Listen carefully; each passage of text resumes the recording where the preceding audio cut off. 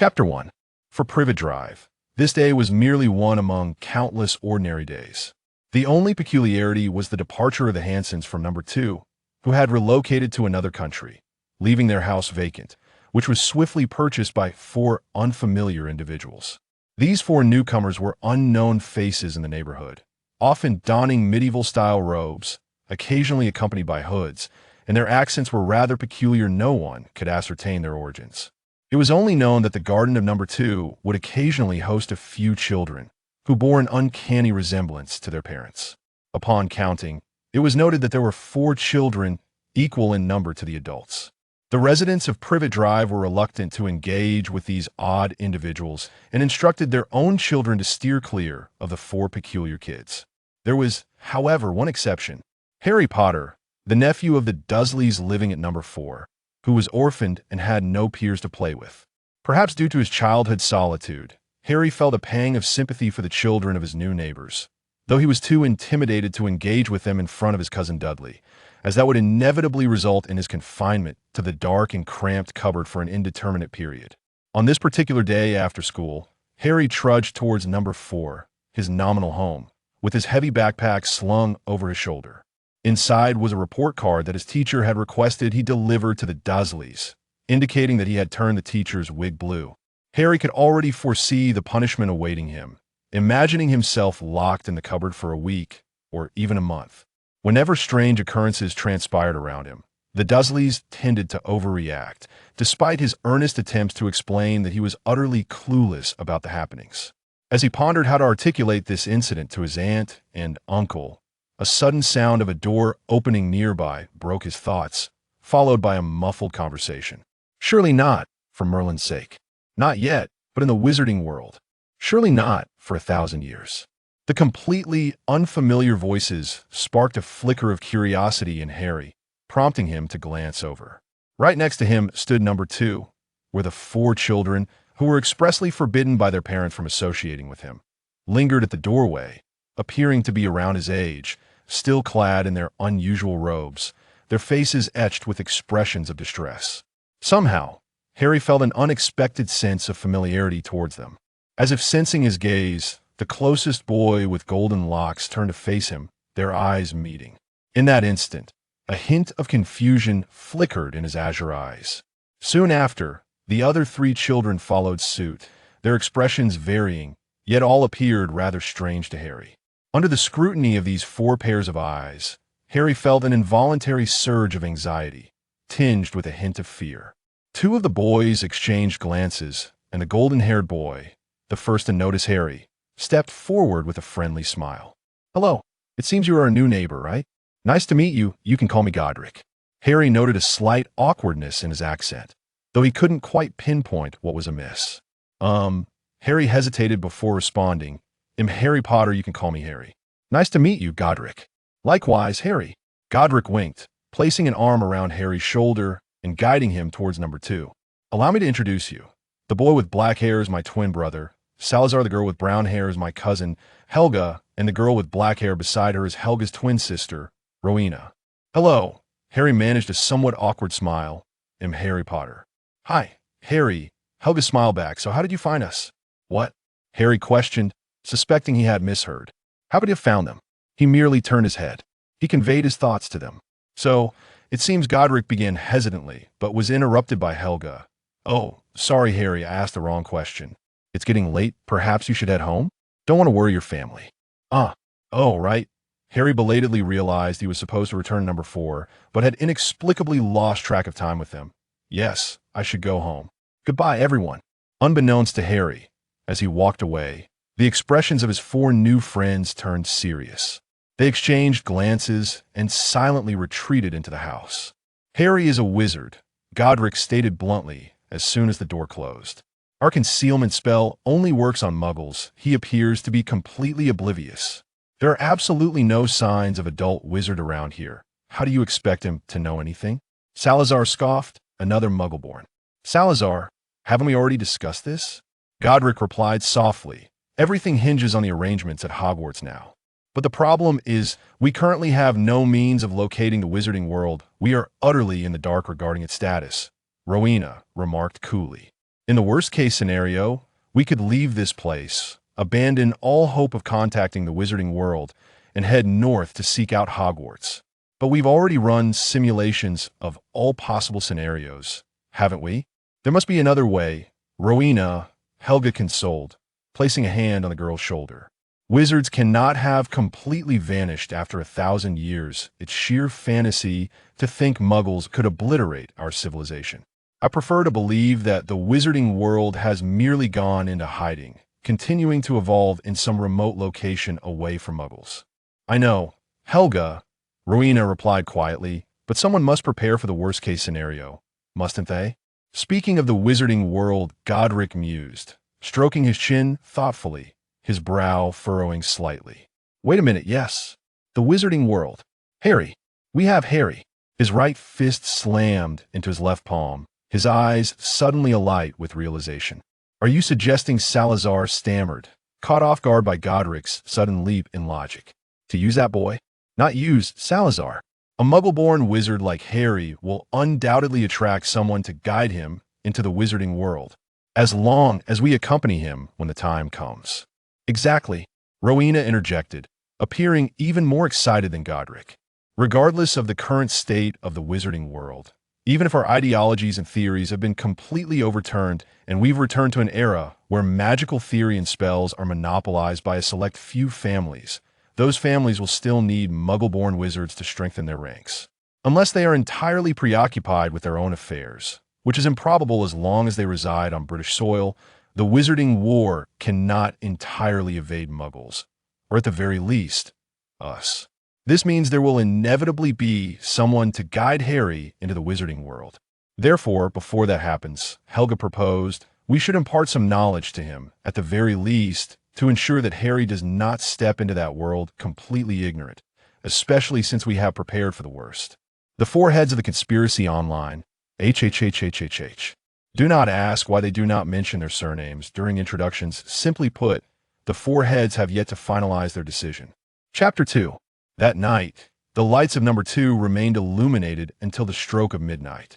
The following morning, the four rose at their usual hour, grateful that they had finally deciphered the usage of most muggle furniture within the house without startling themselves. Their plan from the previous night involved partially revealing their identities and temporarily assuming the role of Harry's tutors, providing him with some fundamental guidance before he entered the wizarding world. After a simple breakfast, Godric whisked Salazar away across the street, where they could conveniently observe the entrance of number 4, eagerly awaiting an invitation for Harry to join them for dinner. After all, the four of them were currently at a loss for locating the wizarding world in this era. They needed something to alleviate their mounting anxiety. All they had brought to this time were their wands, memories from a millennium ago, and their innate magical abilities beyond that. Even the possessions they never parted with had not accompanied them to this distant future. This meant that any attempts to brew potions or create magical products to sustain themselves were hindered by a lack of raw materials. Thankfully, with magic at their disposal, they were not destined to starve in the Muggle world. Thus, tutoring Harry seemed to be the only meaningful endeavor they could pursue outside of seeking the wizarding world. However, as the sun climbed higher in the sky, Harry still had not appeared. The Muggle boy who resembled him had left early for school, and soon after, the Muggle man of number 4 drove away. How strange! Godric and Salazar exchanged glances, the former certain that Harry always left home with his Muggle brother, wondering why it was different today. Could something have happened? Godric whispered, lowering his voice. Shall we go knock and inquire? Salazar replied nonchalantly. Thus, the two made their way to number 4, where Godric knocked on the door. Who is it? A woman's voice soon inquired. The door swung open to reveal a slender, blonde woman standing at the threshold. Upon noticing the robes adorning the two children, a flicker of anxiety and fear flashed in her eyes. Good evening, madam, Gody said as politely as he could. May I inquire if Harry Potter is at home? He's not here. He's not here. There is no Harry Potter in this house. The woman's shrill scream interrupted Gody before he could finish his sentence, as if she intended to pierce their eardrums. You are not welcome here. Begone. I don't want to see you again. Before the last words had even faded, the door in front of them was slammed shut with a resounding thud, leaving Gody and Sarah, two children who appeared to be merely 6 or 7 years old, staring at each other in bewilderment, exchanging glances. "Does that muggle woman have some sort of problem?" Gody asked, throwing his head back towards the closed door, desperately expressing his confusion. "Who knows?" Sarah shrugged, tugging at Gody to indicate the curious neighbors peering out from their windows, signaling for him to hastily leave this troublesome place. Upon returning to number 2, they were met by Hel's inquisitive gaze. "What's the matter? Why are you back so late? Did it not go well?" As she spoke, Hel waved her wand, causing 2 cups to leap from the cupboard and land before them, while a nearby kettle flew over to fill the cups with water. "It was not just unsuccessful, Hel," Gody replied with a rueful smile. "We didn't even catch a glimpse of little Harry. When we went to inquire at their house, we were promptly thrown out. Has something happened?" Hel furrowed her brow. "I think we should check on that child. He seems rather delightful." "I agree," Gody nodded. "After all, he will be a future student at Hogwarts if Hogwarts still exists. That is." Number 4, Privet Drive, in the storage room beneath the stairs. Harry had lost track of how long he had been confined there, even what time it was. He turned over in bed, his gaze fixed on the pitch-black ceiling, uncertain if he had truly heard Aunt Petunia scream. Last night, after handing in his report to the Dursleys, they had indeed erupted in fury. After a tirade, Uncle Vernon had shoved Harry into his storage room and locked the door, denying him even dinner. It was not until this morning that Aunt Petunia had brought him a breakfast so meager it was scarcely worthy of the name. But he could hardly blame her, Harry thought feebly.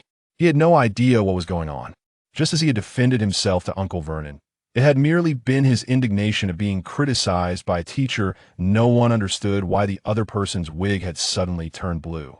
Suddenly, Harry heard voices at the entrance of the storage room, voices that did not belong to anyone he knew from the Dursley household. His heart raced. Was it a burglar? Or perhaps someone else like his other relatives? Can I take him away? Just as Harry was about to climb out of bed, uncertain of what he should do, the lock on the storage room door clicked open. "Harry?" A voice, strange yet somewhat familiar, reached him. Harry squinted, adjusting to the sudden light. Who could be? "Merlin, they actually locked you in here?"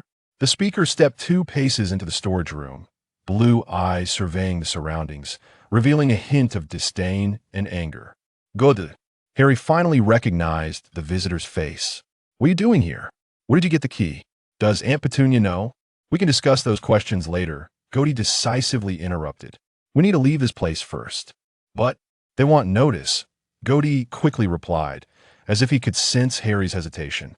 "You don't want to remain trapped here, do you? To go or not to go?" Harry made his decision in less than 2 seconds. "All right, let me just get dressed." 3 minutes later, the door of number 4, Privet Drive, quietly opened, and 3 children slipped out, 2 of them clutching peculiar little sticks. "Are you sure Aunt Petunia won't notice?" Harry's gaze fell on the stick in Gody's hand, his words faltering. "Rest assured, she absolutely won't," Gody smiled at him. "I know you have many questions. We'll talk once we get home." This was Harry's first visit to number 2, Privet Drive.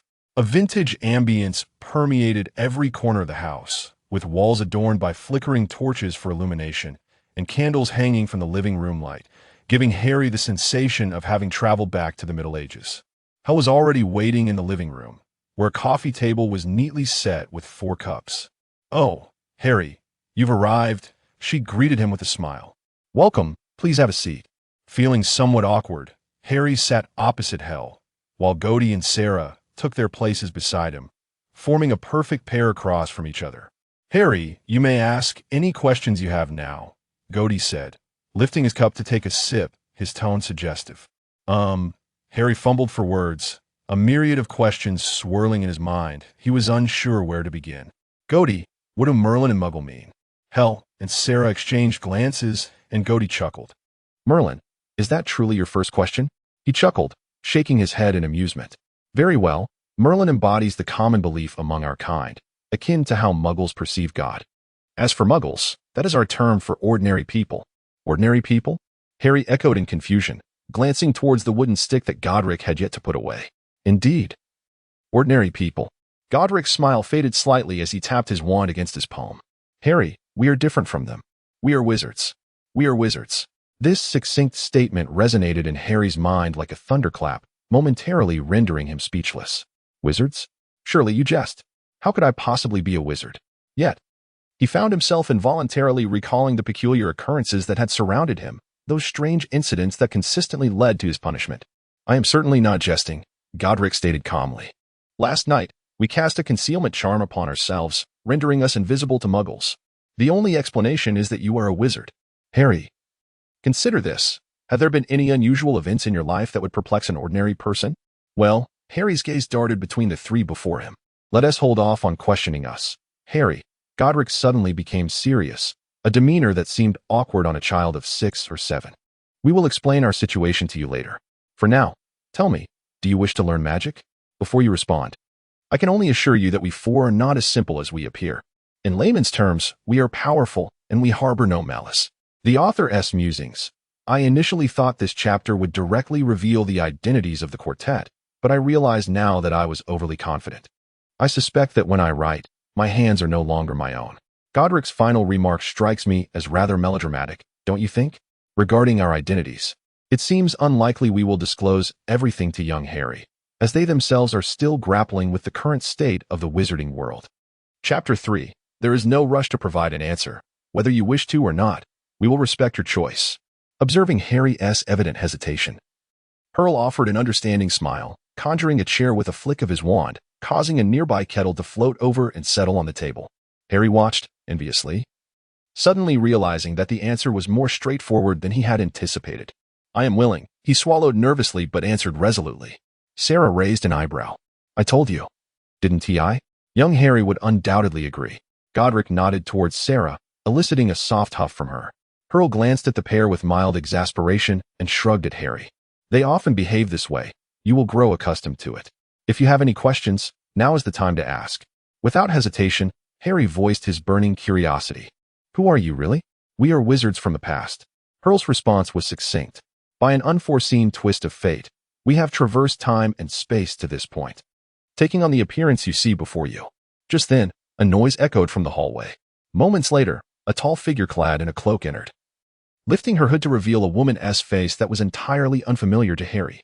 Upon seeing him, she raised an eyebrow slightly but displayed no overt surprise. Not again. The newcomer sighed, hanging her cloak on a nearby coat rack. Have you already reached a consensus? Indeed, we have, Pearl replied with a smile, waving his wand as a cup floated out from a nearby cupboard, and the kettle levitated to fill it with water before settling back on the table. I must say, the level of secrecy among wizards in this era is remarkable.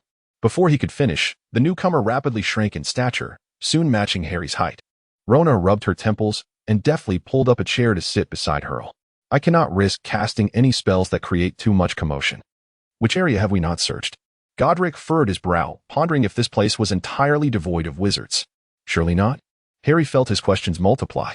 As you can see, we have yet to establish contact with the wizarding community of this era, Pearl explained. As for Rona's earlier transformation, that is an application of human transfiguration, which you will encounter in due course. Harry nodded, somewhat understanding. So, Godric and Sarah rescued me from the cupboard using magic? Precisely, a very basic unlocking charm, Godric confirmed. To prevent your aunt from discovering us, we cast a confundish charm, which is a bit more complex. The cupboard? Pearl echoed, incredulously. They confined this child in a cupboard. Pearl, Godric stated plainly. As expected, Pearl's expression shifted dramatically. They locked you in a cupboard? She gasped in disbelief. How could they treat you this way? But what about your brother? Not entirely their fault, Harry interjected hastily. My aunt's family has a strong aversion to anything unusual, and I seem to attract such occurrences. Aunt? What of your parents? The mention of his parents flooded Harry with sorrow. They both passed away, he murmured, when I was just a year old.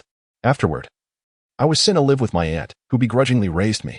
Oh, I am sorry, Godric quickly replied. But I must say, they should not have treated you this way. I have grown accustomed to it. Harry forced a smile. I have lived there for so long, in the cupboard. Pearl and Rona's eyes widened, and even Sarah pursed her lips, clearly disapproving of the Dursleys' actions. I had hoped that times had changed, and such things would no longer occur. Pearl lamented. They indeed treated me poorly. They did raise me, Harry said gloomily, though I would rather they hadn't tea. Rest assured, such treatment will not persist. Godric assured him, patting Harry's shoulder. Come, let us impart some fundamental knowledge about magic. The four exchanged glances. First, Godric cleared his throat. Let us discuss wands. A wand is the quintessential tool for channeling a wizard's magical power. Many wizards rely on their wands as essential instruments for casting spells, essentially a wizard's lifeline. In ancient times, many wizards perished at the hands of muggles due to the loss of their wands. Therefore, once you possess a wand, you must never let it out of your sight. In fact, most spells require a wand, Pearl added with a smile. Nonverbal spellcasting is an advanced skill. However, even if you master it, you cannot cast high-level spells without a wand. Moreover, the materials used for the wand's shaft and core influence its properties. For example, a wand made from unicorn hair is exceptionally loyal but may lack potency, while a dragon heartstring wand is particularly suited for fire magic, among others. I wonder if Ollivander is still around, Godric mused softly. His family has been crafting wands for generations. Perhaps we could procure a wand for our young Harry. A wizard's most compatible wand is often singular, Sarah stated matter-of-factly. We refer to it as the fated wand, meaning it has chosen you, and you are its first master. Of course, a wand selects its wizard. She smirked slightly, adding, it is also quite simple to alter a wand's allegiance. Simply defeat its current owner, and its loyalty will shift to you. Moreover, it is generally accepted that wands can be borrowed among family members, friends, and spouses without significant objection from the wands themselves. Rona added. As she spoke, her gaze inadvertently drifted towards her three companions, her expression tinged with helplessness, albeit with a few exceptions. Although we tell you these are few exceptions, you may not believe it. Goti seemed to recollect something, his tone laced with a hint of resignation as he cast a meaningful glance at Sarah. Our circumstances are rather unique. But trust me, such cases are indeed rare in the magical realm. Our wands simply cannot be borrowed among us. The exchanges between Hel, Sarah, and Rona were manageable, yet when I attempted to use Sarah's wand, it felt like a nightmare, leading to either a sensation of being a squib or an uncontrollable surge of magic. Squib? Harry keenly seized upon this new term. It refers to someone born into a wizarding family but lacking magical ability, Hel explained, or in other words, a muggle born into the wizarding world. Generally speaking, offspring of wizards tend to be wizards themselves. Well, Harry, do you have any further questions? If not, let us proceed to the next segment, which concerns the classification of magic. Magic can be primarily categorized into black and white magic based on its attributes. It was not until the sun began to set that Harry emerged from number 2, Privet Drive, feeling dazed, clutching several parchment rolls that Sarah had thrust into his hands, insisting he practice. He also bore a small, elegant silver ring, which Goti mentioned contained an ignoring charm, when worn. It ensured that the Dursleys would not notice him unless he chose to present himself before them. To his astonishment, upon entering the yard, he observed Aunt Petunia watering the flowers, yet she did not glance up, as if she was entirely oblivious to his presence or his absence from the cupboard throughout the day. Stealthily returning to his designated cupboard, he placed the parchment rolls on the ground and lay on his bed, staring blankly at the ceiling, overwhelmed by a torrent of thoughts. He felt he needed to take a moment to process everything.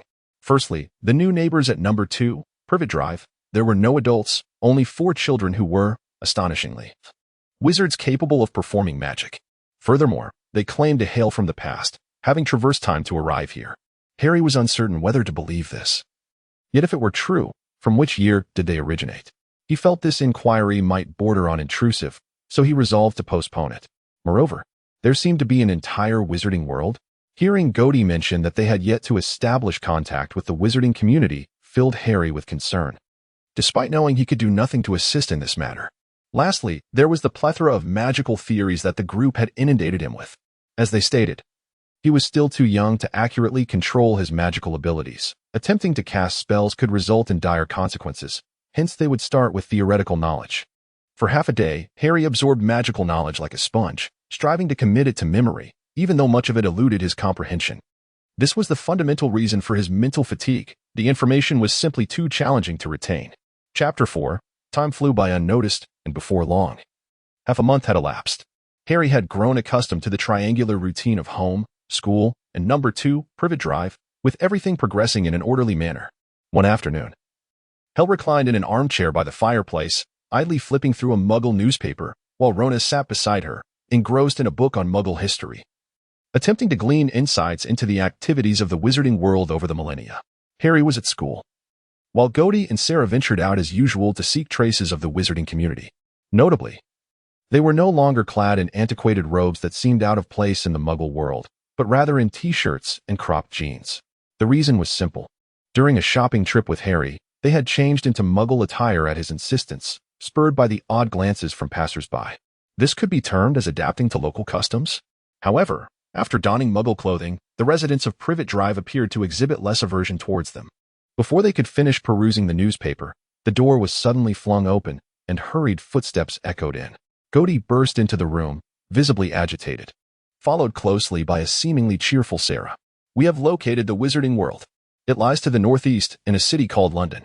Before the words had fully left his mouth, the two girls hastily set down their belongings and stood up. "Really? Did you go inside?" Rona inquired eagerly. "Indeed," Gody nodded. "It resembles a marketplace akin to those from a millennium ago where we exchanged goods. I know this is what we desperately need. Sarah and I will apparate you there." No sooner had he spoken than, with a couple of crackling pops, the four figures vanished from their spot. London, Diagon Alley. In an unassuming corner, four figures materialized, their contemporary Muggle attire standing out amidst the sea of wizarding robes. "Where to first?" one of them whispered. "To the bookstore," another responded decisively. "We must first understand the developments within the wizarding community over the years. That way, the bookstore is over there," called Leaky Cauldron. Moments later, the quartet, 2 adults and 2 children, Gody and Sarah maintaining their adult appearances, entered the bookstore, diving headlong into the history section, seemingly engrossed for several hours. The clerk had grown impatient, asking multiple times whether they intended to make a purchase. "Apologies," Rona closed the hefty tome of magical history, offering a sheepish smile to the clerk. "The allure of magic is simply irresistible. Can I pay with Muggle currency here?" She feigned the demeanor of a Muggle-born wizard encountering the magical world for the first time, gazing curiously at the clerk. "Certainly not," the clerk replied. Noticing her as a newcomer to the magical realm, his tone softened slightly. "You must first visit Gringotts, the marble building at the end of the street. However, where are your guardians? Who brought you?" "Rona? Rona? What are you doing?" a similarly youthful voice called out, as a brown-haired little girl struggled to weave through the rows of bookshelves and crowd, urging, "Hurry up, we are about to leave." Rona exchanged a knowing glance with Hel, tilting her head towards the clerk. Hel quickly nodded in understanding. "You see, my parents are Muggles, but our neighbor is a wizard who told us we are wizards too. So he brought us to take a look. Is that so? Well, you must stay close." The clerk paused, frowning slightly, "But I must say, it is not wise for you to be exposed to the wizarding world at such a young age." As he watched the 2 children depart, the clerk scratched his head in confusion. Had he forgotten something? Of course, he had not noticed Hel discreetly tucking away her wand. When they found Gody, he was marveling at an advanced transfiguration guide. "Merlin's beard. I never imagined I would encounter such a systematic and detailed textbook on transfiguration. Wizards of this era are truly exceptional. However, the material appears a tad too advanced." Upon hearing this, Heller, both amused and exasperated, handed him a beginner's guide to transfiguration. Meanwhile, Sarah was engrossed in a book on the history of Hogwarts, her expression a tapestry of complex emotions. "Well, it seems we are not leaving just yet." Heller shrugged at Rona. "In that case, I shall explore the latest developments in potion making. I will delve into alchemy." Rona smiled lightly and followed her. As twilight descended, the 4, lost in their literary reverie, suddenly remembered a matter of utmost importance. "Harry, has school ended?" Panic surged through them. "What were we supposed to cover in class today? Can we postpone it by a day? What if Harry, unable to find us, does something impulsive?" The quartet, now in a frenzy, abandoned their books and hurried to the bookstore's entrance to disapparate away. Suddenly, they realized a grave issue. The quartet was out of funds. They were broke. Chapter 5. Rushing back to Privet Drive, they were not surprised to find a familiar small figure squatting at their doorstep, his green eyes filled with helplessness. As they recognized the silhouette, Gody slowed his pace. Heller's face was etched with guilt and compassion. Rona sighed silently, shaking her head. And Sarah cast a fleeting glance at Harry before scanning the surroundings to ensure they were unobserved. "You're back," Harry said, rising awkwardly, forcing a smile. "Foolish child. Did you wait here all this time because you couldn't find us?" Heller said without hesitation, drawing his wand and softly murmuring an incantation, sending a warm white light to envelop Harry. He felt a comforting warmth wash over him, the day's fatigue dissipating. At that moment, Gody opened the door, urging them to enter, while he waved his wand, igniting the fireplace within with a flickering blaze. Harry trudged inside, his mind swirling with questions. Yet he found himself at a loss for words. He realized he knew nothing about these 4 teachers, their true names, their origins, and the authenticity of their every utterance eluded him. Today, when they ventured out, he was left clueless about where to seek assistance, standing foolishly outside, awaiting their return. These 4 had burst into his life so unexpectedly, transforming him into their student and igniting a flicker of hope for a better existence. Yet, what if one day they departed as abruptly as they had arrived? How would he cope? Contemplating this, Harry's mood grew heavier, allowing Gody to guide him to a chair, where he sat in silence, head bowed. Gody and Heller pondered words of comfort and explanation. "We have discovered matters concerning the wizarding world." Sarah eventually broke the silence, gazing intently at Harry. "We need to understand the changes that have transpired over the years. We lost track of time in the bookstore." Harry mumbled a response, still unable to shake his melancholy. "Some truths are perhaps too early to reveal," Sarah continued, seemingly unaware that such words only deepened Harry's gloom. Suddenly, Rona appeared to recall something, furrowing her brow as she glanced at Gody and Heller, forming a silent question. Gody subtly nodded at her, clearing his throat to address Harry. "Harry, we encountered some information about you in the bookstore. We believe you have the right to know." "About me?" Harry's gaze lifted, but recalling his earlier resentment, he huffed quietly, remaining silent. This display amused Gody, who ruffled Harry's hair affectionately. "However, the information is quite grave, and a significant portion of it seems to be shrouded in mystery, even to the entire wizarding community. You will need to uncover these truths for yourself in due time." Grave information? Harry instinctively thought of his parents. What could be so heavy that Gody would label it as such? After a moment's hesitation, he slowly nodded. "All right, Gody. Go ahead." After all, he was 7 years old, no longer an ignorant child. Gody exchanged a peculiar glance with Sarah, who remained silent. Taking a deep breath, Gody began. 6 years ago, or even earlier, a fearsome dark wizard emerged in the wizarding world. His name was Voldemort. Most people dare not speak his name, referring to him as he who must not be named. This was the first time Harry had heard such specifics about the wizarding world, his eyes widening in rapt attention. On the eve of Halloween 6 years ago, Voldemort inexplicably diverted to Godric's Hollow, where you and your parents resided. At the mention of Godric's Hollow, the expressions of all 4 grew notably strange.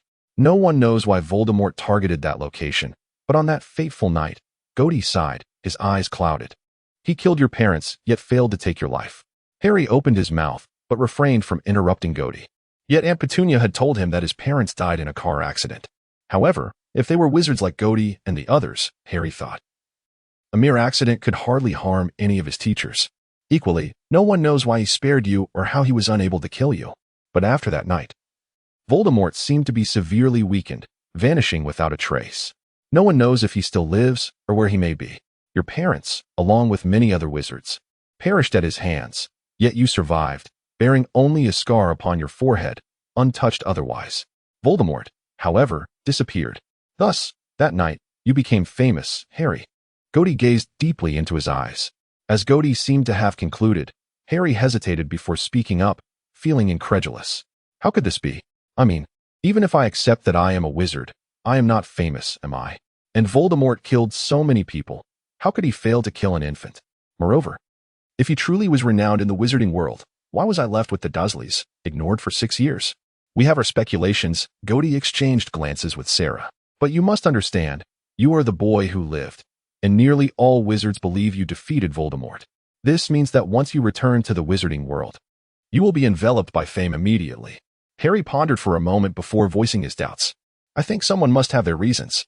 Gody shrugged. After all, based on what we learned this afternoon, you are indeed quite famous in the wizarding world. Growing up surrounded by such renown may yield unfavorable consequences. Furthermore, from our conjectures, I suspect individuals from the wizarding world have been monitoring you.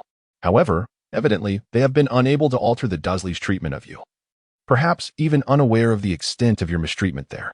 Harry was momentarily taken aback. Is this true? Are there people from the wizarding world beside him? Has that person been watching him all along? Harry gazed intensely into Gody's eyes, attempting to discern even the slightest hint of deception that could prove his words to be mere jest. Yet, there was none. He yearned to burst through the door and yell at the individual who had silently observed his growing years, confronting him about the neglect he suffered at the Dursleys and questioning why he had been left in the dark. Upon regaining his composure, he he found Gody standing before him, a hand resting on his shoulder, concern radiating from his blue eyes. I know this may be difficult for you to accept, Harry, but alas, it is the truth. He paused, casting a glance at his three friends, and sighed. You need time to process this. It is getting late. You should head home, Harry. Remember to keep your emotions in check. After escorting Harry to the door and watching the boy's figure disappear at number 4, Privet Drive, Gody turned back and resumed his seat among his friends, his expression now grave. Chapter 6. It was not until they laid eyes on the book detailing Harry's life that they comprehended the intricacies of the situation. A casually picked student had garnered such immense fame within the wizarding community. Yet, that fame was likely unrelated to his true self. Such a boy could not possibly be overlooked by the wizarding world in any meaningful sense. He rubbed his temples and sighed once again. Perhaps from the moment the four of them appeared on Privet Drive, they had already been under the scrutiny of someone from the wizarding realm. Thus, we must reevaluate our next steps, Rona calmly suggested. Gody could imagine the thoughts swirling in their minds. Naturally, they had all arrived at the same conclusion. Moreover, I believe it is unnecessary to take him to Diagon Alley before he enrolls.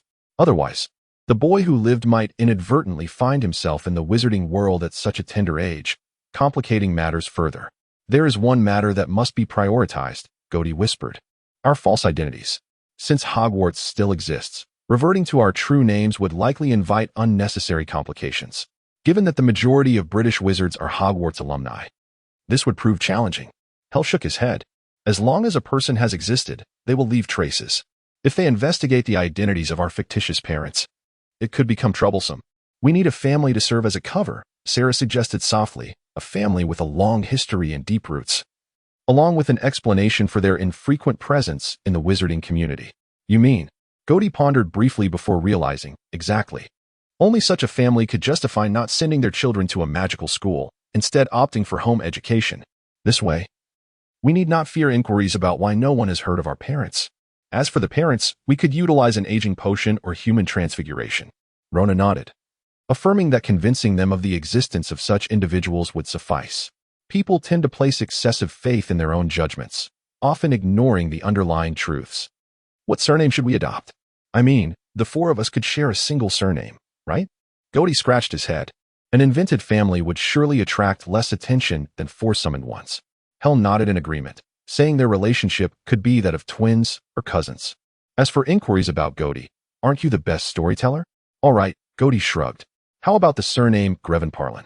We can each take a syllable from our names. After speaking, he looked inquiringly at his three friends. Sounds good, Hell replied simply, with Rona and Sarah both nodding in agreement. I just remembered something, Gody interjected. When we used the Confundus charm to acquire this house, what name was written on that property deed? I think I used my real name. But that should be amendable with magic, right? Very well, let us proceed. At that moment, far away at Hogwarts Castle, in the headmaster's office, an elderly man with long silver hair and a beard lowered his gaze, reading a letter just delivered to him. A flicker of inscrutable emotion danced in his blue eyes. Upon finishing the letter, he placed the unfolded parchment on the desk, adjusted the crescent-shaped glasses on his nose, and gazed out of the window in a particular direction. Swallowing a sigh, after a long while, the old man slowly withdrew his gaze, his expression now even more complex. He stood and retrieved a piece of parchment, then returned to his desk, taking up a feather quill, dipping it in ink, and began to write. Chapter 7. Time flew by like a fleeting shadow. It seemed merely the blink of an eye, and 5 years had passed. As July drew to a close, Diagon Alley welcomed a throng of young witches and wizards preparing to purchase their school supplies. At the entrance of the apothecary, a brown-haired girl struggled with shopping bags that seemed to dwarf her petite frame, stumbling out into the bright sunlight, squinting as she scanned the street, as if searching for something. Before long, she spotted what she sought and hurried towards a nearby ice cream parlor where two boys, of similar age, were already seated under a sunshade. That was quite a challenge, Hell exclaimed, placing the shopping bags beside his chair. You all should have seen the expression on the shopkeeper's face when I told him I wanted to buy 5 cauldrons at once. Merlin, he didn't think I was some kind of potions master who blows up cauldrons, did he? Looks like the task of acquiring cauldrons should fall to Gody, Sarah remarked, glancing down at a lengthy book list, a stack of books nearly as tall as him to his left. I wonder who the current potions professor at Hogwarts is. Hell chuckled, shaking his head. Since we all received acceptance letters, There will undoubtedly be an additional potions master in the Hogwarts curriculum for the next 7 years. Speaking of which, shouldn't we conceal our talents a bit? If you're implying that Goti shouldn't blow up a cauldron every potions class, I wholeheartedly agree, Sarah replied, just as he caught Hel's unabashed laughter. Oh, dear little Goti would be heartbroken if he knew you were saying this behind his back. Harry licked the ice cream in his hand, watching his teachers banter with a hint of exasperation. Over the past 5 years, whenever their playful exchanges began, someone would always tell him to ignore them. After witnessing this routine, Harry had learned to observe quietly, focusing on his own tasks, treating it as a performance. Before long, 2 more figures approached from a distance. The clothes are ready. I took a quick look, and they should fit well, Rona announced, placing her shopping bag on the table. I have the quills, ink, and parchment. Goti pointed to the bag he had just brought. Goodness, that quick-drying ink was truly hard to find. Oh, and don't forget Harry's birthday present, Goti added with a smile, presenting a brand-new birdcage containing a sleeping snowy owl. Thank you. You're welcome. Goti feigned indifference, shrugging casually. I merely grabbed one while I was at it. Have we gathered everything? Pearl unfolded a folded sheet of letter paper. Comparing its contents with the items they had already purchased, the textbooks were all accounted for. Sarah marked the final checkbox on the list, nodded slightly. Yet her hand furiously crossed out the flamboyant instructions on how to make your companions sprout scales and the compendium of prank spells, nearly tearing the parchment. Well then, Harry, would you like to see your vault? Goti turned to Harry. Earlier that morning, a half-giant named Hagrid had visited Privet Drive. Claiming to be the keeper of keys and grounds at Hogwarts, come to escort Harry to prepare for his schooling. Naturally, Goti had declined the offer of taking Harry to Diagon Alley under the pretense of being Harry's wizard neighbor and having a child starting school this year. Before leaving, Hagrid had given Harry a key, said to be the key to his vault at Gringotts, along with a homemade birthday cake. Harry hesitated for a moment before nodding. After all, it was the vault left to him by his parents, the only remnant they had bequeathed him. Even if it contained no money, he felt compelled to see it. Thus, they arrived at the towering white building that loomed above the surrounding shops at the end of the street. Beside the gleaming bronze door stood a figure clad in a scarlet uniform trimmed in gold. The goblin was about a head shorter than Harry, with a clever, dark visage and pointed beard. Harry noted his unusually long hands and feet.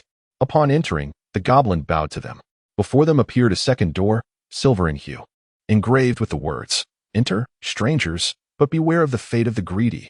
Those who take without earning shall face the harshest of penalties. Therefore, if you seek to pilfer wealth that was never yours, thief, you have been warned. What you attract may not be treasure, but retribution." The 2 goblins bowed and ushered them into a grand marble hall. The hall was filled with countless doors leading to various destinations, with many goblins directing patrons through these portals. To their surprise, they encountered Hagrid once more in the Gringotts Hall.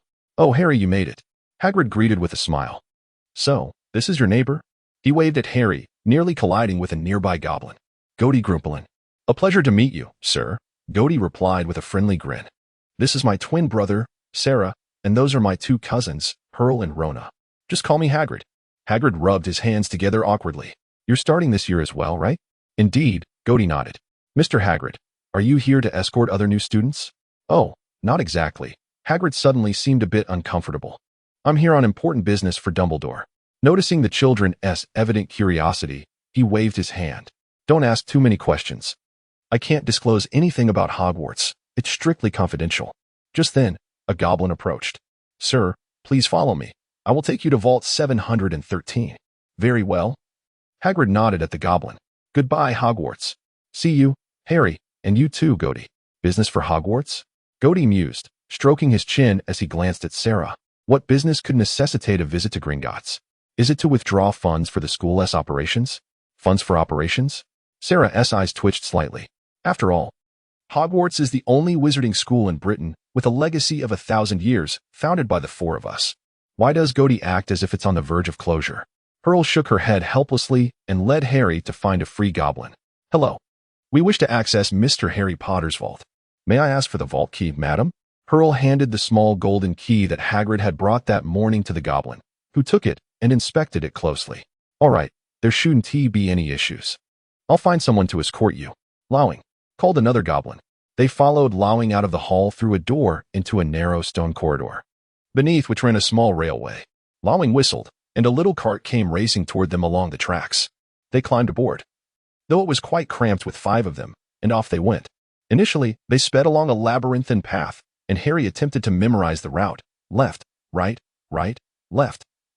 At the fork, then right, left, yet he could not keep track. The clattering cart seemed to know the way, requiring no guidance from Lawing. The cold air whipped past, stinging Harry's eyes, yet he struggled to keep them wide open. Once, he thought he saw flames at the end of the tunnel and turned to see if there was a dragon, but it was too late. They had plunged deeper underground, passing a subterranean lake adorned with massive stalactites and stalagmites that stretched down to the ground. After what felt like an eternity, the cart finally halted before a small door in the tunnel.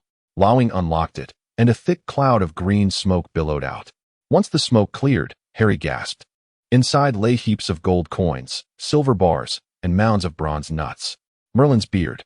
"This is all yours," Gody chuckled, looking quite pleased. "It's astonishing, isn't it? All of it belongs to Harry, truly unbelievable. The Dursleys must know nothing of this, otherwise, in the blink of an eye, they would seize it all. Didn't they often complain about the cost of raising Harry? Yet he has always possessed a small fortune buried beneath London." Harry stepped into the vault, eager to see more. All of this belonged to his parents, remnants they had left for him. "All right, let us take out some money for your pocket money." With that, Gody began filling a bag with coins. "We should have told you about the exchange rates for galleons, sickles, and nuts, right?" Harry nodded. 17 silver sickles for 1 galleon. 29 nuts for 1 sickle, correct? "This should suffice for your first year," Gody said, shaking the bag of coins. He then led Harry out of the vault. After another exhilarating ride in the cart, they finally emerged onto the sunlit street outside Gringotts. This time, they did not encounter Hagrid. It was uncertain whether he had returned to school or was still inside. Finding a secluded corner, they took Harry and disapparated. Chapter 8. The remaining time before school was mostly spent in reviewing the textbooks. Finally turning 11, Harry was ecstatic to possess his own wand, eagerly practicing several minor spells with them. "You won't be any less capable than the others, Harry," Gody remarked, rubbing his nose, recalling how his robe had nearly caught fire earlier. "Theoretical aspects, you're definitely on par with M.O. Hurl gently stroked his head, contemplating the futility of acquiring all the knowledge from the textbooks in advance. What then would be the purpose of attending school? Yet, a fear of being the least capable in class crept over him, and under the unabashed gaze of his 4 companions, Harry's voice dwindled to a whisper. "How could that be?" Gody chuckled, patting his shoulder. "We are here for you. I dare say no young wizard in the magical realm could claim to have received tutoring as you have before starting school, Harry. Rest assured, even if you fall behind, we can always provide you with additional lessons. Indeed, no one would dare make such a claim." Hurl exchanged a resigned glance with Rona. The very premise of being tutored by the 4 founders of Hogwarts was sufficient to intimidate everyone but Harry. However, their guidance was vastly different from the structured learning of the Hogwarts system. For instance, when Hurl explained potions to Harry, the correct formulas and brewing methods were all documented in the book. She gestured to the tome on magical potions before him, adding, "Your teachers at school will certainly enlighten you as well, so I shall not reiterate. Yet, what I am about to impart is equally significant." Hurl's expression turned serious. "This involves what ingredients must not be combined in the brewing process, and which methods are not only incorrect but could also lead to unforeseen consequences." She opened the textbook, scanning the title of the first lesson on hemorrhoid potion. "Firstly, for the hemorrhoid potion, be sure to remove the potion from the heap before adding the porcupine quills." The fleeting month passed swiftly, and on the morning of September 1st, 5 small figures appeared at King's Cross Station, each accompanied by a suitcase nearly their size, and 2 cages containing owls perched atop their trolleys. Gody felt a wave of relief that he had inquired about how to reach Hogwarts during their trip to Diagon Alley. Otherwise, they might have attempted to transport Harry through apparition, which undoubtedly would have made them targets of scrutiny. Between Platform 9 and Platform 10? This must be the spot. Gody tentatively approached the barrier between the 2 platforms, reaching out to touch the seemingly solid wall. It felt like nothing, as if the hard wall were merely an illusion. To his eyes, it appeared as though his fingertips vanished into the barrier. "This is it, let's go." Gody stepped back, nodded to his companions, took a deep breath, and jogged towards the wall. A deep red steam engine was stationed beside a platform crowded with passengers. The sign hanging from the train read, "Hogwarts Express, 11 o'clock." The ticket gate had transformed into a wrought iron archway, inscribed with Platform 9. Behind them, footsteps approached, and one by one, newcomers entered. The poor child is not merely an exhibit in a zoo for your idle amusement. Is he truly Harry, Fred? How do you know? Just a moment ago. I inquired of him. I saw that scar, precisely in the shape of a lightning bolt. Gody pressed his lips together, choosing not to elaborate further. The mother spoke truthfully. Indeed, Harry is renowned, yet he is not one of those creatures for public display.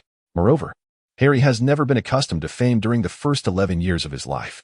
Even though they have prepared him to some extent, verbal warnings cannot compare to reality. This situation at Hogwarts might intensify, for the oblivious children will care little for Harry's feelings, acting solely on their whims. Gody furrowed his brow. A thought slowly emerging in his mind as he instinctively glanced at Harry, stroking his chin, uncertain about his next course of action. Harry, Sarah suddenly spoke. We will occupy another compartment shortly. You shall remain here alone. Harry's eyes widened in confusion.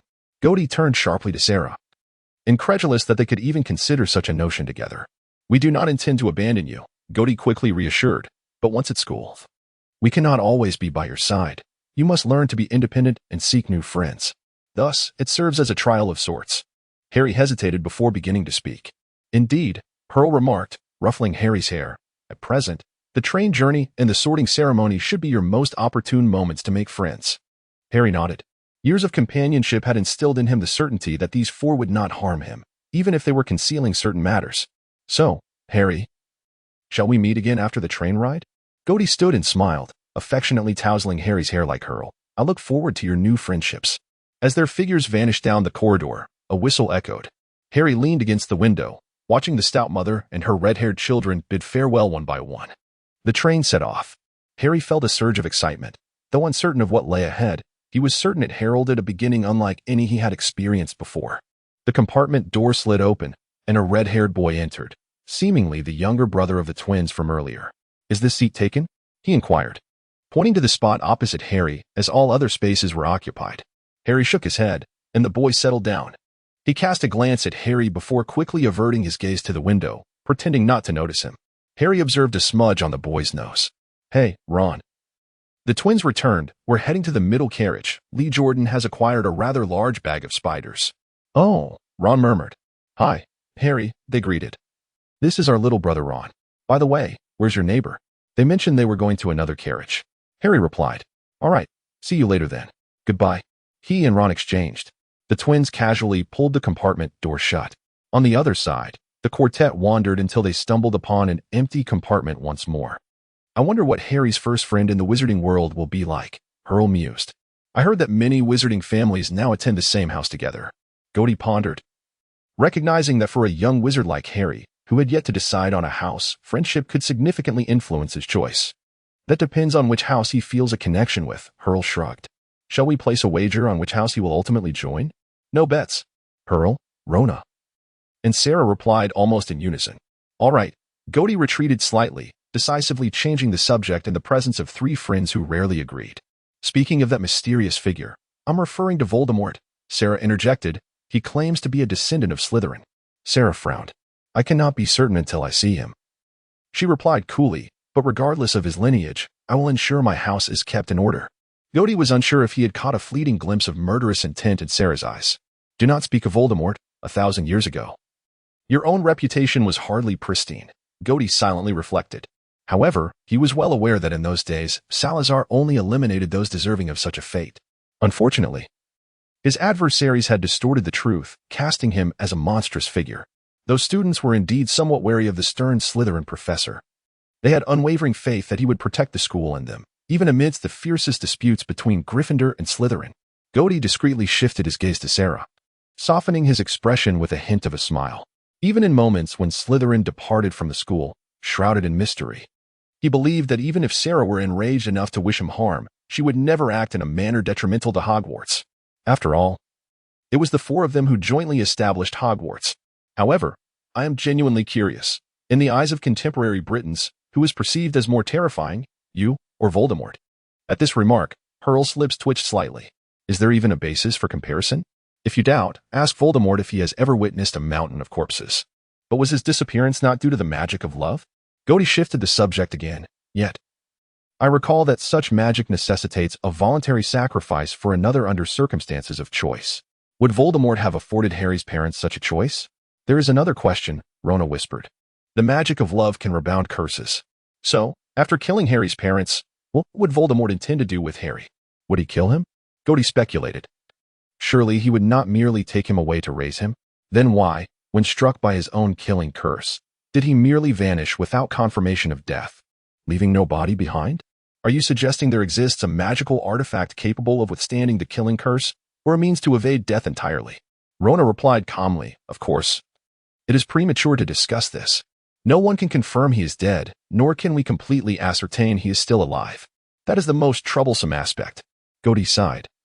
No one knows. Yet we must remain vigilant against any potential threat he poses to Harry. Who could have foreseen that the child from those days could unearth so much? Pearl remarked half-jokingly. Regardless, Harry is my student, Sarah stated calmly. No one shall harm him, not even a descendant of Slytherin. He is not your student. Cody placed his hand over Sarah's, a serious expression crossing his face. He is ours. Even if we conceal certain matters from him, he belongs to the four of us. Sarah's expression briefly faltered before she slowly nodded. Yes, ours. Chapter 10. It is uncertain how much time passed before the compartment door was suddenly pulled open, revealing a girl with thick brown hair, followed closely by a tearful boy.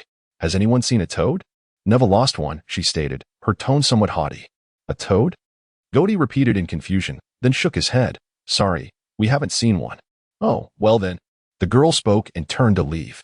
However, I believe we should have a way. Really? The girl turned back, her gaze falling on the wand that Cody had drawn at some point. Are you going to use magic?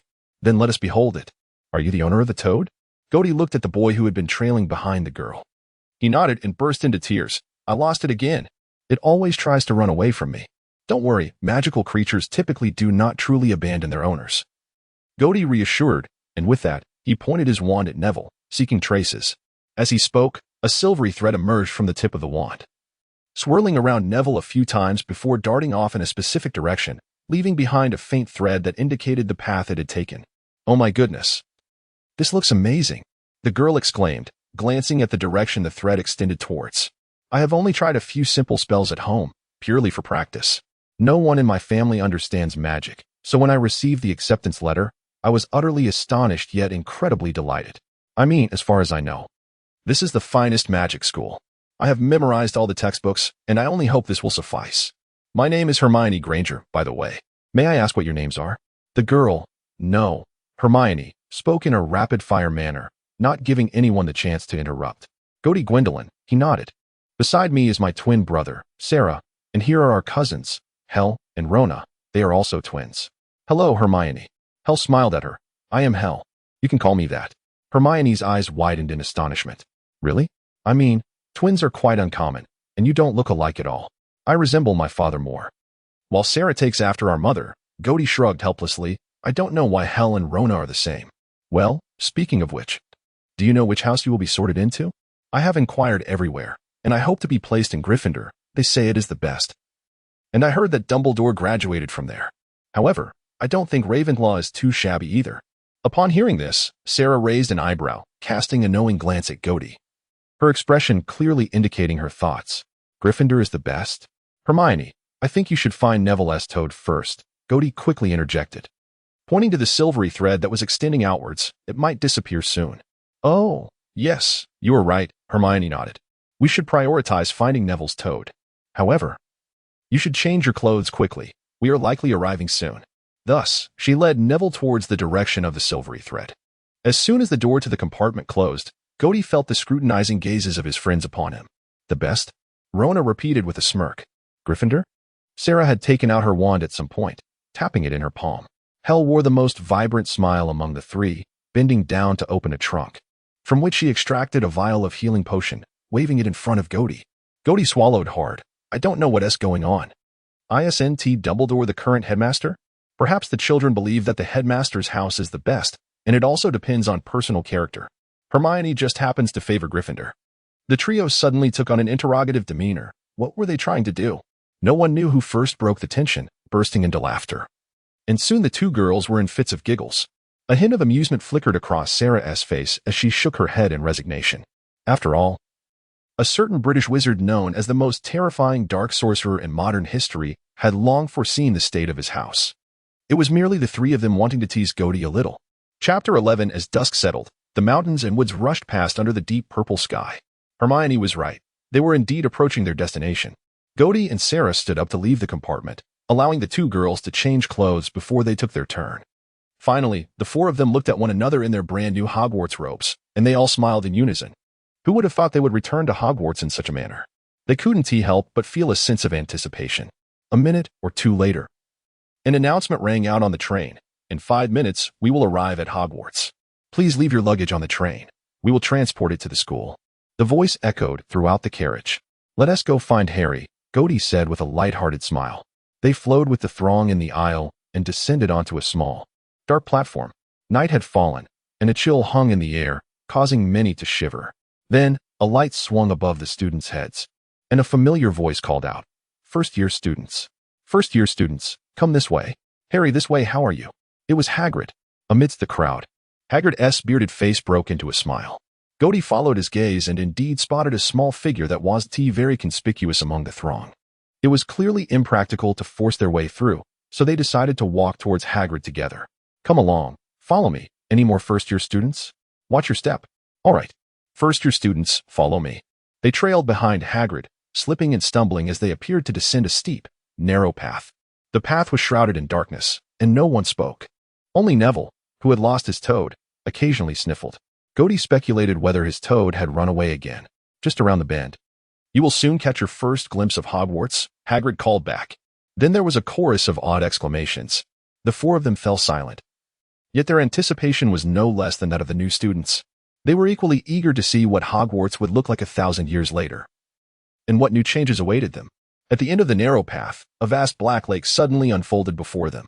On the opposite shore, a majestic castle rose atop a high hill, its spires piercing the night sky, and countless windows shimmering under the starlit heavens. All were compelled to lift their gazes, admiring the tower standing tall against the night. Hogwarts. No introduction from Hagrid was needed. They had already formed their own conclusions. Each boat cannot exceed 4 people, Hagrid boomed, pointing at a line of small boats docked at the shore. The first-year students lined up and dispersed, searching for vacant boats. Hey, Harry, Gody patted Harry on the shoulder. And when Harry turned, Gody winked at him. Gody, Harry exclaimed as he looked back, his gaze falling upon 3 familiar figures, who all nodded and smiled in response. Hell, Rona, Sarah. The red-haired boy beside Harry hesitated, glancing at the two. Harry, who are they? This is Gody, my. Harry paused, recalling what they had told him before school started. Neighbor. Those are his 3 siblings. The boy is Sarah, the girl with brown hair is Hel, and the one with black hair is Rona. Then, Harry turned to Gody. Gody, this is my friend Ron whom I met on the train. Hello, Gody Gwynparlin. Gody extended his hand toward Ron. Hello, Ron said as they shook hands. Ron Weasley. Nice to meet you, Ron, Gody replied, nodding in acknowledgement. I'm Girl Gwynparlin. There was no time for further pleasantries as Hagrid hurried everyone to board the boat. Harry and Ron quickly climbed into the nearest small vessel, with Hermione and Neville joining them. The Gwynparlins boarded another empty boat nearby. Is everyone on board? Hagrid called out, taking a boat for himself. All right, let's set off. A fleet of small boats glided across the mirror-like surface of the lake.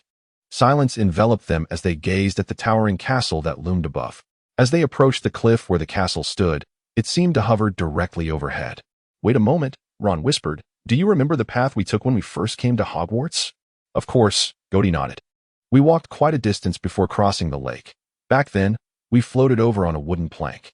Ron, are you suggesting that the route Hagrid is taking is the same as the one we used when we first arrived at the castle? Hermione inquired, her eyes twinkling. I'm not sure, Ron shook his head. We definitely crossed the lake, but I can't tell if this path is the same one from 1,000 years ago. Duck, Hagrid shouted as the first boats approached the cliff. Everyone lowered their heads as the boats passed through a curtain of ivy that clung to the rocky face, revealing a hidden entrance. They traversed a dark tunnel that seemed to lead them below the castle, eventually arriving at an underground dock before climbing onto a surface of gravel and pebbles. Guided by Hagrid's lantern, they ascended through a tunnel carved into the rock, finally reaching a damp expanse of grass beneath the castle's shadow. They climbed a set of stone steps and gathered before a massive oak door. Is everyone here? Hagrid counted heads and then raised his enormous fist, knocking 3 times on the castle's door. Chapter 12. The door swung open to reveal a tall witch in a flowing emerald robe with dark hair, her expression stern and imposing. First years, Professor McGonagall, Hagrid announced. Professor? The four exchanged furtive glances, astonished that she was a current professor at Hogwarts. Thank you, Hagrid. I will take it from here, Professor McGonagall said with a slight nod.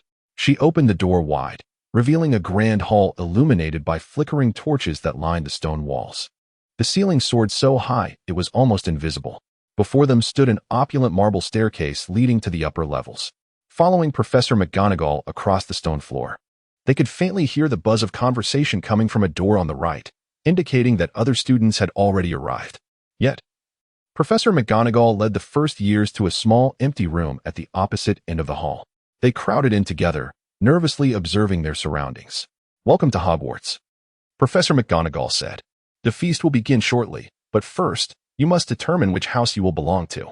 The sorting is a significant ceremony for during your time here. Your house will be your home. You will attend classes with your housemates, reside in your house dormitory, and spend leisure time in your house common room. As she spoke, the four exchanged knowing glances. The sorting ceremony, Gody mused, while others might have some uncertainty, they four were certain. Wait, the sorting hat. Gody's eyes glimmered mischievously, a smile creeping upon his lips as he conjured up the notion of a potential prank. The four houses were Gryffindor, Hufflepuff, Ravenclaw, and Slytherin, each boasting a rich history and nurturing exceptional witches and wizards.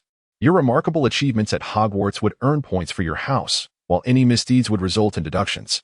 At the end of the year, the house with the highest score would be awarded the House Cup, a prestigious honor. I hope you will all bring glory to your respective houses, she concluded. Sarah glanced curiously at Gody, puzzled by the increasingly mischievous smile on his face. In a few minutes, the sorting ceremony would commence before the entire school. I suggest you tidy yourselves up while you wait, she said, her gaze drifting over Neville's cloak and the smudge on Ron's nose. Harry anxiously smoothed his hair. I'll come to get you once everything is ready, Professor McGonagall instructed. In the meantime, please remain silent. She exited the room, and Gody heard many sighs of relief from the others. How will they accurately sort us into houses? Harry whispered. I believe it involves a sort of test, Fred remarked, though Ron suspected he was jesting. A test? In front of the entire school? Harry's heart raced at the thought. He had not learned any magic yet. Gody and the others had made it clear they would not teach him any practical spells before school began, and his previous attempts at magic had mostly ended in failure. Around them, the other children appeared anxious, many silently muttering to themselves as if reviewing something. Hermione was reciting spells she had learned, unsure which to use. What if there's real danger? Harry instinctively looked towards Gody, who was also scanning the room with an almost comical expression, as if suppressing laughter, his body trembling slightly against Sarah. Harry turned to Girl and softly asked, Do you know how the sorting works? He then noticed Girl's eyes, now crescent-shaped from laughter. Yet, he could not grasp what was so amusing about the situation.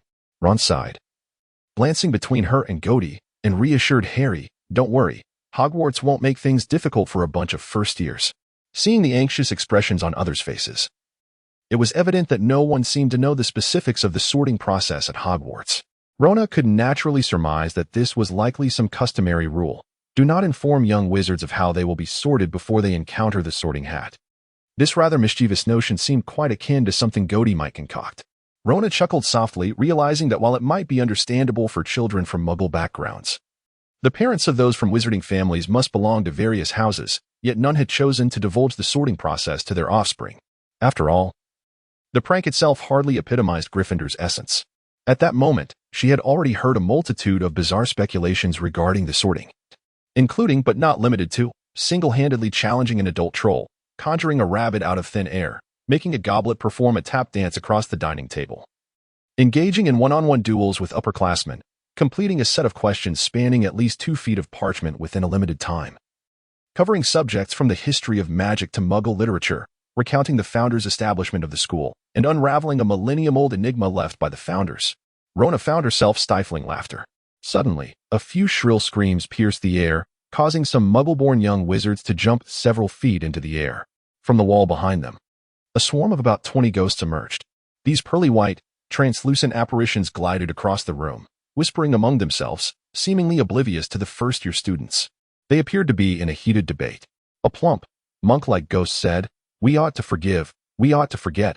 I say, we should give him another chance. Gody, startled, lifted his head upon seeing the ghosts, only to quickly duck back onto Sarah's shoulder, fearful of bursting into laughter. a mere group of ghosts could elicit such terror? The Gryffindor Knight, who had nearly traversed all of Britain and witnessed countless bizarre creatures, remained remarkably composed and even found it somewhat amusing. Pearl gently patted Harry's shoulder, offering reassurance. Do not fear. These are the lingering imprints of departed wizards and will not cause harm. The chubby monk-like ghost continued. We ought to forgive. We ought to forget. I say, we should give him another chance. My good monk, have we not granted Peeves enough chances? He has bestowed upon us rather unflattering nicknames. You know, he doesn't even qualify as a proper ghost, he said. Suddenly, a ghost clad in a ruffled collar and tight-fitting attire noticed the first-year students. No one responded. First years. The plump monk smiled at them. I imagine you were here to prepare for the test? Some nodded silently, earning the ghost a friendly smile in return. I hope you were sorted into Hufflepuff. I was once a member of that house, he added. Now, move forward, a sharp voice instructed. The sorting ceremony is about to commence. Professor McGonagall returned, and the ghosts glided through the opposite wall, vanishing from sight. Professor McGonagall directed the students to form a single line and follow her to the Great Hall. The 4 Gryffindor students stood together, with Harry and Ron positioned behind them. Chapter 13. Harry had never envisioned such a wondrous and splendid place. Even Godey's descriptions of Hogwarts paled in comparison to what he beheld. Students from other houses were already seated at 4 long tables, illuminated by thousands of floating candles hovering in midair. Gleaming golden platters and goblets adorned the tables. At the head of the hall stood another long table designated for the faculty. Professor McGonagall led the first years to stand before the rows of upperclassmen, with the professor's position behind them. The ghosts mingled among the students, shimmering with a faint silver glow. Harry had read in the history of Hogwarts that the ceiling of the Great Hall was magically enchanted to mirror the sky outside. Though he found it incredibly difficult to believe that it was not an open expanse, Professor McGonagall gently placed a stool in front of the first-year students, causing Harry to quickly avert his gaze. She then placed a tattered, patched wizard's hat atop the stool. The hat appeared old and grimy, and Harry swore that Aunt Petunia would never allow such an item into their home. However, he discreetly glanced at the reactions of his 4 companions. He noticed Sarah raise an eyebrow, glancing meaningfully at Godey alongside the 2 girls. In truth, had Harry been able to discern their expressions, he would have detected a hint of disdain. Was this hat not cleaned for nearly a millennium? Pearl, Rona, and Sarah, what purpose did they have for this hat? Harry furrowed his brow, pondering. Rona had reassured him earlier that the school would not impose undue hardship on them, which calmed his nerves somewhat. The entire hall's attention fixated on the hat, enveloped in a profound silence. Then, the hat began to stir. Its brim split open wide, resembling a mouth. And it commenced to sing. You may think me unattractive, but do not judge by appearances. If you can find a hat more beautiful than I. API call failed with status code 429. Error. Code 429. Message. Resource has been exhausted, e.g. check quota. Status. Resource exhausted. I am indeed the enchanted sorting hat utilized by Hogwarts, far surpassing the capabilities of your ordinary hats. Any thoughts concealed within your mind shall not escape the piercing gaze of the hat's golden eyes. Do try it on and see for yourself. I shall reveal to you the college to which you belong. Perhaps you are destined for Gryffindor, a house where courage lies deep within the heart. Their valor, spirit, and generosity set Gryffindor apart. You may belong to Hufflepuff, where the individuals are honest and loyal, steadfast and diligent, unafraid of hard work. If you possess a keen intellect, you might find your place among the wise of Ravenclaw, where the learned gather and encounter their kindred spirits. Or perhaps you shall join Slytherin, where you may form genuine friendships, yet beware, for the cunning and treacherous will stop at nothing to achieve their aims. Come, dummy. Fear not. Do not panic. In my hands, though I possess not even a single hand, you are utterly safe, for I am a thinking hat. As the hat concluded its song, thunderous applause filled the hall as it bowed to the 4 long tables and then fell silent once more. So, it appears that they simply need to wear this hat? This realization brought a profound sense of relief to Harry, and he was certain he was not alone in feeling so. However, recalling the song the hat had just sung, Harry furrowed his brow slightly. Slytherin is filled with treachery? Perhaps the hat was jesting, but such words were hardly flattering. Godric, Helga, Rowena, and Salazar had continuously instilled in Harry the notion of equality among the 4 houses, that none was superior to another, which explained his frown. Thus, we merely need to don this hat, Ron whispered to Harry, expressing a desire to take on Fred, as if he were about to battle a giant. Professor McGonagall stepped forward, holding a roll of parchment that had seemingly appeared in her hand. When I call a name, that individual shall wear the hat, and sit upon the stool to await their sorting, she announced. In the line, Godric could distinctly feel the two gazes fixed upon him. Treacherous? Sarah suppressed the urge to chuckle and shot Godric a glare. Ibwa and Borns were sorted into Hufflepuff, Butter and Blodgett into Ravenclaw, and Lavender Brown into Gryffindor, followed by Millicent Burstead into Slytherin. Godric Gwendolyn. Godric stepped forward, and for reasons unknown, he suddenly turned back and flashed a mischievous smile at his companions. Sarah was struck by an ominous premonition, but Godric had already donned the hat. Godric. As soon as the hat was placed upon his head, he heard its excited voice exclaim, "At long last, you have returned after so many years. What of Helga and Rowena? Have you found Salazar?" "Calm down, my old friend." Godric replied with an involuntary smile. "Indeed, we are back, the four of us together." "Really? Splendid. Hogwarts is about to become quite interesting. Now, Sorting Hat, let us return to the matter at hand," Godric remarked with a glint of mischief in his eyes. "Sort me into Slytherin." "What?" The Sorting Hat, caught off guard, shrieked. "No, absolutely not. Salazar will kill me." "Fear not. Nothing will happen. I shall take the blame if it does," Godric assured him. "And don't forget to sort Salazar into Gryffindor." "Oh, he's now called Salazar Gwendolyn." After a brief argument, the Sorting Hat boldly declared to the entire hall, "Slytherin." Sarah's expression stiffened, and immediately, two icy glares, tenfold colder than before, pierced Godric's back. Godric wisely chose not to look back, denying Sarah any opportunity to threaten him. Naturally, he dared not glance at Sarah's current expression. Hel and Rowena exchanged helpless glances. Indeed, Godric had managed to stir up trouble during the sorting ceremony. The other students were oblivious to the true identities of the four and knew not the implications of Godric's sorting into Slytherin. Professor McGonagall continued to call names. Hel Gwendolyn. Two new students sharing the Gwendolyn surname sparked curiosity among some seated below. Could they be twins? But they don't look alike at all, do they? Hel glanced at Rowena, mouthing a few words, to which Rowena nodded in understanding, silently sighing. Ravenclaw. The Sorting Hat's final proclamation momentarily stunned both Godric and Sarah. Subsequently, they both turned to Hel. One gaze filled with gratitude, the other tinged with confusion. Let us rewind time by a minute. "Hello, it has been a while, Sorting Hat." Hel placed the hat upon his head and greeted it. "Helga, you all have truly returned." "Yes, we are all back. Soon you will see Rowena and Salazar." Mentioning Salazar prompted the Sorting Hat to nearly weep. "Helga, Salazar will tear me apart." "No worries," Hel chuckled resignedly, "to prevent one of my friends from violently attacking another." Sorting Hat, sort me into Ravenclaw. Hopefully, Salazar will think we had prearranged an exchange of houses and simply forgot to inform him. "Thank you for your kindness, Hufflepuff lady." The Sorting Hat twisted atop Hel's head and declared, "Ravenclaw, Rowena, Gwendolyn." Professor McGonagall continued to call names. With the arrival of the third Gwendolyn, a small murmur spread through the hall. Another Gwendolyn? Could they possibly be triplets? No way, they don't look alike at all. It must be a coincidence. Rowena approached confidently, donning the hat. "Hello, Sorting Hat," she smiled gently, thinking it would be prudent to check on Hel's house to avert a murder that might transpire that evening. Hufflepuff. Sarah Gwendolyn. The emergence of the fourth Gwendolyn heightened the curiosity of the students, who whispered among themselves, speculating about the relationships among the four Gwendolyns. As Sarah prepared to interrogate the hat thoroughly, whether the Sorting Hat anticipated Sarah's intentions or simply wished to avoid complications, it nearly shouted Gryffindor the instant it brushed against Sarah's hair.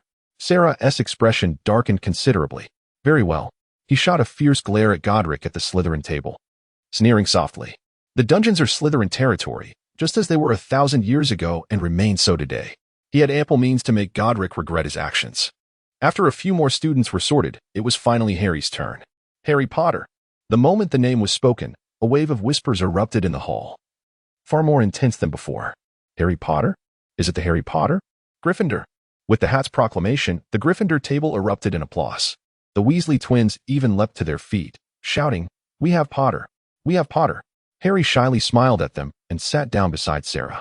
Just moments ago, the Sorting Hat had actually suggested that he be placed in Slytherin. However, recalling that Ron's entire family belonged to Gryffindor, he surmised that he would likely be sorted there as well. Moreover, his parents' murderer, Voldemort, hailed from Slytherin, and the relationship between Gryffindor and Slytherin was far from cordial. After much hesitation, Harry chose Gryffindor. Finally, he could take a good look at the guest table high above. Hagrid was seated in the nearest corner to him. Catching Harry's gaze and giving him a thumbs up, Harry responded with a broad smile. In the center of the guest table sat Albus Dumbledore in a grand golden chair. Harry immediately recognized his face from the photographs he had seen in books. Dumbledore's silver hair gleamed like a ghost's amidst the dining hall. Only 3 individuals remained to be sorted. Lisa Turpin was assigned to Ravenclaw. Next was Ron, whose face turned pale. Harry clasped his hands tightly under the table. In the blink of an eye, the hat shouted, "Gryffindor." When Ron slumped into the seat beside Harry, Harry joined the others in enthusiastic applause. "Well done, Ron, splendid," exclaimed one of Ron's other red-haired brothers, who leaned over Harry with an exaggerated tone, wearing a shiny prefect badge. The last student, Blaise Zabini, was sorted into Slytherin. Professor McGonagall rolled up the parchment and took the sorting hat away. Chapter 14. Albus Dumbledore rose to his feet, his face beaming with joy as he looked upon the gathered students, extending his arms as if nothing brought him greater delight than seeing them all together. "Welcome," he declared. "Welcome to Hogwarts for a new academic year. Before the feast commences, I wish to say a few words. Blundering fools, whimpering wretches, rascals, thank you all." He then sat down again, and the hall erupted in applause and cheers. Harry was unsure whether to chuckle or not, hesitantly glancing at Sarah, who was glaring across the hall at Gordy. Gordy and Hel both instinctively turned their gazes toward Rona. Rona furrowed her brow slightly, as if pondering the deeper meaning behind Dumbledore's words. But soon, the delectable array of dishes appearing on the golden plates distracted her from further contemplation. Hel gazed down at the table, yet her eyes seemed to pierce through it, looking somewhere below, a smile inexplicably creeping onto her face. Moments later, she returned her gaze and began to eat calmly. Harry took a little of everything and started to feast. "It looks absolutely delightful," a ghost lamented, staring at Harry as he cut into his steak. "You don't partake?" Harry was about to extend an invitation, but suddenly recalled Sarah's words about ghosts not needing to eat. "Apologies, I forgot that ghosts don't require sustenance." "Never mind," the ghost replied. "I haven't tea eaten for 400 years. Of course, I miss the flavors. I suppose I haven't tea introduced myself yet? I am Sir Nicholas de Mimsy Porpington, the resident ghost of Gryffindor Tower." "I know who you are," Ron suddenly exclaimed, forcefully swallowing his food. "My 2 brothers have told me about you. You're the nearly headless Nick. I prefer you to call me Sir Nicholas," the ghost said, appearing somewhat uncomfortable. However, the sandy-haired Seamus Finnegan interjected, "Nearly headless? How could you be nearly headless?" Sir Nicholas looked quite irate, evidently unwilling to discuss that topic. Meanwhile, Sarah glanced up at him thoughtfully. "Like this," he said impatiently, tugging down on his left ear. His head wobbled and slid off his neck, landing on his shoulder as if it were hinged. It seemed that someone had attempted to behead him, but had not succeeded completely. Seeing the wide-eyed expressions on their faces, nearly headless Nick appeared quite pleased. He gently nudged his head back onto his neck, cleared his throat, and announced, "All right, new Gryffindors. I hope you will help us win the House Cup this year, all right? Gryffindor has gone this long without a win. Slytherin has taken it 6 times in a row. The Bloody Baron is insufferable. He is the ghost of Slytherin." "Slytherin? 6-time champions?" Sarah keenly caught that phrase, a glimmer of amusement crossing her eyes. It seemed that even a millennium later, the children of his house would not disappoint him. Suddenly, Sarah appeared to remember something, pausing her cutting of the steak, and abruptly Rona momentarily paused and whispered. Hel did not respond.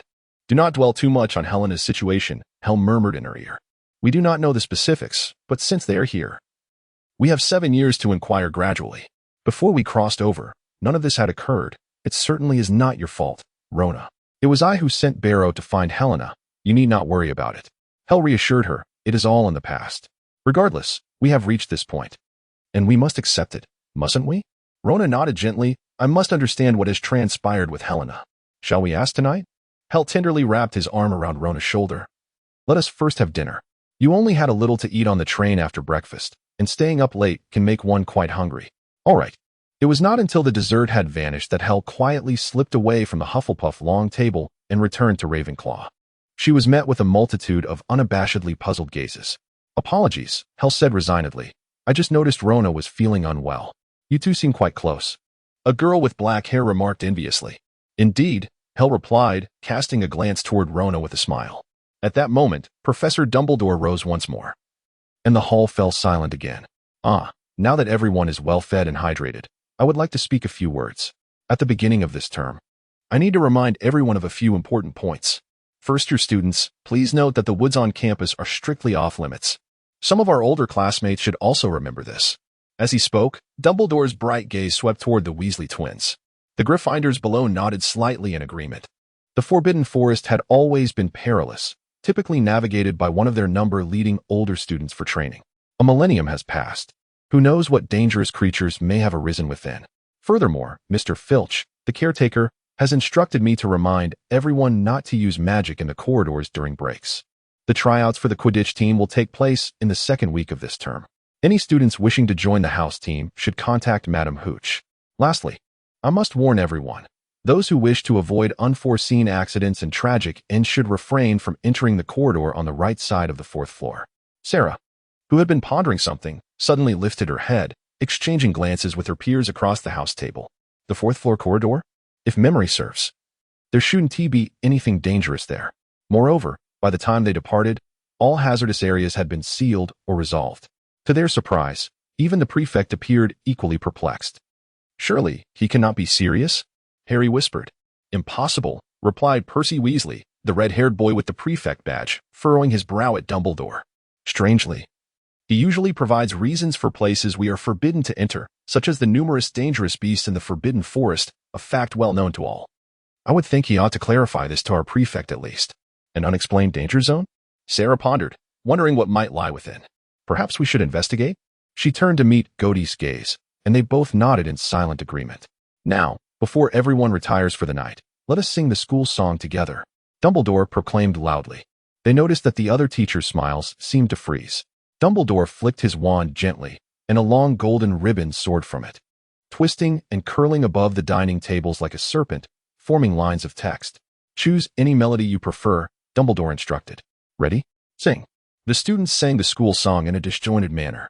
Only the Weasley twins continued to sing along to the slow melody of a funeral march. Dumbledore conducted them through the final few measures with his wand, and when they finished, his applause was the loudest. Ah, music, he said, wiping his eyes, is far more enchanting than anything we do here. It is time for bed. Everyone, return to your dormitories. Students rose in groups, with the first years following their prefects to their common room. Harry instinctively trailed behind Sarah, but soon realized that they seemed to have fallen behind, or rather, Sarah had not followed Percy at all. Not far from them, Godey waved at them with a grin. Hey, Harry, you made it too. Harry then became aware that Hel and Rona were also present, the four appearing as if they had conspired beforehand. The usual, then? Sarah and I together.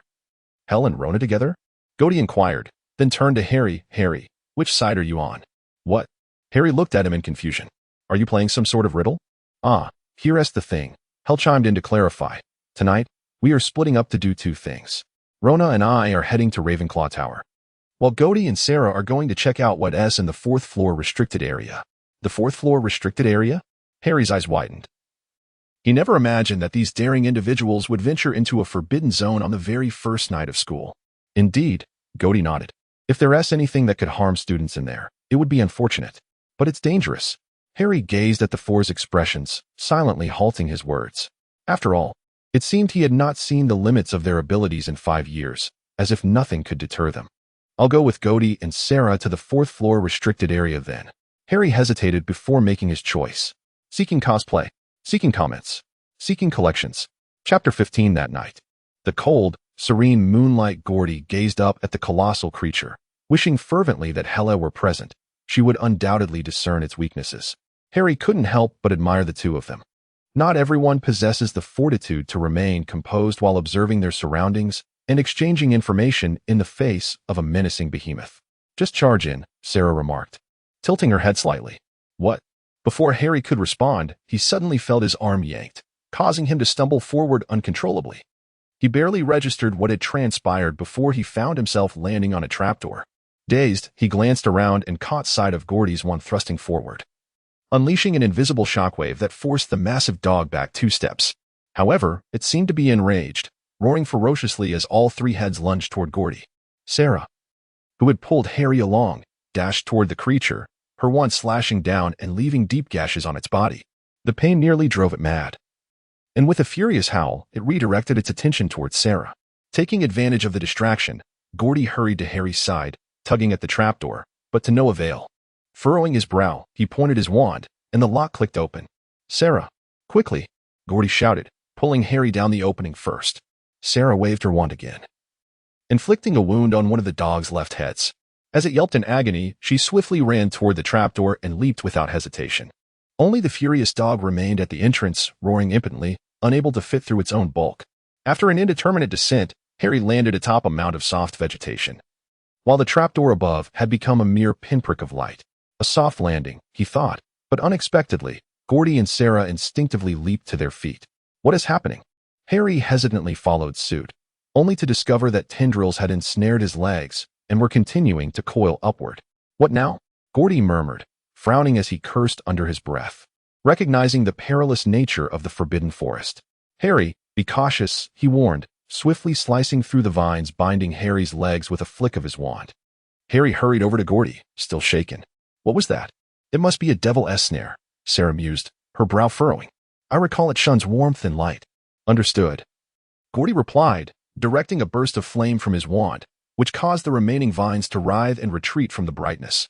Let us proceed, Harry. Perhaps I should just go back. Harry bit his lip and suggested suddenly. Why? Gordy's eyes widened in disbelief. What's wrong? Sarah glanced at Harry, concern flickering in her gaze. Nothing. I just feel like I'm holding you back. Holding us back? Gordy chuckled incredulously. How could that be? After encountering a three-headed dog, you still have the courage to descend with us. Truly, you embody the spirit of Gryffindor, Harry. For a child of your age, it's remarkable to achieve this. But Harry, it's too late to withdraw now. Do you expect us to leave you alone with the three-headed dog outside or the devil-esque snare here? With that, Gordy decisively grasped Harry's arm and led him down the only corridor. Come on, I can hardly wait to see what lies ahead. The second chamber was brilliantly lit yet utterly devoid of anything. Before them stood a closed wooden door, with a solitary key inserted into it. Nothing at all? School has barely begun, and we've already encountered a three-headed dog and a devil-esque snare. What more do you expect? Sarah shot him a sidelong glance. True. It's quite a feat to have such lethal obstacles so soon after the term begins, Gordy shrugged. Let us move on to the next room. Speaking of which, I can't shake the feeling that this place resembles some sort of mechanism guarding something. Sarah nodded in agreement. Let us proceed. Gordy pointed toward the wooden door.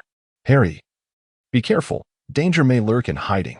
They traversed cautiously, yet the anticipated peril did not manifest, allowing them to reach the wooden door without incident. Incredible. There really is nothing here, Gordy muttered, twisting the key in the lock, which swung open to reveal darkness within. There might be something inside, Gordy cautioned. Be careful. Just as they stepped over the threshold, the room suddenly burst into light. It seemed that the protective enchantments for the Philosopher's Stone were not yet fully operational. Professor Flitwick's key and Quirrell's troll were similarly unprepared, and Dumbledore's mirror of Ariste had yet to be positioned. Chapter 16. They stood beside a gigantic chessboard, facing towering black pieces seemingly crafted from obsidian. At the far end of the room, white pieces loomed, devoid of facial features. They stood in stunned silence. What on earth are these? Gordy exclaimed in astonishment. Wizard's chess, I believe, Sarah mused, her brow slightly furrowed.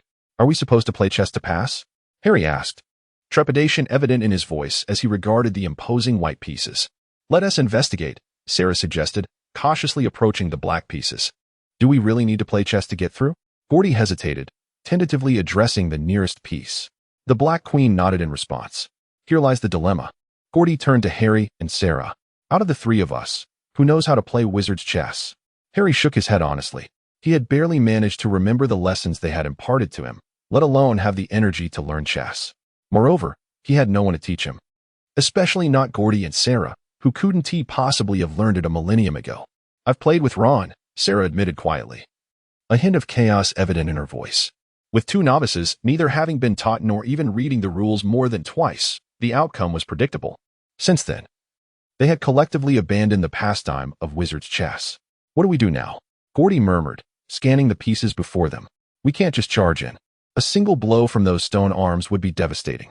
Let us play chess, Sarah suggested calmly. If their capturing method mirrors that of ordinary chess, the pieces on the board should diminish, allowing us a higher success rate to force our way through. Agreed, Gordy affirmed decisively. By the way, what are these pieces called? Harry, you will represent the king, Sarah stated, reluctantly taking over the reins from Gordy as she pointed to the Black King. I'll be the bishop. And our dear knight, she cast a sidelong glance at Gordy, will, of course, be the knight. The pieces appeared to be listening to their conversation. for as soon as she spoke, a knight, a bishop, and a king turned away from the white pieces, stepping off the board to create 3 adjacent vacant spaces. They hurriedly took their positions, and the game seemed to commence. The rules dictate that the white pieces move first, Sarah explained. Immediately, a white pawn advanced 2 squares. It was their turn. They began to direct the black pieces into battle. Gordy and Harry were both genuine novices, and Sarah was not much better. The 3 of them conferred, managing just enough strategy to avoid being captured. Fortunately, their objective from the outset was not to win the game, as that would be an impossible feat for them. They merely needed to consume pieces wildly, reducing the number of pieces left on the board. Once there were sufficiently few pieces, they would charge ahead, racing to the next room with utmost haste. As the game progressed, pieces toppled off the board, scattering black and white pieces across the floor. Finally, Gordy surveyed the scene and shouted to Sarah and Harry to get ready. They understood and drew their wands. Now move. After Gordy advanced and captured a white bishop, he suddenly yelled, and a powerful shattering spell obliterated the nearest piece to Harry. The 3 of them sprang into action, racing toward the opposite side of the board. At the same moment, a white rook, moving forward, abruptly changed direction and barreled towards Gordy. The pieces on the board suddenly sprang to life, charging at them. Harry, be careful. Gordy ducked just in time to evade a pawn's swinging blade, only to see the Black Queen raise her stone arm to strike at Harry. In a moment of crisis, Sarah raised her wand high and brought it down forcefully, sending a long white blade of light slicing through. We also provide 4 clues to assist you in your selection. First, regardless of how cunningly the poison may conceal itself, it is invariably positioned to the left of the nettle wine. Second, the contents of the bottles at both ends are distinct. Should you wish to proceed, they will be of no aid to you. Third, you will observe that the bottles vary in size, and neither the giant nor the dwarf harbors death. Fourth, the second bottle from the left and the second from the right, though differing in appearance, share the same flavor. Upon reading this, Gordy and Sarah exchanged a glance, both furrowing their brows in unison. If only Rona were here, she excels at such puzzles. Gordy set down the parchment, massaging his temples with a deep sigh. Is this a riddle? Harry similarly knitted his brows, scrutinizing the bottles against the parchment, yet found himself at a loss. Must we consume the correct potion to pass through the flames? It is quite evident. Gordy shrugged and stepped before the black flames, murmuring a spell while pointing his wand at the flames. Instantly, a clear stream of water surged forth from the tip of his wand, dousing the flames. Yet it proved ineffective. The flames showed no inclination to extinguish. After approximately 10 seconds, the flames flickered unsteadily, then unexpectedly split, surging toward Gordy. He hastily interrupted the incantation and sidestepped, casting a shield charm upon himself. The flames failed to reach their target, lingering momentarily before retreating back among their companions, the black flames still blazing as if nothing had transpired. It seems we have no choice but to drink the potions. Gordy scratched his head, pondering the combination of potions and magical flames. Remind me to inform Hel. She would undoubtedly be intrigued. 2 bottles of wine, 3 bottles of poison, one that will allow us to traverse the black flames forward, and one that will enable our return through the purple flames? Harry read through the clues again, attempting to summarize. If the poison is all to the left of the wine, does that not imply that the 2 bottles on the far right should be safe? Indeed. Sarah nodded, noting that the largest and smallest bottles were also not poisonous. The largest one happens to be the second from the right, thus indicating they had already identified 3 non-poisonous bottles. A 1 in 4 chance. Surely, we cannot be that unfortunate. Gordy surveyed the 3 bottles. How about we each take a sip? After all, they are not harmful. If luck is on our side, we may find both the forward and return potions. With that, he drank from the largest round bottle on the far right, shivering as a chill as cold as ice coursed through him.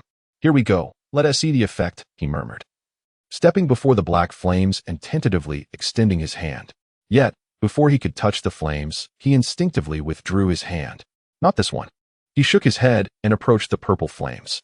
This time, his hand plunged directly into the flames without hesitation. He had found the bottle for the return journey. Gordy withdrew his hand and gave a thumbs up, urging, onward. The next. Harry hesitated before speaking. Gordy, I'll join you. Gordy paused, turning to Harry with a smile. Sure. Having already confirmed that none of these bottles contained poison, they felt reassured that the designer of this challenge would not resort to killing intruders here. The rationale was simple. Such an act would be far too uncharacteristic of Dumbledore, resembling more the actions of Voldemort. At this, Sarah, who had been pondering the parchment, glanced up with raised brows, but chose to remain silent. Ah, Gryffindor. Gody was certain he detected this sentiment in Sarah's expression. After some contemplation, he decided it wise not to remind Sarah of his belonging to Gryffindor House tonight. After all, he had no desire to be barred at the entrance to the Slytherin common room, hissing at an unyielding stone wall. Gody and Harry each took the largest and smallest bottles, respectively, sipping cautiously. The liquid within was indeed as cold as ice, causing Harry to shudder involuntarily. They then approached the black flames together. Harry noticed that, despite their proximity to the flames, he felt no warmth emanating from them. Tentatively, he extended his hand into the flames, feeling no hint of burning heat. It's the smallest bottle. It will allow us to pass through the black flames, he exclaimed. Sarah promptly set down the parchment, and the three of them collectively exhaled in relief. After all, without Rona's intellect, none wished to grapple with the task of deducing the location of the remaining non-poisonous bottle. Thus, the smallest bottle was passed between Gody and Sarah, each taking a sip before stepping into the black flames. They found themselves in yet another room. However, this chamber bore no further door. It seemed to be the final chamber. Surprisingly, the room contained nothing but a small, grimy brown-black pouch placed forlornly on the floor nearby. Is this the object protected by those outside? Gody muttered in astonishment, never expecting the culprit that had transformed the fourth-floor corridor into a forbidden zone would be so diminutive in size. After waiting for a moment, when nothing transpired, Gody bravely approached, picking up the pouch and slowly opening it. The instant the pouch was unveiled, Sarah instinctively yanked Gody back. Contrary to their expectations of a concealed trap, the pouch fell open with a thud, revealing a glistening redstone that lay harmlessly within. What is this? Gody asked, bewildered. Harry shook his head, indicating he did not know. Sarah frowned slightly, searching her memory for something similar, yet found nothing. Shall we take it with us to show Hel and Rona? Gody suggested. No, Sarah decisively rejected. It is surely of great value, protected by the mechanisms outside. We must consider the consequences of removing it. Very well, Gody conceded. Evidently having never truly intended to take the stone, it was merely a casual remark. Of particular value, Sarah's eyes glimmered thoughtfully. I believe I have seen records of similar items. Let us investigate further. There should not be many magical artifacts of this red stone variety. Harry nodded, his curiosity piqued regarding the nature of the red stone. Shall we retrace our steps? Let us proceed. Chapter 18. Exiting the fourth-floor corridor. Harry estimated it was already past midnight. After a hasty farewell, he and Sarah made their way up the marble staircase back to the Gryffindor Tower. At a corner on the 8th floor, Sarah abruptly paused, seemingly recalling something, quietly drawing her wand to tap the wall. Instantly, a blank portrait frame materialized there. Weary. Harry rubbed his eyes, astonished at the frame, having not noticed its presence moments before. Slytherin House, Gody Gwendolyn. The password to enter the common room has been changed to Parseltongue version of the Hogwarts founding history. Sarah approached the frame and quickly whispered in Parseltongue. After a pause, she added, recite the entire text. By the name of Slytherin. As soon as she finished speaking, the blank canvas suddenly shimmered, then reverted to its inconspicuous appearance. Not lingering even a moment under their gaze, he remembered clearly the events of the sorting ceremony. Moreover, having spoken of revenge, one is bound to retaliate. Sarah, what are you saying about Harry and Parseltongue? Harry mumbled, his mind clouded. Sarah turned sharply, convinced he had just used Parseltongue. The frame's response served as irrefutable proof. To maintain secrecy, the frame would only respond to commands issued in Parseltongue.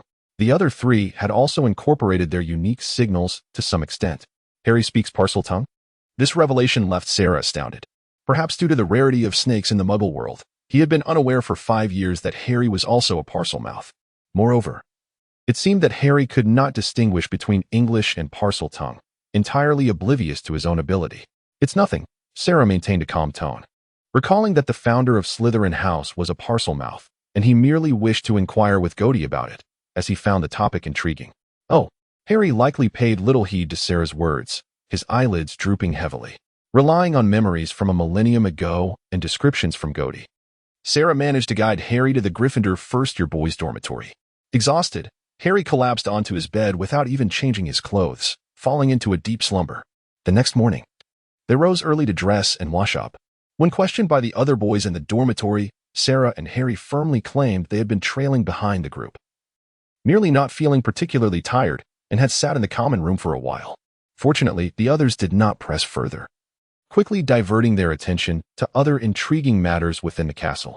Naturally, the responsibility of leading several boys to the Great Hall fell to Sarah, who navigated the task with such ease that Ron and the others began to suspect he was not a newcomer at all. Meanwhile, Harry was once again engulfed in distress. Look over there, quickly. Where? Next to that tall red-haired boy. Between the red-haired boy and the dark-haired one. The one with glasses? Did you see his face? Did you notice the scar? The following day, as Harry exited the dormitory, the whispers trailed closely behind him. In the corridor, they passed by him only to turn back, staring intently. Sarah's expression darkened visibly, nearly seething, as he coldly regarded every student who scrutinized Harry. Those who met his gaze would almost instantly flinch, parting to give way. During breakfast, Harry was nearly startled by the sudden influx of over 100 owls delivering mail. He had never witnessed so many owls before. They fluttered around the table until they found their respective owners, dropping letters or packages onto their laps. The owl Harry had received on his birthday, which he later named Hedwig, joined the flock but brought him nothing, merely pecking at him affectionately before seeking a morsel of toast and returning to the Ollery to sleep. Meanwhile, Hella led Rona into the Great Hall. Rona bore faint dark circles around her eyes and appeared somewhat lethargic. Even as Hella guided her to the Ravenclaw table without her noticing, mechanically stuffing food into her mouth. Shortly thereafter, Gody swiftly finished his bread and approached Hella at the Ravenclaw table, inquiring about something.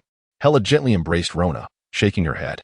Gody's expression shifted subtly as he glanced upwards toward a distant tower. "What's wrong with Rona?" Harry whispered. Sarah shook his head, suggesting she had learned something unwelcome. He resolved to privately inquire with Hella later, for Rona's condition was indeed concerning. Then, under the astonished, almost terrified, gaze of the Gryffindor students at half the table, Gody plopped down beside Sarah and casually grabbed a piece of bread, stuffing it into his mouth. "Let us ask Hella alone later. She won't say much in front of Rona. I suspect Barlow is avoiding me."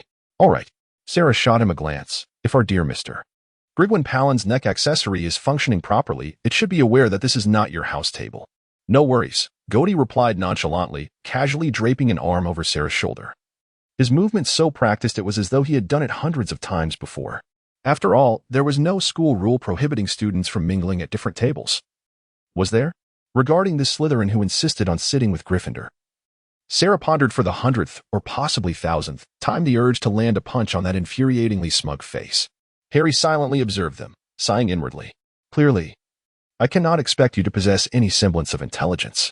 Do you even know how to write the phrase 'be mindful of your influence'?" Sarah raised an eyebrow. "As a Slytherin?" "Indeed, a Slytherin," Gody chuckled, emphasizing the word Slytherin as if to imply that, in your eyes, my intellect finally surpasses that of a troll, reaching the level of a normal human being. Clearly, when Sarah referred to Slytherin, he meant the house, whereas Gody meant the family. During their banter, Sarah often found himself at a loss for words at Gody's shameless and peculiar logic, insisting that the Slytherin lineage would never accept anyone with an intellect inferior to that of a troll.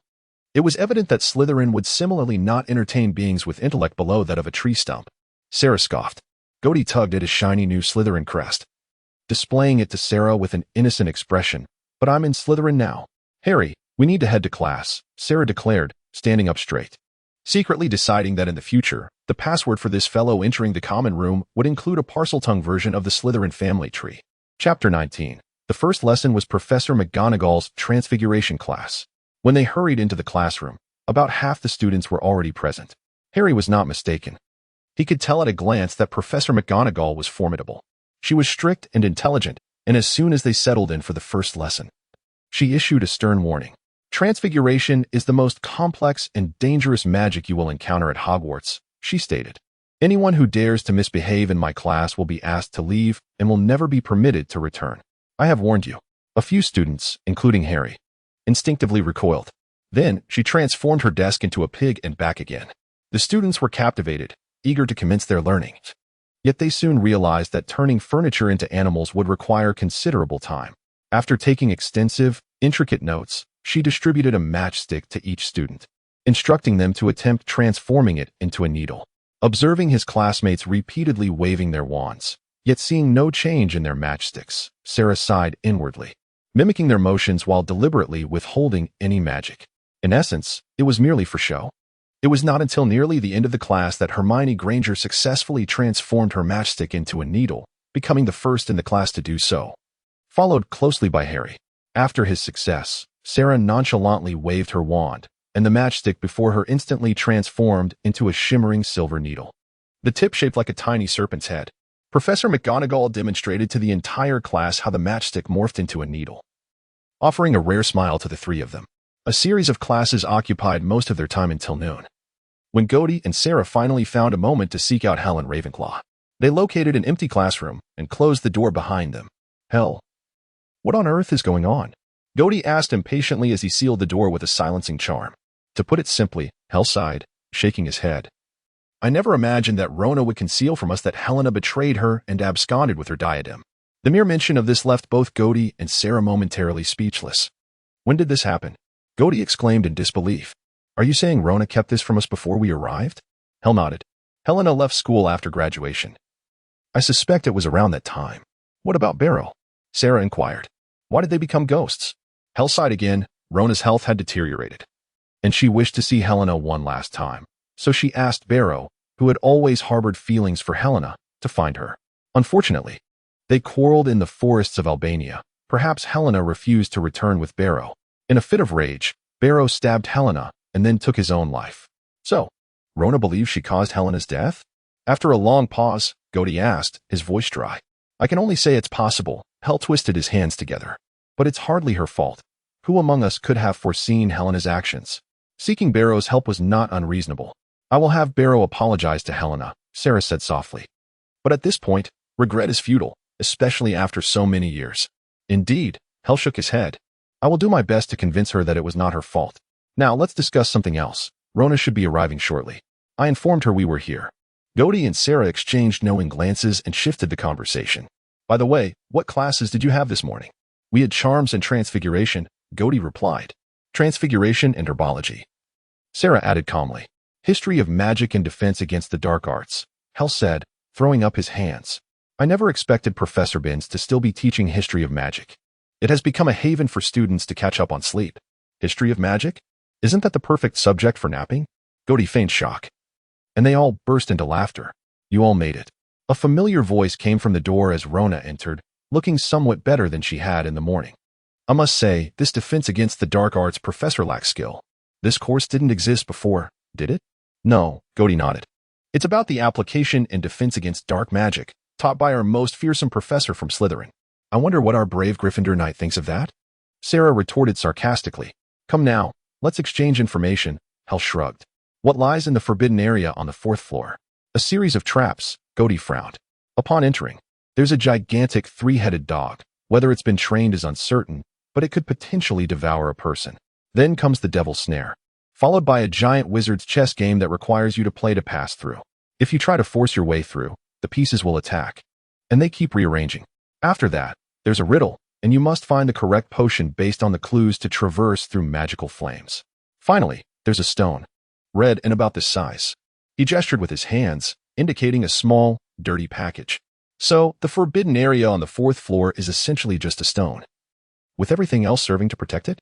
Rona summarized. Exactly, Sarah nodded. That object must be quite precious. Only a red stone of that size? Rona frowned. It sounds like something related to alchemy, but I don't believe I've seen anything like it. Could it pose a danger? Hell asked, furrowing his brow. It shouldn't, Gody replied. I've handled it, and nothing has happened. Upon realizing the stone posed no threat to students, Hell visibly relaxed. In that case, it appears to be well protected. I suggest we leave it be. I concur, Gody agreed. And I truly do not wish to encounter that chessboard again. I'll search the library. I should be able to find some relevant records, Rona stated decisively. There hasn't been much advancement in the field of alchemy in the wizarding world over the years. But if it's related to alchemy, I may not have seen it, but I'm certain I've heard of it. Sounds good, Hell nodded. Rona, how are the Hufflepuffs faring? Hearing this, Rona lifted her gaze to meet Hell's brown eyes, a gentle smile gracing her features. They're quite well. All of them are nice. She replied, nodding lightly, her smile growing. I like them very much. Gody, unable to bear it, covered the upper half of his face. Stop. Have you two considered our feelings? What feelings? Hell raised an eyebrow. You two have practically adopted each other's last names. Gody and Sarah exchanged a glance, suddenly recalling the banter about families and houses at the breakfast table. Hell, did you know the Slytherin family tree does not accept anyone with an IQ below that of a mandrake? Sarah remarked. Mandrake? Rona feigned curiosity, repeating. I always thought it was the trolls. Isn't it the tree-guarding boggart? Hel queried, perplexed. Unfortunately, I am a Slytherin, Gody grinned, pointing to his house emblem. Godric Slytherin? Hel raised an eyebrow and joked. That's a fine name. Are you sure Sarah won't chase you to the ends of the earth? Likewise, Miss Hel from Ravenclaw, Gody retorted, still maintaining the double entendre. Hard to say, Sarah said seriously. He might not escape to the ends of the earth while under my watch. Indeed. Hel casually draped an arm around Rona. As Helena's godfather, I am, of course, a Ravenclaw. Additionally, I sincerely advise that if you two decide to fight, you should do so outside of Britain. Don't forget about Gryffindor's Plain. Gryffindor's Plain was a territory belonging to the Gryffindor family a millennium ago, and Gody was born there. Ultimately, during the most heated moments of their quarrel, Gody and Sarah had once battled fiercely, transforming the erstwhile Gryffindor Plain into what is now Godric's Valley. Hel would never forget the devastated scene, nor could he fathom how many destructive spells they unleashed to wreak such havoc on Gryffindor's Plain. Rest assured, this time we will definitely choose a different location for the fight, Gody shrugged. How about Denmark? Be mindful of the consequences, Rona cautioned, but I have no objections. Note 1. Historically, the Danes began their incursions into England in the 8th century and returned in the early 11th century, which coincides with the era of our founder. Hence, when Gody jestingly mentions a trip to Denmark, it carries an undercurrent of national resentment, akin to our sentiments towards the Japanese athletes who claim to be living well. The four prominent figures have begun to play with family names and collegiate references, eliciting laughter. Suddenly, it dawned on us that Rowena's daughter, Helena, bears a name that cleverly intertwines the first 3 letters of Helga's name with the last 3 of Rowena's. What might Aunt Rowena be implying? In any case, the author is quite taken with this. Chapter 20. The first week of school has swiftly culminated in Friday. That morning, Harry and Ron finally memorized the route to the Great Hall, no longer requiring Sarah to guide them. Meanwhile, the surname Gwempolyn has garnered considerable attention among the first-year students. For instance, not every student possesses the determination of Rona Gwempolyn, who dove straight into the library during the first week, seemingly intent on perusing the entire collection before the year concludes. Even upperclassmen find it a daunting task, let alone a mere first-year student. Moreover, Gody Gwempolyn, with his exuberant and boisterous nature, stands out like a lion among a den of serpents, frequently darting towards Gryffindor, prompting countless Slytherins to question whether he has mistakenly entered the wrong house. This has led to a myriad of subtle and overt targeting. Of course, it is difficult to ascertain which is more disconcerting, a lively Slytherin or a somber Gryffindor. Yet, the most bewildering aspect lies in the fact that these two individuals frequently stroll arm in arm. What classes do we have today? Harry inquired at the breakfast table. 2 potions classes, alongside the Slytherin students, Ron replied, casting a glance at Gordy, who had mysteriously taken a seat at the Gryffindor table. He continued, Snape is the head of Slytherin House. It is said he favors his own students, so now we shall see if there is any truth to that. Potions? Sarah's eyes flickered as she recalled Helena's anxious remarks after their recent potions class. I do not deny the professor's talents, Helena had sighed, leaning against the table. But it was undeniably dreadful. Potions mishap. Hopefully, Professor McGonagall will be more lenient with us, Harry remarked. Professor McGonagall, the head of Gryffindor House, had nevertheless assigned them a copious amount of homework the previous day. At that moment, the mail arrived. Harry spotted Hedwig among the flock of owls. But this time she delivered a note, his only correspondence since the start of term. He immediately unfurled the note. Dear Harry, it began, the handwriting a chaotic scrawl. I am aware that you have no classes on Friday afternoon. Would it be possible for you to join me for tea around 3 o'clock? I am eager to hear about your experiences during the first week. Please have Hedwig send me a response. Hagrid. Harry hastily scribbled on the back of a note with a quill borrowed from Ron. Certainly, I would be delighted. See you soon. He then sent Hedwig off. Whose note is that? Sarah inquired softly, tilting her head. It's Hagrid's. He has invited me to his hut for tea this afternoon, Harry replied. Would you care to accompany me? Absolutely, Ron exclaimed. Sarah shook her head, stating, I shall not be going. I need to visit the library this afternoon to gather some materials. By the way, are those 3 Greengrass siblings of yours? What exactly are you all searching for? Ron asked curiously. Some academic materials, Sarah vaguely replied. Gody and I are siblings, while Hel and Rona are our cousins. Harry was well aware that they were still seeking information regarding the stone in the forbidden area on the 4th floor, but regrettably, he could offer no assistance.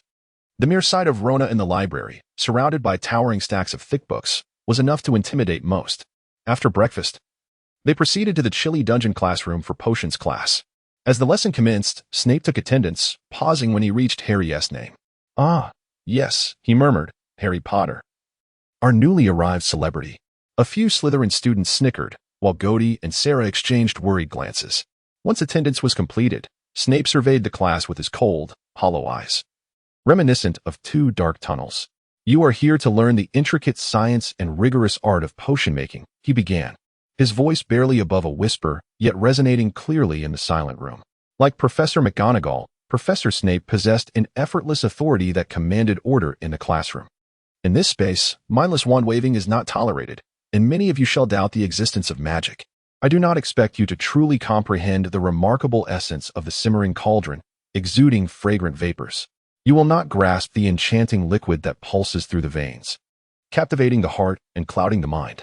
I can teach you how to elevate your reputation, brew glory, and even stave off death, but there is one stipulation. You must not be the kind of fools I frequently encounter. That sounds exactly like something hell would say, Gody whispered to Sarah, albeit when she was trying to impress as the potion's master. Stave off death? Sarah raised an eyebrow. No one can truly prevent death. The so-called prevention is merely a means of prolongation. They were the only Gryffindor and Slytherin duo in the class, thus drawing considerable attention, despite the other students learning to ignore them. Perhaps it was the allure of serious study that kept them engaged, Gody shrugged. Any student who genuinely believes in this is undoubtedly a fool. Uncertain if Snape had overheard this comment or merely noticed their conversation, they soon found themselves the target of Snape's displeasure. Whispering during class, "Gryffindor loses a point," he coldly addressed Sarah, ignoring the fact that Gody had also spoken, instead giving him a fierce glare. "Wait, Professor, that's unfair." Gody raised his hand, feigning innocence. "I spoke too. Why is only Sarah losing points?" The other students gaped in disbelief, astonished that anyone would dare openly confront the notoriously unapproachable Professor Snape. "Very well, Mr. Greengrass," Snape replied dryly. "Speaking during class, Slytherin loses a point. However, due to your honesty, Slytherin gains a point." Gody seemed poised to protest further, but Snape swiftly turned his attention to Harry Potter. Snape exclaimed suddenly, "What would happen if I added daffodil root powder to an infusion of mugwort?" "What powder into what solution?" Gody and Sarah exchanged puzzled glances, particularly Gody, who, as a potions novice, was entirely befuddled. Does the answer to such a question even exist amidst the myriad of wondrous herbs and magical concoctions? Furthermore, given their near ignorance of magical knowledge prior to entering school, with the exception of Harry and a few others from wizarding families, the question appeared rather advanced. Moreover, they certainly wouldn't review anything from the textbooks with Harry beforehand. Not to mention, neither of them was responsible for instructing Harry in potions. It seems to be a potion related to sleep, right, sir?" Harry hesitantly replied. Snape offered no confirmation, instead continuing, "Let us try again, Potter. If I were to ask you to find me a piece of bezoar, where would you look?" "What is a bezoar?" Gody whispered to Sarah. "A type of antidote, I believe," Sarah replied uncertainly. "In a goat's stomach, sir," Harry answered promptly this time. "Now, what is the difference between monkshood and wolfsbane?" "I believe they are both types of monkshood." Snape nodded and instructed him to sit down. "Daffodil root powder combined with mugwort can create a potent sleeping draught, akin to a dose of the elixir of life. A bezoar is a stone extracted from a goat's stomach, possessing powerful antidotal properties. As for monkshood and wolfsbane, they refer to the same plant, commonly known as monkshood. Do you understand? Why are you not writing this down?" At that moment, the classroom was filled with the rustling of quills and parchment. Snape pressed his lips together, gazing into Harry's eyes as if swallowing his forthcoming challenge. "Please comment. Please cosplay." Chapter 21. Afterward, within mere seconds, the entire class stood atop their stools. As the cauldron was overturned, Neville was drenched in potion, his arms and legs covered in swollen red welts that caused him to wail in pain. "You fool," Snape bellowed, waving his wand to eradicate the spilled potion from the floor. "I presume you did not remove the cauldron from the fire before adding the porcupine quills, did you?" Neville began to sob, and suddenly numerous welts erupted on his nose. "Good heavens," Gody whispered. "I swear, hell would never chide her students like that. Though she might compel those misbehaving in potions to consume their own concoctions," Sarah replied, equally quietly, including those that are evidently lethal. They exchanged glances and unexpectedly realized that Snape wasn't as terrifying as they had thought. In terms of fear, Helga One of the witches of Hogwarts from a millennium ago surely deserved a place on that list. Merciful and kind? Gody swore with conviction that it was merely a FA day, recalling how he had endured a full week of classes sporting a pair of lion's ears after offending Hell. Take him to the hospital wing, Snape commanded Simon sternly. He then paced around Harry and Ron, who were seated beside Neville. Potter, why didn't you advise him against adding the porcupine quills? Gryffindor has lost a point because of you. That's terribly unfair. Harry was about to protest when Ron discreetly kicked him from behind the cauldron. Don't be ridiculous, he whispered. I've heard Snape is particularly unreasonable. To be rational. Gody remarked, it does seem that Snape has a certain bias against you. An hour later, as they ascended the stairs from the dungeon classroom, Harry felt somewhat dejected. Gody sighed and looked at him. You haven't offended him in these first few days, have you, Harry? Certainly not, Harry muttered. I've hardly seen him outside of mealtimes. That's rather peculiar, Gody mused. The initial questioning might be somewhat explicable, but the subsequent point deductions seem entirely arbitrary. As long as you study diligently, Professor Snape should come to favor you. I hope so, Harry sighed, though he held little hope. Cheer up, Ron encouraged. Snape often deducts points from Fred and George. Yet they remain quite popular. At 3:05, Harry and Ron departed the castle and made their way to the grounds. Hagrid resided in a small cabin at the edge of the Forbidden Forest. Meanwhile, the four friends sought an empty classroom, expertly locking the door and casting a soundproofing charm. Settling in a circle, Gody covertly glanced at the hefty tomes beside Rona, which could potentially be lethal if dropped. Rona, do you have any idea what that stone might be? Not yet, but I'm close, Rona replied without looking up. I have a few hypotheses, but nothing certain. Are you sure it's contained in an ordinary bag? Absolutely, Gody nodded. It shouldn't be made of any special material. I've touched it. It felt like an ordinary stone. No burning or freezing sensations. None at all. Then that can be largely ruled out, Rona muttered. The only remaining possibility is... No way. She suddenly raised her voice, startling her companions. What is it? Wait a moment, Rona said, and hurriedly left, presumably heading downstairs. They could easily deduce she was off to the library. What is wrong with her? Gody remarked, puzzled. She must have a pressing idea she needs to validate, Hell observed, looking in the direction Rona had gone. It likely pertains to that stone. Shortly thereafter, Rona rushed back, clutching a book as thick as a brick. Flipping through its pages with urgency, she stopped at a particular page and pushed the book toward them, her tone laced with eagerness. Read this. They exchanged glances and leaned forward, reading aloud. Ancient alchemy involves the creation of the Philosopher's Stone, a substance of astonishing capabilities. The Philosopher's Stone can transmute any metal into pure gold and produce the elixir of life, granting immortality to those who consume it. For centuries, many accounts of the Philosopher's Stone have been documented, but the only existing stone belongs to the renowned alchemist and opera enthusiast Nicholas Flamel. He celebrated his 665th birthday last year and now lives in seclusion in Devon with his wife, Perenelle, who is 658. The first to finish reading. Sarah looked up at Rona, her usually calm eyes betraying her shock. Rona, are you saying? Rona, are you certain? Gody asked softly. And what of this? Rona revealed a chocolate frog card from her palm. They all recognized it as the card they had purchased on the train to Hogwarts. It's Dumbledore's card. Listen, Dumbledore is widely known for his contributions, including defeating the dark wizard Grindelwald in 1945, discovering 12 uses for dragon's blood, and his fruitful collaboration with Nicholas Flamel in alchemy. Everything seemed to connect. Dumbledore knew Flamel, the mysterious red stone in the fourth floor corridor, and the complex protections surrounding it. The Philosopher's Stone, Rona whispered, her eyes gleaming with a fervor that unsettled her companions. I never imagined that someone could actually create the Philosopher's Stone. Merlin's beard. It's the Philosopher's Stone, transmuting base metals into gold, granting immortality. Gody remarked thoughtfully, it sounds quite. You all know the principles of alchemy, right? Rona suddenly inquired. Of course, Hell nodded. Equivalent exchange and all that. Are you suggesting? With just one stone capable of transmuting base metals and granting immortality. That is an alarming prospect, Rona said softly. The Philosopher's Stone may, to some extent, violate or transcend the principles of alchemy. If not, then the cost of creating it must be unimaginably high. To think that a Philosopher's Stone could be right here at Hogwarts, I can scarcely fathom. They struggled greatly to dissuade Rona, regardless of whether she intended to breach the Forbidden Forest to retrieve the Philosopher's Stone for study or rush to France to consult Flamel. Gody felt the situation would spiral beyond his control. Fortunately, Hell and Sarah shared his sentiments. Thankfully, Rona was not impulsive. After their persuasion, she quickly calmed down, taking 2 deep breaths and offering a sheepish smile. "I'm sorry, I was rash." "It's all right, we understand," Godi reassured her, patting her shoulder. Even he, who had only a rudimentary understanding of alchemy, was astonished by the implications of the Philosopher's Stone, let alone Rona, who had immersed herself in the field for years. However, unbeknownst to her, the three exchanged a subtle glance. If the Philosopher's Stone could produce the elixir of life, could it also possibly restore life to the deceased, allowing ghosts to return to the world?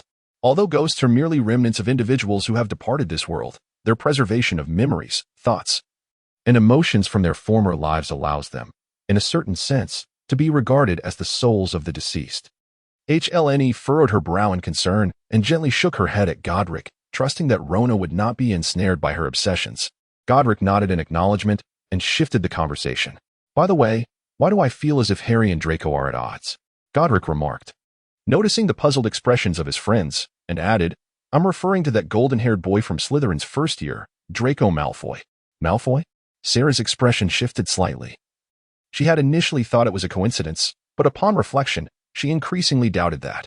"Are you certain it is Malfoy?" "Absolutely," Godric affirmed, nodding. "Malfoy.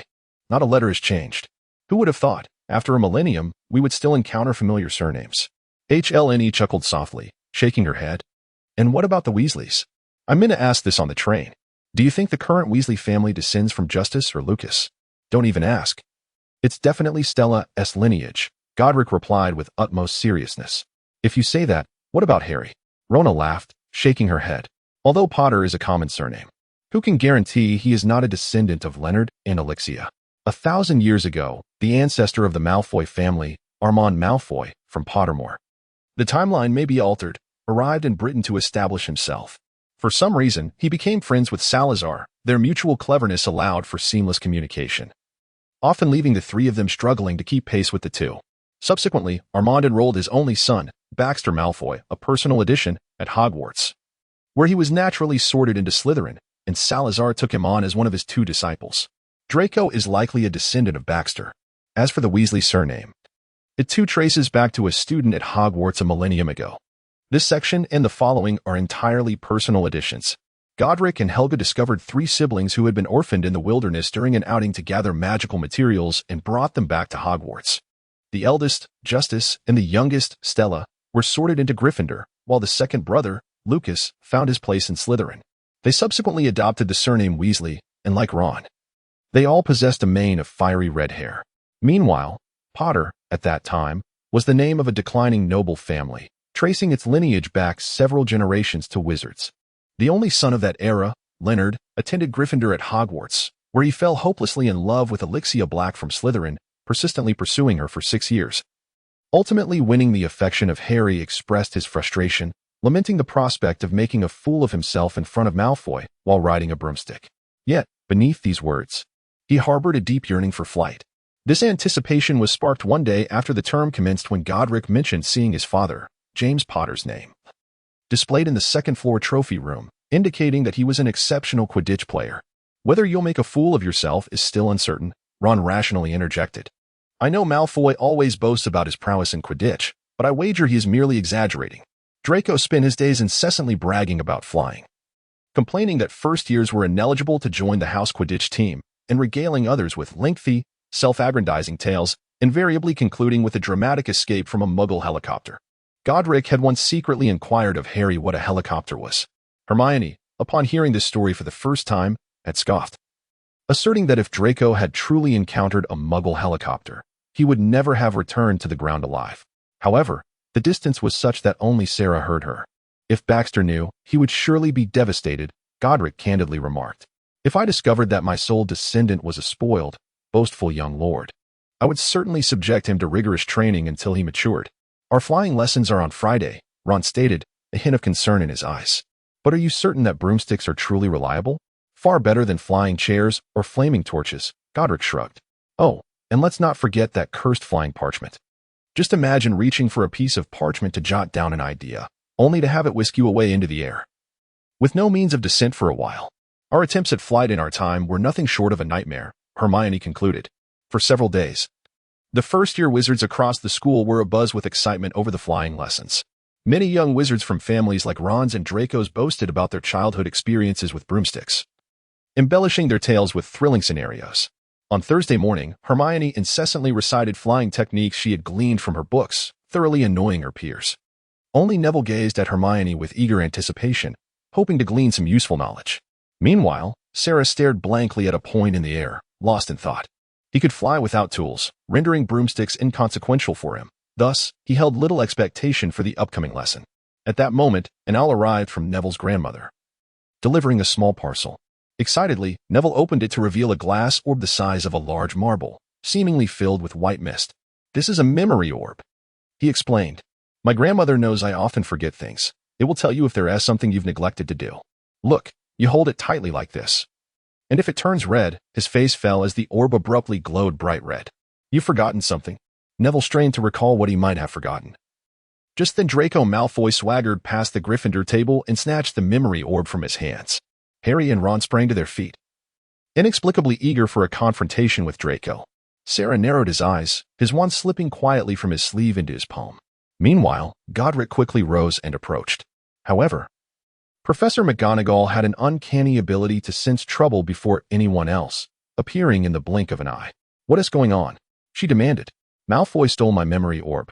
"Professor," Neville replied. Draco, with a scowl, swiftly tossed the orb back onto the table.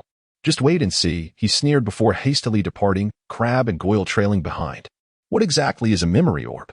Godric, now present, did not rush back to Slytherin but instead sat beside Sarah, examining the orb in Neville's hand with curiosity. "Is it encapsulated with a faint legilimency spell or some other memory-related enchantment? Surely it can't be Obliviate." The others had grown accustomed to Godric's presence. Even the children who were still largely unaware of the house rivalries, gradually integrating with him. "Legilimency? What is that?" Dean, a Muggle-born, asked with confusion. "And what is Obliviate?" "A spell that can probe thoughts and read memories," Sarah replied calmly. "In the presence of a Legilimens, your secrets are laid bare. It can even be triggered with mere eye contact.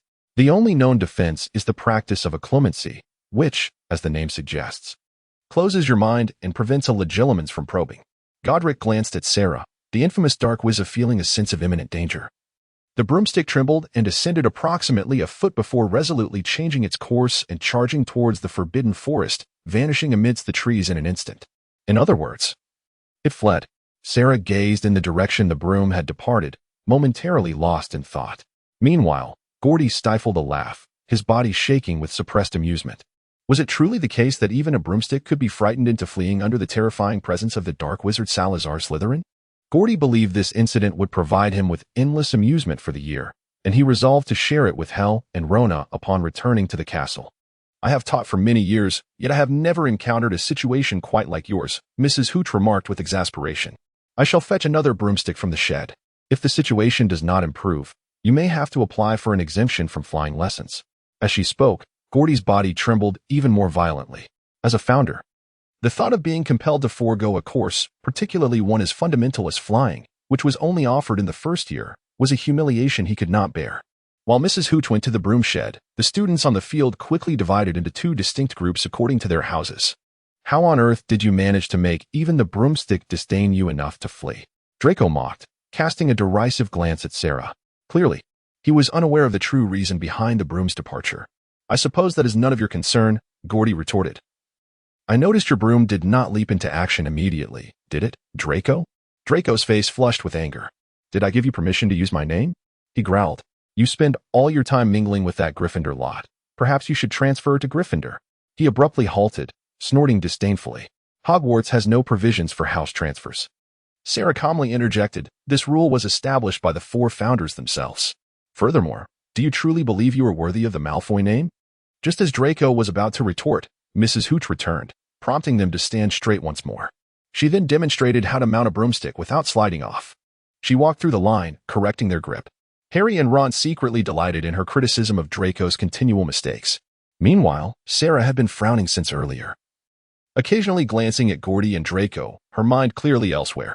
"All right, when I whistle, you will kick your legs and lift off the ground. You must push off with force," Mrs. Hooch instructed.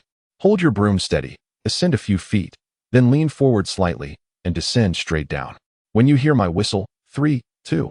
However, Neville, too anxious and fearing being left behind, kicked off before the whistle reached Mrs. Hooch's lips, shooting upwards like a cork from a bottle. 12 feet, 20 feet. Merlin, Gordy muttered, as he mounted his broom amidst the astonished gazes of those around him, ignoring Mrs. Hooch's shocked and furious exclamations, and slowly approached Neville, who was now hovering in midair. As he drew nearer, he could see Neville's terrified, pale face gazing down at the rapidly receding ground, his mouth agape as he gasped for breath, his sweaty hands slipping uncontrollably from the broom handle. With a flick of his right sleeve, his wand slipped into his hand. Gordy aimed carefully, knowing he might only have one chance. Wingardium Leviosa, he whispered, and Neville, who had nearly slipped off the broom, suddenly froze for a moment. Gordy quickly realized that attempting to catch Neville with the levitation charm alone, and guiding him safely down to below 20 feet, would be quite challenging. Therefore, he drew closer to Neville, using his wand in his left hand to control the levitation charm while reaching out with his right to grasp Neville's sweaty arm. Striving to maintain a steady descent, Mrs. Hooch's shouts seemed increasingly frantic. Yet, Gordy had no time to dwell on how she might punish him. He could hear Harry calling for him to be careful, and Ron and Seamus shouting in admiration. After descending about 10 feet, Gordy felt his palms slick with sweat as Neville's arm began to slip from his grasp. Wingardium Leviosa, a familiar voice called from the ground. Sarah had drawn her wand and aimed at Neville, casting a levitation charm followed by a silent cushioning spell, and then, sensing it still wasn't secure enough, she cast another silent weight-reducing charm. With their combined efforts, Gordy finally managed to bring Neville safely to the ground. The moment Neville landed, he curled into a ball, trembling, his face streaked with tears. Meanwhile, Gordy's broom showed visible signs of distress, bending significantly and developing cracks, close to becoming irreparable. "Child, how dare you?" Mrs. Hooch stormed forward, her voice sharp with reprimand. "How could you? That was a 20-foot drop. You could have broken your neck." "Professor, look, we're all fine," Gordy quickly replied. "Please check on Neville. He seems quite shaken." Mrs. Hooch glanced at Sarah and then back at Gordy, her expression complex. Ultimately, she shook her head, saying nothing, and hurried to Neville's side. "Terrified, are we? It's all right, dear. You're safe now. Stand up. It would be best to have Madame Pomfrey give you something to calm your nerves." Turning to the other students, she added, "I am taking this child to the hospital wing. None of you are to move. Return the broomsticks to their rightful place, or before you can utter Quidditch, you'll find yourselves expelled from Hogwarts. Come along, dear." With that, Neville departed alongside Mrs. Hooch. As soon as they were out of earshot, Draco burst into laughter. Did you see the look on his face? That big oaf. Other Slytherin students echoed his amusement. Gordy sighed and exchanged a glance with Sarah. "Shut your mouth, Malfoy." Parvati Patil from Gryffindor snapped. "Oh, protecting Longbottom, are we?" Pansy Parkinson chimed in. "I never thought you'd have a soft spot for the pudgy little crybaby, Patil." "I believe she merely did what any reasonable person would do," Gordy interjected coolly. "Is ridiculing a classmate the essence of Slytherin? I wonder what the founder himself would think." "Gwen, don't get too involved," Pansy sneered. "Draco is right. You're always siding with Gryffindor. Perhaps you're a spy sent over from them?"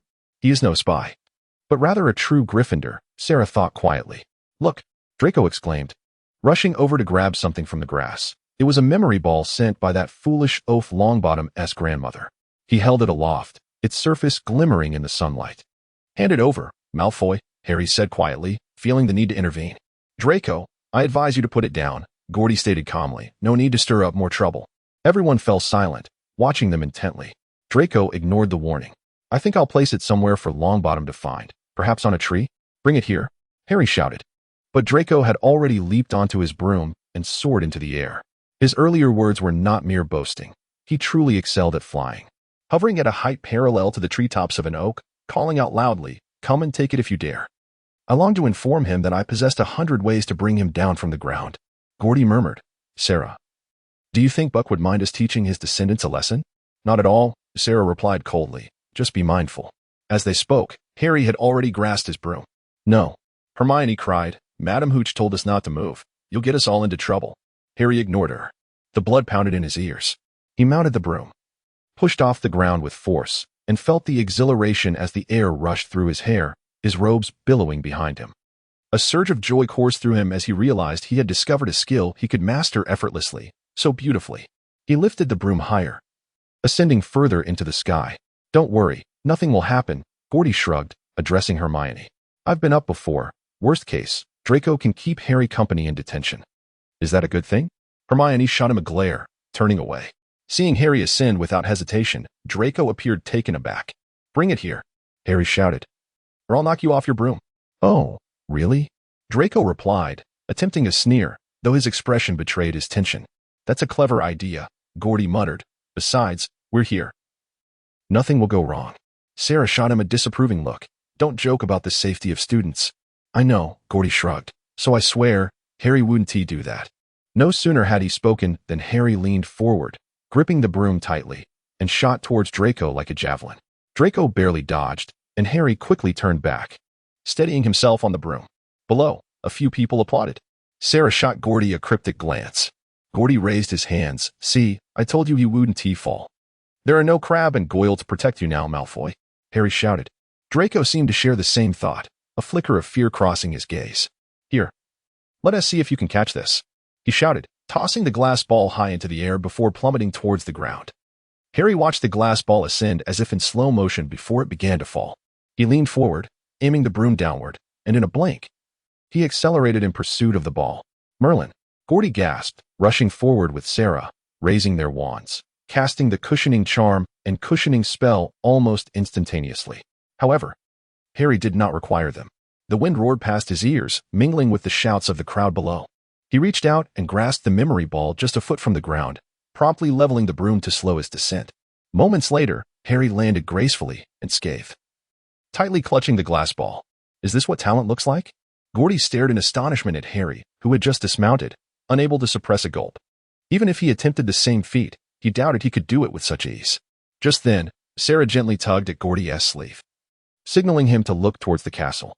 Upon turning, Gordy felt a sinking sensation in his heart. Harry Potter. Professor McGonagall was striding across the field towards them, her eyes behind her glasses flashing with fury. In all my years at Hogwarts, I have never been so incensed, she said, her voice barely containing her outrage. How dare you? You could have broken your neck. Honestly, I was worried too, Gordy whispered, but it turns out Harry is fine. It's not his fault. Professor's silence. Miss Patil. But Malfoy, enough, Mr. Weasley. Very well, Potter, follow me. Professor McGonagall marched towards the castle, and Harry mechanically trailed behind her. Behind them, Gordy and Sarah exchanged worried glances. After class, they hurried to find Hel and Rona. Gordy even forgot about Sarah's blunder. What if Harry really gets expelled? I don't think he will, Rona murmured. After all, he is the boy who lived. Better safe than sorry, Hel bit her lip. If Harry is truly expelled, we must ensure his safety. Of course, we absolutely will, Gordy nodded. At worst, we'll just reveal our identities. It won't be the end of the world. The worst-case scenario should be us leaving Hogwarts with Harry, Sarah said calmly. However, that should be impossible. Thank goodness you added that last part, Gordy said, patting his chest. Otherwise, I can't imagine the four of us being expelled from Hogwarts. It would be dreadful. Let it be known, Hel whispered. Harry has grown up under our watch. He cannot be expelled from the school we created together. Still, I believe things might not be so dire. Chapter 26. They encountered Harry on their way to dinner, and he seemed to be looking for them. Noticing their undisguised concern, Harry smiled. Don't worry, I'm fine. After a pause, he added, I wasn't expelled. Really? Of course, Harry grinned mischievously. I was selected for the Gryffindor Quidditch team. Quidditch team? Gordy's eyes widened. Professor McGonagall let you on? But didn't they say you had to be in your second year? Indeed. Harry winked. Let us go to the Great Hall and tell Ron too. So, after Professor McGonagall introduced me to Wood, he mentioned he would arrange a training session for me in a few days. You must be joking.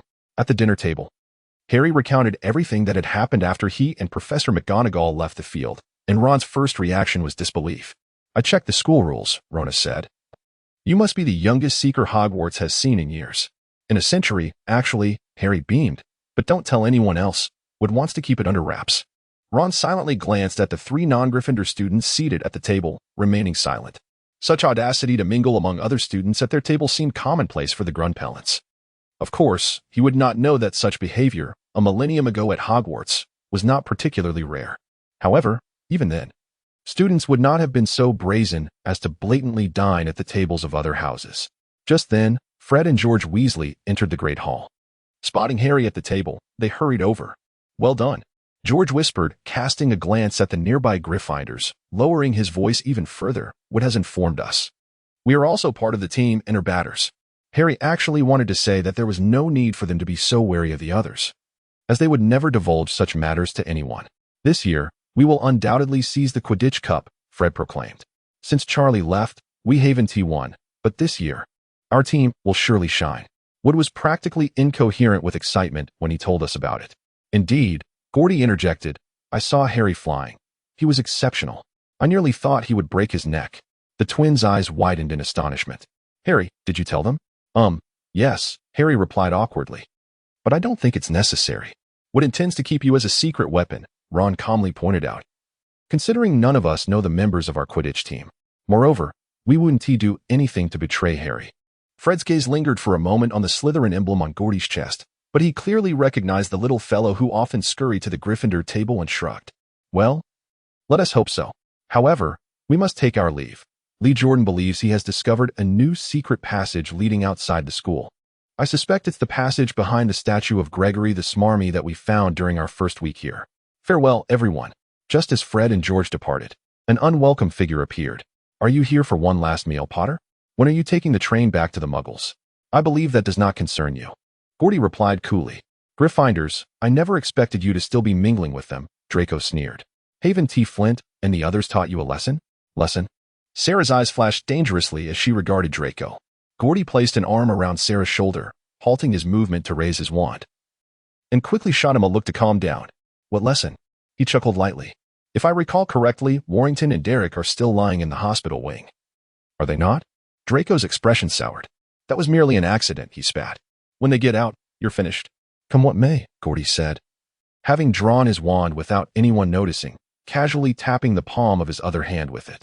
But I can't guarantee they'll make it through the Quidditch match unscathed. Tell them I sincerely suggest they find substitutes before their next game. Oh, now that you're back on the ground with your little friends, you feel braver? Harry retorted coldly.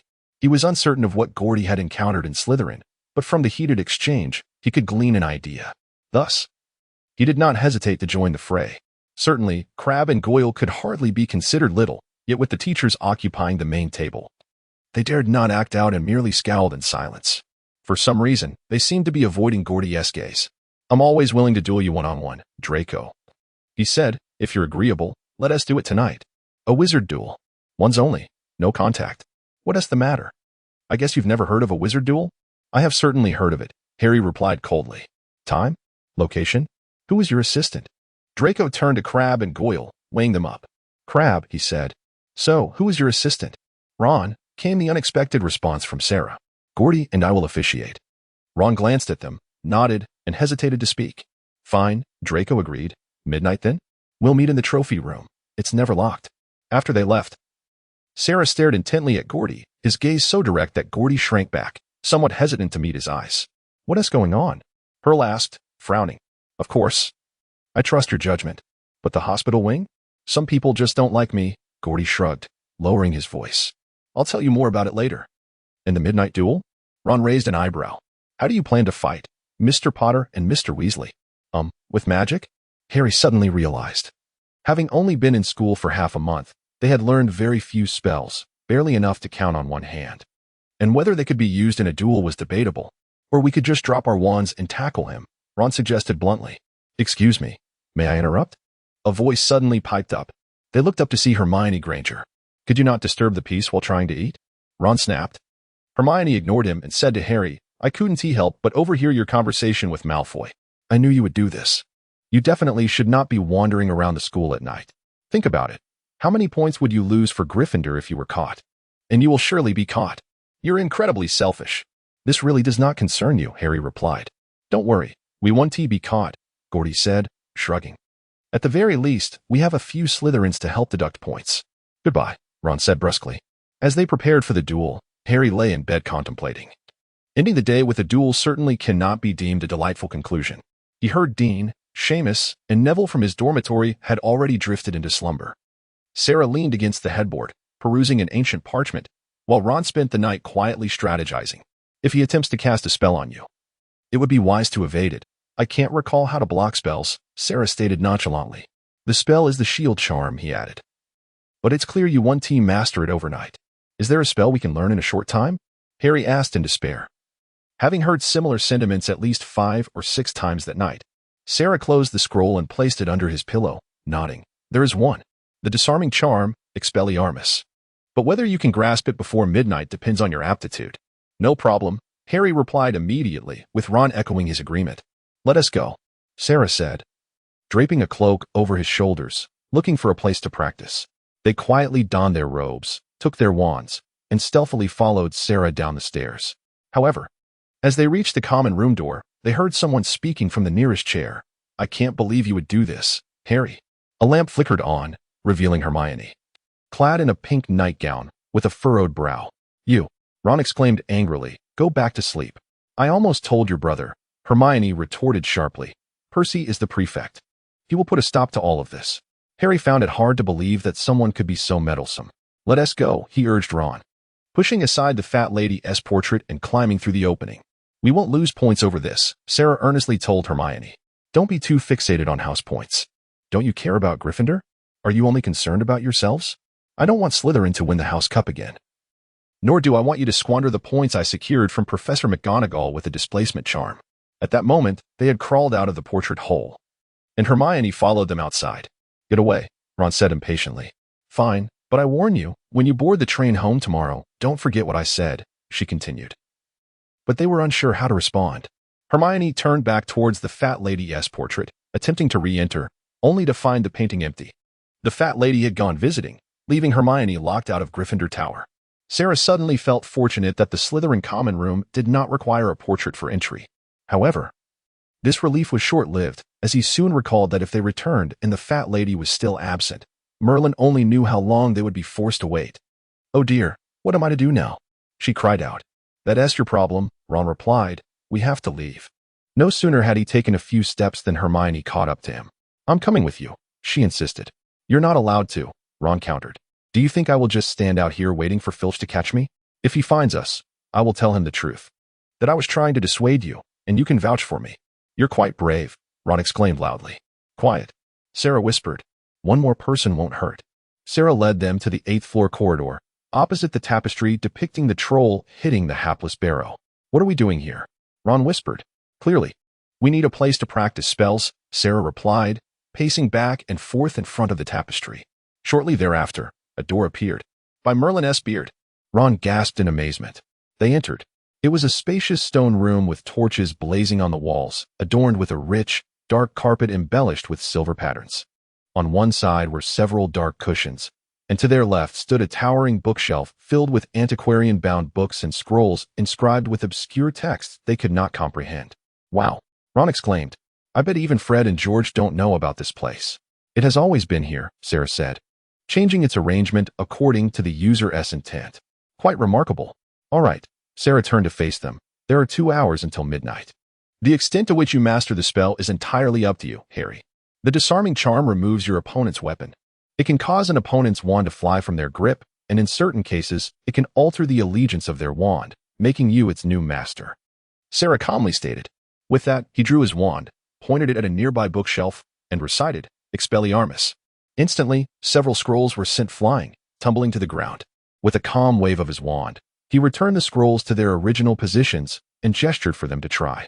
You came out here at night just to practice spells? Hermione asked incredulously. To prepare for dueling. Hermione scoffed but said nothing further. Sarah then summoned 3 dummies holding wooden sticks that had somehow appeared in the corner of the room to the center for practice. He walked around the room, correcting their pronunciation and gestures. Around 11 o'clock, Cody arrived. Upon seeing them, he raised an eyebrow in mild surprise. They quietly approached the door that led away from Filch's voice. Just as the hem of Hell's robe brushed past the corner, they heard Filch entering the trophy room. They were somewhere nearby, as they could hear him muttering, likely unaware of their presence. Good grief, how does he know someone is here? Cody whispered. Clearly. Rona replied with a hint of sarcasm. If Merlin, the illustrious descendant of Baxter, were here, I would hope he understood the etiquette of dueling. Keep quiet. Hell hissed, lowering his voice to a whisper. At that moment, they stealthily moved down a corridor filled with suits of armor, the sound of Filch's footsteps growing ever closer. As the footsteps drew near, the 3 young wizards appeared noticeably unnerved. Suddenly, someone stumbled over a suit of armor in the corner, causing it to clatter to the stone floor with a cacophonous noise that could awaken the entire castle. Merlin's pants. Gody swore softly, this way. He quickly veered into a side corridor. Amidst the commotion, he vaguely heard Harry shouting something, but could not make it out. They hurriedly ran down the corridor, turning corner after corner, until they finally burst into an empty classroom and slammed the door shut, leaning against the wall, gasping for breath. All right, I think, Gody began. But the word safe vanished from his lips as his expression turned grave. Wait, where are Harry and the others? They scattered when we ran, I guess, Sarah whispered. Filch didn't he follow us, did he? Gody waved his wand at the door, a pale blue glow flickering briefly, yet nothing happened. No. After a brief respite, they opened the classroom door one by one. We are on the 5th floor, Rona squinted, confirming their location by the surrounding statues and portraits. At this distance, the tracking charm should still be able to show something, right? With that, she drew her wand and waved it, a faint silver thread emanating from the tip, swiftly flying in the direction they had come from. Come on, disillusionment charm, Gody shrugged. Without students around, the 4 of them no longer needed to hide their abilities. On the way, I believe our dear knight can explain what you mean by the hospital wing incident. Hell crossed his arms, wearing a bemused smile. Well, it's not exactly a grand affair, Gody said. I just didn't expect that the legacy of Slytherin would have dwindled so much over a millennium, primarily targeting me. So, I should be glad they haven't been foolish enough to mistake some dim-witted lion for one of their own? Sarah raised an eyebrow. It's just that Slytherin values pure blood, while our surname, Gwyndolin, has never appeared in the wizarding world, so they assumed I was a muggle-born and looked down on me. Gody responded nonchalantly, oh, that might also include my frequent visits to Gryffindor. Sarah crawled into the portrait hole and was somewhat taken aback to see 3 young wizards slumped in armchairs, as if they had just caught their breath, their faces still flushed from exertion. What happened to you? Sarah inquired. Did you just compete in a sprinting race? No, it was the 3rd floor, Harry replied weakly, clutching the front of his robe. Without the protection of Godric and Sarah, he had truly felt the terror of the 3-headed dog lurking in the forbidden area. We nearly got devoured, Ron said blankly. Why on earth would they keep such a creature at school? If any dog needs training, it is undoubtedly that one. Indeed, after training, it should know how to deliver a fatal blow, ensuring a swift end to your suffering, Sarah remarked earnestly.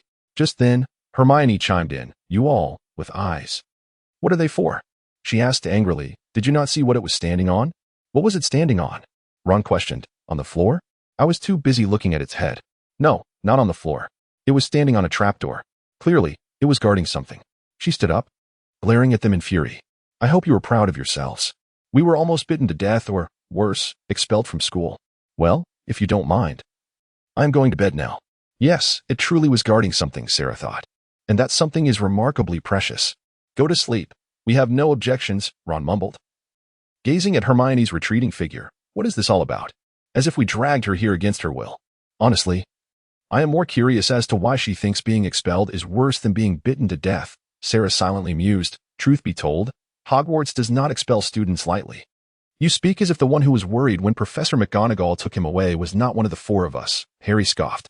The following day, Draco was utterly astonished that Harry and Ron had not been expelled. He could hardly believe his eyes. That morning, several older Slytherin students stormed into the Great Hall, causing nearby younger students to hastily avoid them. Gwynplar, you're in for it, the tallest of the boys growled as he stood before Godric, lowering his voice menacingly. Just you wait. Is this still going on? Godric sighed. First of all, the 4 of us are not muggle-born. Secondly, there is no school rule stating that students cannot sit at tables of other houses. Lastly, if you weren't constantly looking for trouble, I wouldn't want to resort to violence. Or perhaps you wouldn't mind spending a few more days in the hospital wing. Sarah flashed a congenial smile, reminiscent of the one she often wore. Bullying? How can this be considered bullying? It's merely tit for tat, she replied.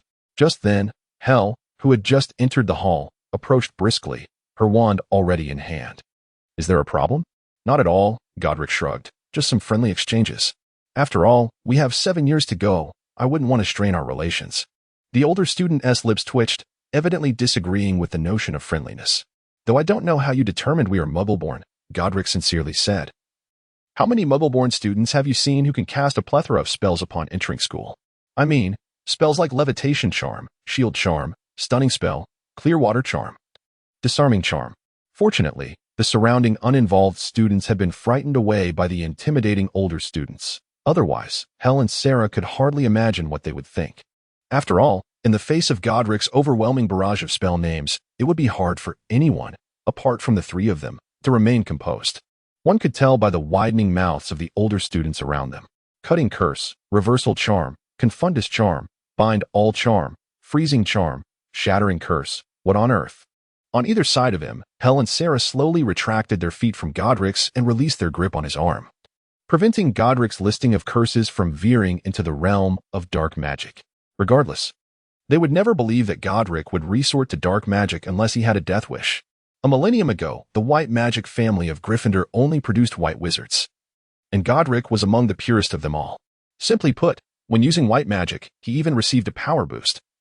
Yet he was destined never to learn a single dark curse, not even one with a hint of darkness. In stark contrast, Salazar Slytherin epitomized the opposite. Thus, Helga and Rowena often mocked them for possessing the one spell with a hint of darklight property, which was merely the counter curse for the Lumos spell. Meanwhile, Terence Derrick's expression had grown serious. Undoubtedly, he could not believe that a first-year student like Godric would utilize most of the spells listed. Yet his ability to rattle off so many spell names, many of which were not even found in the first-year textbooks, undeniably indicated that Gwynplaine was not Muggle-born. What kind of wizarding family could exist in the wizarding world without leaving a trace? Derrick suddenly shivered, realizing he might have made a grave mistake. Gwynplaine. He murmured their surname, desperately racking his brain for any recollection, yet nothing came to mind regarding this name. Could there truly be a wizarding family so mysterious that they existed without leaving a trace? Ultimately, he snorted derisively and departed with his entourage. I am quite curious about what he was thinking at that moment, Godric said, shrugging. Not to mention, his face, flickering like a palette of colors, was utterly amusing. Clearly, he was intimidated by the name Gwynplaine, which has never appeared in the wizarding world, Sarah noted. Look, our dear knight excels at posturing, Hel laughed. Not entirely so. Godric shrugged. Aren't you the same? Always appearing unfazed in times of trouble, making it seem like you have a backup plan. However, they never anticipated that he actually had no backup plan, for he alone was enough to take them down. Ron laughed and shook her head, by the way. Why are you here instead of dining? We were cornered by a few older students, Godric replied succinctly. But, Ron, why are you only just arriving? Oh. I was discussing a few problems with someone in the library, Ron casually stated. You went to the library this early? Godric exclaimed incredulously. Oh, wait, if it's Ron, then it's not particularly hard to believe. Is there really someone who goes to the library at this hour? He quickly caught on to the second surprising point. Indeed. Hel shrugged. There are always those in Ravenclaw who would rather sleep in the library. By the way, Ron, who was it that you discussed problems with? It should be a boy from our year in Ravenclaw, Ron replied. I think you should know him. His surname is Stokes. What is the matter? Clearly, our gentle and kind-hearted Hufflepuff lady has succumbed to jealousy, Gordy remarked, raising his hands in mock surrender. He hastily darted behind Sarah, just before the 4 lethal beams from Hel and Rona could reach him. As Hel pondered with a grin about what potion to add to Gordy's pumpkin juice at dinner, the arrival of Harry and Ron disrupted the scene. Good morning, everyone. Harry yawned. Have you had breakfast yet? Not yet, Gordy replied. Come on, let's go together. The sausages looked delightful this morning. Before Harry and Ron could react, they found themselves ushered to the nearest Hufflepuff long table by Gordy, where a circle of Hufflepuff students stared at these unexpected guests in astonishment. Ding. System notification. Your friends Harry and Ron have joined your 4 Founders Roundtable team. The next instance, Halloween, has been unlocked. Compiled on January 7, 2022. Upon further investigation, it was discovered that the spell for flickering lights was actually invented in the 17th century in the original text. Let's assume it existed a millennium ago for our purposes. Chapter 31. The eve of Halloween arrived in what felt like the blink of an eye. That morning, as they awoke, the sweet aroma of roasted pumpkin wafted through the corridor, to the delight of the first-year wizards. Professor Flitwick announced in their charms class that he believed they were ready to start levitating objects. Since witnessing Professor Flitwick send Neville's toad soaring around the classroom, the students had eagerly anticipated trying this skill for themselves. Professor Flitwick paired the entire class into 2s for practice. Harry's partner was Seamus Finnegan, while Ron was teamed up with Hermione Granger. It was difficult to ascertain who was more exasperated, Ron or Hermione. Now, do not forget the delicate wrist motion we've been practicing, Professor Flitwick exclaimed sharply from atop his stack of books. A flick and a swish. Remember, a flick and a swish. Pronouncing the incantation correctly is equally vital. I can hardly wait to see how many mishaps will occur in this class, Hel whispered to Sarah, who was grouped with her. By the way, is that story about the wizard and the buffalo true? If a solitary wizard were to find themselves needing to pair with another house during this partner exercise, it would undoubtedly be Gwendolyn Pauling. Typically, the four of them grouped together in nearly every class. Perhaps, Sarah replied in the same hushed tone. I believe that was a summoning spell. Oh, children, stop chatting and let me see you practicing. Professor Flitwick called out. Sorry, Professor. Hel directed her wand at the feather on the table meant for their practice. Flicked and swished, yet nothing happened. Miss Pauling, you could add a bit more amplitude to your wrist movement. Professor Flitwick kindly noted as he proceeded to the next table to assess others' progress. Of course it won't work, Hel muttered. I didn't even use magic. It's perfectly normal for first-year wizards, Sarah observed. After all, they still don't know how to control their magic. Saying this, he waved his wand without uttering the incantation, and the feather quietly lifted, hovering approximately 10 centimeters above the table. Before anyone could notice, it gently descended back onto the table, motionless. Impressive, Mr. Pauling succeeded on his first attempt. Hel exclaimed dramatically, pretending to applaud. Gryffindor should receive 10 points for that. Thank you for the compliment, Sarah replied earnestly. But I believe our Miss Pauling could do even better, should she choose not to hide her talents. In truth, Miss Pauling preferred not to draw too much attention to herself. Hel maintained a serious expression as she added that she merely wished for her students to grow up safe and happy. At that moment, a voice of admiration rang out from nearby. Oh, well done. Everyone look. Miss Granger has succeeded. Professor Flitwick announced. Gryffindor gains 5 points. They turned to see Hermione rolling up her sleeves, expertly controlling the feather to float 4 feet above their heads. Meanwhile, Ron seemed to be in a foul mood. Oh, here comes Hermione again, Hel chuckled. Is there any spell she can't master? According to the educational standards of Hogwarts during this era, none, Sarah replied calmly. Just as they exchanged a few words, a low murmur of astonishment erupted from the other side of the classroom. Oh, splendid. Mr. Stock has also succeeded. Ravenclaw gains 5 points. Professor Flitwick declared, beaming. Indeed, a flick and a swish. Before he could finish, another gasp echoed from the opposite side of the room. Seamus, in a fit of frustration after several failed attempts, jabbed his wand at the feather, igniting it. Harry rushed to extinguish the flames with his hat. Hel vaguely heard Hermione saying something to Ron, who looked increasingly displeased. Did Stock mention him? Hel pondered. Yes, he's that boy with a unique perspective on spells. You don't know him? Sarah asked, puzzled. Given they were in the same house and year, it was surprising that Hel had not made his acquaintance yet. You must understand. Not every young wizard enjoys sitting in the common room, chatting with classmates, Hel replied with a shrug. In contrast, the Ravenclaws prefer to retreat to the library, quietly engrossed in their studies. Plus, I'm not particularly outgoing myself. While my roommates are fine, when it comes to the boys, I only know their names. As class was about to end, in a bid to avoid an additional practice spell in their homework, Hel and Sarah simultaneously waved their wands to send the feather aloft, becoming the last 2 successful students of the session. I can hardly believe I actually succeeded, Harry exclaimed excitedly after class, glancing at Ron, whose mood appeared to have soured significantly. No wonder everyone can't stand her, Ron grumbled as they struggled through the crowded corridor. I can't believe someone like her exists, honestly. She is like a nightmare. Who? Hel inquired, though she had a suspicion already forming in her mind. Hermione Granger, Harry answered. She happened to be paired with Ron in class. Just as Hel was about to admonish them for speaking ill of a classmate, she realized it was too late. Hermione brushed past her, hurrying away. As she passed, Hel and Harry were taken aback to see tears streaming down her face. Merlin. She must have overheard what we just said, Hel whispered. She wooed T. So what? Ron replied, though a hint of anxiety crept into his voice. She must have noticed. She doesn't have a single friend. I think we should go after her, Hel suggested. Harry found it difficult to judge right from wrong. But Hel had already rushed after Hermione. Ron stared at her retreating figure, momentarily dazed. Has she always been like this? He asked. Sarah nodded silently, withholding her thoughts. She wouldn't tell them that comforting a classmate who had been brought to tears by their peers was something they had all done a millennium ago.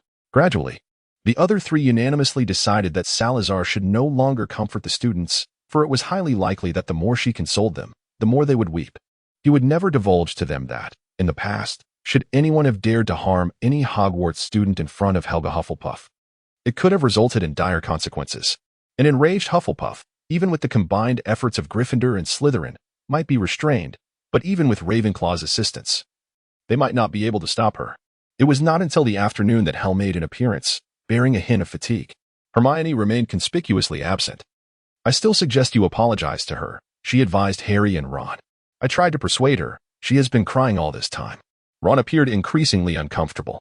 I don't want her to start lecturing me again, he muttered. Chapter 32. They ultimately rushed to the girls' restroom before dinner to seek out Hermione, ensuring repeatedly that no one was around and that Hel and Rona had entered to confirm the absence of onlookers. Even so, when Gody was forcibly dragged in by Hel and Rona, he wore a tragic expression akin to one prepared to face death. Hermione? Hermione? Are you in there? Harry whispered. However, this was entirely unnecessary. The soft sounds of sobbing had already spoken volumes. Hermione, it's us, Hel said gently. Harry and Ron are here to apologize. Can you speak? The sobs ceased. Then, a voice, thick with the remnants of tears and tinged with surprise, emerged. Hel, aren't you going to the feast? We decided to find you before joining the festivities, Hel replied with a smile, considering Harry and Ron's willingness to venture into the girls' restroom for her sake. Hermione, will you come out? Not just the two of them. Gody interjected, maintaining a calm facade while his tone revealed a desperate yearning to weep. I was dragged in here by them as well. Merlin above, I thought this would be the one place I would never set foot in my life, the girls' restroom. Hermione. We are truly sorry, Harry said earnestly. It was unintentional. Ron, too, hesitated, casting a glance at Harry for encouragement. Hermione Granger, I am genuinely sorry. I did not mean to say that. I mean, I'm really sorry. Crying is certainly not a solution, Sarah stated solemnly. I suggest you learn a few hexes and find a time to deal with them properly. Harry and Ron exchanged silent glances. Come on, they are still here. Did you know? Gody began, evidently trying to lighten the mood. There's a legend in our family. Children should never stray from adults on Halloween Eve. For it is said that a mysterious curse looms, and all children who sneak away will encounter dreadful monsters. I heard there will be a feast filled with delicious food. Rona remarked. It would be a shame to miss it. Indeed. Come on, Hermione, Hel urged. The hall is adorned with beautiful pumpkins and bat decorations. Let us go and see. It is said that the evil and terrifying dark wizard Slytherin will send a giant to capture any little witch who fails to attend the feast on time. Gody said ominously, but clearly, no one was frightened by his words. Slytherin? A giant? Hel shot Sarah a peculiar glance. Since when has such a legend appeared at Hogwarts? I was unaware of this. It was evident that some Gryffindor was fabricating tales. Finally, a comical voice, half laughing and half crying, emerged from the stall, followed by the sound of fumbling with the lock. 10 seconds later, the door of the innermost stall opened, revealing a tear-streaked Hermione standing quietly, her eyes red and swollen. Hermione, you finally came out. They collectively exhaled in relief. Hermione, you finally decided to emerge. Hel approached gently, wiping the tears from her face. Look. Your face is all smeared from crying. Ron appeared somewhat awkward. I'm really very sorry, he reiterated, his head nearly bowed to his chest. I didn't mean it. I was impulsive. I didn't think. It is not your fault. This is entirely my doing, Hermione replied in a low, hoarse voice. I was too overbearing. All right. Let us put this matter to rest, Gody said, patting Hermione's shoulder. Let us return. Perhaps we can still catch the feast. They exited the girls' restroom before leaving. The boys unanimously insisted that Hel and Rona check for anyone outside first, their comically serious demeanor eliciting a chuckle from Hermione, and slowly made their way along the stone corridor toward the hall. The hall must be quite lively today, Gody remarked. I can almost hear the excited chatter. Suddenly, he halted, and at the same moment, Ron raised his hand. Do you smell something? Harry inhaled deeply, a foul stench invading his nostrils. A nauseating blend of sweaty socks and an unkempt public restroom. Almost immediately upon detecting the odor, they all instinctively covered their noses. Good grief, Hel's face contorted in disgust. Her brow furrowing. This is impossible. How could this thing appear at school? Then, they heard a low grumbling and the sound of massive feet dragging across the ground. What is that? Harry began to inquire, but Gody abruptly yanked him into the nearest shadow. He noticed that all 4 of the Gryffindors instinctively held their breath. Their gazes fixated on the left side. At the end of a corridor to the left, a colossal figure was approaching them. Harry's eyes widened in terror as he watched it slowly step into the moonlight. The sight was utterly horrifying. It stood 12 feet tall, with dull, lifeless skin resembling granite. Its massive, clumsy body resembling a heap of enormous rubble, topped with a small head akin to a cocoa bean. Its short legs were stout like tree stumps, ending in flat, gnarled, calloused feet. The stench emanating from it was nauseating. It clutched a hefty wooden club, dragging it along the ground due to the length of its arms. A giant, Gody and Sarah whispered simultaneously, answering Harry's unasked question. Such a creature, with its rough skin and low intelligence, was always a source of exasperation. How did it get into the school? Rona remarked, her brow furrowed in concern. It shouldn't be here. Let us hope I never find out how it got in, Hal murmured. Undoubtedly. A fully grown giant with a high potential to harm students had crossed a line drawn by Helga Hufflepuff, the founder most protective of students. Should we fight it? Sarah whispered, her wand clutched tightly in her hand. Can we defeat it? Gody replied in a similarly hushed tone. Wouldn't the commotion be too loud? Only they, along with Hel and Rona, understood that Gody was not merely concerned about whether the four of them could defeat the giant, but rather how they could triumph over an adult giant with the magical resources befitting first-year students. After all, vanquishing such a massive entity would undoubtedly create a considerable uproar. As the professors hurried to investigate, they discovered traces of nefarious dark magic upon the troll. Locking eyes with Hel and Rona, Gody signaled discreetly, and they nodded in immediate understanding. Suddenly, a thought struck Harry, and he cast a puzzled and eerie glance at Gody. So, the rumors of a troll on Halloween Eve were indeed true? On the count of 3, 2, 1, we run in the opposite direction together, Gody whispered to Harry, Ron, and Hermione. Do not hesitate. Do not look back. Leave at the fastest speed, and then quickly seek out a professor. 3, 2, 1, run. Gody practically shouted the last 2 words. No sooner had the words left her lips than the children bolted down the corridor, their footsteps echoing. The troll, evidently attracted by the sudden noise, blinked and began to lumber towards them. Run. Don't look back, Gody urged, calling out to Harry, Ron, and Hermione's retreating figures. In perfect synchronicity, he and Sarah abruptly halted, gripping their wands tightly and turning to face the troll. Find it swiftly. A thick rope shot forth from the tip of his wand, quickly wrapping around the troll's body. The creature staggered, losing its balance, and began to thrash, emitting low growls of frustration. With a disdainful huff, Sarah cast a silent freezing charm, instantly cloaking the troll in frost, its club solidifying into an icy block. Damn it. This creature's magical resistance is formidable, Gody muttered, waving her wand to cast a disarming spell. The club flew from the troll's grasp, crashing to the ground behind them, its icy surface shattering upon impact. Suddenly weaponless, the troll appeared momentarily bewildered and began to struggle more violently, the ropes visibly fraying. Meanwhile, Rona was rhythmically waving her wand, murmuring incantations. Anyone observing at that moment might have seen a faint blue aura emanating from her, spreading towards the walls, which subtly glimmered with a soft golden light in response. Beside her, Hel vigilantly monitored the battle, her task being to ensure that Rona could activate the protective enchantment of this area without interruption. This enchantment, painstakingly inscribed by the 4 of them centuries ago, was designed to safeguard Hogwarts, weakening any perceived adversaries within its bounds. However, as time ebbed, this protective array seemed to have faded into obscurity, with many sections showing significant wear and damage. Harry could no longer resist the urge to look back, and a suppressed gasp escaped his lips. Gody and Sarah, with their backs turned to him, were deeply engaged in combat with the troll, casting spells whose names eluded him, striking the creature without inflicting any real pain, only stoking its fury further. The troll's roar, without a doubt, resonated with Ron and Hermione, causing them to halt and turn back in unison. Upon seeing the scene, they found themselves rooted in place. My goodness, what spell is that? Hermione gasped, covering her mouth in astonishment. She watched as Gody's wand sliced through the air, leaving cracks in the ground where the white light had passed, and a deep gash appeared on the troll's hide.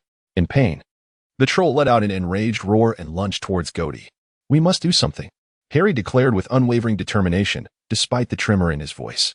Ron and Hermione nodded in agreement, their hearts racing with fear, yet feeling an undeniable urge to act. As first-year students, how could they allow their classmates to face danger alone? Exchanging resolute glances, they sprinted back into the fray. Hey, you big fool, over here, Harry called out desperately to the troll. Hearing the voice, the troll clumsily turned, squinting to discern the source of the sound. Its grotesque eyes locked onto Harry. After a moment of hesitation, it began to lumber towards him. The troll's sudden change of target brought a wave of relief to Gody. But as the realization of who had shouted dawned on her, anxiety surged anew. Harry, get away. You fool. as the troll advanced menacingly towards Harry. Ron, who had quietly circled to the side, shouted loudly, hurling a chunk of stone at the troll. Just as Sarah raised her wand, preparing to unleash a powerful spell, her gaze flickered, and she altered her incantation to a shriek spell. Instantly, a piercing, ear-splitting scream erupted, compelling everyone to cover their ears in recoil. At the epicenter of the sound waves, the troll suffered the most, its massive form wobbling as it let out a frustrated roar, its thick arms flailing dangerously close to Harry and Ron. Hermione stood nearby, frozen in indecision. In a sense, she felt responsible for all that had transpired. If not for her, her friends wouldn't have encountered the troll. As Ron backed away, hands clasped over his ears, he stumbled over something at his feet. Looking down, he saw the troll's club. Instinctively, he drew his wand and pointed it at the weapon, almost before his mind could process what to do next. He heard himself shout the first spell that came to mind, Wingardium Leviosa. Simultaneously, Harry and Hermione pointed their wands at the club as well. Perhaps it was the only spell they were all familiar with, or the unspoken bond among them. But at that moment, they shouted the incantation in unison. As if orchestrated by fate, the walls around the troll suddenly glowed with golden light, cryptic ancient symbols flickering into existence, ensnaring the troll in invisible shackles, rendering its movements sluggish and cumbersome. Under Godey's astonished gaze, the club rose high into the air, then slowly turned and descended, striking the troll on the head with a thunderous crash. The troll swayed momentarily before collapsing face first onto the floor, shaking the entire corridor with a resounding thud. As the troll fell, Harry exhaled a deep sigh of relief, his tense body relaxing, though still trembling slightly. On the other side, Hermione sank to the ground, her entire form quaking uncontrollably. Is it really possible to fight like that? Godey swallowed hard, turning slowly to Sarah, who appeared as though the protective enchantment had been cast upon him instead of the troll. Who knew the troll could be defeated this way? Not every wizard who only knows the levitation charm is fortunate enough to encounter a troll, Sarah replied amiably. They were quite lucky. Meanwhile, Hel rushed towards them just as Rona completed the enchantment, her face etched with concern. Are you all right? No injuries? Harry? Ron? Hermione? They each reassured her, their voices trembling yet steady, affirming they were unharmed.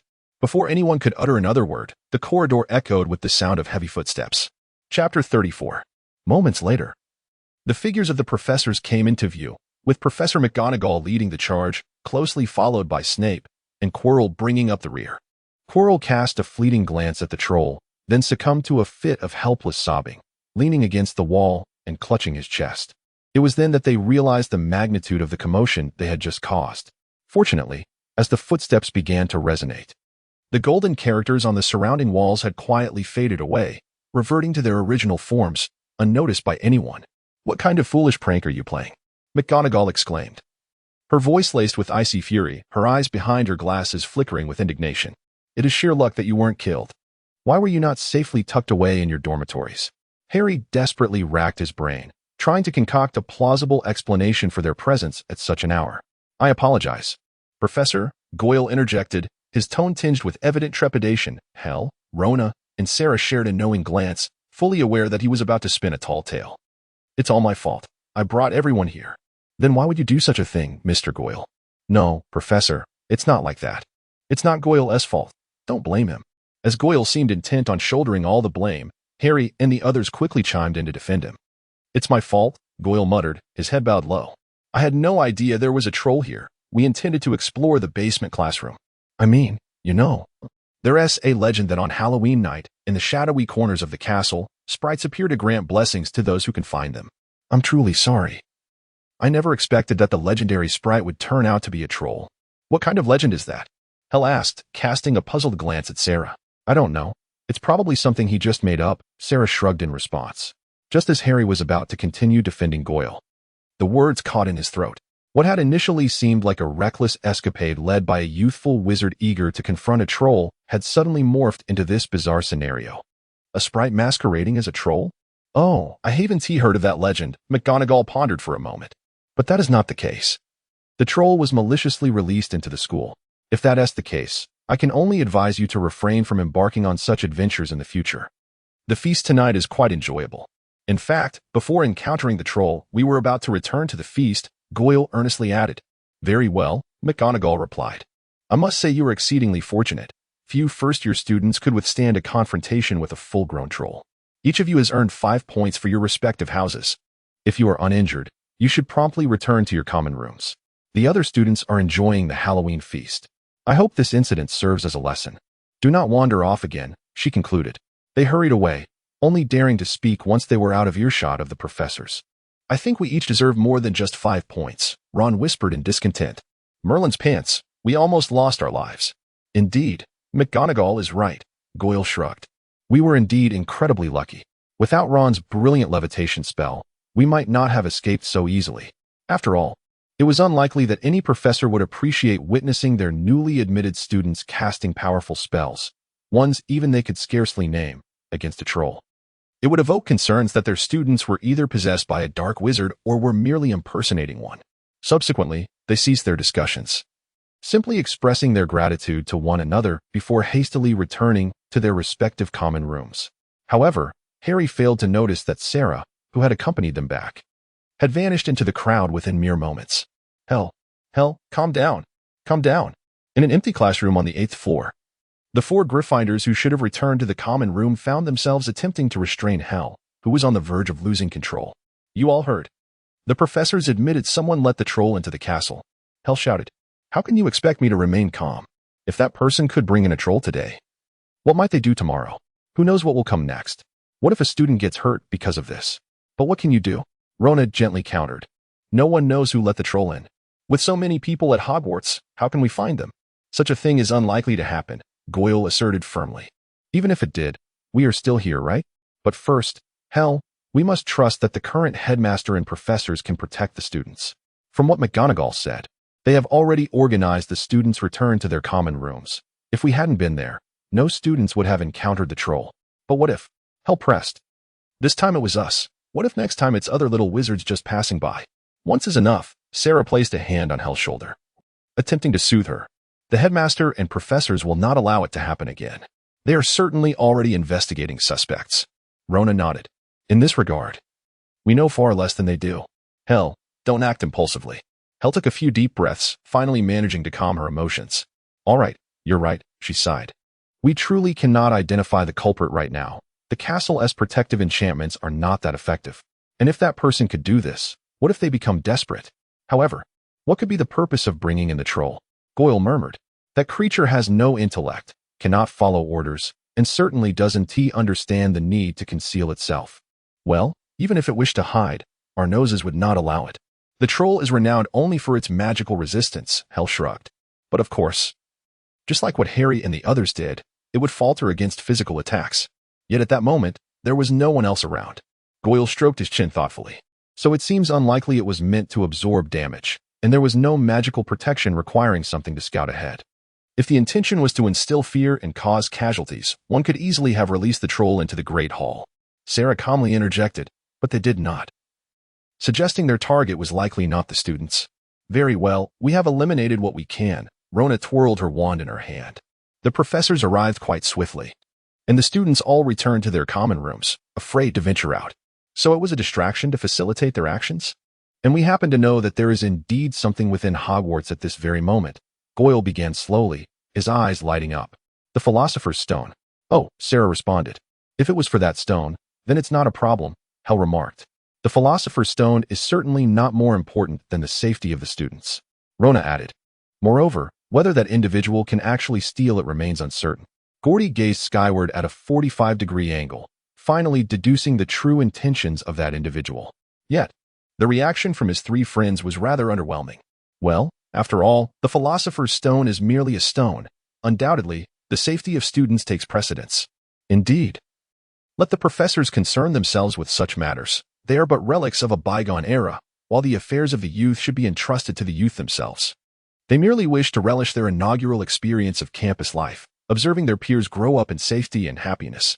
Chapter 35. The cold arrival of November had swiftly descended, bringing with it a biting chill. The mountains surrounding the school were shrouded in a gray haze, blanketed in ice and snow, while the lake's surface resembled hardened steel, cold and unyielding. Each morning, frost coated the ground. From the window above, Harry could see Hagrid, enveloped in a long coat of mole fur, adorned with rabbit fur gloves and massive beaver fur boots, diligently de-icing the Quidditch pitch. The onset of November also heralded another event, the commencement of the Quidditch season. This Saturday marked the first match of the season, pitting Gryffindor against Slytherin. Simultaneously, it would be Harry's debut match after weeks of training. Few had witnessed Harry in action on the Quidditch field, not even the 4 members of Gryffindor, including Ron and Hermione, would had opted to keep Harry's participation a closely guarded secret, positioning him as their hidden asset. However, word had leaked that Harry would be seeking the Golden Snitch, leading to mixed reactions. Some reassured him of his prowess while others joked about needing to hold a mattress beneath him to catch him if he fell. Harry found himself uncertain which sentiment was more disheartening.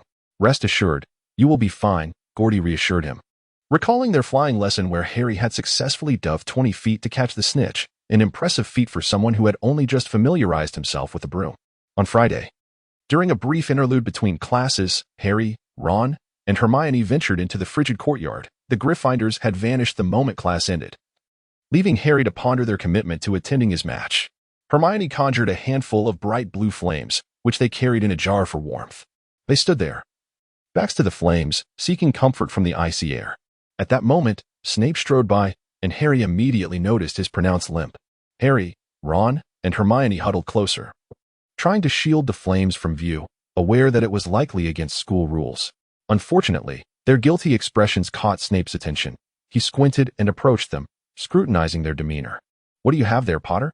he inquired sharply. "It's Quidditch, a history," Harry replied, raising the book for inspection. For reasons unknown, the title seemed to stir something in Snape, a flicker of disdain crossing his features. "Books from the library are not permitted outside school grounds. Potter, hand it over." "Is there such a rule?" Harry queried, watching Snape limping away, curiosity piqued. "And what happened to his leg?" "Who knows, but it must hurt like blazes," Ron replied, a hint of schadenfreude evident in his tone. That evening, the common room buzzed with excitement as Harry, Ron, and Hermione gathered by a window while Hermione checked their homework.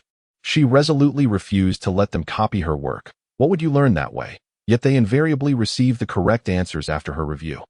Harry felt a knot of anxiety form in his stomach as the impending match loomed, with Sarah and the other Gryffindors still absent. He found little solace or encouragement from his friends. After a moment's hesitation, he resolved to retrieve his book on Quidditch in order to relax his nerves and distract himself from thoughts of the match. Why should he fear Snape?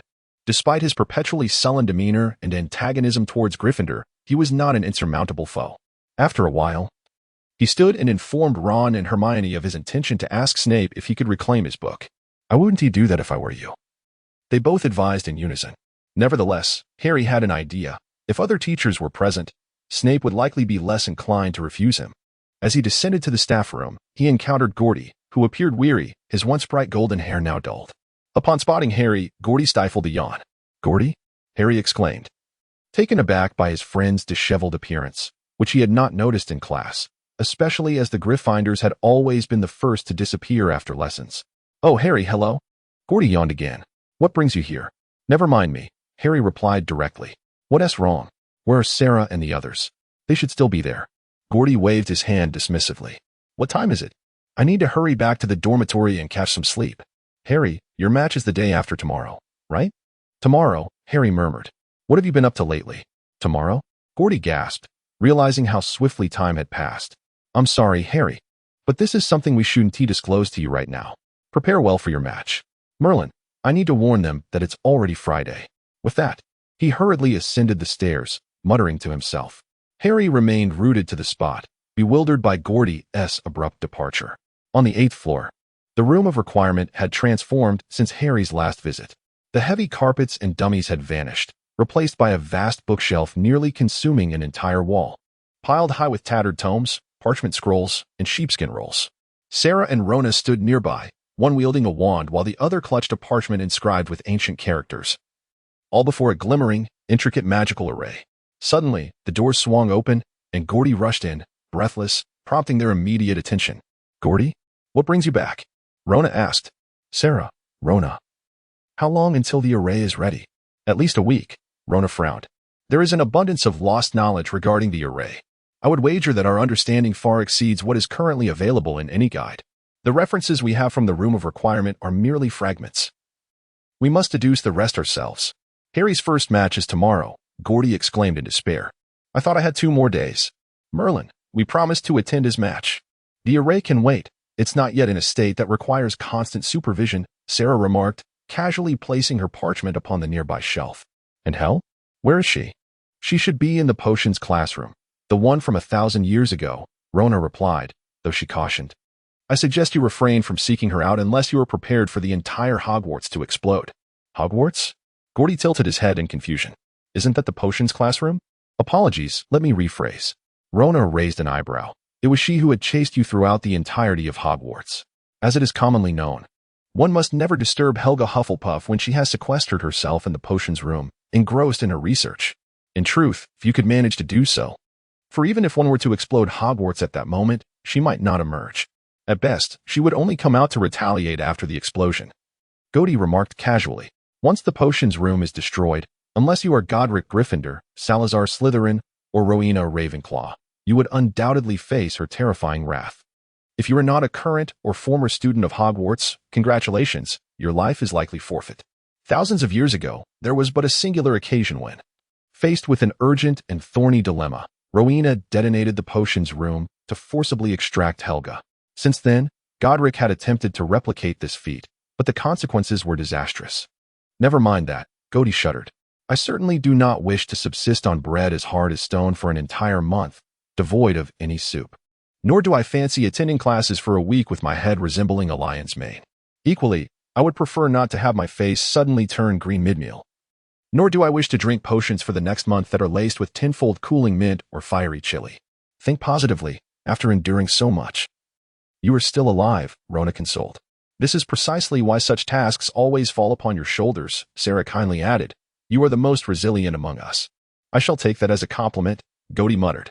So, our wise Lady Ravenclaw. Might I inquire if you would be willing to undertake the task of rescuing your girlfriend from the potions room for the sake of our little Harry and your two friends? Oh, do not suggest such things, Rona replied. Even I cannot restrain an irate Helga. Let us not forget that the soul stabilizer is no simple concoction to brew. Moreover, if I recall correctly, there remain only 3 vials of the blood mixture from the basilisk and the manticore, all of which are ancient reserves protected by magic. So, consider this, gentlemen. If our interference leads to her failure in brewing, what might the repercussions be? In truth, I believe Sarah would be entirely unperturbed by the prospect of capturing a manticore or basilisk, Gordy shrugged, for he had slain more than a handful in his time. You must understand, Sarah replied calmly, that creatures like the basilisk, where one head agrees to cooperate while the other does not, leading them to quarrel, are of little use. And the manticore, despite its formidable strength, cannot be swayed to our side and is notoriously bloodthirsty, aside from maintaining biodiversity. It serves little purpose other than to cull the population.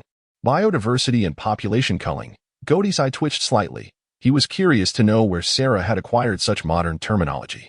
Oh, that, Sarah said. When I was scouring Diagon Alley, I happened upon a few Muggle bookstores and casually perused a couple of books. It is called Knowing Oneself and One's Enemy. Then you did not come across a book detailing 100 ways to annihilate the Muggle world? Gordy remarked silently. Of course not, Sarah replied, puzzled as to why Muggles would write books about their own destruction. Naturally, it was merely that the few I glanced through began with the impending apocalypse of the Muggle world, which led me to believe they ought to author a tome on the subject. In the 36th chapter, the 3 who had not enjoyed a restful night soon returned to their dormitory to catch up on sleep, plunging into a profound slumber. It was not until the early hours of the following day that Helga, sporting 2 dark circles under her eyes, finally made her appearance. As anticipated, upon learning that Harry was to compete that day, she gasped in astonishment. Today? So soon? Merlin, what hour is it? It is 3:30, Gordy said. If you wish to attend the match, you have approximately 4 hours. Before he could finish, Helga vanished like a gust of wind at the staircase. Having had no time to inquire about her potion, Gordy stared blankly, hoping they would finish before Christmas. We certainly shall, Rona assured him. I already have a rough plan on how to combine the functions of lineage detection and location tracking. I have always harbored a question, Gordy mused, stroking his chin.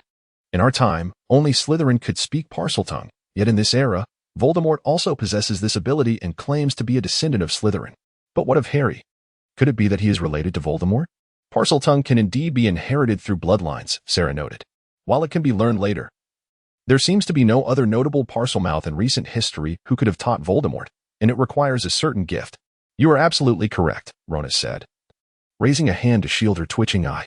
Back in the day, she and Helga struggled to distinguish between the hisses, while Goti, the white wizard, learned it remarkably quickly. Were it not for the knowledge that Gryffindors have always produced white wizards, she might have suspected a distant familial connection between him and Sarah. Moreover, both Harry and Sarah share black hair and green eyes. That too could be considered hereditary. Goti continued his deduction. It is well known that Voldemort killed Harry's parents, and by the timeline, Voldemort should be of Harry's grandfather's generation. Could this be a family feud? Indeed, for the sake of familial interests, there is little one would not do. Did not Gavino even attempt to assassinate Sarah for similar reasons? Furthermore, Voldemort's name hardly sounds genuine. Do not even mention him. Sarah said flatly. Killing him would be a service to Hogwarts. Gavino Slytherin was the half-brother of Salazar. 1,000 years ago, Gavino, fearing Salazar's formidable power might threaten his position as heir, repeatedly attempted to assassinate him, leaving Salazar gravely injured on one occasion, which terrified the other three. Helga even remarked that it was a miracle he survived to return to Hogwarts. Eventually, the assassination attempts failed, and Gavino even extended his hand toward Hogwarts, thereby trampling upon the foundation of their bond. What infuriated Godric even more was that their father, the then head of the Slytherin house, sided with Gavino. Ultimately, Godric and Salazar joined forces to annihilate a significant portion of the Slytherin family, including their father and Gavino, leaving only a few who bore no ill will towards Salazar to barely sustain the family's operations.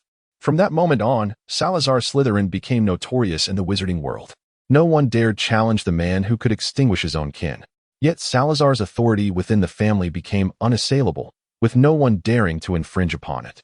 So, Goti, are you suggesting that Rona quickly grasped the implication of what Goti was trying to convey, her eyes widening slowly? That Voldemort is from Harry's grandfather's generation and they share a blood relation? Otherwise, how could one explain it? Goti spread his hands, questioning the sheer coincidence of a Parselmouth killing another Parselmouth as parents. Parseltongue is not a common trait, either in ancient times or today. What could possibly link two Parselmouths together? Harry is my descendant? Sarah pondered deeply, reflecting on the years they had spent together. The hair color and eye color are indeed similar, and his personality aligns well with the admission criteria, though he is somewhat reckless and speaks with a sibilant accent. I believe there is a genuine possibility, he concluded. Rona nodded in agreement. I perused several books earlier, and it appears that the Potter family is indeed a venerable pure-blood lineage, which supports this theory. Oh, splendid, Goti shrugged. Should we inform Harry? It seems like it would be a significant shock for him. The match is imminent. Perhaps we should wait until after the game to discuss it? However, they could hardly anticipate that what appeared to be an ordinary Quidditch match would devolve into their need to thwart two murders. That morning, the weather was clear yet chilly. The aroma of roasted sausages wafted through the dining hall, as everyone eagerly anticipated an exhilarating Quidditch match, engaging in lively conversation. Harry sat listlessly at the table, feeling nauseous and unable to eat anything. You must have a few bites of breakfast, Ron insisted, placing a fried egg on Harry's plate. I don't want anything to eat, Harry replied morosely. Just try a bit of toast, Hermione coaxed, shoving a piece of bread into Harry's hand. I'm not hungry. Harry shook his head. The Gryffindors were still conspicuously absent, and Harry felt puzzled and perplexed about what they had been up to lately. Given that they still had time for classes, did they truly lack the opportunity to attend his match? After all, this was his inaugural game. Harry, you need to maintain your stamina, Seamus Finnegan remarked. Seekers are always the primary targets for the opposing team. Thank you, Seamus, Harry said, watching him slather thick ketchup on his sausage. Just as breakfast was drawing to a close, Harry finally spotted 4 familiar figures rushing into the hall. Grabbing a stack of white bread from the nearest table, Hufflepuffs, just as the food was about to vanish. The match has tea started yet? Gordy glanced anxiously at the large clock on the wall, incredulous at how long they had slept. Anyone would feel this way after averaging less than an hour of sleep for an entire week. Helen yawned, stating that she would need to catch up on sleep after the match. They ate their bread while making their way to the Quidditch pitch. The stands were nearly elevated into the sky, filled with a staggering number of spectators, as if the entire student body had come to witness the match. Many students even brought binoculars. Oh no, Gordy exclaimed, we forgot the binoculars. Will we be able to see the match clearly? I merely hope that the game will help me understand the rules swiftly, Helen said, rubbing her temples. I still struggle to distinguish between the 4 balls. No worries.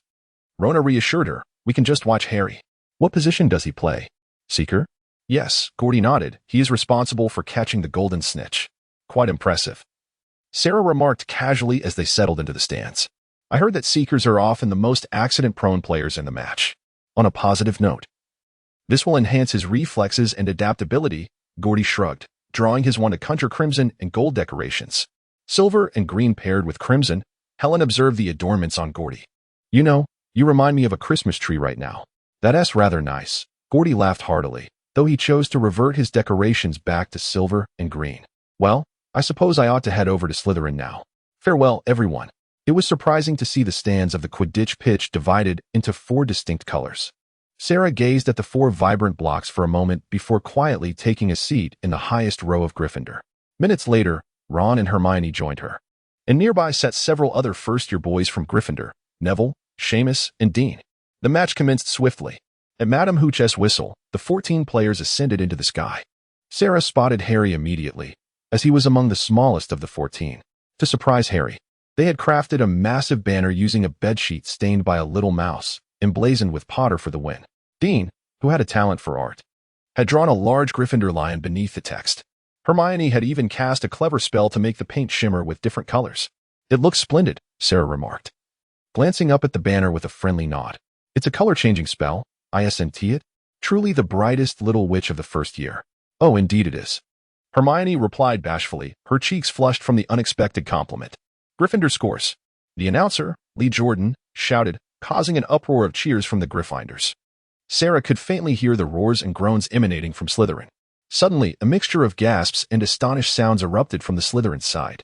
Sarah felt an ominous sense of foreboding, which was soon confirmed. A silver-green Slytherin flag waved proudly above the Slytherin stands, but that was not the main point.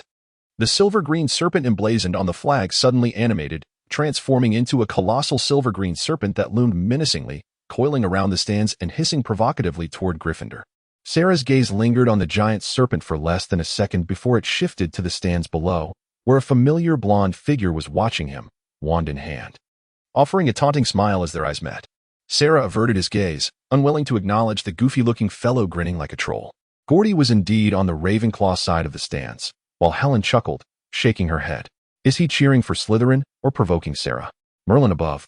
This match is bound to be intriguing. What spell is that? A voice suddenly chimed in beside her, belonging to a boy with dark hair and gray eyes, who was keenly observing the serpent. There must be a combination of a manifestation spell and an enlargement charm. Helen recognized him as Brian Stokes, a spellcasting prodigy from their year. She was not surprised that he sat at the edge of the bottom row, just like her. As they both had little interest in Quidditch and were only there due to certain reasons, like Harry. Or perhaps Brian, whose enthusiasm for Quidditch was fervent. Oh, perhaps, Helen shrugged. A combination of the enlargement charm, the manifestation spell, and the movement and speech charms? As she spoke, she drew her wand and waved it, causing the bronze eagle that adorned her scarf to spring to life, transforming into a palm-sized bronze eagle that joyfully flitted around them. The movement and speech charms? Brian nodded. It should be a variant of the speech charm. I see. No sooner had he spoken than he drew his wand and murmured a few incantations. Soon enough, another little eagle appeared, circling above their heads. How about that? Quite impressive. Professor Flitwick was right. Helen nodded in agreement. You truly are a spell-casting genius. Although these are merely fundamental spells, successfully combining them proves to be quite a challenge, especially for a first-year student. He smiled faintly, his lips pursed, a blush creeping onto his ears.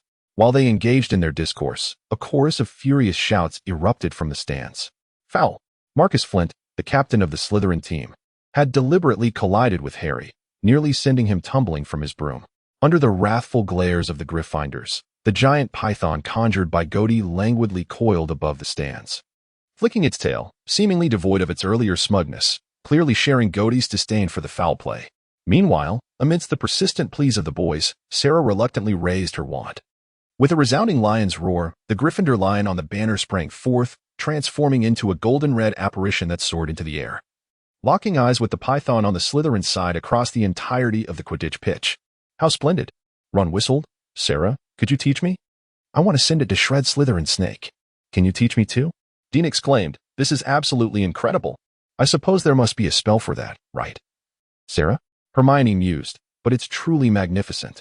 On the other side, a shadowy badger silently leapt onto Rona's shoulder. She exchanged a knowing glance with Hel, shaking her head in resignation. I knew Gody wouldn't behave, even for a single match. It seems the highlight of this game will soon be beyond the sport itself. Chapter 37. Make way, make way. At that moment, a colossal figure squeezed into the stands. Hagrid. Ron and Hermione nudged each other, making room for him to sit.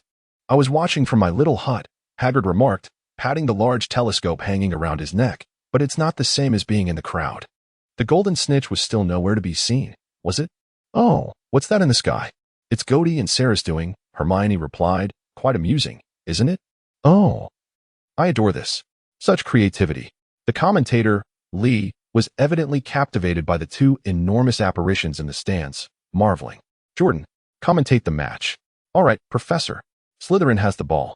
Oh no. Flynn has caught the quaffle and passed it to Warrington, who just got hit squarely in the face by a bludger. What a joke. Professor, Slytherin scores. Oh dear. The Slytherin stands erupted in cheers. In a bid to entertain the audience, Gody waved his wand, sending the python overhead lunging at the opposing lion, sinking its fangs deep. Sarah turned her gaze back to Gody, noticing him shrug with a radiant smile. Meanwhile, on the Gryffindor stance, Sarah, counterattack. Don't let Slytherin's lot get too cocky. We must make them regret their snake. Indeed, let us take off their snake's head. Sarah smirked, directing T, although the reason was unclear. Snape's sudden grunt undoubtedly disrupted his gaze upon Harry, ensuring Harry's safety. For some inexplicable reason, she instinctively glanced towards the spot where Sarah had previously sat. Perhaps it was due to the overwhelming mystique and erudition of those four classmates. To her astonishment, the seat once occupied by Sarah was now entirely vacant. At that moment, on the pitch, Harry dove swiftly towards the ground, and spectators observed him covering his mouth, as if he were about to be sick. He landed on all fours, coughing, and a golden object fell into his palm. I've caught the snitch, he exclaimed, raising the ball triumphantly above his head, concluding the match amidst chaos. In a secluded corner of the field, two boys and a girl were exerting every effort to restrain an enraged girl. Let me go. I must take him down. Pearl forcefully shook off Godric's hand, drawing her wand. The tip of the wand sputtered with sparks, reflecting her unstable emotions. I tolerated the last incident with the troll. But what now? Attempting to attack Harry in front of the entire school? Do you dare claim there won't be a next time? I have no objections to taking him out, Sarah said calmly. But if we wanted to eliminate Quirrell, we could do so at any moment. However, Godric interjected. We must ascertain the motive. This is crucial, Pearl. Why does Quirrell wish to harm Harry? Why is there dark magic emanating from Hogwarts' defense against the dark arts professor? While eliminating him may resolve one issue, we require answers. Moreover, with so many people present, why specifically Harry? Ronna murmured. I have an ominous feeling. As far as we know, the only individual who desires Harry's demise appears to be Voldemort. No one else, regardless of their disdain for Harry, would wish for his death. Is there a connection between Quirrell and Voldemort? Surely not, Godric shuddered. They say he has been gone for 10 years. If he were to return just as Harry enrolled, it would be quite dramatic. Voldemort? At the mention of the name, Pearl seemed to regain some composure. Is Quirrell connected to him? This is merely speculation. Godric shrugged. If all goes well, we should be able to confirm this by Christmas. So, Pearl, remain calm, if only for the sake of Hogwarts' reputation. After all, a professor dying under suspicious circumstances and all. Certainly, we trust you can manage it to appear as an accident, Sarah kindly added. I know this may be hard to accept, Godric continued, but Quirrell is not the focal point. He would not simply develop the notion to kill Harry on his own. We need to uncover the motive or the mastermind behind it. Otherwise, similar incidents may arise in the future. Very well, Pearl replied coolly. But who will ensure the children's safety? In a situation where their lives may be at risk? Trust the headmaster and the professors. They will not. Godric, I warn you. All right, all right. Under Hurl's terrifying gaze, Godric wisely chose to retreat. However, Quirrell cannot be moved for the time being. We can activate the remaining protective enchantments of Hogwarts to ensure that if anyone harms a student within the castle, we will be immediately notified, and that individual will also face suppression. Is that acceptable? The enchantments? Hurl's eyes flickered, her tone softening noticeably. But you should know, the enchantments cannot remain active indefinitely. If the only target he desires is Harry, we can certainly follow him and protect him, Sarah calmly stated. It has been over 2 months since school started. He should have had ample opportunity to strike at students. I believe Ronna said thoughtfully, we can activate the enchantments. But the key lies in monitoring whether there are any of Quirrell's accomplices still within the school. This means establishing a surveillance effect. If not, we can focus solely on Quirrell. The enchantments can monitor just one person, thus minimizing resource consumption. Pearl? All right, let me go, dear, Pearl sighed, patting Rana's hand that clutched her left arm. We have a specific plan of action. Clearly, I cannot refuse. Congratulations, our esteemed Gryffindor Knight has once again persuaded me. No. We should thank our benevolent Hufflepuff lady for abandoning her murderous plot. We all know you can hardly resist adding something to Quirrell's pumpkin juice, Godric remarked seriously. Oh? If you don't mind, shall I make you the target instead? Pearl raised an eyebrow, crossing her arms. How about a spell that would leave you only able to roar like a lion for a day? Sounds delightful, Godric replied, as long as it doesn't scare the students. If only it could be changed to Parseltongue, at least Sarah would understand. And we could give you fangs, Rana suggested, exaggeratedly gesturing at her mouth. That seems more fitting for Halloween. So, how about turning him into a Christmas tree just before Christmas? Sarah joined in the jest, referring to the potion that turned skin green. Hey, Godric protested. If someone is to be transformed, it should be me into Santa Claus or an elf. Does Hogwarts really lack Christmas trees? Of course, Sarah meant to place you in his secret chamber as a decoration, Pearl said with a serious expression. Our dear Gryffindor Knight would undoubtedly become a prized possession of the esteemed Slytherin Lord. Hold on, Godric said. Something seems off? Then shall we change the subject? Rana struggled to maintain a straight face, refraining from laughing. Perhaps about the evil dragon that Salazar imprisoned in the tower with a princess, Godric? Or the heartless Godric who abandoned the lovesick Salazar? Pearl raised an eyebrow. Oh, poor Salazar, turned dark and terrifying, vowing to slay all of Godric's beloved. No need for that. Thank you, Sarah replied stiffly. Thanks. I feel a Christmas tree is much more normal, Godric muttered. The two female founders were online crafting stories for their friend. Chapter 38. Until they crossed the field and returned to the castle, Flint was still angrily shouting. He failed to catch the snitch. He nearly swallowed it. However, this was completely inconsequential. Harry had not violated any rules. And Lee Jordan was still joyfully announcing the match result. The Gryffindor team triumphed with a score of 170-60. Is that Harry? Rana suddenly exclaimed, pointing towards the small hut at the edge of the field, where three tiny figures followed a large shadow. Ah, that's Hagrid's hut, Godric chuckled. They went to find Hagrid. Did Hagrid come to watch the match? Sarah nodded. Earlier, he was the first to notice Harry's predicament. Clearly, Pearl scoffed. Our esteemed Slytherin Lord was preoccupied with battling the esteemed Gryffindor Lord in front of the entire school. Perhaps it was a display of affection? In truth, I genuinely wished to hit him, Sarah confessed, but alas, I could not. So you opted for an alternative approach? Rana raised an eyebrow. Sarah, do you sense that you're on the verge of being assimilated by Godric? Honestly, I always thought it would be Sarah who would assimilate Godric, Pearl sighed, contemplating a Hogwarts that had a terrifying dark wizard followed by a white wizard. Yet the reality was precisely the opposite. How could it be? Sarah remarked. At least I won't be transformed into a golden-haired giant. Of course, black-haired ones are out of the question too. A vibrant, multicolored version would suffice. I believe Hell would be more than willing to provide you with a potion, Gody suggested. Indeed, I would be delighted, Hell replied, crossing his arms and watching with amusement. Considering that despite Gody's incessant pranks, we had yet to witness our esteemed Slytherin's hair change in color. Thank you, but no, Sarah stiffly replied. You may as well simulate it with a portrait. That would indeed be a splendid idea, Hell sighed, both bright and melancholic. But first, your portrait in the school history cannot depict an old monkey who is both bald and emaciated. Gody and Rona erupted into unrestrained laughter, while Sarah's expression seemed to stiffen even further. Merlin, Rona wiped the tears of laughter from her eyes. This underscores how imperative it is to leave one's statue in the common room. Sounds plausible, Gody shrugged. If it weren't for the fact that students would soon realize their founder bears an uncanny resemblance to a newly arrived freshman. In fact, I doubt they would notice for a while, Hell chuckled. After all, there is a marked difference between one's childhood appearance and adulthood, and given the different houses, it may take them a considerable time to recognize that. By then, we might have willingly revealed our identities. That makes sense, Gody yawned, but for now, we should return to catch up on sleep. Merlin above, I am beginning to question how I managed to stay awake through the entire match. That is quite normal. Rona calmly pointed out, considering you were busy brawling with the apparition summoned by Sarah's disillusionment charm rather than genuinely watching the game. Time continued to pass quietly, and soon it was December. On one particular day, The four who had been discreetly completing their assignments with magic in a corner of the library once again caught sight of Harry. "This is quite surprising," Gody whispered. "This marks the 5th time this week. Harry and Ron are not the type to frequent the library. They must be researching something," Rona murmured, frowning slightly in their direction, which was adjacent to the section on modern magical history, beside the area detailing notable figures of recent times. "It appears they are looking for someone named Nicholas Flamel," Sarah quietly noted. "Nicholas Flamel?" Gody echoed in confusion. "Why does that name sound so familiar?" "Of course it sounds familiar," Rona whispered in exasperation.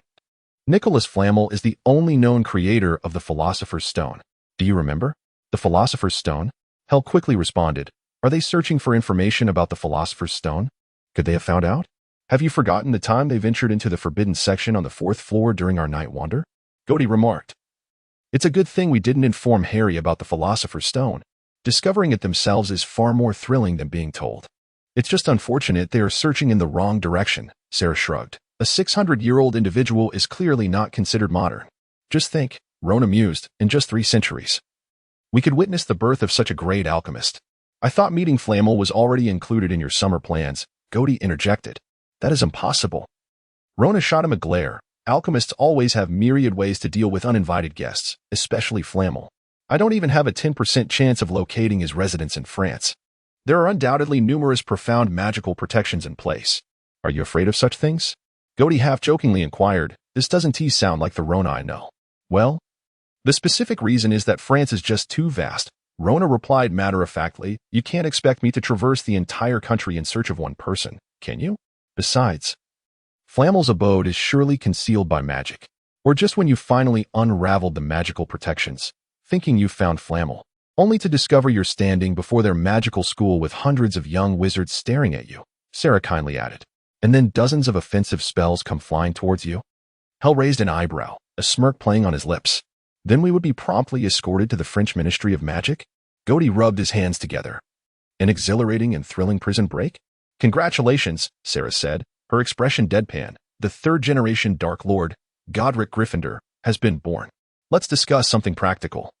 Rona closed the book in her hands. "Like what excuse we will use to stay at school during Christmas?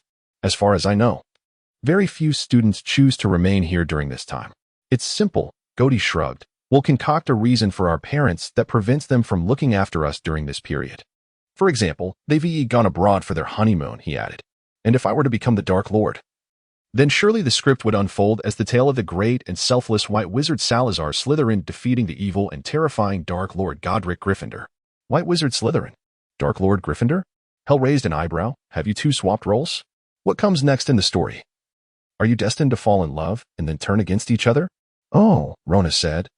"Perhaps the evil Dark Lord Gryffindor killed the entire family of the White Wizard Slytherin, and in his grief, Slytherin vowed revenge against the Dark Lord Gryffindor, only to fall in love at first sight without recognizing his nemesis.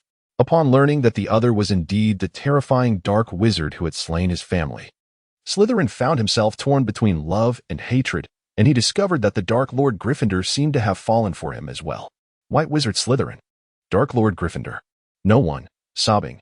"How about we hold a vote? Should we let a few students from 1,000 years ago, the 4 founders, come back too?"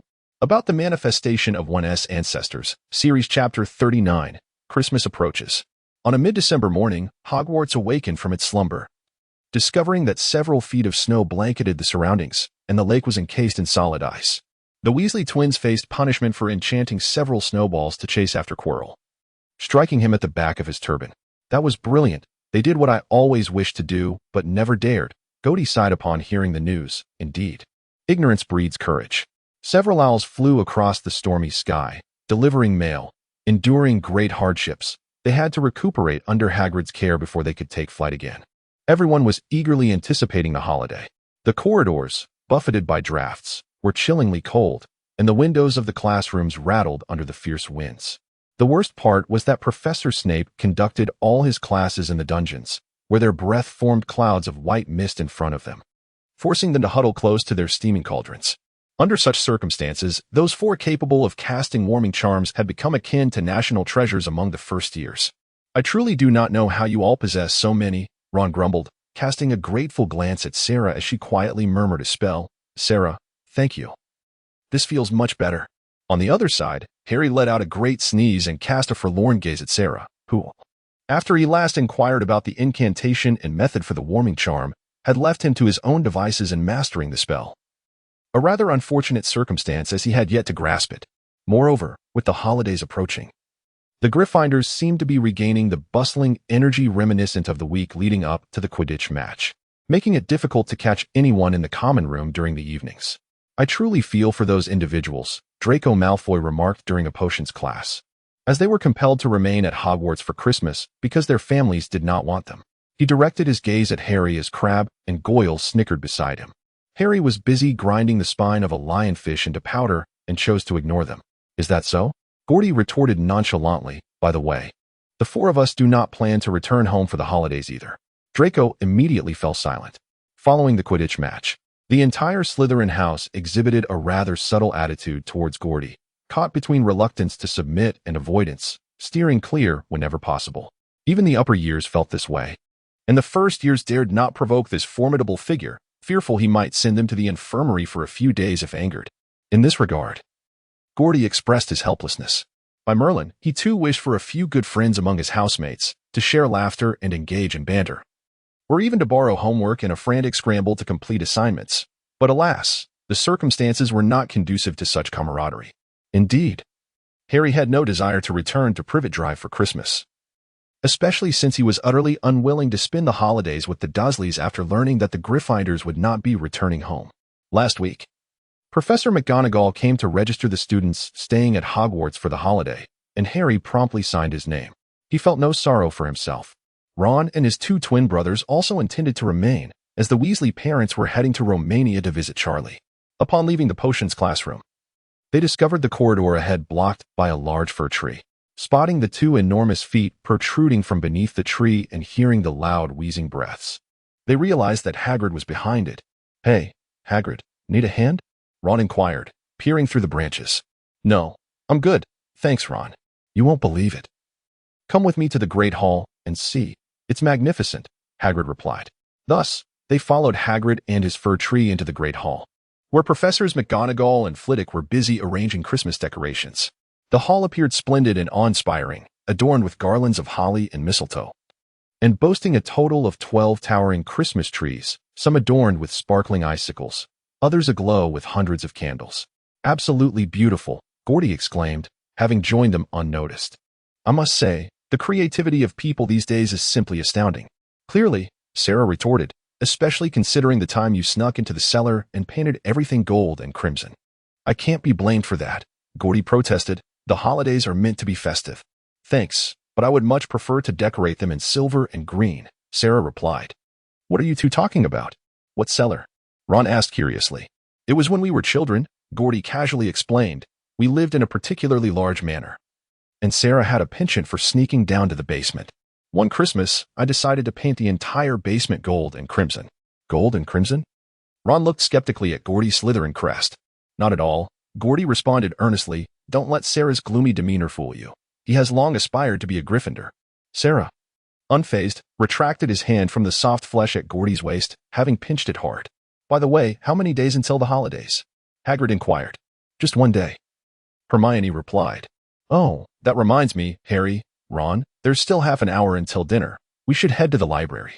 "Oh, right, you're absolutely correct," Ron said, reluctantly shifting his gaze away from Professor Flitwick, who was casting a series of golden bubbles and hanging them on the newly relocated tree's branches. "The library?" Hagrid said, following them out of the hall, planning to read before the holidays. "That's a bit too studious, isn't it?" "Oh, we're not studying," Harry cheerfully informed him. "Ever since you mentioned Nicholas Flamel, we've been trying to figure out who he is." Gordy and Sarah exchanged glances. Hagrid said that. No wonder. It did seem that the three of them had been making frequent trips to the library since the Quidditch match. "What?"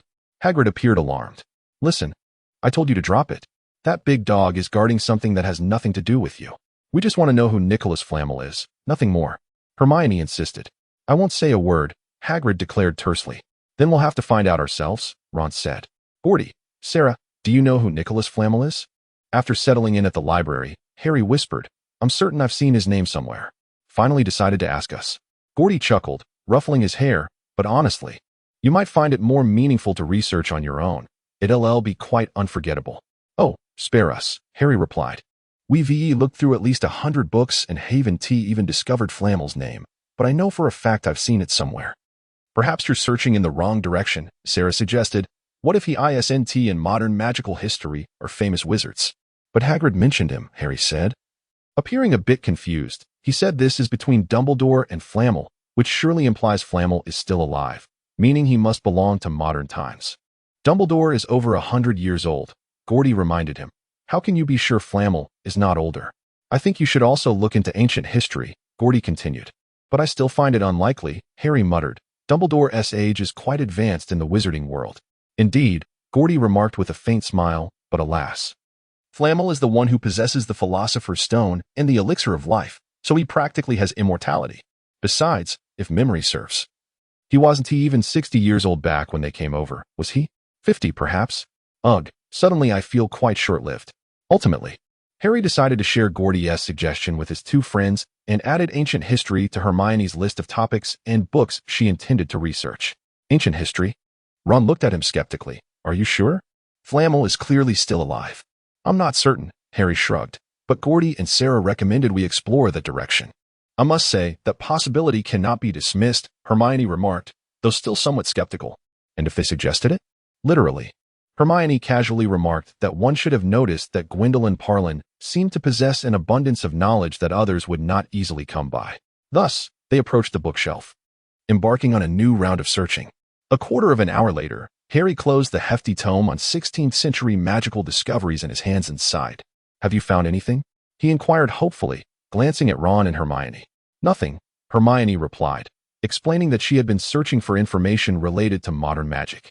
Neither have I, Ron said, placing the medieval history of magic study he had been holding onto the table, rubbing his eyes. I'm beginning to doubt whether LeMay's name even appears in the library's books. I swear I've seen it somewhere. Harry responded. 5 minutes later, they exited the library.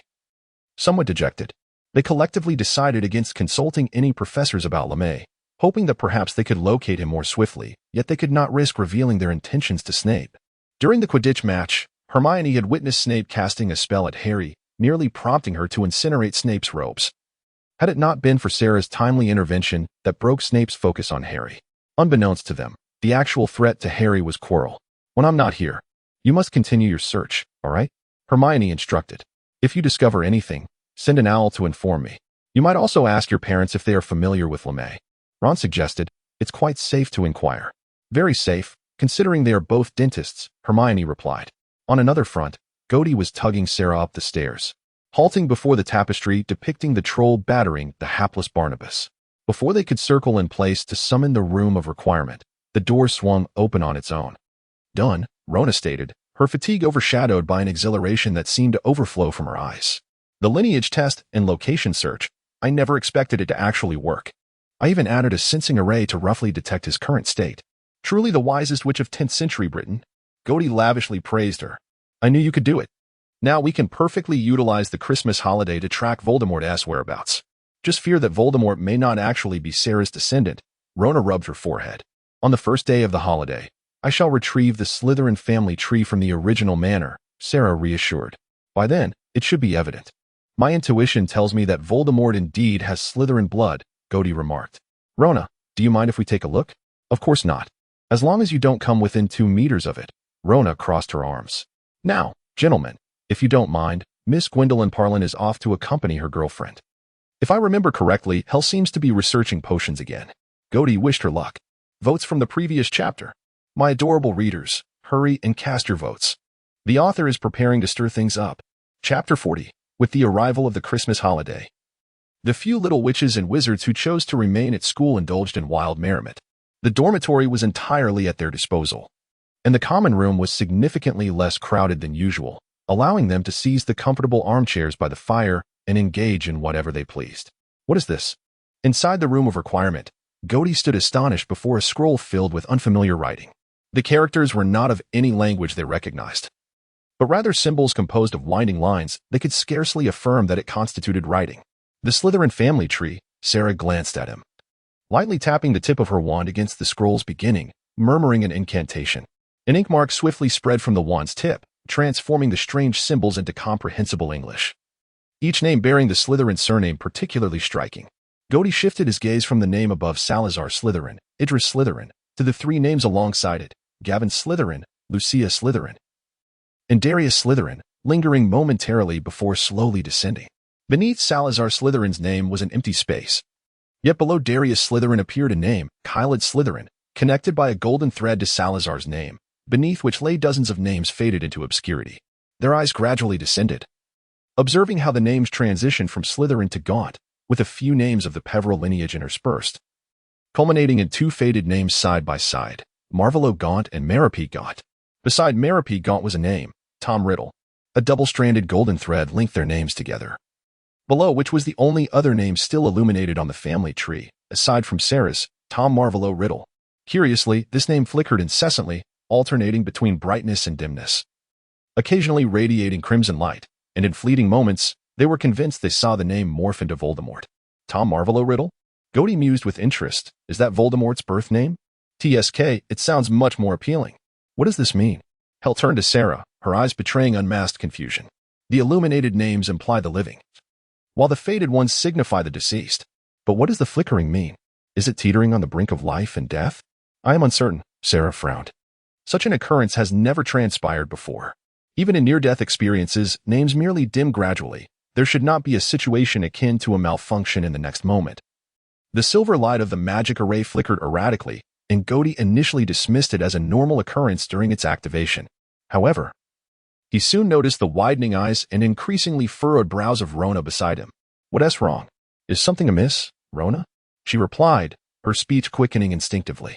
Simultaneously, a faint golden light began to emanate from the ground. Though hazy, it appeared to form another magic array. What kind of array could be triggered by the bloodline tracking array? Gody swallowed hard. His gaze filled with concern as he observed the figure in the center of the array, wavering in and out of visibility with the pulsating silver light. Given the near extinction of this particular magic array, who could have left one behind here? Among the four present, it was surprisingly Sarah who remained the calmest. Perhaps it was due to his position at the center of the array that he was the only one able to discern the golden array clearly, allowing him to sense that the other array he had inadvertently activated posed no threat. It seemed, however, that it had long exhausted its energy and was desperately siphoning power from the silver array, even from Sarah's own magical essence, in a bid to initiate itself. Intriguingly, Sarah felt a vague sense of familiarity, from the intricate patterns to the connections between the nodes of the magic array, all imbued with a hauntingly recognizable essence. Chapter 41. Under the unwavering gaze of four pairs of eyes, the golden light grew increasingly bright, gradually supplanting the silver glow. Within the complex magic array, something appeared to materialize faintly. Boom. With a resounding crash, the once fluid and coherent patterns of the silver and gold arrays shattered simultaneously, rendering them utterly unusable. Unbeknownst to them, in the office of the Slytherin headmaster below, Snape gripped his wand tightly, his eyes darting around at the suddenly sprawling golden patterns on the walls, which were now fading away. Finally, he surveyed the office that had returned to normal and hastily departed, ascending the marble staircase, the hem of his black robe swirling behind him. In the room of requirement, the four stared in stunned silence at the sudden appearance of what resembled a coffin, nearly toppling onto Sarah. What is this? After a long pause, Gody regained his voice, glancing nervously at Sarah. Thank goodness it was his quick reflexes. Otherwise, I might be weeping over Sarah's shattered remains right now. A coffin? Sarah tilted his head in confusion, stating the obvious. Why would a coffin be summoned here? Hell muttered, gazing at the distinctly medieval stone sarcophagus. I'll wager a galleon this is not Voldemort's coffin. No need to bet. No one would say yes. Gody instinctively replied. Shall we open it? Rona drew her wand, though her eyes lingered on the now fragmented and dim magic array, which had evidently consumed much of her energy. It seems this is the only option. Gody nodded slightly. Sarah, quick on his feet, cast a detection spell before his hands could touch the coffin. No aggressive protective magic? He frowned at the results. A stone coffin was clearly no challenge for any of them. 3 minutes later, the coffin opened, revealing the tranquil face of the occupant within. The four stood frozen for 3 seconds. Baxter Malfoy? They exclaimed in unison, disbelief etched across their faces. The strikingly beautiful man with golden hair, clad in a black robe bearing the Malfoy crest, lay silently in the sarcophagus, pallid and cold, his eyes tightly shut. Oh, Sarah thought. What a surprise. What could be more surreal than facing the corpse of a student from a millennium ago? 5 minutes later, Sarah had to concede that he had stumbled upon something even more surreal, the realization that this student was still alive. He hesitated for 5 seconds between allowing him to fend for himself or waking him up to scold him harshly. "What is going on?" he asked Hel, who was bent over inspecting the man's condition. "All is well. No external or internal injuries," Hel replied expressionlessly. "He is merely in a state of suspended animation, likely from an overdose of a death-like potion. Can I choose to remain ignorant of his foolish actions?" Sarah hesitated, speaking sincerely. Reuniting with an old acquaintance after a millennium is indeed astonishing, but only if this fool doesn't present himself looking more dead than alive. Furthermore, if memory serves me right, Baxter was already married with children. Was he? No, Hel bluntly shattered his illusions. "He is your own apprentice. You ought to know." As they conversed, Gody circled the stone coffin, examining it closely. "I recall the Malfoy family has no vampire lineage." On the other side, Hel was softly reciting the potions she needed to prepare. "Very well, the soul stabilizer will finally come into use. It seems half of my dwindling collection will soon vanish. Dear Lord Slytherin, do remember to reimburse me." "A millennium," Rona murmured, gazing at Baxter's seemingly unchanged visage. "For us, it's but a fleeting moment. Yet he has truly experienced the passage of 1,000 years. How is that possible?" "Evidently," Sarah scoffed, finding a hidden chamber, inscribing a protective and teleportation array, modifying the trigger mechanism to relate to himself, and casting 2 protective spells on the sarcophagus, while downing a death-like potion, entrusting everything to Merlin. Had we not intervened today, he might have remained in slumber for several more years, or perhaps eternally, until the arrays and the coffin decayed, unable to safeguard his body any longer. Looking on the bright side, Gody remarked, "At least he didn't throw himself into the forbidden forest to keep company with centaurs. Nor did he plunge into the Black Lake to consort with mermaids." "The issue," Rona frowned, lost in thought, turning her gaze towards the arena, "is that if Baxter can arrive, who else might come? How many students from a millennium ago might we welcome? This could spiral into chaos." "No worries," Gody shrugged. "For now, I eagerly anticipate the meeting between young Draco and his ancestor. If memory serves, most students from a millennium ago have already established families," Sarah stated mercilessly. "Thus those who abandon their families and recklessly come to find us after a millennium are truly fools." A millennium ago, a group of individuals plotting how to locate their esteemed professor and headmaster were suddenly interrupted by a loud sneeze. "Baxter Malfoy, I've exhausted myself, wagering half my life to find my teacher, only to be reprimanded as a fool upon discovery and threatened with expulsion. What now?" Sobs, yesterday's answer. Sarah's blood. The question pertained to the triggering condition, sob. Today's imaginative challenge. Guess how the next student, or rather, ancestor, will make their entrance? Chapter 42. As the Christmas holiday draws to a close, Harry and Ron encounter a stranger on the 8th floor. He is an exceptionally handsome man, though it may be inappropriate to use that term to describe a male. His light golden hair cascades smoothly to his shoulders, and his features surpass those of anyone Harry has ever seen, be they wizard or muggle, man or woman.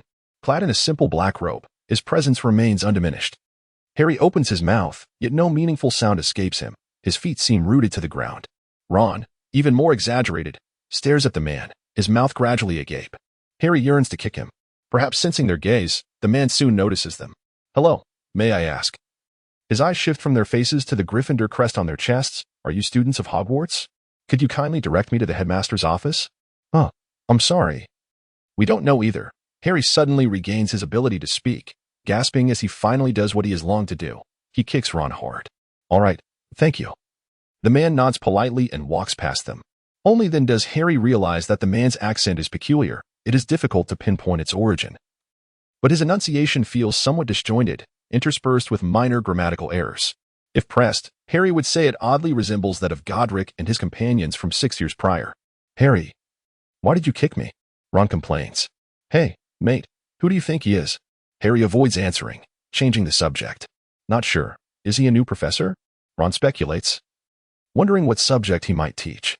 Upon entering the common room, they are astonished to find Sarah, who has been missing for the entire holiday, frowning over a piece of parchment. "Sarah, where have you been this holiday?" Ron inquires curiously. "We hardly saw you." Playing peacemaker, Sarah rubs her temples, trying to stave off certain murders. "Is it Godric?" Sarah does not respond. He doesn't even know how to explain to Harry about a certain Malfoy ancestor who, in pursuit of his legacy, resolutely feigned death to cling to his last breath until a millennium later. After all, Baxter is, strictly speaking, Harry Sr.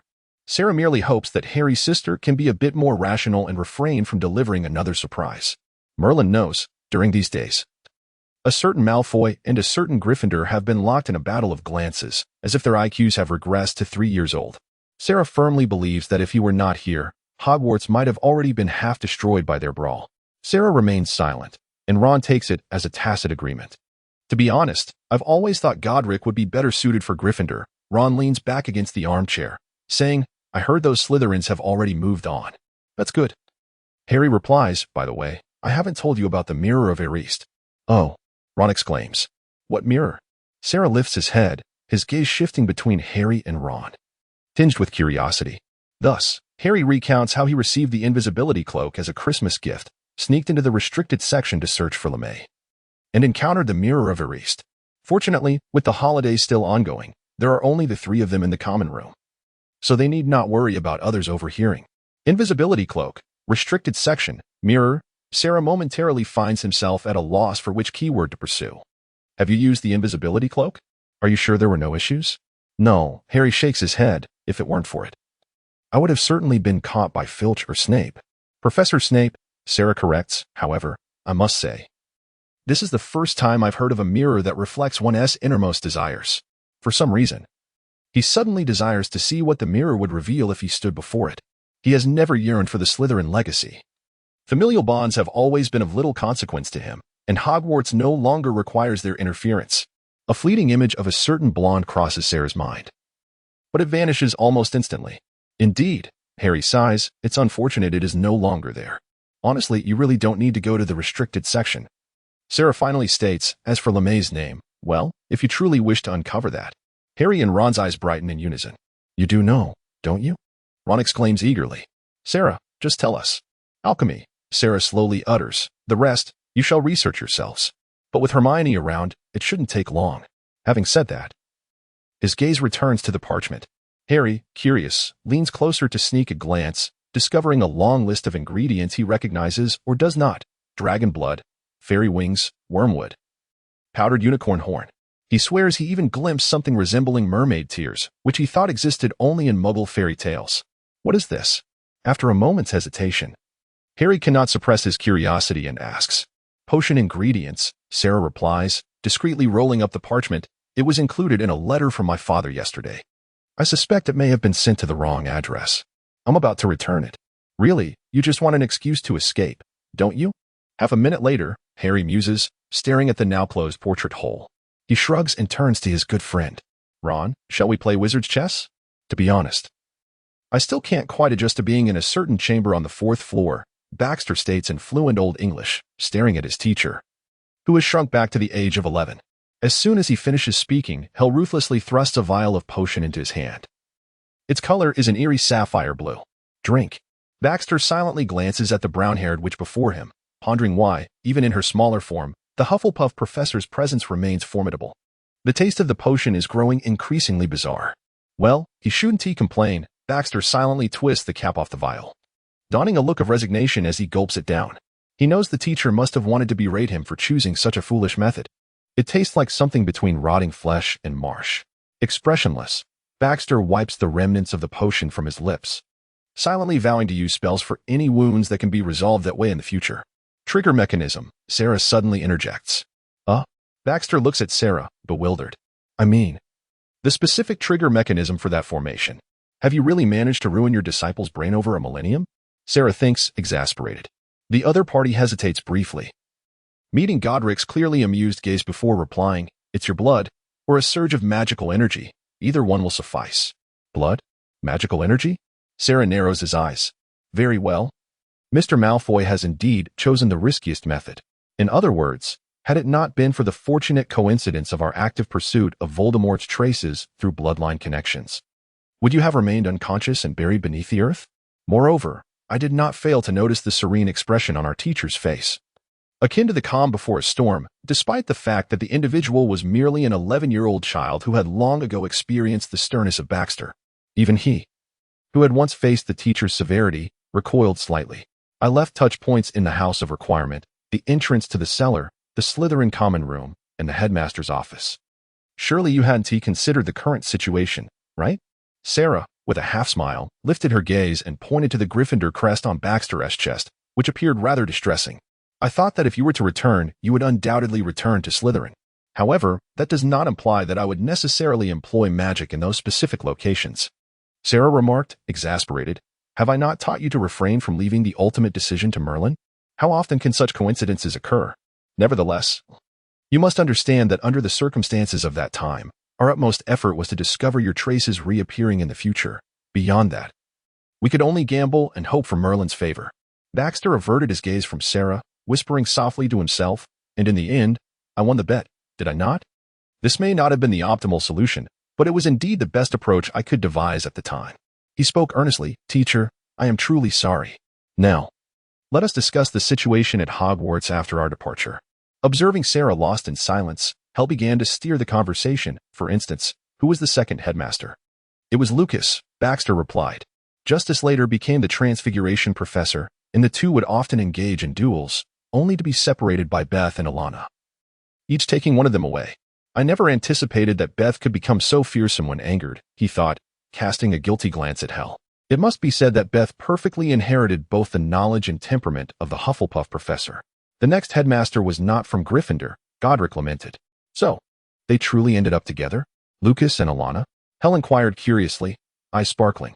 Indeed, and Atticus with Nora, Stella with Zachariah. Oh, and what happened next? Finally able to inquire about the students' circumstances after their traversal, Godric eagerly posed his questions, momentarily forgetting his banter with Baxter. Today's unprized quiz. Guess Lucas's surname and house. Guess correctly, and we shall throw him to the founders for a scolding. Extra Chapter 1. A brainstorm from 1,000 years ago unrelated to the main text. Unrelated to the main text. Unrelated to the main text. Important matters repeated thrice. No involvement of students appearing or not appearing in the main text. The four founders' personalities are completely out of character. Warning complete. We now enter the body of the extra chapter. When it comes to wizards' pets, owls are undoubtedly the most commonly kept. They can hunt for themselves, are easy to care for, and can also serve as messengers. However, given the personalities and magical prowess of the four founders of Hogwarts, it is evident that owls were not necessary, was it not? Just the presence of Gryffindor's Griffin and Ravenclaw's Eagle would far outshine any owl. The students were well aware that Gryffindor had a Griffin, Ravenclaw, and Eagle, and it was rumored that Slytherin kept a basilisk, while Hufflepuff seemed to house every small creature imaginable. Yet, when Gryffindor entered the Great Hall nonchalantly with a small emerald green snake coiled around his neck, the Gryffindors were astonished, the Slytherins were dumbfounded, the Ravenclaws continued their work, and the Hufflepuff's eyes sparkled with excitement. Has Gryffindor acquired a new pet? They mused. But why a snake? Though it is undeniably adorable. The little snake nestled comfortably against Gryffindor's neck, its head resting against his pulsating artery. The students were aware that throughout that day, Slytherin did not show up, while Gryffindor paraded around the castle with his new pet. Each time Ravenclaw and Gryffindor crossed paths, their gazes would linger on the little snake for a few seconds, followed by a knowing smile. The Slytherins were eager to bring the little snake back to their house. It was simply too adorable. Even keeping it as a mascot would be preferable to housing a cobra or a black mamba, wouldn't it? However, when they finally mustered the courage to approach Gryffindor, they were told to consult Slytherin instead. Why would we seek you out if we could find Slytherin? The Slytherins thought to themselves. Wait, so the little snake belongs to Slytherin? Days later, the students bravely cornered Slytherin, who had been absent from class for several days. Yet, Slytherin merely replied, there is only one snake, and it has already been given to Godric. You deal with it. The implication was clear. They were to compete with Gryffindor for it, assuming they could even win. The Slytherins wept. At dinner, watching the playful interaction between Gryffindor and the little snake, the Slytherins felt a pang of jealousy. Furthermore, Slytherin once again failed to attend dinner in the Great Hall. Little did they know, just when the Gryffindors thought they finally had something to laugh at the Slytherins about, the tables turned. One day, Slytherin entered the Great Hall cradling a griffin cub in his arms. This time, the Gryffindors were left green with envy. Its golden mane cascaded softly, and its large, azure eyes were irresistibly cute, nuzzling against Slytherin while occasionally letting out a small yawn. The little griffin is so adorable. I want to keep it. What to do? When the Gryffindors gathered the courage to ask Slytherin if they could take the cub home, they were met with a piercing glare. Want it? Go ask Godric. But the headmaster hasn't shown up in days. the Gryffindors lamented, looking skyward. Thus, when Gryffindor finally made his reappearance, he was immediately besieged by students eager to play with the little Griffin. Gryffindor blinked in confusion, helplessly shrugging. Oh, you mean the Griffin? I only have that one. It's already been given to Salazar. You should seek him out. Also, don't do anything odd with it. It will resist. Gryffindor truly was a master of his craft. Yet the Gryffindors felt dejected, having never seen him present during their time with the little Griffin. Competing with Slytherin for possessions? Were they seeking to increase their visits to the hospital wing? That evening during dinner, the Gryffindors and Slytherins shared a sorrowful glance across the Great Hall. Shall we trade a snake for your little Griffin? Would you consider swapping the Griffin for our little snake? Having confirmed their shared understanding and common goals, Gryffindor's plan to capture the little snake 1-0 and Slytherin's plan to capture the Griffin 1-0 were officially launched. However, the primary issue was the lamentably infrequent joint appearances of the professors from Gryffindor and Slytherin. When they did appear together, they certainly did not bring their pets. Had they quarreled again? Yet, if they had, why were they still so attentive to the pets gifted by one another? Soon, both plans reached a stalemate. Primarily due to the absence of opportunities to act, the little snake belonging to the Gryffindor professor was always found coiled around him, mostly asleep, leaving the students no chance to familiarize themselves with it. During its rare moments of wakefulness, it was only roused by the Gryffindor professor to be fed, after which it would glare at him and return to slumber around his neck, as long as the little snake was napping. The Gryffindor professor was reluctant to even show it to his students, let alone allow them to touch or hold it. As for the little Griffin, although the Slytherin professor seemed quite willing to let students interact with it, the Griffin itself appeared less enthusiastic, clinging tightly to the Slytherin professor's ropes. Even when it occasionally played with the students, the moment the Slytherin professor took a step away, it would immediately express its desire to return to his side, scratching anyone who attempted to impede its progress. Amidst the fervent collaboration of the two houses, one couldn't help but wonder if the professors had taken a liking to exchanging pets. Hufflepuffs gazed enviously at their head as Falcon perched on his shoulder. This time, Hufflepuffs and Ravenclaws were also destined to vie for the affection of the pets. The Falcon was undeniably adorable. The Hufflepuffs' eyes sparkled with excitement, contemplating whether they could suggest to their head that the Falcon be kept in their common room. Hadn't they noticed how much fun the Gryffindor and Slytherin students were having with their pets? Gryffindor and Slytherin students, which of your eyes saw us having fun? And which saw us happy? Meanwhile, the Ravenclaws were earnestly discussing the similarities between this Falcon and the one from Ravenclaw Tower, pondering the likelihood of it being the offspring of the latter and speculating about the breed of its other parent. On this particular day, the little Griffin seemed quite pleased to have a companion, repeatedly teasing the little Falcon on the professor's table to the point of annoying it, leading the Falcon to peck the Griffin sharply before seeking refuge back on the Hufflepuff professor's shoulder. After the meal, the students were curious about the Hufflepuff professor's new pet, yet the Falcon remained aloof, ignoring everyone except the Hufflepuff professor. As he perused a herbology book, the Falcon fixated intently on the pages, leaving the Hufflepuffs disheartened, wondering if they appeared less appealing to it than the book. Meanwhile, the Ravenclaws inquired whether the Falcon was indeed the offspring of the eagle from Ravenclaw Tower. "Oh, I cannot say. It was a gift from Rowena," replied the Hufflepuff professor with a smile, gently stroking the Falcon's small head. The Falcon nuzzled contentedly in the palm of the Hufflepuff professor's hand. The Hufflepuff's eyes gleamed with envy, while the Ravenclaws were filled with longing. How adorable was the Falcon, and how wonderful it would be to keep one. Yet, that day, the Ravenclaw professor had not made an appearance, nor had the Gryffindor professor. The sporadic absences of professors left the students feeling quite helpless. 3 days later, the Ravenclaw professor entered the hall cradling a young honey badger. Thus, the 4 professors and their 4 pets were finally assembled. At the professor's table, the Gryffindor professor was amusing himself with the little snake, wearing an exceedingly peculiar smile. The honey badger exhibited a temperament far superior to that of the other 3 pets, eagerly engaging with the students. However, the Ravenclaw professor was exceptionally protective of her pet, refusing to let even her own students hold it. The Gryffindor professor boasted of his little snake, parading it around the castle. Yet the snake would not permit anyone but a few professors to approach it, only consuming food provided by the Gryffindor professor. The Slytherin professor, holding the little Griffin, kept it close, though the Griffin itself was not inclined to be held by anyone else, despite the Slytherin professor's seemingly relaxed attitude towards his pet. The Griffin was unyielding in its refusal to be embraced. Anyone wishing to pet the Griffin had to prove their worth.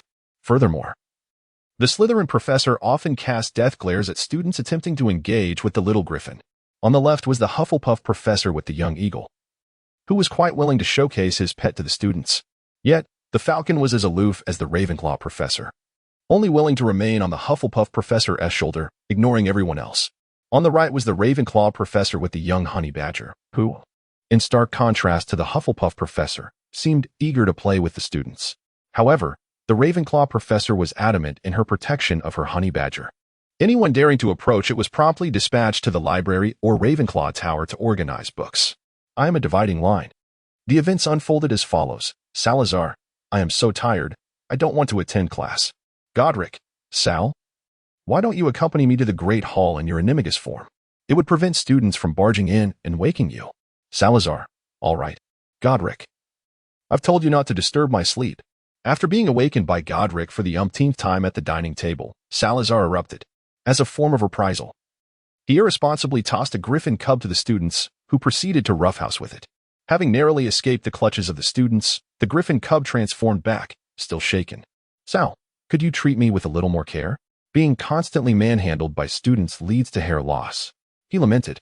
From now on, do not disturb my slumber. And absolutely do not feed me those bizarre things. Deal. Perspective shift. Godric and Salazar were quite amusing. The myriad uses of animagus? Rowena gazed at the little snake around Godric's neck, her laughter pregnant with meaning. Helga, what if we? After making their debut with pets, Helga returned to her office, surrounded by students. Rowena, can't you let the students pet them? It won't cost you a piece of flesh. Not a chance. Other than my hell, no one is allowed to touch. Rowena transformed back, pouting. It's a miracle I don't peck them. Touching? No one but hell.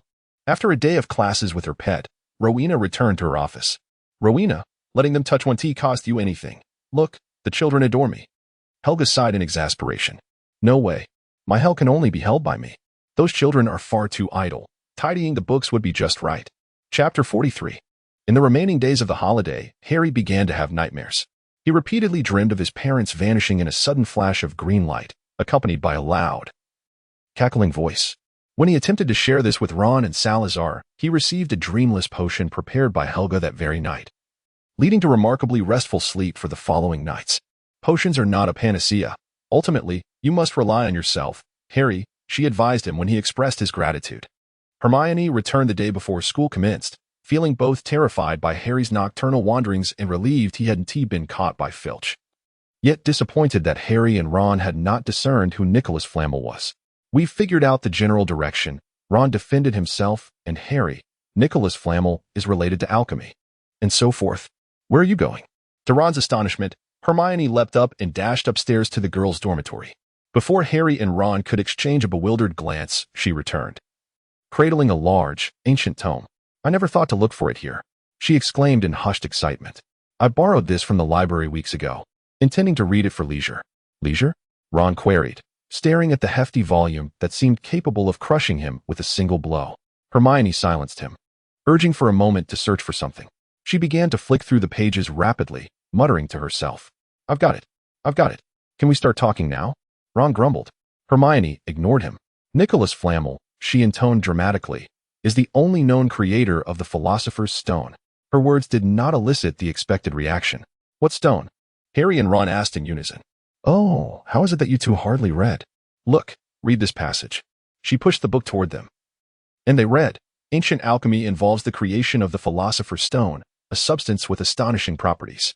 The Philosopher's Stone can transform any metal into pure gold and produce the elixir of life, granting immortality to its drinker. For centuries, there have been many reports regarding the Philosopher's Stone, but the only remaining stone belongs to the renowned alchemist and opera enthusiast Nicholas Flamel. He celebrated his 665th birthday last year and now lives in seclusion in Devon with his wife, Perenelle, who is 658. Do you understand? Hermione asked after they finished reading. That large dog must be guarding Flamel's Philosopher's Stone. I bet Flamel asked Dumbledore to protect it, as they are friends. And he knows someone is after the stone. That is why he transferred it from Gringotts. A stone that can produce gold and grant immortality, Harry exclaimed. No wonder Snape is after it too. Who wouldn't he want it? It makes sense why we couldn't find Flamel in the modern studies of magic, Ron added. Since he has 665, he can't be considered modern, right? At the dinner table on the last day before the new term, the young wizards. Having returned to school after a long holiday, remarkably refrained from sharing their vacation stories with friends. Compared to the usual clamor, the hall was unusually quiet. The majority of gazes were fixated on the newly appeared figure at the staff table. It was an unfamiliar face, yet excessively exquisite. Akin to a beauty emerging from a medieval painting, radiating elegance and nobility that captivated the onlookers. Even when bowing their heads to eat, she created a picturesque scene. Who is the new person at the staff table? Why haven't we seen them before? Is he a new professor? He is so handsome. He looks barely 20. Do I still have a chance? How can someone be so good-looking? As a girl, I'm even jealous. How handsome. I wonder if he is a new professor. I'm definitely signing up for his class. Listening to the continuous flattery surrounding him, Salazar felt a twitch in his eye. He recalled how, for centuries, Baxter had despised being stared at and loathed being judged solely on appearance. After Harry tugged at his robes for what felt like the 100th time, Salazar finally turned his head in resignation. Salazar, what do you think the new person at the staff table will teach? Harry inquired. Ron and I saw him on the 8th floor last time. I doubt he is a new professor, Hermione interjected, one of the few girls in the hall who retained some semblance of reason, unclouded by beauty. You know, it seems there are no vacant teaching positions unless he intends to teach a subject that ISNT currently offered. Perhaps, Salazar conceded. Truth be told, he had not agreed with Baxter's decision to remain at Hogwarts as a professor. The girls there would certainly not allow him a moment's peace. However, he had no immediate place to go. Returning directly to Malfoy Manor would undoubtedly terrify his descendants. Instead of wreaking havoc on the Muggle inhabitants of Privet Drive, he might as well stay at Hogwarts and teach, or torment, the female students. An overwhelming curiosity caused many to lose their appetite, eyes glued to Dumbledore. Hoping he would finish his meal soon and introduce the new golden-haired beauty, she had undoubtedly raised the average attractiveness of the Hogwarts staff. No, she had elevated the entire aesthetic of Hogwarts. At long last, amidst the eager gazes of all present, the desserts vanished from the table. Dumbledore cleared his throat and rose to his feet. I am certain that many of you have already noticed that our faculty team has welcomed a new member. He announced that with the conclusion of the holiday, Hogwarts would introduce a new elective course, the Art of Runes. This course will be available to students from 1st to 7th year, though it will not be included in the O, W, L, or NEWT examinations. The Art of Runes? What is that? The young wizards exchanged puzzled glances. As Dumbledore spoke, Baxter stood and smiled at the others in the hall, eliciting a chorus of excited squeals from a crowd of infatuated young witches. Oh my goodness, he smiled at me. No, he was definitely smiling at me. Professor McGonagall, observing the scene, shook her head disapprovingly. Very well, let us give a warm welcome to Professor Malfoy. With that, Dumbledore began to applaud. What? The shouts from the back of the hall erupted suddenly, and amidst the applause, they were still clearly audible. Draco Malfoy stood in utter shock, staring blankly at the handsome figure on the faculty bench. Impossible. The Malfoy family had been a line of single heirs since his great-grandfather. Where on earth did this Malfoy come from? Draco thought frantically at the Slytherin table. To make matters worse, he heard Pansy's complaint. Draco, you have such a good-looking relative. And you never mentioned him to me. Is he your uncle? Or your cousin? No. He had never seen this person before. Draco glared at Baxter, vowing to teach this impostor bearing the Malfoy name a lesson. Of course, that was a thought for later, when he would be wishing he could jump into the Black Lake upon discovering the other's true identity. Malfoy, you pinch me.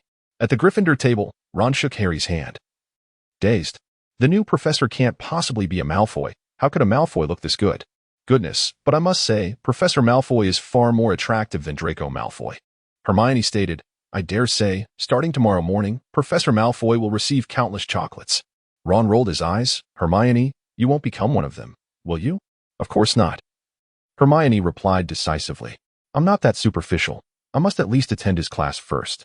The Art of Runes, what do you think it will cover? Merlin's socks. I really don't want to add another course. Furthermore, didn't Dumbledore say that this course would not be part of the wizarding examinations? That doesn't mean we have to study it. Hermione insisted firmly. And it has been ages since Hogwarts added a new course. It is bound to be interesting. It seems the children all like you, Professor Malfoy. Dumbledore winked at Baxter, expressing his anticipation for the Art of Runes class. Thank you. Headmaster, Baxter nodded. Meanwhile, Professor McGonagall struggled to maintain her composure, though her eyes were filled with astonishment, and Snape's inquisitive gaze frequently wandered to Baxter. Due to time constraints, Dumbledore had yet to reveal Baxter's true identity to these two trusted colleagues. However, it appeared that tonight he would have to lay everything bare.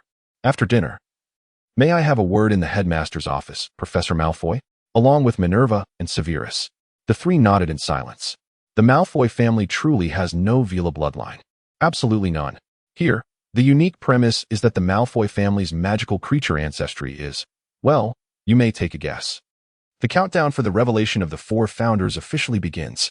Chapter 44. Ancestor of Malfoy?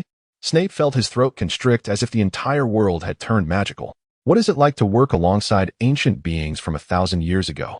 Professors McGonagall and Snape of Hogwarts could tell you right now. To be precise, it is the second generation in the family tree.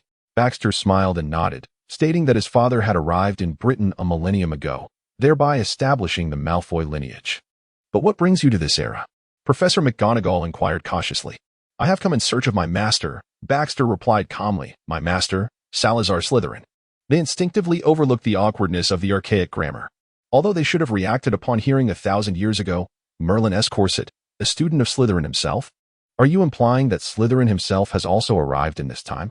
Dumbledore interlaced his fingers, his blue eyes fixed on Baxter as he politely asked. "I'm afraid I cannot say." Baxter shook his head. "In due time, they will reveal themselves." A glimmer of intrigue crossed Dumbledore's eyes as he leaned forward. They? Could it be that besides Slytherin, other founders have also arrived in this era? Is it Gryffindor? Or Hufflepuff? Or Ravenclaw? Or Splendid? The Dark Lord is not entirely dead, and now we have the Dark Lord's ancestor. Snape thought expressionlessly. And what about that little brat from the Malfoy family sitting before him? Would he eventually see Potter's ancestor, Weasley's ancestor? Or that foolish dog from the Black family's ancestor? Snape, this spy work is becoming unbearable. Speaking of which, do you plan to enroll in the Art of Runes class? In an empty classroom, Cody leaned against a desk, idly fiddling with his hair. See, Ron shrugged.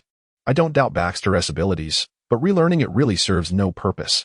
Objectively speaking, the class will probably be full, he lamented. Though I can already be fairly certain that most of the girls enrolling are doing so for Baxter's looks. I'm not sure whether to tell them he dislikes this attention. Just tell them he is older than their ancestors, Sarah quietly suggested.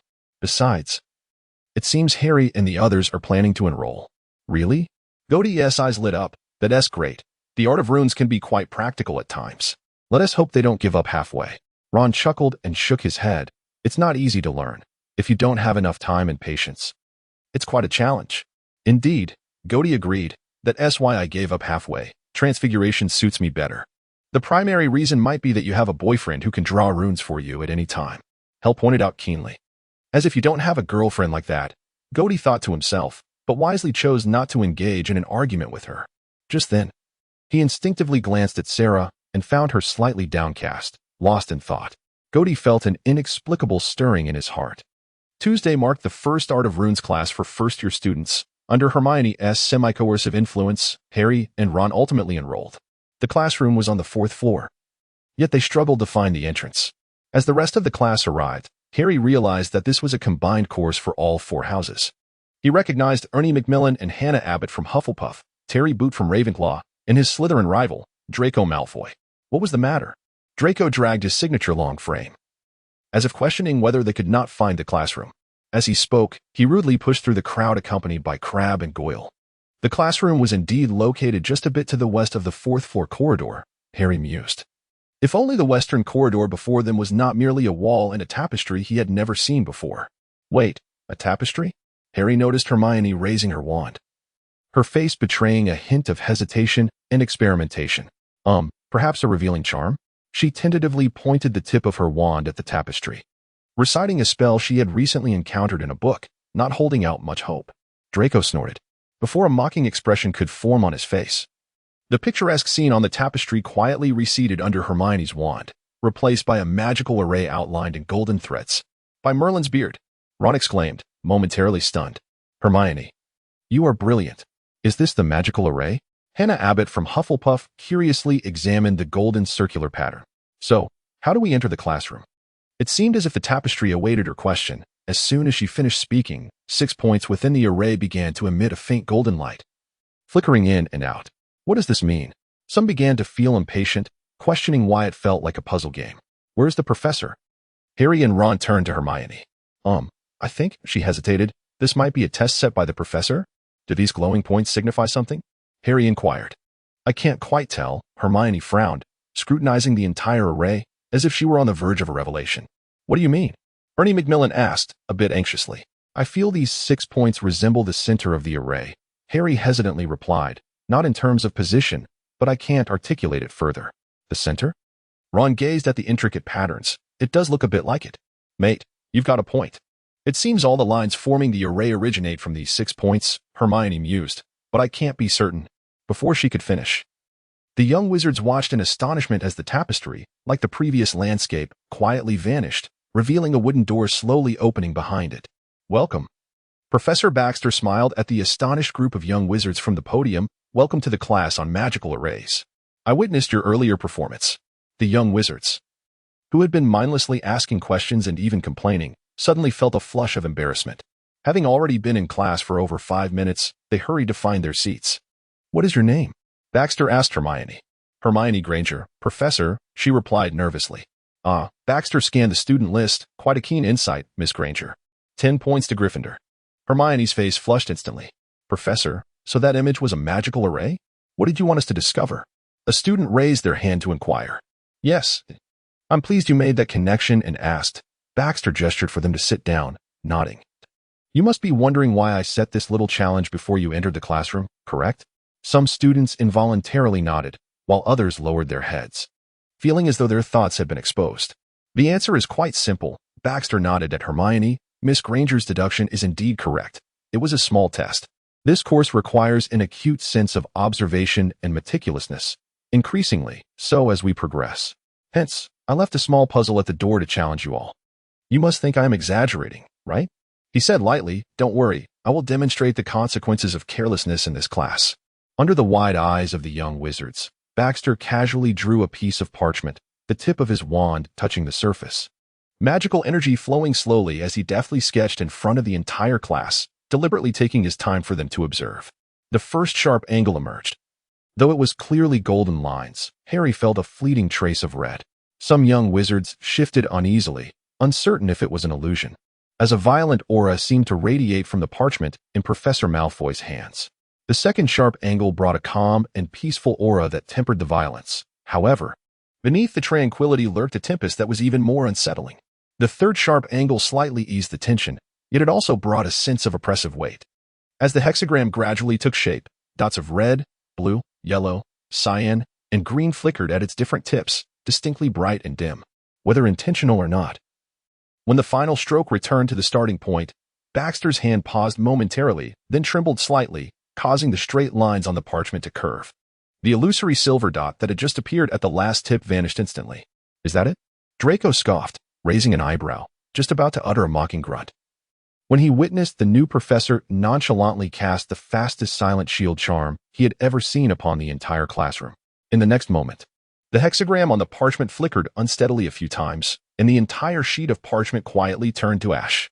Accompanying this was a terrifying wave of energy that swept through the room, toppling desks and chairs in the front rows, while students were temporarily lifted off the ground, encased in suddenly appearing giant transparent bubbles.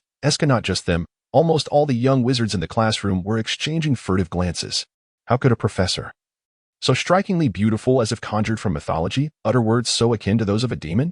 As they advanced to higher levels, the danger would only escalate. Baxter seemed to be lost in a memory. I recalled a certain junior who attempted a spell array he and T learned, behind the teacher's back, resulting in the teacher having to painstakingly reassemble an entire tower that had been blown apart, thankfully without any casualties, though the student had spent 3 months in the infirmary. A palpable shiver ran through the majority of the young wizards in the classroom. An entire tower blown apart? 3 months in the infirmary? 3 months. Thankfully. Oh dear, this professor is terrifying. I want to go home. I was laughing maniacally while typing the last paragraph. No one wants to guess which tower was blown up. Right? Chapter 45. The first day of classes after the Christmas holidays. After the end of classes, Professor McGonagall found herself deep in thought, staring at the mountain of course withdrawal applications piled on her desk. Moreover, this situation was not confined to the office of the Gryffindor head. Aside from the scant few on Snape's desk, the desks of the other 3 heads were almost entirely buried under similar applications. Merlin S. Beard, Dispel Array Class. Dispel Array Class, again Dispel Array Class. Professor McGonagall rubbed her temples in exasperation and grabbed a handful of applications, making a beeline for the headmaster's office. 5 minutes later, the four heads of Hogwarts stood before the headmaster's office, exchanging bewildered glances. Minerva, Pomona, squeaked the diminutive Professor Flitwick, waving a stack of parchment. What brings you here? I suspect the same reason as you, Phileas, Professor McGonagall replied, her expression rather grave, concerning the student's intentions to withdraw from the Spell Array class.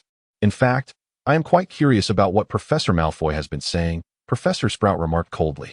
Considering some of the applications state that they wish to withdraw to avoid having their necks blown off one day. Just then, the stone gargoyle at the entrance suddenly sprang to life, stepping aside to reveal the spiral staircase behind it. Dumbledore sat behind his desk. An unusual weariness etched on his face. Before the heads could speak, he raised a hand, signaling for them to remain calm. Yes, I'm already aware, he said. The portraits informed me ahead of time. I have asked Everard to summon Professor Malfoy. However, Dumbledore, his fingers interlaced, met their gazes with calmness. I had hoped to keep this matter from becoming too widely known, but it seems that concealing it from you is not the correct course of action. Professor McGonagall and Snape exchanged a glance, understanding that the headmaster was about to reveal something significant to their two colleagues. Professor Malfoy does not belong to our era. He hails from a millennium ago. To be more precise, he is a direct disciple of Salazar Slytherin. Before Professor Sprout could fully process this revelation, a muffled thud was heard beside her. Professor Flitwick had fainted from shock. Oh, Baxter remarked from the doorway, it seems I arrived at an inopportune moment? Not at all. Dumbledore replied kindly, but it appears we need to attend to Phileas first? No need, Baxter said, striding into the room.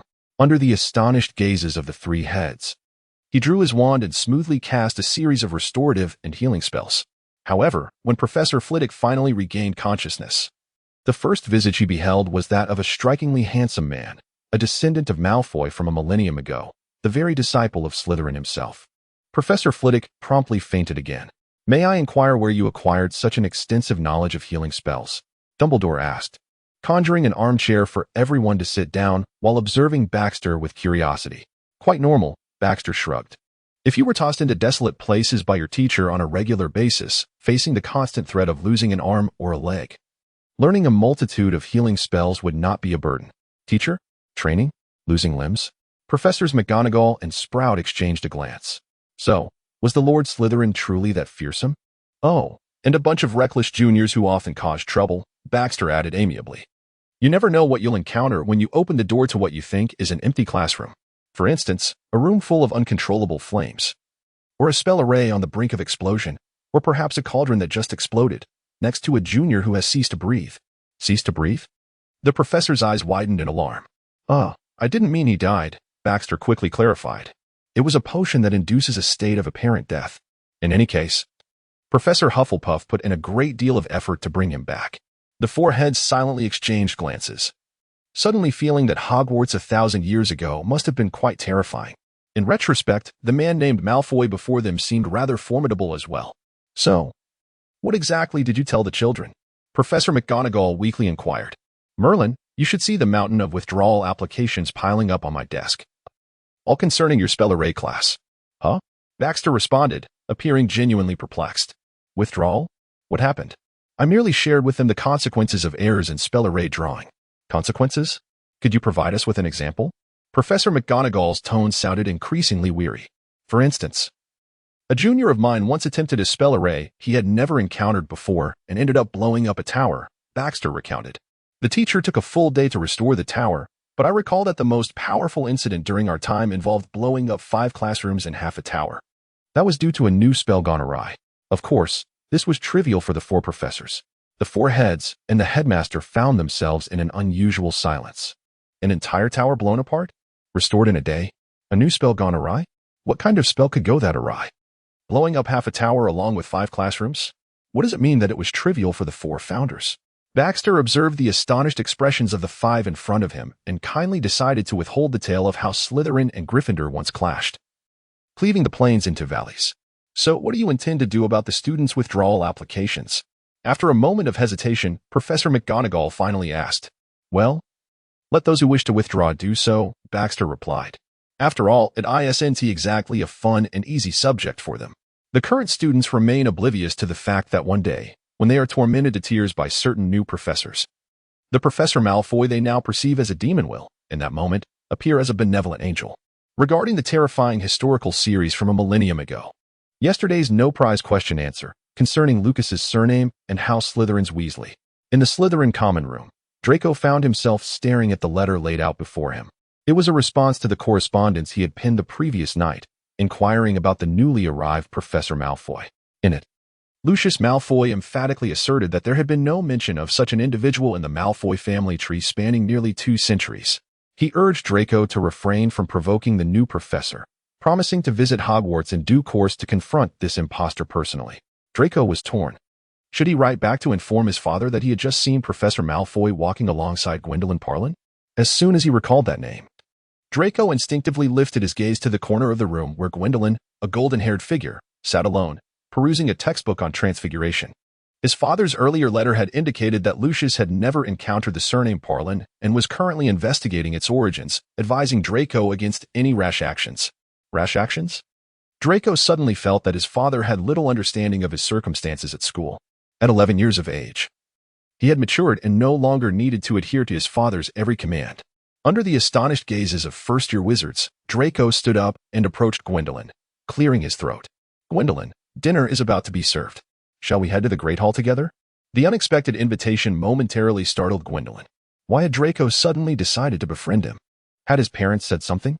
No, Gwendolyn mused. The surname Parlin had merely been a whimsical choice. Families of old bloodlines would hardly rush to have their heirs ingratiate themselves with someone bearing such an unfamiliar name. "All right, let us go," Gwendolyn replied, shrugging. After all, why dwell on it? Whatever came their way could be dealt with. If it became too perplexing, they could always leave it to Sarah and Rona to sort out. As the term commenced, Harry's Quidditch training resumed with great fervor. Wood's expectations of the team were more stringent than ever, even during the relentless downpours following the heavy snowfall. His enthusiasm showed no sign of waning. The Weasley twins complained that Wood was transforming into a training fanatic, yet Harry stood firmly beside him. If they triumphed in their upcoming match against Hufflepuff, they would secure a victory over Slytherin in the House Cup, a feat not achieved in 7 years. However, the intensity of the training began to take a toll on Harry's academic performance. The lesson on magical arrays had quickly become synonymous with terror. Professor Malfoy's casual mention of blowing off a few fingers and demolishing a tower was enough to instill fear, not to mention the peculiar assignments. One in particular required them to draw 200 hexagrams on parchment with quill and ink until the lines were impeccably straight. This was no trivial task, especially as Harry's hands trembled slightly after Quidditch practice. In fact, using a wand for such tasks would yield far better results than a quill. Gwendolyn remarked that steadiness was the foremost and most critical aspect of magical array creation, necessitating extensive practice, in case you accidentally blow yourselves to smithereens while drawing. Sarah added kindly. Harry and Ron shivered, recalling the tale of a classmate who had obliterated an entire tower. "Nevertheless, the professors will surely be able to save you," Gwendolyn quipped, mimicking a stitching motion, albeit with a grimace, though it might be a tad painful. "Has a tower ever truly been blown up at Hogwarts?" Ron inquired fearfully, observing the seemingly solid structure with no signs of past destruction. Of course, Gwendolyn silently mused. After countless explosions, the castle had been reinforced by them many times over. Otherwise, the most severe incident would have left more than 5 classrooms and half a tower in ruins. It's a miracle that none of the students who caused those accidents met their demise. Furthermore, one could hardly expect any visible cracks to remain under the care of wizards who had long mastered the repairing charm and shield charm. Perhaps it was some powerful restoration spell, he concluded. "You must understand, Slytherin has quite a history." Sarah promptly stepped on his foot beneath the table. Aside from the headmaster and a few house heads, no one should know that Baxter hails from a millennium ago. What does Slytherin have to do with this? Hermione quickly interjected, sensing a discrepancy. "I meant Slytherin House," Gwendolyn replied swiftly, realizing that the Malfoy lineage had always been associated with Slytherin, and thus, Professor Malfoy, emphasizing the name, must also be. Hermione nodded, choosing not to press further. Yet, in a manner invisible to Gwendolyn and Sarah, confusion lingered in her eyes. Why did Gwendolyn instinctively assume she was not referring to the house? Earlier that day, she was certain she had seen Sarah walking alongside Professor Malfoy. And it did not appear to be a mere inquiry. Sarah hadn't even enrolled in the magical arrays course. Coupled with the myriad enigmas surrounding Gwendolyn Parlin, Hermione felt her mind struggling to keep pace. "Let us discuss something else," Gwendolyn suggested. "Harry, how's your Quidditch match preparation coming along?" Only then did Harry remember to share the nightmarish news Wood had just imparted. "Snape is going to be the referee for the next match," he murmured. "I dare say he has ill intentions." "Don't participate in the match," Hermione immediately advised. "Just claim you're ill," Ron suggested. "Pretend to have a broken leg," Hermione added. "Actually break your leg," Ron insisted. "What is the matter?" Gwendolyn inquired, puzzled. Ron and Hermione fell silent. After all, Gwendolyn was a Slytherin. And was it appropriate to speak ill of their head in his presence? "During the last Quidditch match, Hermione noticed Snape casting a spell on my broom," Harry explained despondently. "I knew he despised me, but I didn't expect him to want me dead." "Are you certain it was him?" Gwendolyn exchanged glances with Sarah. "Snape or Quirrell? Who was truly to blame?" "Absolutely," Hermione asserted. "I read that a curse must be monitored on the victim." Snape's gaze was fixed on Harry without blinking. "I saw it. Furthermore, he was muttering to himself," Ron added. "The most crucial point is that I witnessed Snape suddenly emit a muffled sound," Hermione continued. "Yet Harry was safe afterwards. Doesn't that indicate something?" It certainly sounded as though Snape was the culprit, unless that muffled sound had been their doing, Gwendolyn thought helplessly. Exchanging glances with Sarah.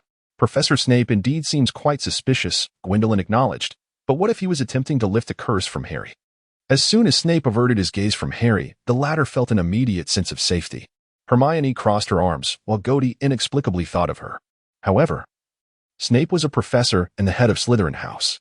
Gody attempted to argue that Professor Dumbledore had faith in him, and he believed the headmaster could not possibly be mistaken. Moreover, Snape had been at Hogwarts for many years. What if Dumbledore had misplaced his trust? Ron interjected, asserting that no one could guarantee Dumbledore would always be infallible. Reluctantly, under the skeptical gazes of the three young wizards, Gody conceded.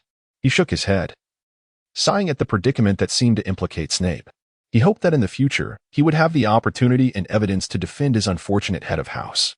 Happy 72nd birthday to our motherland. Chapter 47, I Must Compete.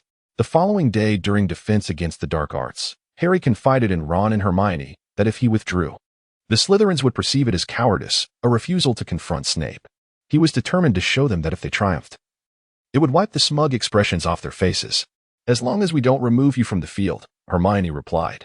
"Well said," Gody shrugged. "But generally speaking, as long as you don't end up as a heap of mincemeat, we shouldn't need the cleaning charm." True to form, the soft flesh around his waist was once again greeted by Sarah's affectionate teasing. "Surely not," Ron said, shivering slightly. "Of course not," Sarah replied amiably. "At worst, it's just a fracture. Madame Pomfrey could mend it with a blink." "Please, give me some confidence," Harry lamented, as the competition drew near. Although Harry feigned indifference to Ron and Hermione's concerns, his own anxiety mounted, mirrored by the rest of the team. The thought of defeating Slytherin in the House Cup ignited their excitement. No one had managed to best them in nearly 7 years. Yet, with such a biased referee, would they succeed? Harry was uncertain whether his apprehension was unfounded or well-founded. It seemed Snape shadowed him wherever he went. At times, he even suspected that Snape was tracking him, intent on capturing him alone. That afternoon, as Ron and Hermione wished him luck outside the changing rooms, Harry sensed their underlying fear that they might never see him alive again. What comfort could that offer? Clad in his Quidditch uniform, he grasped his Firebolt 2000, utterly oblivious to Wood's rallying words. "Are you still going to perform that lion trick, Sarah?" Dean and Seamus inquired eagerly as they took their seats in the stands. Sarah shook her head. "At least for now, our task is to keep an eye on Snape and Quirrell, regardless of who attempted to harm Harry last time. We cannot afford to give him another chance this match." Judging by the grim expression on Quirrell's face before the match, this was evidently non-negotiable. "Oh well," Dean sighed regretfully, and he and Seamus moved to find other seats. Next to them, Neville appeared puzzled. He did not understand why Ron and Hermione looked so somber and worried. Nor did he grasp why they had brought their wands to the pitch. "Remember, don't forget it S-leg locker curse," Ron muttered as he tucked his wand into his sleeve. To which Hermione whispered back, "I know," Ron replied impatiently. "Stop nagging." Unbeknownst to Harry, Ron and Hermione had been secretly practicing the leg locker curse, intending to cast it on Snape should he show any inclination to harm him. "I still believe Snape wouldn't harm Harry." In the Slytherin stands, Gody candidly remarked to Baxter, "Quirrell seems far more suspicious." Baxter shot him a silent glance, choosing not to respond. If it weren't for his desire to avoid the throngs of infatuated girls who would uncover his every secret, he wouldn't be seated next to this fellow. How dare he let that wretched hap place him in Gryffindor? Don't think I'm oblivious to your thoughts, Gody retorted. Sarah gets along quite well with that group of children. Is that really the point? Baxter shot back, glaring. Don't assume that just because you look like a child. I wouldn't dare duel you, provided you can hold your own, Gody provocatively replied. Oh, but wait, you still have to pass Sarah's test. Better keep your head down to avoid another scolding. What a brat, thinking he can run wild just because a teacher cares for him. If it weren't for the many eyes watching, Baxter would have preferred to draw his wand and unleash a few curses on this infuriating individual. Was it truly wise to let Gody and Baxter sit together? In the Hufflepuff stands, Hella and Rona were seated together, amidst the sea of yellow and black. A splash of blue was somewhat conspicuous yet not overly so. Hel craned her neck to glimpse the Slytherin stands, where a certain Professor Malfoy sat beside a founder who appeared to have shrunk back to a childlike form, both seemingly engaged in a silent duel of glares. Even from afar, Hel could feel the palpable tension in that area. Being adults, they shouldn't stoop to the level of dueling in front of so many people. Rona shook her head. Though I can't guarantee what will happen when they return to the castle after the match. As long as Sarah is around. There should be no issue, Hel remarked, glancing toward Gryffindor. Ultimately, as long as Harry and the other students are safe. You wouldn't mind if a certain student and professor decided to duel right here? Rona raised an eyebrow. Not at all, dear, Hel shrugged. In fact, I've never been concerned. Just as long as after the duel, Sarah doesn't haul them back to the castle by their ears while we clean up the remnants. Looking on the bright side, Rona said, at least they wouldn't have to bear each other's faces anymore. With that, they both erupted into laughter. Don't think I'm unaware that it was you who ruined the teacher's new robes. Shall I remind you of that time you and that young black snuck into Sarah's room and I caught you red-handed? Before the match had even begun. The tension in the stands was already suffocating. To better expose each other's secrets, a silencing charm had been cast over the front row. That's right. We heard you've been sneaking into the teacher's quarters lately. What I do with Sarah is none of your business. Gody crossed his arms defiantly. That S for certain, Baxter muttered, his face suspiciously reddening. What if we what? Gody asked, bewildered by the sudden flush on Baxter's face. Is there anything embarrassing about discussing the commonalities between high-level black and white magic for 3 hours? If anything, we simply never addressed who was who in the end. With one going off to study transfiguration and the other focusing on runes. A third update. Chapter 48. Look, is that Dumbledore? Ron suddenly exclaimed from the Gryffindor stands, pointing at the lower tier. Ah, indeed, Hermione responded excitedly. With Dumbledore present, Snape surely wouldn't dare to act against Harry. Perhaps it was precisely due to this that Snape appeared so irate as the team members lined up to enter the arena. I had never witnessed such a grim expression on Snape's face. Ron turned to Hermione and remarked, Look, they're off. Suddenly, someone poked Ron in the back of the head. It was Draco Malfoy. Oh, pardon me, Weasley, I didn't see you there, he sneered, chuckling with Crabbe and Goyle. I wonder how long Potter can stay on his broom this time? Anyone willing to wager? What about you, Weasley? No one responded to him. Snape had just awarded a penalty to Hufflepuff because George had sent a bludger hurtling in his direction. For some reason, Sarah turned her gaze towards the Slytherin stands. And her eye twitched violently. 2 blonde figures sat in the front row, bickering unabashedly. From her distance, Sarah couldn't discern whether these two had the sense to cast a silencing charm. Fortunately, everyone's attention remained focused on the match. With only a few girls occasionally glancing in that direction, Sarah rubbed her temples in frustration and sought refuge by looking towards the opposite stands, only to discover that her other 2 friends had not only noticed the commotion before her, but seemed to be thoroughly entertained by it. What do you think they're talking about now? Rona whispered. It's too far to read their lips, Hel replied, shaking her head. But I imagine it has something to do with that time Gordy added concentrated mint juice to Sarah's soup?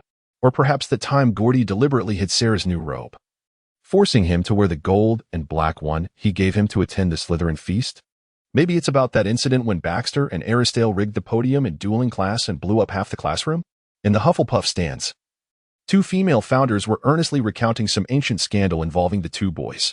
Last time you sneezed. You sneezed first, within the range of the silencing charm. The 2 of them simultaneously sneezed, staring blankly at each other. Then, as if struck by a shared thought, they instinctively looked up at the Gryffindor stands.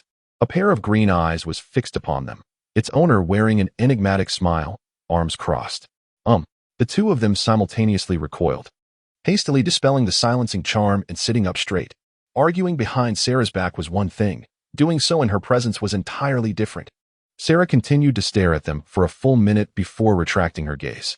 Merlin knows why these two act as if their IQ regresses to 3 whenever they're in each other's company. Before he could refocus on the match, a voice from behind momentarily diverted his attention. Do you know how Gryffindor chooses its players? Draco boomed. They pick those they deem pitiable. Like Potter, with no parents. And the Weasley brothers, who Ron awkwardly said, adjusting his somewhat disheveled hair. Despite Professor Malfoy smiling, he couldn't shake the feeling that the professor was in a particularly foul mood. Opposite him, Draco stared intently at the man who claimed to be a Malfoy. Indeed, his hair bore the family's signature light golden hue, and his eyes were the same gray-blue as his and his father's, if not for their striking resemblance to one another. Coupled with the fact that his father had confirmed that this individual had no place in the nearly 200-year-old Malfoy family tree. Draco might have genuinely believed this professor was a relative. That is quite enough, Mr. Weasley, Baxter said with a teasing glint in his eye as he pronounced that surname. Followed by in Mr. Malfoy. How odd it was to refer to one's own surname in such a manner. Then he continued with in Mr. Longbottom, Mr. Crabbe, and Mr. Goyle, his expression remaining unchanged as he uttered their names. Professor, they merely, Hermione stammered, nervously wringing her hands as her gaze fell upon Ron and Neville, clearly alarmed by the bruises adorning their faces. Draco emitted a small huff, averting his gaze just in time to see Gordy trailing behind Baxter. It seemed the two had been seated together during the match. Suddenly, it dawned on Draco that this Professor Malfoy must share a close relationship with Gwen Pauling, even though they hadn't even chosen to enroll in his class. Baxter withdrew his wand, and the pallor of the young wizards' faces turned stark. Was he truly that terrifying? Baxter pondered, knowing that they had yet to witness his more fearsome side. He pointed his wand at several boys' faces in succession, each visibly flinching, while Gordy stifled laughter against Sarah, murmuring an incantation that swiftly erased the bruises with remarkable speed. Ron touched his face in surprise and anxiety. Professor, I mean. Thank you. To his astonishment, he had neither lost points nor faced detention, and he had been spared the trip to the hospital wing. Ron felt a profound appreciation for Professor Malfoy, realizing he was, in fact, a good person. Not at all. After all, everyone has moments of youthful folly. Baxter replied with a smile, but this is a one-time exception. Now, why not return to the common room to celebrate this victory with your classmates, Mr. Weasley, Mr. Longbottom, and Miss Granger? The revelation of Malfoy's true identity was imminent, and soon, the second ancestor would randomly be revealed. Eventually, the 4 prominent figures would likely also experience a similar unveiling. Chapter 49. Once the 3 Gryffindors departed, Baxter turned to face his descendant from a millennium hence. Fighting during the Quidditch match was one thing, but what was the purpose of coming over to Gryffindor? It was clear he sought trouble. This is a one-time warning, Mr. Malfoy, he said coolly, before turning to leave. Wait, Draco called out. When Baxter turned back, Draco appeared startled by his own impulsiveness, unsure of himself. Mr. Malfoy, is there something you wish to ask? Baxter inquired, raising an eyebrow calmly. See, can I come to your office later today? After a moment of hesitation, Draco mustered the courage to ask. Gordy and Sarah exchanged glances. Was Draco finally unable to contain himself? It seemed to be a bit later than they had anticipated. Meanwhile, among the departing trio, Hermione suddenly turned back and halted. What is wrong, Hermione? Ron and Neville took a moment to register her concern. Why didn't Sarah come with us? Hermione murmured. Wait, Professor Malfoy didn't mention Sarah's name at all. Perhaps he simply didn't notice, Ron shrugged. Gordy is still around. It's quite normal for Sarah not to join us. Didn't Gordy come over with Professor Malfoy? Hermione suddenly recalled. I saw them walking together earlier. Are Gordy and Sarah close to Professor Malfoy? Ron thought carefully, but he couldn't pinpoint anything amiss. Maybe they knew each other before coming to school? You know, some say the Pauling family has a long-standing history, but Harry said they are his neighbors. Hermione exclaimed in exasperation. That means they live in the Muggle world. Moreover, Harry had mentioned he had never seen Professor Malfoy before. Ron finally sensed something was off. Hermione, are you suggesting? I'm heading to the library right now. Without waiting for Ron and Neville to respond, Hermione dashed away. Has she forgotten Harry is still on the pitch? Ron stared blankly in the direction Hermione had gone. Neville nodded silently. I would assume you two still have your wits about you and are aware of the time? On the gradually dispersing stands, Sarah crossed her arms, observing the 2 blonde fellows before her. Has your intellect regressed to that of a 3-year-old? Gordy shot Baxter a sidelong glance. Did you hear that? 3-year-old intellect. Gordy's eyes clearly conveyed this sentiment. Baxter shot back defiantly. What are you staring at, you simpleton with the intellect of a troll? Always prancing around in front of the teachers, grinning and acting cute. Do you even have the audacity to say that? If not for you, I wouldn't be getting scolded by Sarah, Gordy retorted, unrelenting.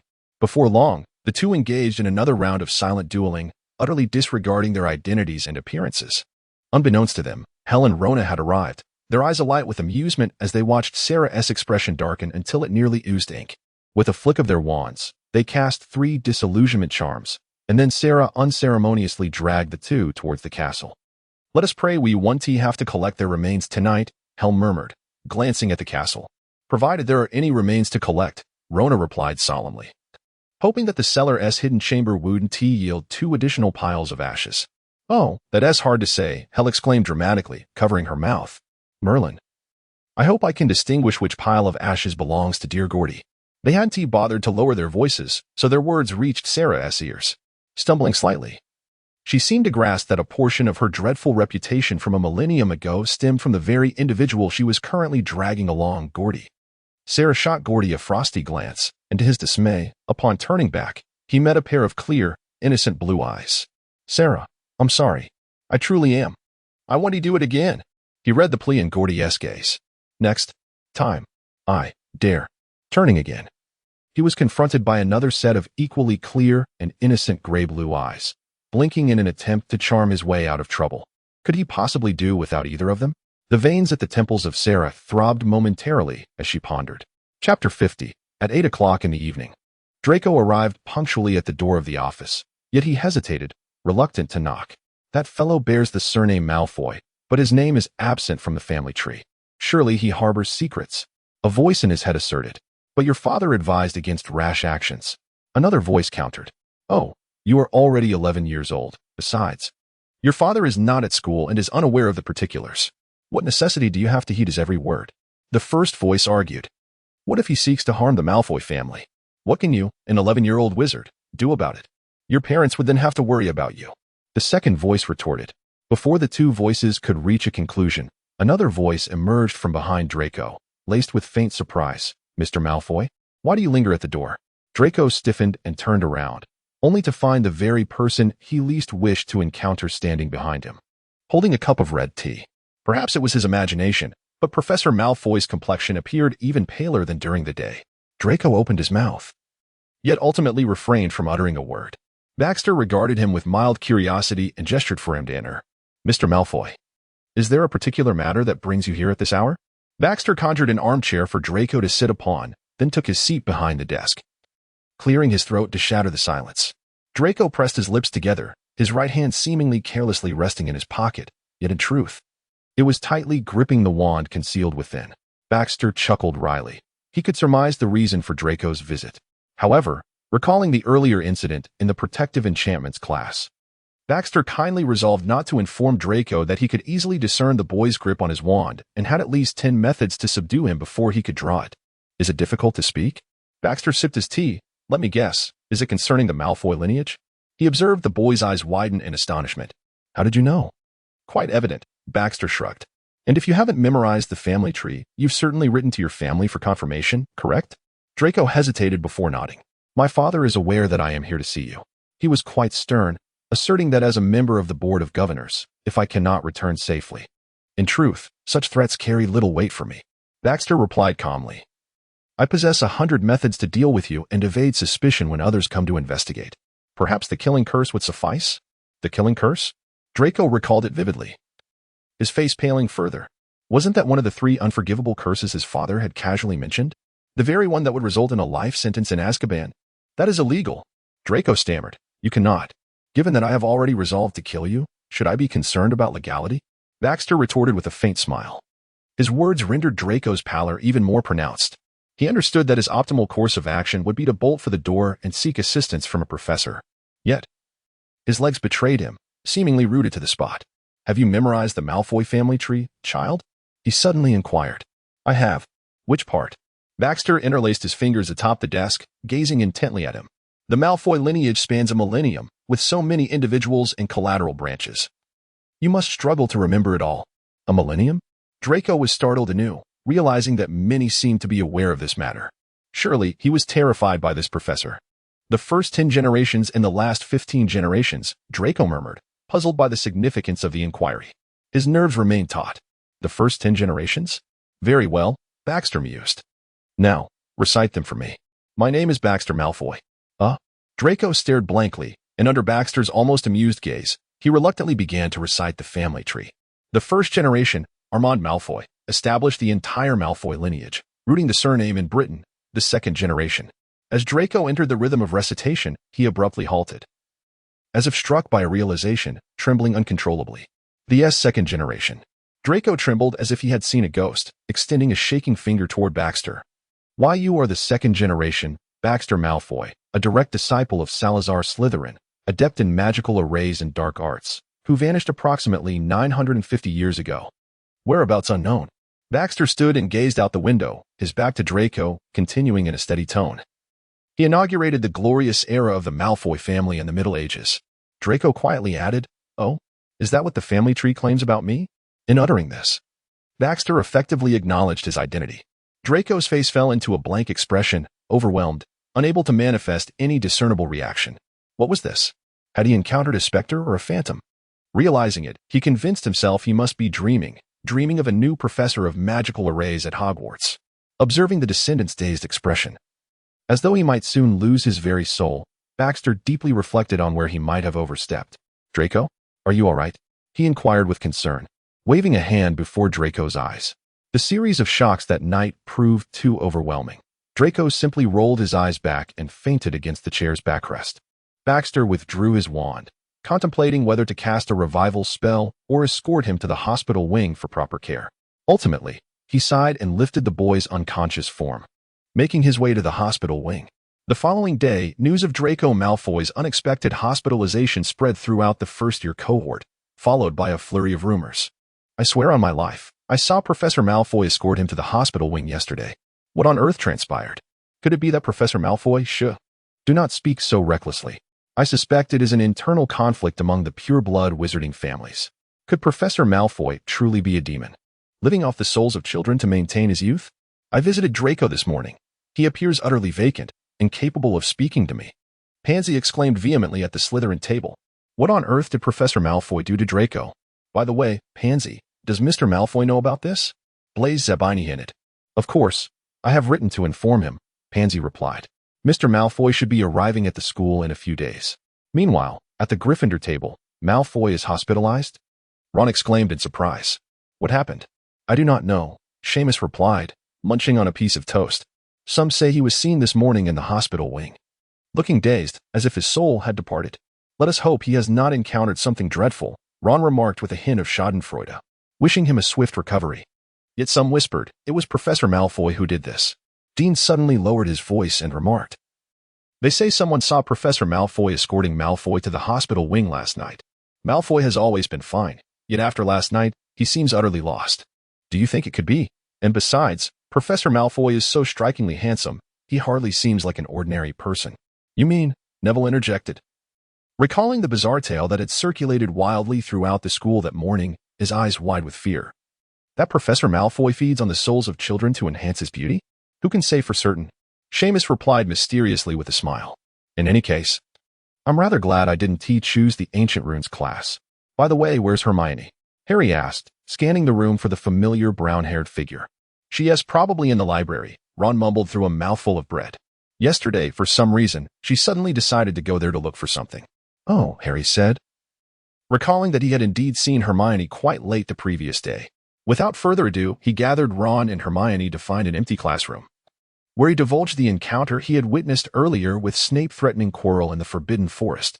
They subsequently resolved to aid Quirrell against Snape, ensuring he would not have the opportunity to steal the Philosopher's Stone. Harry reminisced about the events of the first night of term, recalling the encounter he and his friends had faced in the Forbidden Corridor on the 4th floor. What kind of protections would Quirrell have set up to safeguard the Philosopher's Stone? Had Snape truly deciphered how to bypass the other defenses? Three-headed dogs, the Devil's Snare, giant chessboards.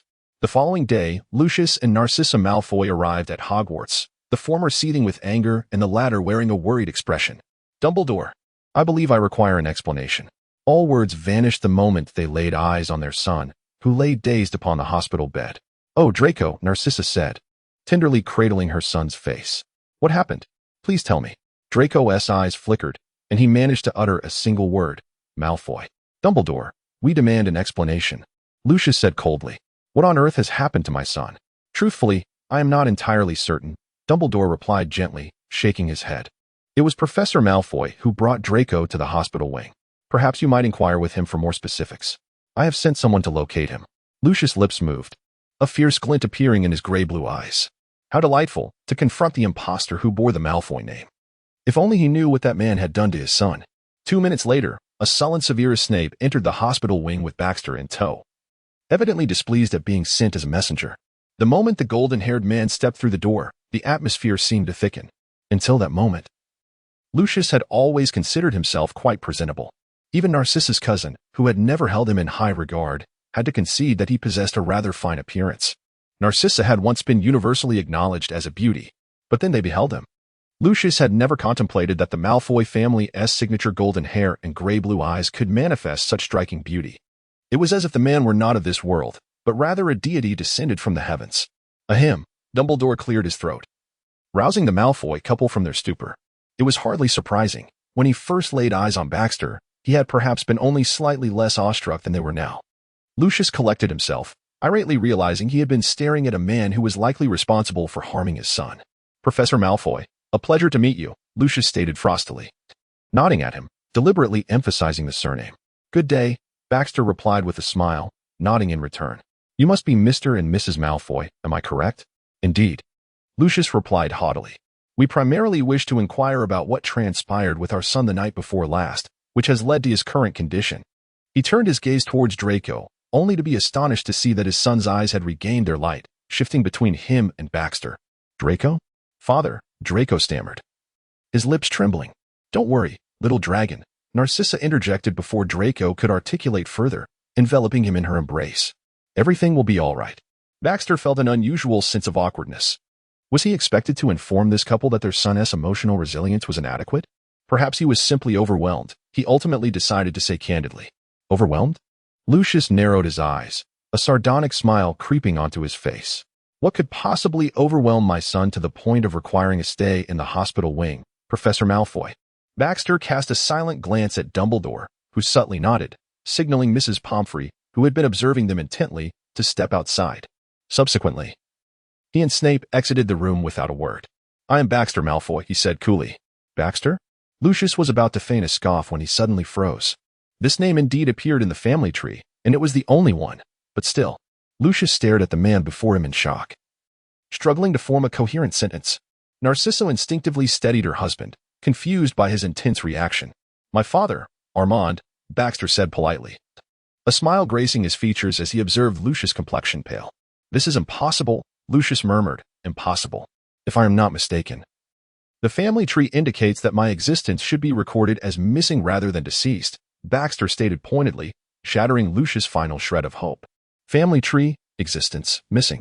Narcissa, not one to be easily deceived, quickly deduced the true cause of her husband's dismay through a few key phrases. Are you truly? There is a chamber beneath Malfoy Manor, accessible only to the heads of the family, housing a bookshelf against the wall filled with remnants of dark magic from millennia past. Baxter stated matter-of-factly, assuming Malfoy Manor still stands. Indeed, Lucius said with difficulty, gently patting his wife's hand, signaling her to release him. He then straightened his back, bowing deeply to Baxter. Lucius Malfoy, the 53rd head of the Malfoy family, pays his respects to his ancestor. Please, there's no need for that. It's rather awkward. Baxter stepped back, kindly stating. Lucius straightened, somewhat stiffly.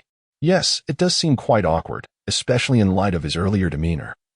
He now wished he could sink into the ground. So, what exactly has happened to Draco? Narcissa inquired softly. She cared little for the fact that the man before her was an ancestor of the Malfoy family. Her sole concern was her son's safety. Well, the night before last, Draco came to see me, and I revealed my identity to him. Baxter hesitated before speaking plainly. No wonder Lucius' eyes twitched slightly. He was utterly stunned, not to mention his 11-year-old son. Wait a moment. Did Draco take the initiative to seek out Baxter? Lucius's gaze sharpened. and he shot a cutting look at his son lying in the hospital bed. How did he speak to him? Did he tell him not to provoke that new professor? And what was the outcome? Feeling the wrath of his father, Draco shrank his neck and leaned closer to his mother, casting a pleading glance her way. Lucius spoke darkly. How could this happen? In truth, it was not entirely his fault. Baxter promptly interjected. I invited Draco to my office. His paper had a few minor issues. Draco was momentarily taken aback, then looked at the ancestor with incredulous gratitude. Is that so? Lucius mused. Well, since it was you who said so. That afternoon, the Malfoy couple departed from Hogwarts, returning to their estate in Wiltshire. Their hasty arrival and departure piqued considerable curiosity. Hey, Hel. In the Ravenclaw common room, Hel, who was engrossed in writing her herbology paper due the following Tuesday, suddenly heard someone call her name. Looking up, a familiar face came into view. Oh, Brian. Hel casually placed a stack of books from the armchair beside her onto the floor to make space for him to sit. What brings you here? Well, strictly speaking, nothing much, Brian shrugged. It's about Professor Malfoy. Ah, you're referring to him. Hel set down the pen she had just picked up. A word of advice. Most of the rumors circulating around school are unreliable. Yes, I think so too, Brian nodded. But Hel, have you met Professor Malfoy before? I mean, prior to his arrival at school? Perhaps his question was too straightforward, causing Hel to pause. Well, yes, she considered. He is my uncle, the father of Godric and Sarah. He and Professor Malfoy are friends. Friends? Brian pondered and nodded. For some reason, he cast a fleeting glance at the Ravenclaw statue in the common room. For Merlin's sake. Can you all tone it down a bit? In an empty classroom, Hel exclaimed in frustration, I just told Brian that Baxter is a friend of your father's. And that's how he managed to keep it under wraps. We never intended to hide our identities forever, Godric replied helplessly. It's just that concealing our identities is already troublesome enough without the added complications. How long do you think you can keep it a secret? Rona raised an eyebrow. I've seen Hermione in the library several times. She seems to be searching for something related to the history of magic and wizarding families. And Draco. Baxter must have already disclosed his identity to him, Godric shrugged. If he ever saw us walking together, he would likely figure it out. I just hope Harry can handle it when the time comes. Hel remarked, look at Draco's reaction. He will manage, Godric asserted. At least none of us are his ancestors. True, Hel conceded. But if the Slytherin kids find out, they'll realize they've been classmates with a Gryffindor for an entire year. I hope they won't be so excited that they blow the place up, Godric muttered. It would be easier to fix the tower than the cellar. But if the cellar goes, Hogwarts might collapse, right? It might not, Rona replied. You must remember, magic can be quite versatile. Then Hogwarts would gain an enormous underground space. Hel added, of course, assuming such a significant incident does not result in student casualties. I suppose, Godric replied uncertainly. After all, the cellar had historically been a place with fewer accidents. Or rather, incidents occurring there rarely manifested in explosive forms. For instance, the glass in the Slytherin common room that overlooked the depths of the Black Lake had once been accidentally shattered during a small experiment by a few students, causing the lake's water to flood almost the entire common room and half of the dormitory. It was only when the water reached Salazar's office that the situation was resolved. Not every wizard can cast a repair spell under such immense water pressure. Naturally, the following morning, the Hogwarts dining hall was filled with seafood, but that's another story. Today, Hogwarts launched a special program, Disaster Film Slytherin, The Flooded Common Room, Culinary Segment Hufflepuff, The Secrets of Black Lake Ingredients. Campus youth drama Gryffindor and Ravenclaw. Living in high places can be a disadvantage, and the ongoing revelations continue. Chapter 52. As the Easter holiday approaches, the assignments given by professors are becoming increasingly abundant. Entering the library, one could see young witches and wizards pondering over their papers, chewing on their quills, or furiously writing. Merlin preserve us, this isn't my first time learning this stuff. In a corner under the influence of a concealment charm, Godric exhaled deeply over the recently completed paper on defense against the dark arts. Yet, it cannot be denied that the current theoretical framework is far more refined. Rona flipped through a book whose title they could not recall, stating, moreover, the probability of unexpected occurrences and their potency have significantly diminished. And as for magical power, Godric shrugged. The revised spells require considerably less magic, though their effectiveness inevitably wanes. But overall, this is progress, is it not? Indeed, Sarah said. I am delighted to see that Hogwarts a millennium later remains a complete castle rather than a heap of rubble. There's no need to undervalue yourself, Sarah, Hel replied. The protective spells we cast are still quite effective. Yes, Godric nodded in agreement. Otherwise, Julius would have been able to blow up at least half a tower. Considering the distance between the towers, it might only be half a tower, Rona pointed out. However, the classrooms are certainly not safe. At least we managed to preserve half of the West Tower and at least 5 classrooms, Godric lamented. Yet, the reconstruction of the astronomical tower required quite a bit of effort. I still feel fortunate that they chose the astronomical tower as the site rather than Gryffindor Tower, Hell remarked. Otherwise, it would have been Gryffindor and Ravenclaw towers that were blown up. Then we would be fortunate enough to witness Gryffindor and Slytherin students sharing a common room, Rona said with a mischievous smile. And Hufflepuff and Ravenclaw, dear Miss Rona. Godric shrugged. Of course, at least your students won't turn the common room into a duel arena in just 10 minutes. A duel arena? Sarah questioned. Isn't it more like a chaotic brawl? You're right, Godric recalled reluctantly. But what's even more remarkable is that after throwing curses at each other, they still managed to laugh and joke together. And they even boast about continuing the next time. Hell interjected expressionlessly, while complaining that the other houses are too ruthless. They still challenge each other. And they complain while clearing each other of blame, regardless of house, Rona casually said as she turned a page in her book.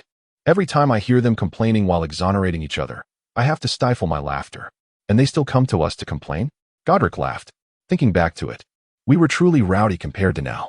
I'll just assume that Quidditch has siphoned off their energy and attention. Hell said, but honestly, which young wizard has never had a scuffle with classmates during their school days? As long as we don't blow up the school. Suddenly recalling some grim images. The 4 fell into a solemn silence, and then, with an unspoken understanding, they deftly shifted the topic. Since we have arrived in this era, though we must conceal our identities, we cannot continue to remain invisible forever, Gody interjected. What are you implying? Sarah glanced at him, her expression skeptical. Are you suggesting that we form a group to hunt down a fire dragon? Surely, if we are here, we ought to leave some trace of our presence. Gody scratched his head, appearing genuinely troubled. Many of the spells now are quite different from what we knew back in our time. Thus, I have been pondering. Since we have come here, why not reintroduce those ancient creations from a millennium ago to the present? To restore the lost knowledge to the wizarding community? Sarah's eyes flickered with intrigue. Why not indeed? It is not merely the lost artifacts. Rona exclaimed, abruptly closing her book, sitting upright, her gaze intense. We must consider the original versions of those incantations. What about the lost potion recipes? Hell murmured thoughtfully. But can this truly be accomplished? He added softly. I mean, once these things resurface, could it potentially cause chaos? Gody regarded her, his voice barely above a whisper. I am well aware that the current wizarding world is stable, devoid of war or turmoil. I believe our arrival here is no mere coincidence. The wizarding world has lost far too much in the tumult of its past. It is time for those treasures to return. He spoke with conviction. When we founded Hogwarts, it was for the preservation and continuation of wizarding civilization. Now, the same holds true. Spells originated from ancient runic, which were later adapted by wizards from various regions, evolving into what we recognize today, Rona mused. In our time, even students could innovate spells, yet in this era, I have learned from books that no new spells have emerged in at least 2 centuries. Meeting her friend's gazes, she added softly, modern spells have undergone so many modifications that they have gradually lost their original essence. If we could obtain the primordial versions in ancient runic, it would undoubtedly ignite a fervent scholarly debate in the academic community. That would indeed be ideal, Gody concurred. Meeting Sarah's gaze, he pressed his lips together. Please don't look at me like that, Sarah. I have genuinely considered the consequences. This endeavor would undoubtedly yield more benefits than drawbacks for the wizarding community. And we hold the power to decide what to reveal to the world. Moreover, there is no need for us to publish papers in the newspapers at this juncture. Rona calmly pointed out. We could merely disguise our findings as fragments of notes left behind from a millennium ago. And we could initially test the waters at Hogwarts to gauge the reactions, Hell suggested. Actually, I had no intention of opposing this, Sarah finally admitted. You all speak too rapidly, one after the other. They exchanged silent glances, acknowledging their earlier excitement. At the end of April, news from the library swiftly swept across the entire school. A student borrowing from the restricted section discovered a tattered parchment embedded within the pages of a book. The faded ink rendered the writing indistinct, yet it bore the semblance of a formula. However, the student's focus was not on the formula itself, but rather on the faded signature below it, Helga Hufflepuff. It was said that the Ravenclaw student initially did not recognize its significance, assuming it was a mere oversight by someone, and even discussed the contents with classmates in the common room. At first, upon seeing Hufflepuff's name, they thought it was a prank. What a joke. How could this possibly belong to a founder? If such artifacts were easily obtainable. Until a seventh-year student identified two ingredients in the formula as belonging to potions that had been long extinct in the modern era. Coupled with the rumor that Hufflepuff was a master potion maker, the excitement escalated. A throng of students hurriedly rushed into the headmaster's office that night. The lights in the office remained illuminated until the early hours of the morning. Following Professor Malfoy's confirmation that the handwriting was indeed that of Hufflepuff, the faculty lounge buzzed with excitement. Professor Dumbledore and Professor McGonagall were astonished by the emergence of the founder's authentic relic. Professor Sprout was amazed that such remnants of the founder still existed. Professor Flitwick took pride that the formula was discovered by a student from his house. And Professor Snape was eager to retreat for solitary research with the formula. Now, let us not get too excited, Baxter tentatively suggested. I recall there are many similar formulas by other professors. If this one can be preserved, perhaps others can too. Merlin knows how he felt this morning when the teachers informed him of their decision. Staring at the seemingly aged parchment before him, inscribed with meticulously altered elegant handwriting, Baxter let out a silent sigh.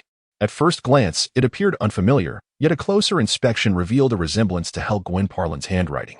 He had heard that the students were still clamoring in the common room. Hopefully, it would not attract the attention of those with ulterior motives. A millennium ago. Hogwarts School of Witchcraft and Wizardry. A millennium ago, the site of a catastrophic magical disaster, the founders, blissfully unaware of their imminent exposure, thought they were being discreet. Chapter 53. Within the Slytherin common room, Draco tossed his pen down for the third time in 5 minutes. Staring blankly at the few words he had written for his transfiguration essay. Rarely having a morning without classes, he found himself unable to concentrate on last night's assignment. Naturally, he mused. Not everyone can remain unfazed by the inexplicable familiarity with their classmates and ancestors, especially when that classmate had been at odds with him just half a month prior. Gwynparlin. Draco frowned slightly, certain that none of the pure-blood family trees his father had shown him bore the name Gwynparlin, nor did any have a partner with that surname. Yet Godey's demeanor and manner of speech were distinctly not that of a Muggleborn. Could he be half-blood? Draco pondered. Then, a rather unsettling possibility struck him. Draco. Where are you going? Pansy called out, prompting Draco to leap up and nearly sprint from the common room. In the library, Hermione closed yet another thick tome. Its gilded title reading A Brief History of Wizarding Families in the 20th Century. Weary, she rubbed her temples and stood to return the book. Her fingers grazed the spines of the books in a row, pausing at one. Just as she reached to pull it out, another hand emerged from behind her, coincidentally reaching for the same book. Turning around, she found herself staring into a pair of gray eyes. Good afternoon, Hermione stammered, forcing an awkward smile. She recognized the boy as a fellow Ravenclaw from her year. Hello. He appeared equally flustered. If you need this book, I can look for something else. No, it's fine. I'm not in a hurry for it. It's not for an assignment. How coincidental. Neither am I. The atmosphere once again fell into an awkward silence. In that stillness, Hermione took the initiative to remove the book from the shelf and tentatively glanced at the boy across from her. How about we read it together? There's only one copy. It's fine. I can search for something else. Brian smiled politely and pulled out a lengthy list, circling the title of the book. Wait a moment. Hermione's gaze inadvertently fell upon the list, and she froze. However, when she noticed him looking back, she appeared somewhat flustered. Are you also searching for information about wizarding families? Also? So you are too? Brian responded, slightly taken aback. Yes, Hermione nodded. Lifting her chin and producing her own extensive list, most of the titles marked with checks, indicating she had already read them. To their mutual astonishment, a significant number of titles on their list coincided. That's wonderful, Hermione exclaimed joyfully.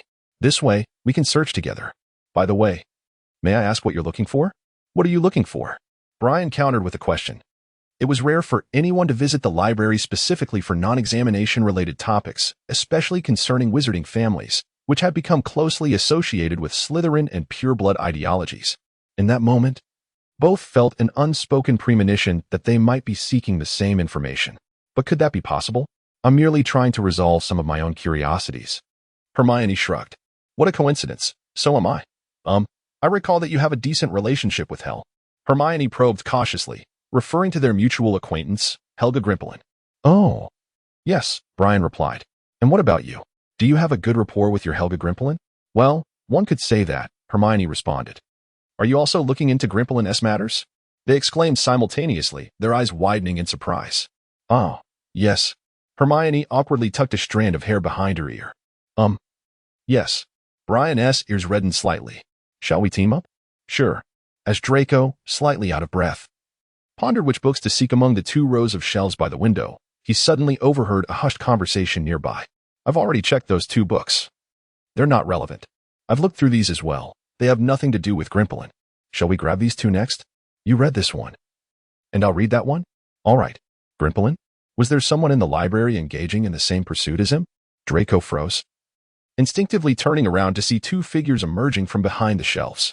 One was all too familiar, the muggle-born Granger, often seen with Potter and Weasley. The other was a somewhat unfamiliar boy clad in Ravenclaw robes. Draco vaguely remembered he was in their year. Moreover, the books they held caused Draco to squint. Noble birth, wizarding genealogy, and famous wizarding families of the medieval era. He initially intended to quietly slip away unnoticed, but found himself inexplicably drawn closer. Malfoy? Hermione quickly spotted him, narrowing her eyes with disdain. What are you doing here? I don't believe this library is your family's property, Granger, Draco sneered. If you've come merely to spout these meaningless remarks, you may leave at any time. Don't act as if anyone wants to be here, Hermione retorted. By the way, if you're looking for Grimplin, you certainly won't find anything in those books. How do you know that? What should we do? They both queried in unison. Because I've already read them, Draco arrogantly gestured toward the books in their arms. And next time, lower your voices when conversing. With that, he made to push past them towards another shelf. You've read them all, Malfoy. Wait. Hermione called out. Draco halted, turning back with an expression of impatience. What now? Granger? I'm busy. Would you like to join us? Hermione suggested awkwardly. Since you've read those books, you must have a fair understanding of wizarding families, right? Indeed, Draco replied. But why should I assist you? Perhaps for Potter's sake? Don't call him that. Hermione immediately countered. There are far too many books in the library. Just the 2 of us might not be able to cover everything. Of course. As a form of compensation, I could help you highlight the key points in the textbooks. And I suspect your history of magic notes aren't complete, are they, Malfoy? The mention of his history of magic notes brought a hint of embarrassment to Draco's face. He truly found it hard to resist Professor Bin's hypnotic voice. Moreover, he had been troubled lately about whom to borrow notes from, as none of the first-year Slytherins had comprehensive notes. Deal. Draco agreed readily. After all, his original intention was to find information about the surname Grimplin, was it not? All right, Hermione nodded, pulling out a list nearly half her height, densely packed with titles. Only a small fraction crossed out, indicating those without relevant information. This is the list of books we intend to research. Take a look. If any of the titles are ones you've read and contain no information about Grimplin, feel free to cross them off. Are you really just handing the list to me? Draco asked, somewhat astonished. They had been rivals for half a school year. How could she? Just check these 2 first. They are the next books we plan to find, and they shouldn't be ones you've read, Hermione said, not allowing him much time to process his surprise, pointing to 2 titles in the middle of the list. Draco examined them closely, shook his head, and replied, No. Great. Then let us go find the books, Hermione declared. Oh, and you can look for something in this book. She pointed to the titles closely situated beneath the 2 books they had just discussed. With that, her figure vanished behind the shelves. Gryffindor, Draco muttered to himself. Turning the corner of the shelf to indeed find a small round table with 4 chairs, 2 of which were already pulled out, their occupants having just left.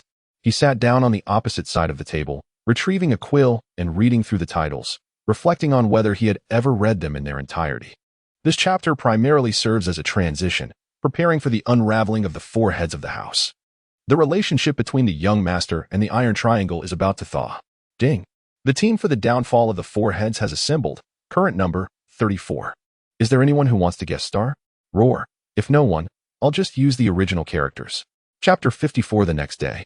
When Harry and Ron arrived at the library under Hermione's insistence to study, they could hardly believe their eyes.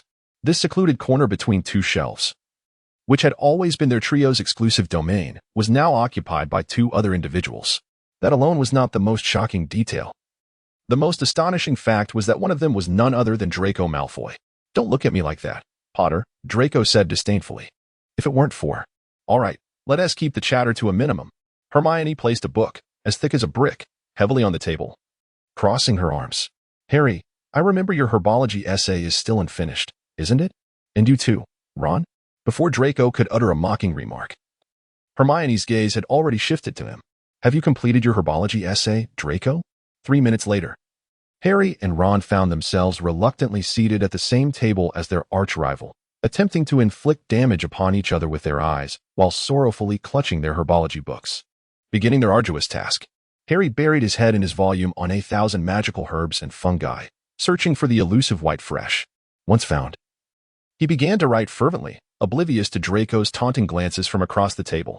One by one, the trio succumbed to the weight of their assignments, retracting their glares and immersing themselves in their work. Draco quickly flipped through his book, discovering it contained little on white fresh, despite his efforts. He had only managed to complete half of his essay. Observing Harry's quill dancing across the parchment, he hesitated, contemplating whether to speak. Hey, Potter, Draco called out, his tone laced with the usual provocation he reserved for Harry. Is there something you need? Harry replied, irritation evident in his voice. Have you finished your essay? Draco hesitated, his gaze drifting toward the book beside Harry. I suppose not, Malfoy? Ron exclaimed incredulously. You want to copy Harry's essay?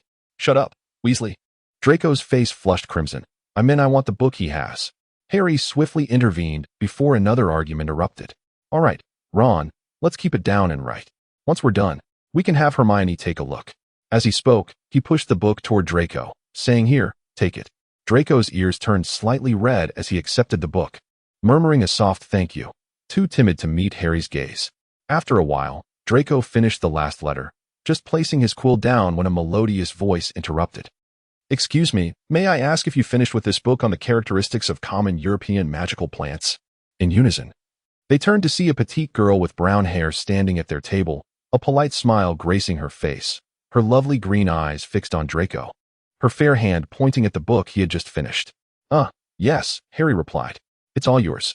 Draco, feeling anxious, handed the book to her. It's quite useful. Ron added. Thank you. The girl smiled, nodded, and turned to leave. My goodness, Ron murmured. Which house is she from? What are you three doing here? A familiar voice interrupted. Hermione, clutching several books, frowned at them. What are you looking at? Just now an unfamiliar girl came to borrow a book from us. Harry hesitated. Oh? Hermione followed their gaze and remarked that Camilla Scamander from Hufflepuff, granddaughter of the famous Newt Scamander, author of Fantastic Beasts and Where to Find Them. You don't know her? Not really, the three replied in unison. After just one academic year, it was quite commendable that they could recognize their own housemates. Well, Hermione sighed, glancing at her list. I'm off to find a book. What is the next one? Exploring Ancient Times, Genealogies of Medieval Wizarding Families and Their Present Fates? It should be around here. However, when Hermione reached the designated spot, she discovered it had already been claimed by someone else, leaving only an empty space. She sighed, marking her place with a quill, focusing intently on the next title. The Surname Changes of Ancient Wizarding Families? She murmured, resuming her search. 10 minutes later, Hermione was astonished to find that, as if someone had anticipated her request, the next 4 books on her list had been borrowed by others. Draco, Hermione cleared her throat, striving to maintain a calm tone. You Haven T borrowed the books we were planning to look for from the library, have you? Of course not. Draco began to respond, but suddenly realized, his face turning beet red. Granger, are you accusing me? You certainly are a suspect, Ron interjected bluntly, but under Hermione's glare, he wisely amended. Well, let us hope it isn't you. I said it was me. Draco ground his teeth. What benefit would that serve me?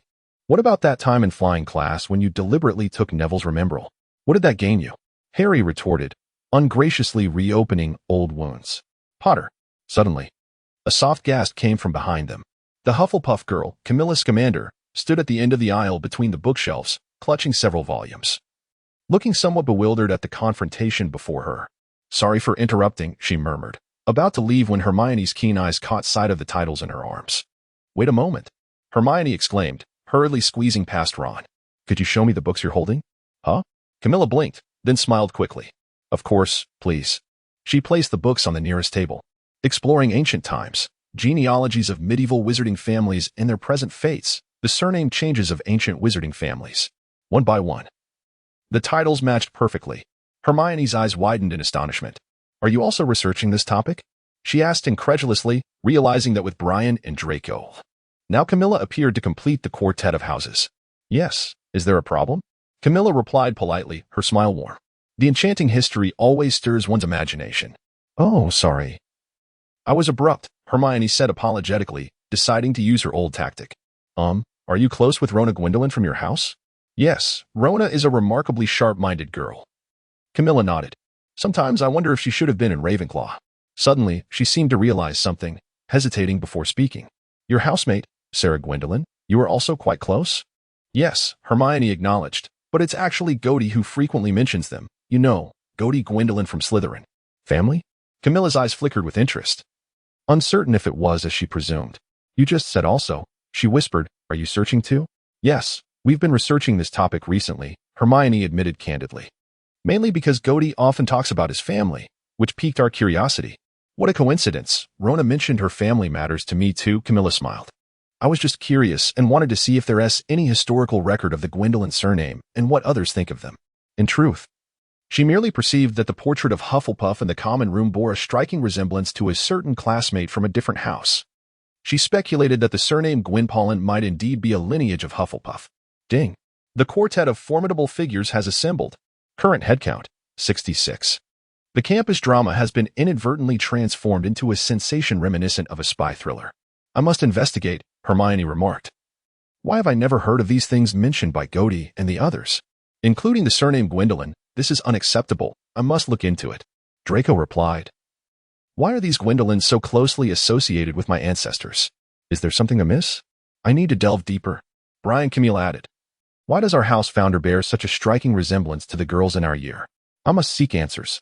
In chapter 55, when Harry and Ron observed Hermione leading a beautiful girl to their table, they had grown rather numb to such occurrences. Even their arch-nemesis Malfoy had managed to turn foes into friends. The arrival of a few more seemed trivial. We've been researching for 2 days, yet we've unearthed nothing. Draco lamented. Harry and Ron, dragged along by Hermione to assist, exchanged silent glances. Only 2 days? Hermione's eyebrows shot up. I've been investigating for at least a month. Do you wish to give up now? I too have spent a month, Brian shrugged. Exercise some patience. I just feel that such intense scrutiny is not sustainable. He expressed impatiently. There are far too many books in the library, and exams are fast approaching. Suddenly, Camilla, who had been silent all along, spoke up. I think we should share information. Since we now share a common goal, what information? Draco frowned. Haven't we always been reading different books and then sharing our findings? I mean something different, she replied earnestly. Let's discuss what raised our suspicions before we came to the library. What triggered our doubts, that's crucial. Doubt? Hermione paused her catalog search, pondering with her chin in hand. All right, that is indeed important. Shall I begin? Please, Brian gestured invitingly, and they all chuckled. Well, I became suspicious because Gody and Sarah seemed quite familiar with the new Professor Malfoy. Have you noticed that the Gwendolyns did not choose to take the defense against the dark arts class, yet they appear inexplicably close to its professor? Then Harry added, they are my neighbors, having grown up together, yet I have never seen Professor Malfoy. So I wondered if there might be something more to it. Is that all? Brian exclaimed, you are remarkably perceptive. Do you have any other leads?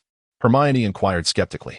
Indeed, Brian nodded, looking at Camilla, ladies first. All right, Camilla adjusted her hair. I suspect Gwendolyn may be a descendant of Hufflepuff because the portrait in our common room resembles her. You have portraits of the founders in your common room? The 3 Gryffindors and 1 Slytherin exclaimed in unison. Ah, yes. We have a statue of Ravenclaw herself. Brian smiled amiably. Now it's my turn. Like Miss Scamander, I noticed that the Ravenclaw statue bears a striking resemblance to one of the Gwendolyns. You all heard about the Hufflepuff notes recently, right? The others nodded in agreement. Those upperclassmen were discussing it in the common room. Brian reminisced. I leaned in to take a look. Although the handwriting was different, I couldn't shake the feeling that the style bore a resemblance to Hell, with whom I often did assignments. I certainly wouldn't mistake it. Of course. Hell explained that Professor Malfoy was their childhood neighbor. Neighbor? Hermione looked at Harry, who shook his head. They never mentioned Professor Malfoy to me. For reasons unknown. Harry felt a sense of betrayal. The portraits, the statues, and Hermione's uncanny intuition made Draco suddenly feel weak for having harbored doubts about his ancestry. He hesitated about whether to disclose his family's history. Yet 5 pairs of eyes were already fixed upon him. He hesitated. He realized that if he did not clarify his ancestry, his fabricated excuse might not hold up. But if he explained, would the revelation be too explosive? Draco? Hermione called his name tentatively.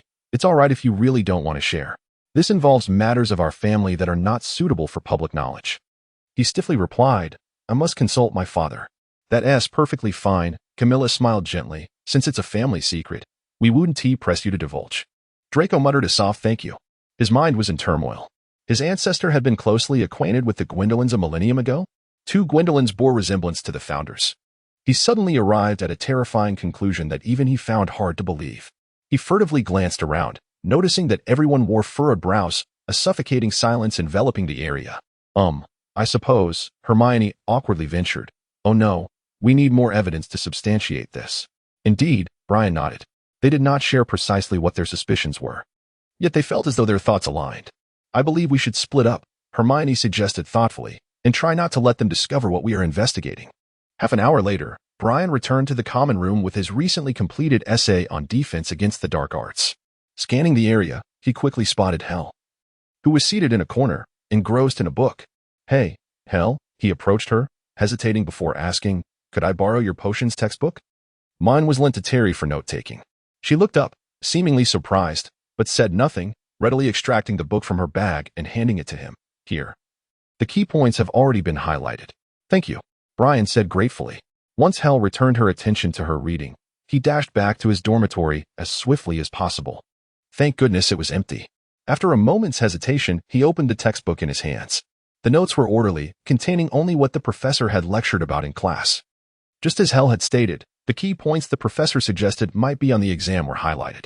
There was no indication that the book's owner was anything other than an ordinary student. Frustrated, Brian tossed the book aside and raked his fingers through his hair. He was still stunned by the conjecture that had arisen in the library earlier. This was impossible. It was too outrageous. The book he had set aside naturally opened, revealing the title page where Hel's name was elegantly inscribed. By some strange twist of fate, he picked up the book again and tapped the name written in black ink with his wand, revealing its true form. He didn't even know what this would accomplish. 5 seconds later, to Brian's astonishment, the black ink of Hel Gwendolyn's name slowly shrank and vanished, transforming into an initial HH. It was not the letter G, the initial of Gwendolyn, but H. Coincidentally, it was the initial of Hufflepuff, precisely the abbreviation of the founder's name. Brian stood frozen, his breath quickening as he struggled to believe his eyes and his theory. This cannot be. A minute later, the boy burst out of Ravenclaw Tower like a gust of wind. Ladies and gentlemen, I sincerely apologize for summoning you back to this empty classroom on the 5th floor so soon, Brian said, his voice low with regret. The flush from his vigorous running and excitement still evident on his face. What is the matter? Have you discovered something else? Hermione inquired, her curiosity piqued. Yes, Brian replied. Catching his breath, I just borrowed a textbook from Hurl, and he recounted everything that transpired at Ravenclaw 5 minutes ago. I never expected that revealing charm to be of any use, but the initials H. Camilla appeared as astonished as Brian. Are you certain? Of course, I am. I saw it with my own eyes. Brian exclaimed. Now I suspect the other 3 Gryffindors could be GG. S. Hermione chimed in softly. I'll go find Sarah immediately. No way. That's too insane. I thought the same, Brian and Camilla echoed in unison. I hope not, Draco murmured, glancing at Merlin. For Merlin's sake, those are the most ridiculous revelations. Ron exclaimed. We must be going mad. I would prefer that to be the case, Camilla whispered. I hope this conjecture isn't confirmed. It's too terrifying. Indeed, Draco nodded in agreement, suddenly steeling himself and saying, Actually, there is something else I need to tell you. Since we're on the verge of uncovering Gryffindors' identities, the ancestors surely cannot remain hidden. It's better to enlighten you. What is it? Hermione instinctively asked. Well, Professor Malfoy, Draco observed their expressions carefully. He actually comes from a millennium ago. He is my ancestor, the 2nd generation of the Malfoy lineage, Baxter Malfoy.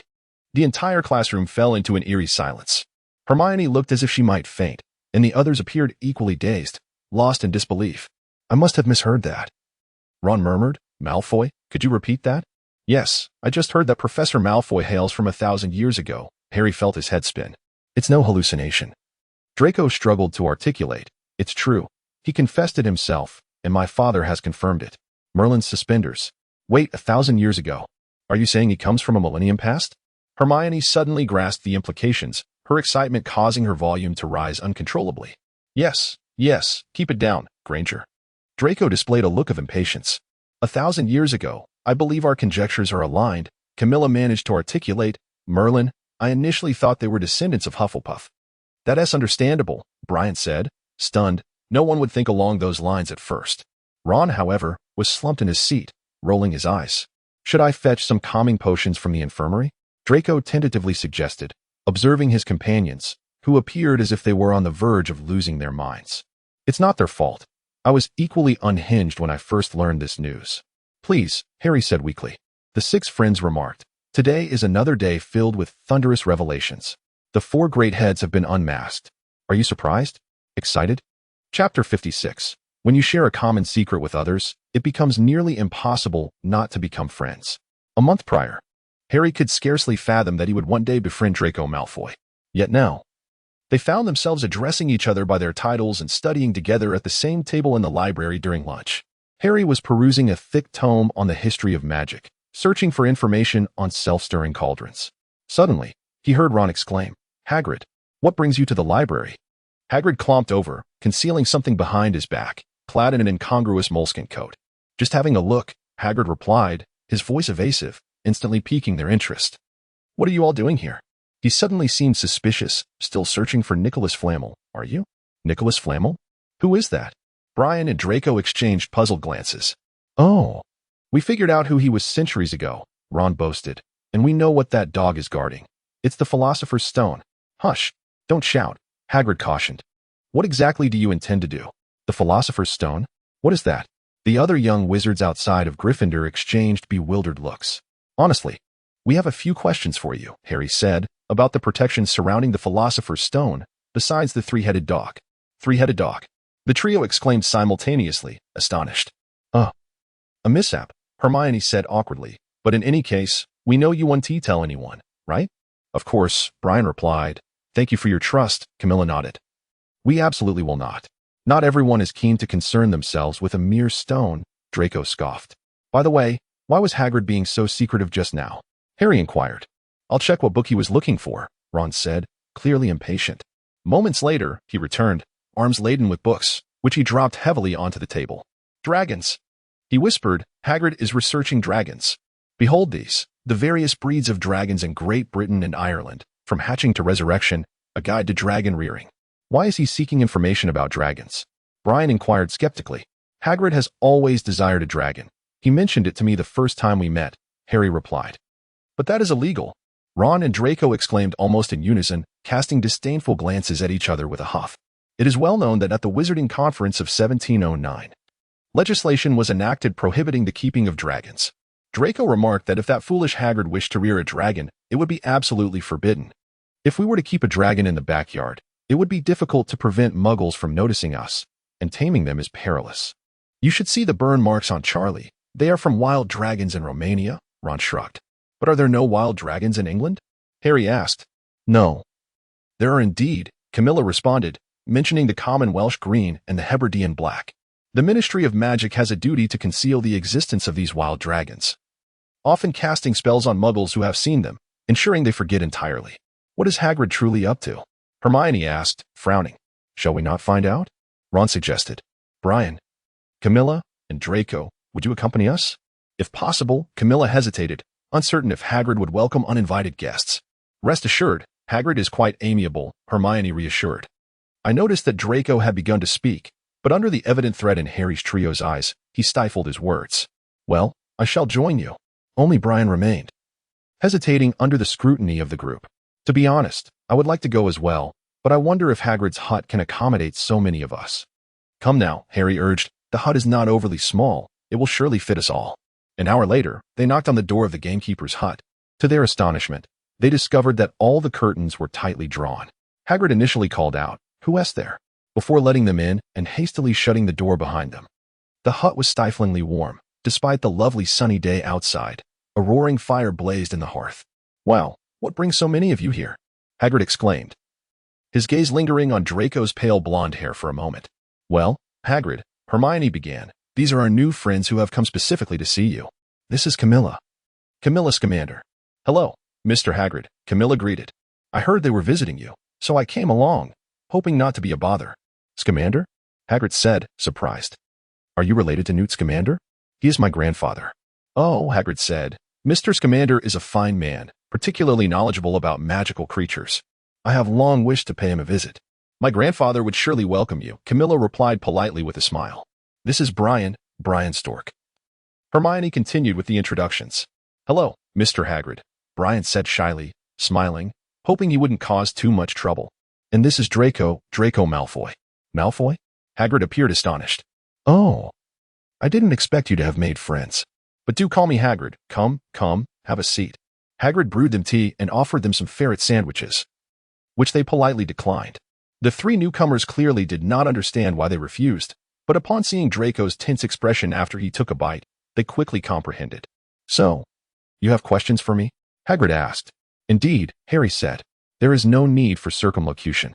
We do not know if you can tell us what other enchantments guard the Philosopher's Stone apart from Fluffy. Hagrid frowned at them.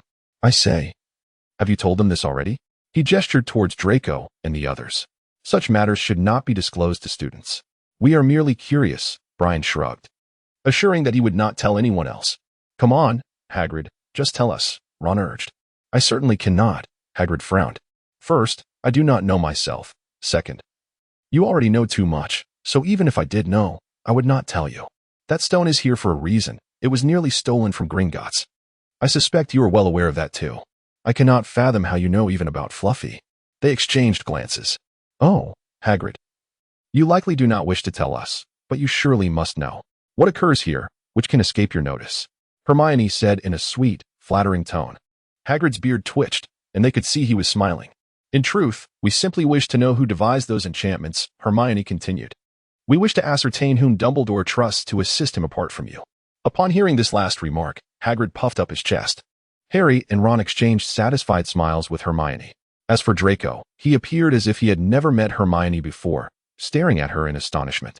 Was this the same Hermione who would scold others for reading books and constantly observe Harry and Ron studying? Very well, I suppose I can share with you.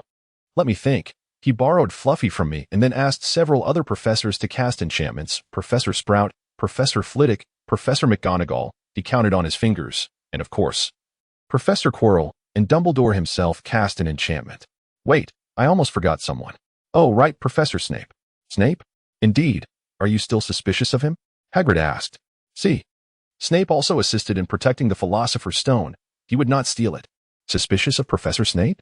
Draco looked bewildered at Brian and Camilla, only to find them equally puzzled. What was transpiring that they were unaware of? They all attended the same Hogwarts, the same first year. Why did it seem that Harry and his friend's school life was so vibrant, perhaps overly so? Harry knew that Ron and Hermione's thoughts mirrored his own. Since Snape was involved in safeguarding the Philosopher's Stone, he would undoubtedly be well aware of what other professors had set in place. He likely knew everything. Apart from Quirrell's enchantment and how to get past Fluffy, Camilla, Brian, Draco, slamming the table, how many more things are there that we do not know? Harry, Ron, Hermione, not many, just that Snape wishes to steal the Philosopher's Stone. Harry possesses an invisibility cloak. Snape aims to harm Harry, and Snape threatens Quirrell. Oh, that is quite a lot, isn't it? The four founders, enough already. We have been rendered non-existent by some author. The six little ones, stop talking. We only just learned your identities. We need to process this. Chapter 57. Hagrid, can we open a window? I am quite overheated. Harry fanned himself with his hand. No. Harry, I am afraid not. Hagrid spoke, and Harry noticed him glance towards the fireplace. Harry turned to look at the flames as well. What is that, Hagrid? He wondered. Though he already knew. In the center of the fire, beneath the kettle, lay a large, blackened egg. Oh. Draco and Cormac suddenly exclaimed in unison, exchanging astonished glances before falling silent. Hagrid, nervously fiddling with his beard, said, That is, where did you get it, Hagrid? Ron inquired as he squatted by the fire to examine the egg more closely. You must have paid a pretty penny for it. I won it, Hagrid replied.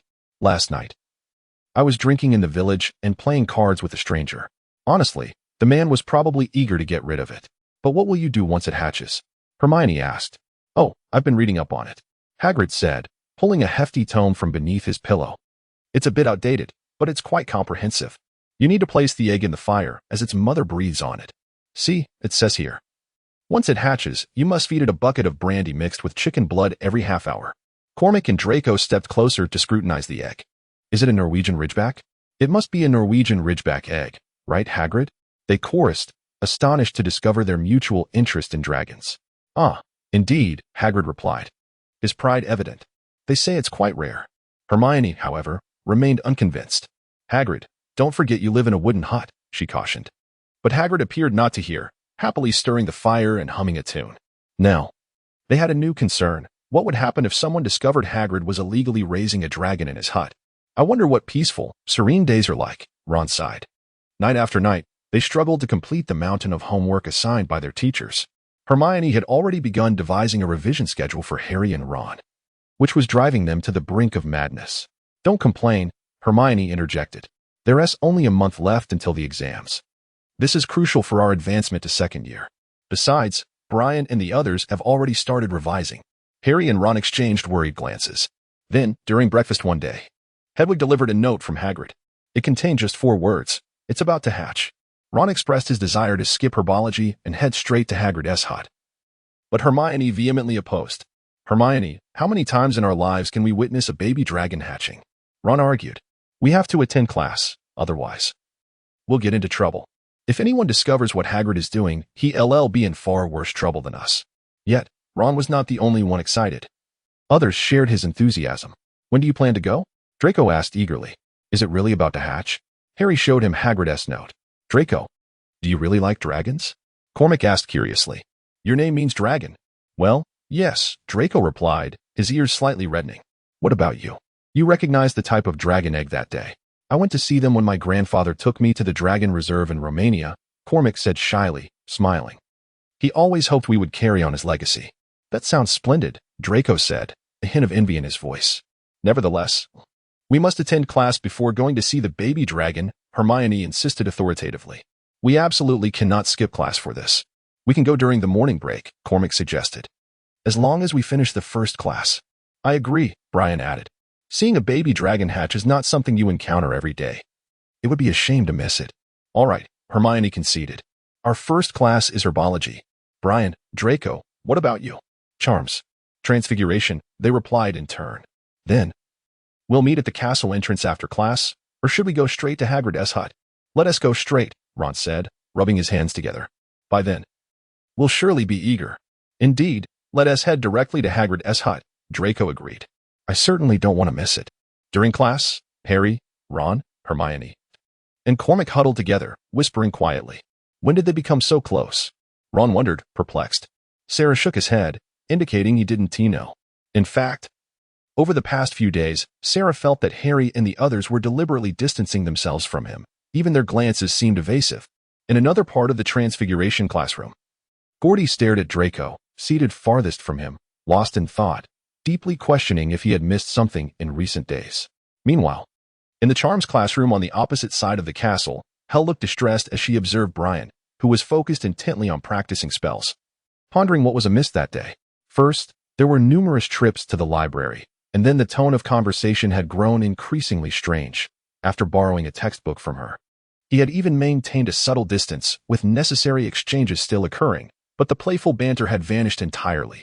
What on earth was happening? At that moment, the founders scattered throughout Hogwarts pondered the same question.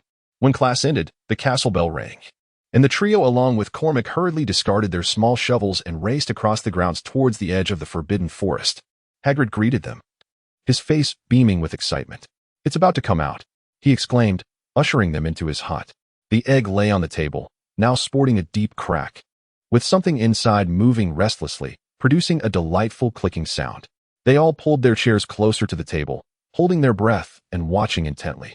A knock at the door startled them, and they suddenly remembered that Draco and Brian had yet to arrive. Hagrid opened the door, admitting the 2 boys, who were clearly breathless from running after class. You arrived just in time, Harry said. It's about to hatch. Suddenly, with a sharp scraping sound, the egg cracked open. The baby dragon wobbled on the table, flapping its wings awkwardly. It was not particularly beautiful. Harry thought it resembled a crumpled black umbrella. Its spiky wings appeared disproportionately large compared to its slender, dark body. It had a long snout, with white nostrils, and its head bore bumpy horns, while its orange-red eyes bulged outward. It sneezed, sending a few sparks flying from its nose. It's beautiful, I assent it, Hagrid murmured, reaching out to stroke the baby dragon's head. The creature bit his finger, revealing its sharp, pointed teeth. "My goodness, look, it recognizes its mother," Hagrid exclaimed. "Hagrid," Hermione interjected, "how quickly do Norwegian ridgebacks grow?" "They grow rapidly," Cormac replied, his complexion pale. "Moreover, they are one of the dragon breeds that develop their fire-breathing abilities relatively early. They can learn to breathe fire within just 1 to 3 months." "That's nothing," Hagrid remarked. "Dragons are fire breathers, after all. Don't forget you live in a wooden house, Hagrid." The two girls exclaimed in unison. For the following week, they spent most of their spare time in Hagrid's dimly lit hut, presenting logical arguments to him. "Just let it go," Harry urged. "Release it." "I can't," Hagrid replied. "It's too small. It would perish." They observed the little dragon, which had tripled in size within just a week. Puffs of smoke billowed from its nostrils. Hagrid neglected his duties at the hunting grounds, as the little dragon had him in quite a tizzy. The floor was littered with empty brandy bottles and feathers. "Norwegian ridgebacks can breathe fire as early as a month old," Hermione whispered. "I shudder to think how large it will be by then, provided that this house still stands. Perhaps it won't even need to breathe fire. The house could be burned down by its sparks," Brian commented in a similar hushed tone. "I've decided to name it Norbert," Hagrid said, gazing at the little dragon with teary eyes. "It really recognizes me now. Just watch." "Norbert, Norbert, where's Mommy?" "Hagrid," Harry raised his voice, "in another 2 weeks. Norbert will be as long as your house." Hagrid bit his lip. "I know I can't keep it forever, but I can't just abandon it. I can't." Harry suddenly turned to Ron. "Charlie," he said. "You've got it mixed up," Ron replied. "I'm Ron, remember?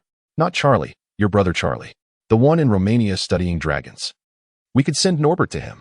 Charlie could care for it and then release it back into the wild." "Good idea," Hermione agreed. It was hard to disagree. Draco stared at the scattered feathers on the floor, murmuring that he never imagined raising a dragon would be such a hassle. "It's for the best for everyone," Brian said quietly, and Camilla nodded in agreement. "Fantastic," Ron exclaimed. "What do you think, Hagrid?" Eventually, Hagrid consented to their plan to send an owl to inquire about Charlie. The ensuing week felt like an eternity. On Wednesday night, after everyone else had gone to bed, Hermione and Harry remained in the common room. The clock on the wall had just struck midnight when the portrait hole swung open. Ron emerged from under Harry's invisibility cloak, as if descending from the heavens. "I just came from Hagrid's hut to help feed Norbert. He started eating dead mice from a wooden box. He bit me," Ron exclaimed, showing them his hand wrapped in a blood-stained handkerchief. "I haven't been able to write for a week. Let me tell you, dragons are the most terrifying creatures I've ever encountered. Yet seeing how Hagrid treats it, you might think it's a cuddly little bunny.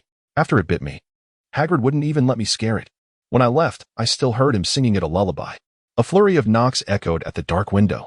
"It's Hedwig," Harry exclaimed, rushing to let her in. She must have brought Charlie's reply. The three gathered around to read the note. "Dear Ron, how are you? Thank you for your letter. I am delighted to adopt the Norwegian ridgeback, but getting it here is quite a challenge. I believe the best solution is to send it to a few of my friends who will be visiting me next week. The trouble is, we must not let anyone see them illegally carrying a dragon. Could you take the ridgeback to the highest tower at midnight on Saturday? They can meet you there and take the dragon away under the cover of darkness. Please respond as soon as possible. Love, Charlie." The three exchanged glances. "We have the invisibility cloak," Harry said. "It shouldn't be too difficult. I believe the cloak will sufficiently conceal us and Norbert. Let's ask Draco if anyone wants to join," Hermione suggested, acknowledging that the task was not without its difficulties. "I must say, Hogwarts in this millennium is full of surprises." In a soundproof classroom on the 3rd floor, Godric gazed out into the pitch-black grounds. "I thought the trolls on Halloween were frightening enough. A live baby dragon." Hel raised her eyes to the sky. "I thought the enchantment had malfunctioned. How could Hogwarts possibly have a baby dragon? Merlin, I'm genuinely afraid that one day the Forbidden Forest will vanish." "Not entirely," Godric replied.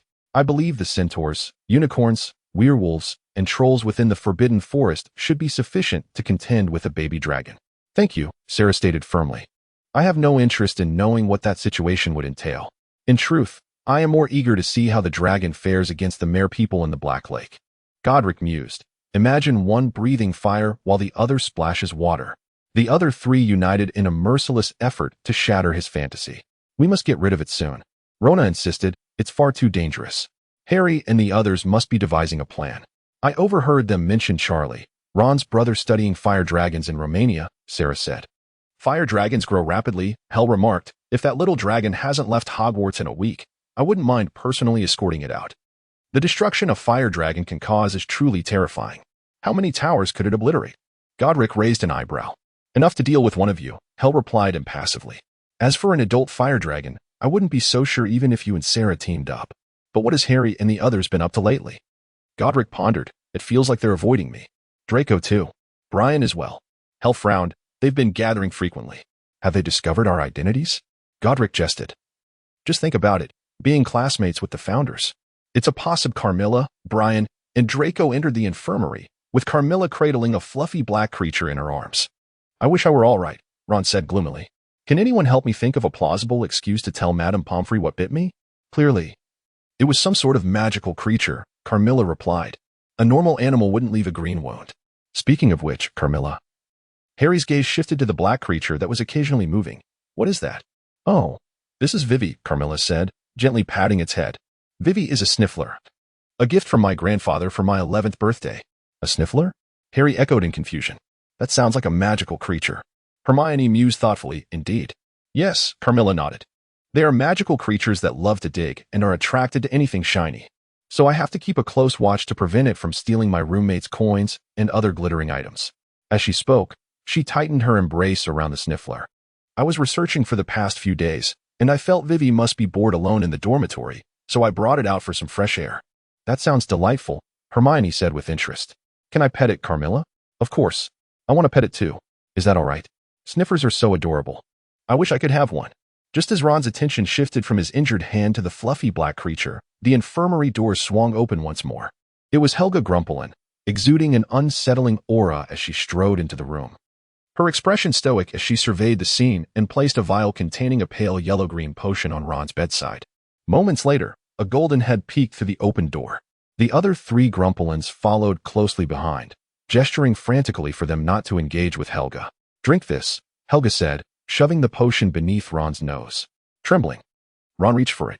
Suddenly, he realized that the girl before him might very well be the founder of Hufflepuff from 1,000 years ago. Stunned, he cast a desperate glance at his friends. Just drink it. She probably means you no harm, Harry mouthed. Ron, shaking, twisted open the bottle and tilted his head back to drink. As he took the first sip, he nearly spewed the potion out, coughing violently from the taste. Cough, cough. Ron grabbed the water jug on the bedside table, trying to wash away the peculiar flavor. It was a blend of sour, sweet, bitter, and spicy, except for sweetness. However, just as he took a sip, Helga ruthlessly snatched the jug away. Finish the potion first, she said expressionlessly, then you can drink water. Feeling the oppressive aura surrounding Helga, which seemed almost tangible, Ron recoiled, closed his eyes, and gulped down the potion with a face that suggested he was ready to meet his end. After finishing, his face turned green. How was such a bizarre flavor concocted? He screamed internally. Before he could retrieve the water jug, Helga produced another vial containing a thick, purplish-red paste. For external use, she stated, placing the vial down. Apply it twice a day, and do not wash it off for at least half an hour. During that time, avoid contact with any irritating substances. With that, she strode out as decisively as she had entered, leaving the young wizards exchanging bewildered glances. She knows? After a long silence, Ron broke the stillness, staring at the door in a daze. I suppose so, Harry awkwardly replied, catching a glimpse of the 3 Grumpelins hurriedly following Helga. Oh, actually, there's something I haven't told you. What is it? Hermione asked, perplexed. Harry, you've been keeping something from us. Well, you see, when I was 5 years old, on Privet Drive, Harry lowered his voice slightly and recounted his encounter with the 4 Grumpelins and their experiences before school. As he finished, the room fell silent. Everyone gaped at Harry, their mouths agape. You didn't tell us? Ron looked as though he wanted to shake Harry by the shoulders. You've been hiding this from us all along? Potter, such a significant matter, and you kept it from everyone? Draco successfully acted out what Ron wanted to do, shaking Harry's shoulders. Do you have any idea what that means? My goodness, Hermione exclaimed in shock. I thought they must have taught you a great deal, Harry. Goodness, I'm practically envious. Actually, not much, Harry managed to say amid Draco's shaking. They only taught me some basics, like the classification of magic, wand fundamentals, and the origins of spells.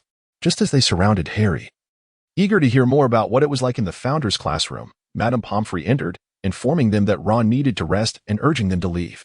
However, they clearly had no intention of letting Harry off the hook. They found an empty classroom nearby, shut the door, and began their inquiry. You never mentioned that you knew them so early on. Hermione still bore a look of astonishment. What did they teach you? Brian asked with interest. Did they share any long-lost spells? Any mention of rare magical creatures that are now extinct? No, Harry repeated, exasperated, unless you want to hear their gossip. Before he could finish, he fell silent under the 5 pairs of eager eyes, including the Sniffler. You know that wands can be borrowed among friends and partners, right? Harry pondered aloud. Gordy told me that he and Sarah, Helga and Rona can't exchange wands because their magical attributes differ. Especially Gordy and Sarah after swapping wands. Either they felt like they became useless or their magic went haywire. Moreover, their wands seemed to be quite possessive. Why are you looking at me like that? You can actually remember their names? Draco murmured in shock. Every time I think of those names as their nicknames. I got used to it, Harry shrugged. They told me early on that they were wizards from the past, but I never imagined they were from a different time. How many people in this world would refer to each other as Gordy, Helga, Rona, and Sarah? If only I had known from the start that they didn't belong to this era, Hermione lamented. We all know that. If that were the case, you could have figured out their identities within 3 months of school. Hermione, Harry said earnestly. Is there more, Harry? Please continue. Well, regarding the classification of dark and light wizards, it's quite different from how we define them today. Back then, dark wizards and light wizards were merely attributes of wizards, akin to gender. At that time, not all black magic was characterized by its cruel and malevolent nature, although Harry suddenly shivered. There were spells like the Clear Water Charm, which could be used to water plants or create jets of water to drench enemies. I recall witnessing Sarah summon a water dragon directly. How astonishing. In truth, Sarah was quite amiable, a stark contrast to Slytherin's notorious reputation. Indeed, I wholeheartedly agree, Hermione nodded.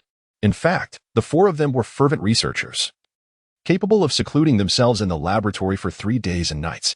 Really? Godric and Hel were white wizards, while Rona and Sarah practiced black magic. It seemed that Godric and Sarah possessed a pure magical constitution, which meant they could not master spells that opposed their inherent traits. Others didn't seem to struggle as much. Hel mentioned that she occasionally used minor black magic without issue. It was said that once, Godric added peppermint essence to Sarah's pumpkin juice at dinner, and as a result, he didn't enter the cellar for an entire month. However, on the very next day after that month passed, the cellar was once again blown up by some mishap between the two. There was even an instance during Christmas when Godric painted the entire cellar a vivid red and gold, only to be promptly expelled by Sarah. Of course, at that time, I was unaware they were referring to Hogwarts. Wait, why does Gryffindor always rush to Slytherin's cellar? Adorable little Harry, unearthing the founder's dark history. Let us discuss the differences between the original text and the game regarding the Clear Water Charm. Guess what the founder was up to? In Chapter 59, as they went to inform Hagrid about Charlie's agreement to take Norbert, they found the giant hound Fong sitting outside the door, his tail wrapped in bandages. Hagrid opened the window to speak with them. I can't let you in, he panted. Norbert is quite a handful at the moment, and I am at a loss. They relayed Charlie's letter to him, and his eyes brimmed with tears, perhaps also due to Norbert having just bitten his leg. It's all right, he only nipped my boot. Yes, just playing after all, he chuckled, referring to the little creature. The little beast tapped its tail against the wall, causing the windows to rattle. Harry and Hermione walked back to the castle, eagerly anticipating Saturday's arrival. Hagrid was about to bid farewell to Norbert, and if they weren't so anxious about the imminent plan, they would surely feel sorrow for him. When they shared their plan with the others, they appeared utterly astonished. How did I never know you had an invisibility cloak? Draco exclaimed, his face a picture of disbelief. Running to the highest tower at midnight. Goodness, you'll be caught by the professors. Camille fretted. If we have an invisibility cloak, it shouldn't be too difficult, Brian mused. But how large has Norbert grown? I don't know. Harry shook his head. Hagrid won't let us inside now. And even he finds it challenging to manage him. I just hope Saturday arrives safely, Hermione murmured. By the way, how's Weasley doing? Draco suddenly inquired, meeting their surprised gazes. He shrugged, turning his head away. Not that I mean to pry, but Madame Pomfrey has been hovering over him in the hospital wing, making it hard for me to mock him properly. Still, his ears turned suspiciously red. He's fine, Hermione replied with a smile, watching Draco's flushed ears. Hell's potion is still effective, though we must avoid Madame Pomfrey. We can't explain the potion's origins. Oh, that's good, Draco mumbled. So you two will see him off, right? Assuming all goes to plan, yes, Hermione nodded. The gathering of students from different houses posed a slight complication, after all. There was only one invisibility cloak. How they would return to their common room without being caught remained a challenge. Everyone else nodded in agreement. Frankly, they wished for Hagrid to avoid any accusations rather than worry about a small dragon. It was a dark, overcast night when they arrived at Hagrid's hut a bit late, as Peeves was playing tennis against the wall in the entrance hall, forcing them to wait until he departed. Hagrid had packed Norbert into a large crate, fully prepared. He had provided plenty of mice and some brandy for the journey. I even packed his teddy bear to keep him company, Hagrid said in a somber tone. A tearing noise emanated from the crate, and Harry sensed that the bear's head had been ripped off. Goodbye, Norbert. Hagrid sobbed. Mama won't forget you. Harry and Hermione cloaked the crate with the invisibility cloak and then slipped beneath it themselves. How would they manage to lift the crate to the tower? They felt uncertain. As midnight approached, they ascended the marble steps of the entrance hall, traversing the dark hallways. They climbed floor after floor, and despite Harry taking a shortcut, it was still exhausting. We're almost there, he gasped as they reached the corridor just below the highest tower. Finally, the steep spiral staircase leading to the tower seemed like the easiest stretch of their journey. They reached the chilly night sky before shedding the invisibility cloak. How delightful. We can finally breathe freely again. Several times, they had nearly glimpsed Filch, Mrs. Norris, or other professors. Harry, without a watch, had no idea how much time remained until midnight. They temporarily set the crate down and waited in silence. Norbert was thrashing about inside. Approximately 10 minutes later, four broomsticks suddenly descended from the darkness. Charlie's friends were all jovial individuals. They showed Harry and Hermione the makeshift ropes they had prepared, enabling them to suspend Norbert among them. Together, they secured Norbert safely with the ropes, and Harry and Hermione shook hands with them, offering heartfelt thanks. At last, Norbert was gone, vanished from their sight. They quietly descended the spiral staircase, finally relieved of the heavy burden of Norbert, their spirits soaring. Come on, Hermione reminded as they reached the bottom of the staircase, the invisibility cloak. Oh no, Harry exclaimed, patting himself anxiously. I think I left it at the top of the tower. They hurried back to retrieve the invisibility cloak and made their way back to Gryffindor Tower without incident. In the following days, they began to prepare diligently for their exams, with the professors assigning an overwhelming amount of homework, compelling them to spend every spare moment in the library. The round table nestled between two rows of bookshelves became their little stronghold, where they regularly gathered to study. Harry was delighted to have made 3 new friends. Camille was well-versed in herbology and magical creatures. Brian's talent for spells was astonishing, and Draco excelled in potions as well. Hermione generously shared her notes on history of magic, assisting everyone in their revision. Honestly, Hermione, you are the only student in the entire year capable of withstanding Professor Bin's hypnotic lectures, they remarked after class as they gathered in their usual corner, spreading out their books according to the study plan Hermione had devised for them. From a distance, they saw Brian approaching with sleepy eyes, yawning widely. I must admit, I didn't sleep well last night due to studying, Hermione. Thank you so much for the history of magic notes. However, just a week before the examination, Harry encountered another incident. That afternoon, as he exited the library alone, he heard someone sobbing in a classroom ahead. Approaching cautiously, he discerned that it was Quirrell's voice. No, I can't do this anymore, please. It sounded as though someone was threatening him. Harry moved closer. All right, he heard Quirrell weeping. Subsequently, Quirrell hurried out of the classroom, adjusting his scarf. His face was pale, as if he were on the verge of tears, and he strode out of Harry's sight. Harry sensed that Quirrell had not noticed him at all. He waited until Quirrell's footsteps faded before peering into the classroom. It was empty, save for a crack in the door on the opposite side. As Harry was about to approach, he suddenly recalled his promise to himself. He could no longer meddle in others' affairs. However, he would wager 12 magical stones that it was Snape who had just exited the classroom. By the sound of his footsteps, Snape's stride had suddenly lightened, indicating that Quirrell had finally capitulated. Returning to the library, Harry found Hermione testing Ron on astronomy, while Brian and Cammy quizzed each other on transfiguration theory. Draco rested his chin on his hands, practicing spell gestures from his textbook. Harry relayed what he had just heard. So, Snape has finally succeeded? Ron remarked. If Quirrell has revealed to him how to lift his counter curse, what? Professors Snape and Quirrell are also connected to the Philosopher's Stone? Indeed, Harry summarized their speculations. On Halloween, I saw Snape hurrying to the 4th floor, and before that Quidditch match, the eyes of his 3 companions widened in astonishment. Impossible.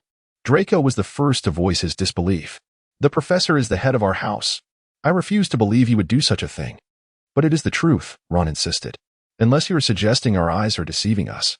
You must have misinterpreted, Draco argued. Or perhaps he is merely preventing the true thief of the Philosopher's Stone. But Snape's animosity towards Harry was unmistakable, Ron contended.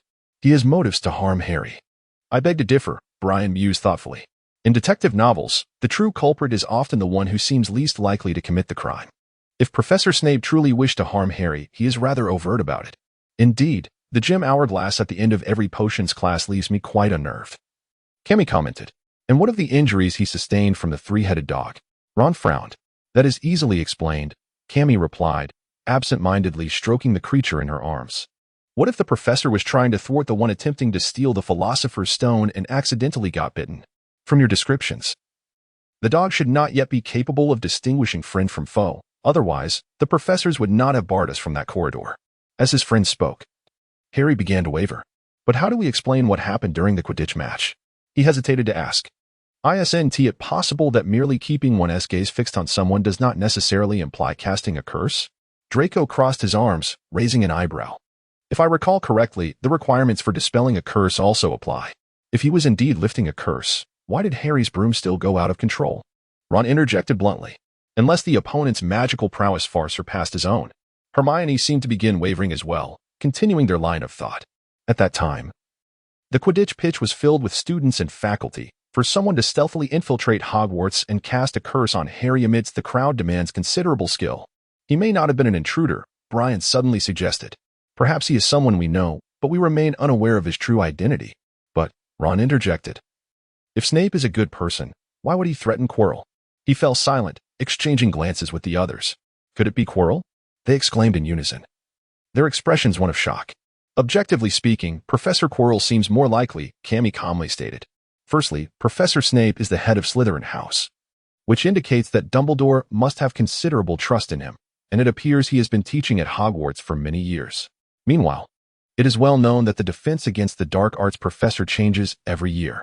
Yet I distinctly heard Harry recount the events that had just transpired, Draco pointedly remarked. Did you truly see Professor Snape? You are merely speculating. Perhaps that footstep had nothing to do with this. It could have been a passing student. Indeed. That possibility cannot be dismissed, Hermione conceded. But it appears Quirrell was the one in a vulnerable position, being threatened. Professor Snape does not seem to be a good person. Brian remarked.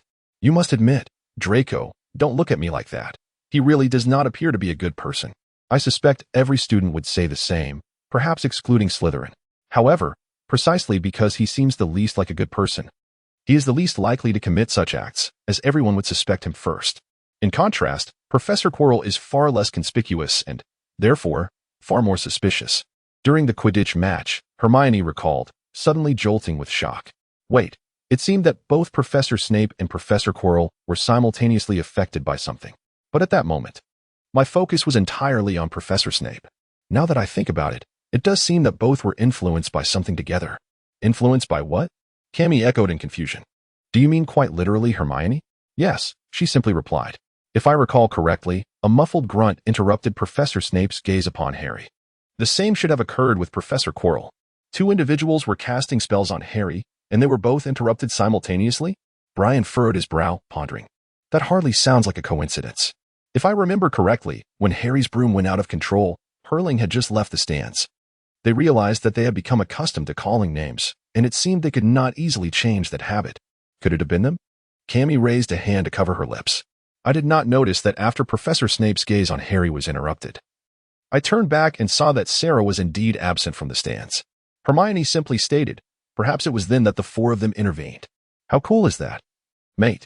Ron clapped Harry on the shoulder. You were saved by the founders themselves. You can boast about that for a lifetime. He suddenly remembered that Harry had known them since he was 5 years old and reluctantly lowered his hand. Why do you get to have all the good fortune? He half-jokingly complained.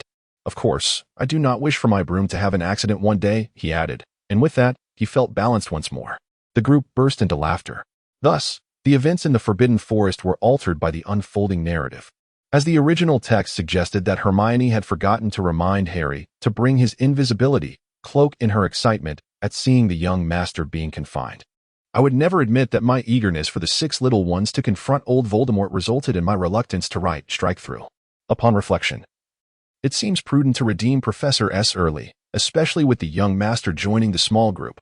Harboring doubts about one's own headmaster feels rather unrealistic. But wait, why have all four of the great leaders revealed their true selves while the next student from a millennium ago has yet to make an appearance? Never mind. Let her wait until second year, self-deprecating. Chapter 60. The highly tense examination has arrived. Harry is likely to never recall how he managed to pass those tests, as he spent each day in a state of anxiety, ever wary of Voldemort's potential intrusion. Yet, as time passed, it seemed that Riddle remained safely behind that tightly locked door. The weather was oppressively hot, making their examination room unbearably stifling. The instructors provided them with new quills specifically enchanted to deter cheating. Additionally, there were practical exams. Professor Flitwick instructed them to enter the classroom one by one, assessing whether they could make a pineapple perform a tap dance across a desk. Professor McGonagall observed them as they transformed a mouse into an exquisitely crafted snuff box. The more intricate the box, the higher the score, but any remnants of the mouse's whiskers would incur penalties. During the potions exam, they desperately recalled the brewing process for the forgetfulness potion. Snape stood behind them, his gaze penetrating, making them acutely aware of his breath against their necks, heightening their anxiety. I noticed that many of the practical exam questions seemed to have appeared during the sorting ceremony. Godric candidly remarked, you know what I mean, right? Those unreliable speculations before the sorting ceremony? Helga raised an eyebrow, recalling something about the millennium puzzle left by the founders, which sounded intriguing. Godric eagerly suggested, "Shall we create one? Let us call it what creature embodies Gryffindor's intelligence." Helga chuckled. "Indeed, it is a millennium puzzle. I still have no idea." "Clearly a troll," Sarah stated expressionlessly. They sat beneath the beech tree in the courtyard, smiling as a few little wizards dashed out of the castle, excitedly calling for their friends. "Annika, where are you? Hurry. Something has happened. Etzel, get back to the common room." "It seems we've been discovered," Godric remarked thoughtfully, watching the little ones in Hufflepuff robes sprint back to the castle. "So conspicuous that it's strange they weren't spotted," Rona retorted. "On the very first day after the exams. I hope they aren't too shocked," Helga shrugged. In less than an hour, rumors swept through every corner of Hogwarts like wildfire. The Founder's relics have been discovered once more. This time, a Hufflepuff wizard accidentally knocked a notebook off the top shelf while attempting to retrieve a book with the levitation charm. The leather cover was battered and faded, and the yellowed pages bore indistinct writing and faded ink. Many pages seemed to have been lost to the ravages of time, with only a meager 20 remaining. But the barely legible name on the front page was the crux of it all, Rowena Ravenclaw. Following the previous incident with the Hufflepuff potion recipe, they did not linger in doubt over the name. The young wizards quickly dispatched someone to find a professor, and while waiting for the professor's arrival, they gathered as many friends as possible to attempt to translate the contents of the notebook. By the time the heads of houses arrived, copies of the notebook had already been made in dozens, with students from other houses mingling in the Hufflepuff common room, engrossed in the study of the replicated notebooks. "This spot seems to be a date, right? Look, is this place the name of Gryffindor? This looks like the name of Hufflepuff, and this word is definitely Hogwarts, isn't it?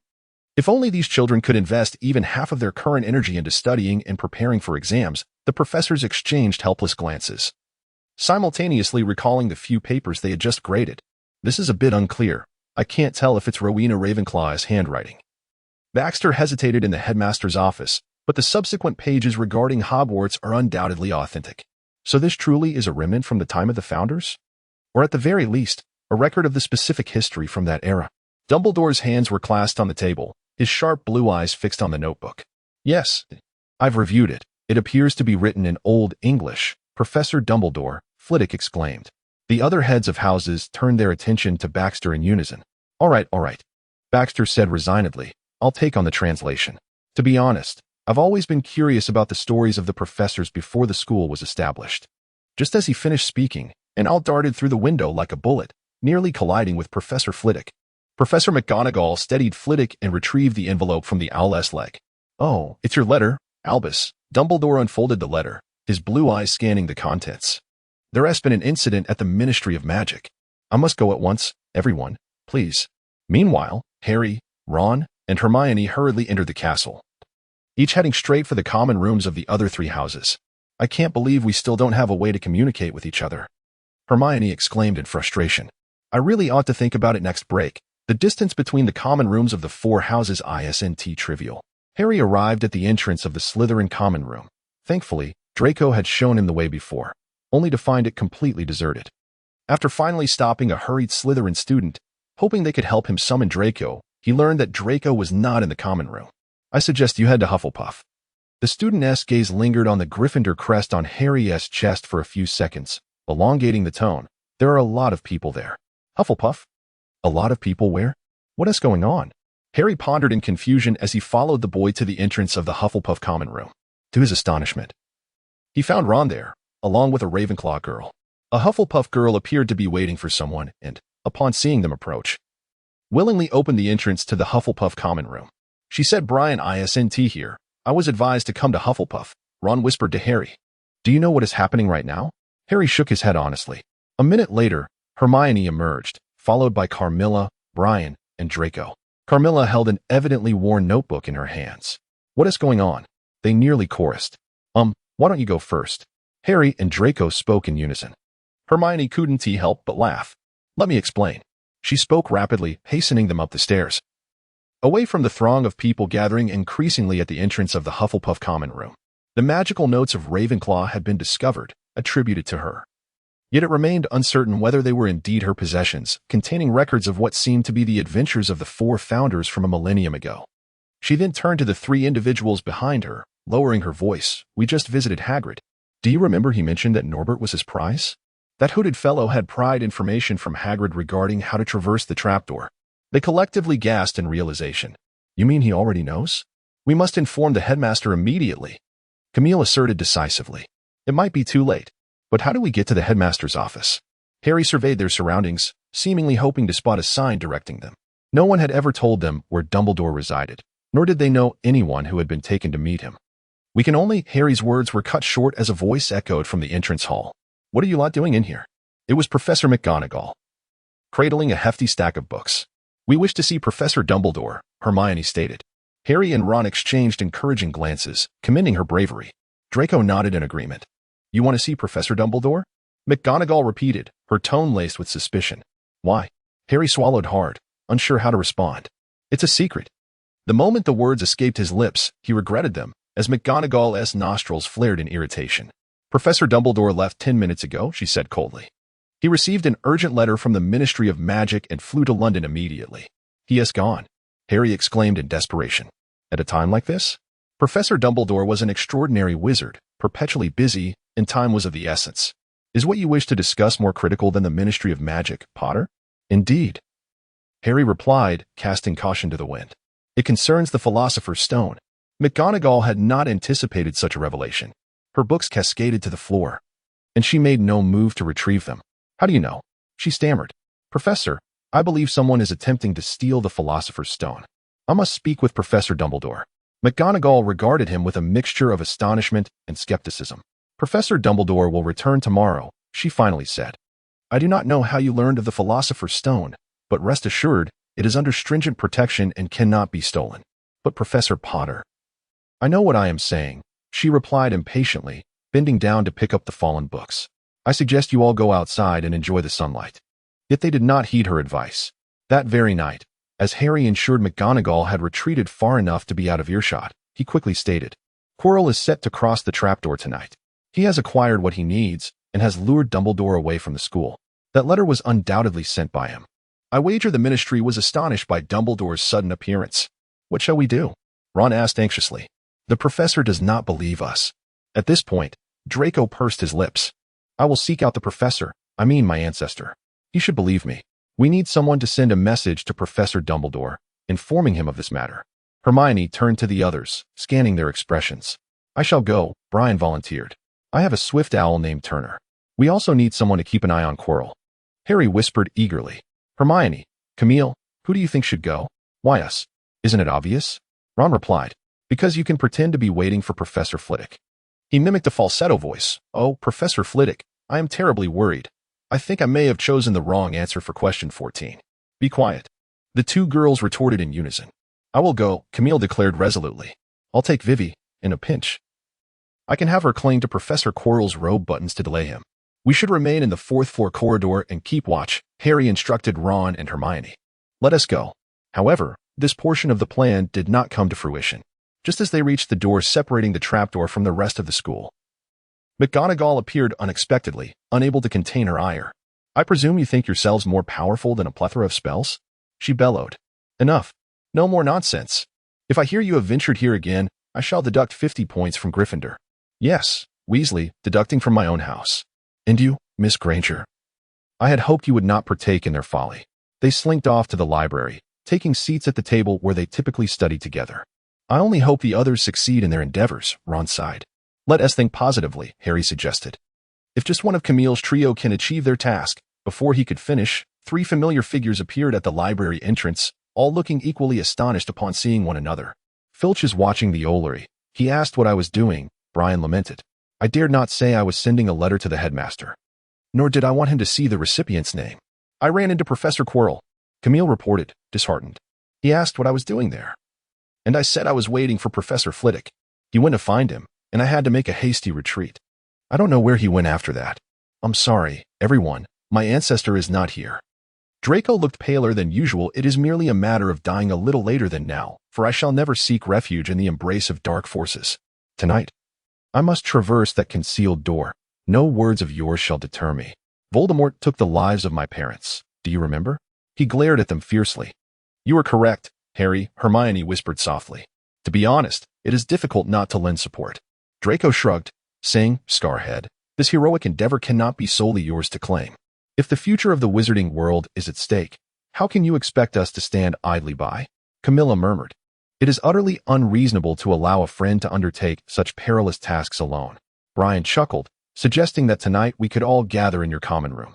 "Considering our time constraints, it would be too time-consuming to venture to each of the other houses to gather everyone. Are you all going?" "Indeed," Ron replied. "Do not be foolish. Do you truly believe we would let you embark on this journey alone?" "Of course not," Hermione retorted sharply. "How could you even contemplate abandoning us to seek the Philosopher's Stone by yourself? I ought to peruse my books. Perhaps I might uncover something useful. However, if we are caught, you all risk expulsion as well." "Perhaps not," Hermione asserted resolutely. "Flitwick discreetly informed me that I scored 112 on his Class S exam. With such a high score, they would be reluctant to expel me." They exchanged glances and laughed. "I believe I also received a 112, Brian shrugged. "Professor Sprout secretly revealed to me that my herbology grades rank among the top 5 in the year." Camilla, cradling her niffler, smiled. "If my potions grade does not place within the top 10, my father will have my head," Draco stated pragmatically. "The main characters have assembled, preparing for action. It is not the prowess of the academic elite that instills fear, but rather a collective of scholars banding together for mischief, a notion of expulsion that they cannot bear to enact." Extra Chapter 3. The content from the Ravenclaw notebook appears. It is the Diary of Rowena, perhaps?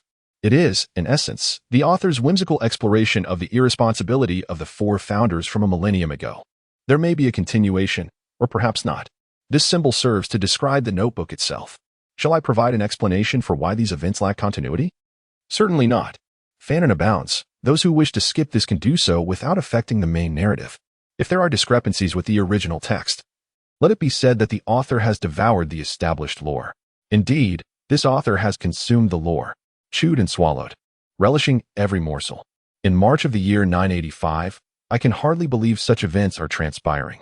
The Church in the North has apprehended several individuals alleged to be wizards, publicly executing them in the square today.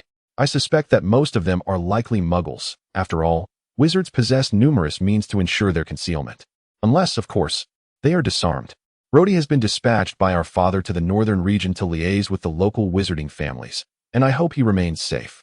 The conflict there appears to be quite intense, and I trust that the amulet fortified with the ironclad charm will prove effective. In half a month, the family's diadem will once again bask in the light of day. I hope Rhodey can return in time. It remains uncertain who the diadem will choose, though it matters not, as there is only one Ravenclaw family. I shall do my utmost to support whoever that may be. Today, my father sheltered 2 wizards fleeing south, yet he declined to permit them to seek refuge within the Ravenclaw family. While I comprehend his reasoning, I cannot fully endorse it. Presently, all systematic magical theories and nearly half of the spells reside within various wizarding families. Yet the number of wizards unaffiliated with any family is evidently on the rise. The tensions between us and the Muggles have begun to escalate sharply, and many fear that war is inevitable. In such a scenario, those wizards without any family protection, or who have never undergone formal magical education, would likely become the first innocent victims. This cannot continue. The wizarding world is on the brink of self-destruction. I must speak with my father. April, 985 AD, thanks be to Merlin. Everyone has returned safely. The church has been fervently hunting wizards, but fortunately, we improved our wands ahead of them, transforming them into a more lightweight and concealable design. However, this necessitates that the core be derived from certain powerful magical creatures. Surely this will not pose a challenge for the Ollivander family, renowned for their wand-making across generations? I ought to venture outside more often, with a stroke of luck. I might encounter a unicorn in the woods and procure a few tail hairs for wand crafting. Many wizards are currently without wands. Perhaps it is time to practice wandless spells, just in case I were to lose my wand one day. A blank space. It turns out that the last 4 syllables of the flame charm can be simplified to just 1-0. While this diminishes its potency, it seems to afford better control over the summoned flames.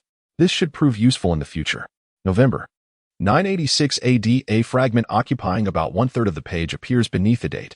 Having wandered for over a year, the events of that day remain a nightmarish memory. I am grateful for the golden-haired wizard who appeared then, though I remain curious about how he infiltrated the ranks of the Muggle Knights. Rowena Ravenclaw, you must persevere. You are the last hope of the Ravenclaw family. All theories and spells are preserved within the diadem, and I still possess the possibility of rebuilding the family. I have finally succeeded in simplifying the coma charm syllables, but I fear I can no longer remain here. There have been strange sounds in recent days. The Muggle neighbors will surely grow suspicious, and it would not be surprising if the church's agents are already on their way. February, 987 AD. Surprisingly, that golden-haired fellow turns out to be the heir of the Gryffindor family. The way he wields his sword so adeptly makes one believe he has grown up in the Muggle world. And what of his companion, the unheralded bastard of the Slytherin family? My expression at that moment was undoubtedly far from pleasant. However, how did the rival families of Gryffindor and Slytherin come to unite? Merlin, I wonder if that Gryffindor recognized me. Nevertheless, are they attempting to rescue those young wizards captured by the church? They are indeed correct. So should I join them? Yet the diadem must remain concealed, for it is the last of our lineage. The latter half of this page is damaged and missing. October 987 AD. A series of barely legible script indicates yet another frenzied rescue operation. After such a prolonged period, they must have noticed that Godric and Salazar have both sustained injuries. With 3 children in tow, our escape is quite arduous. Fortunately, someone has offered us refuge. Hufflepuff is truly kind, and her healing skills are nothing short of remarkable. Godric extended an invitation to her, hoping she would join us. I must concur. Considering the abysmal healing magic displayed by the 2 of them, along with our own dismal culinary skills. Her name is Helga, a beautiful name indeed. November 987 AD.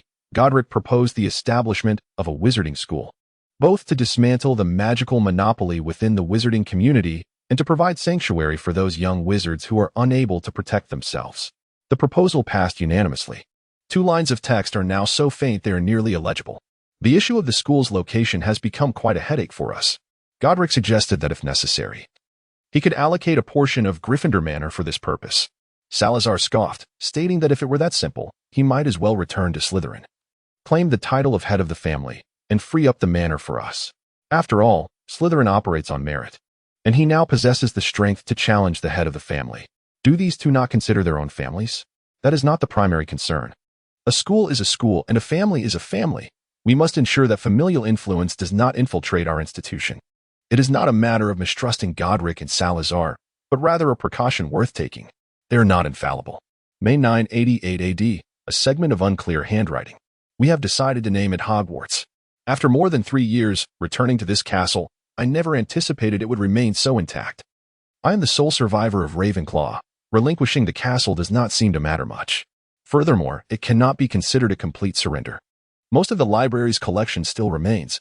I must find time to inventory it. As for the type of students we wish to admit, I prefer those who are intelligent, perceptive, curious, and possess a fervent thirst for knowledge. Godric and Salazar had a quarrel. I know it is futile to assign blame, as the conflict intensifies. It appears the church has begun to consciously exploit those Muggle-born wizards against us. Should they expose Hogwarts? What then? Yet, we cannot refuse to admit anyone otherwise.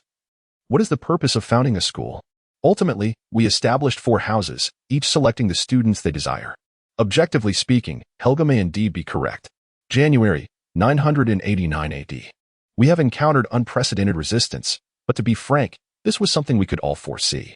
The wizarding families are reluctant to impart their arcane knowledge to those deemed irrelevant, even going so far as to ally with certain magical creatures.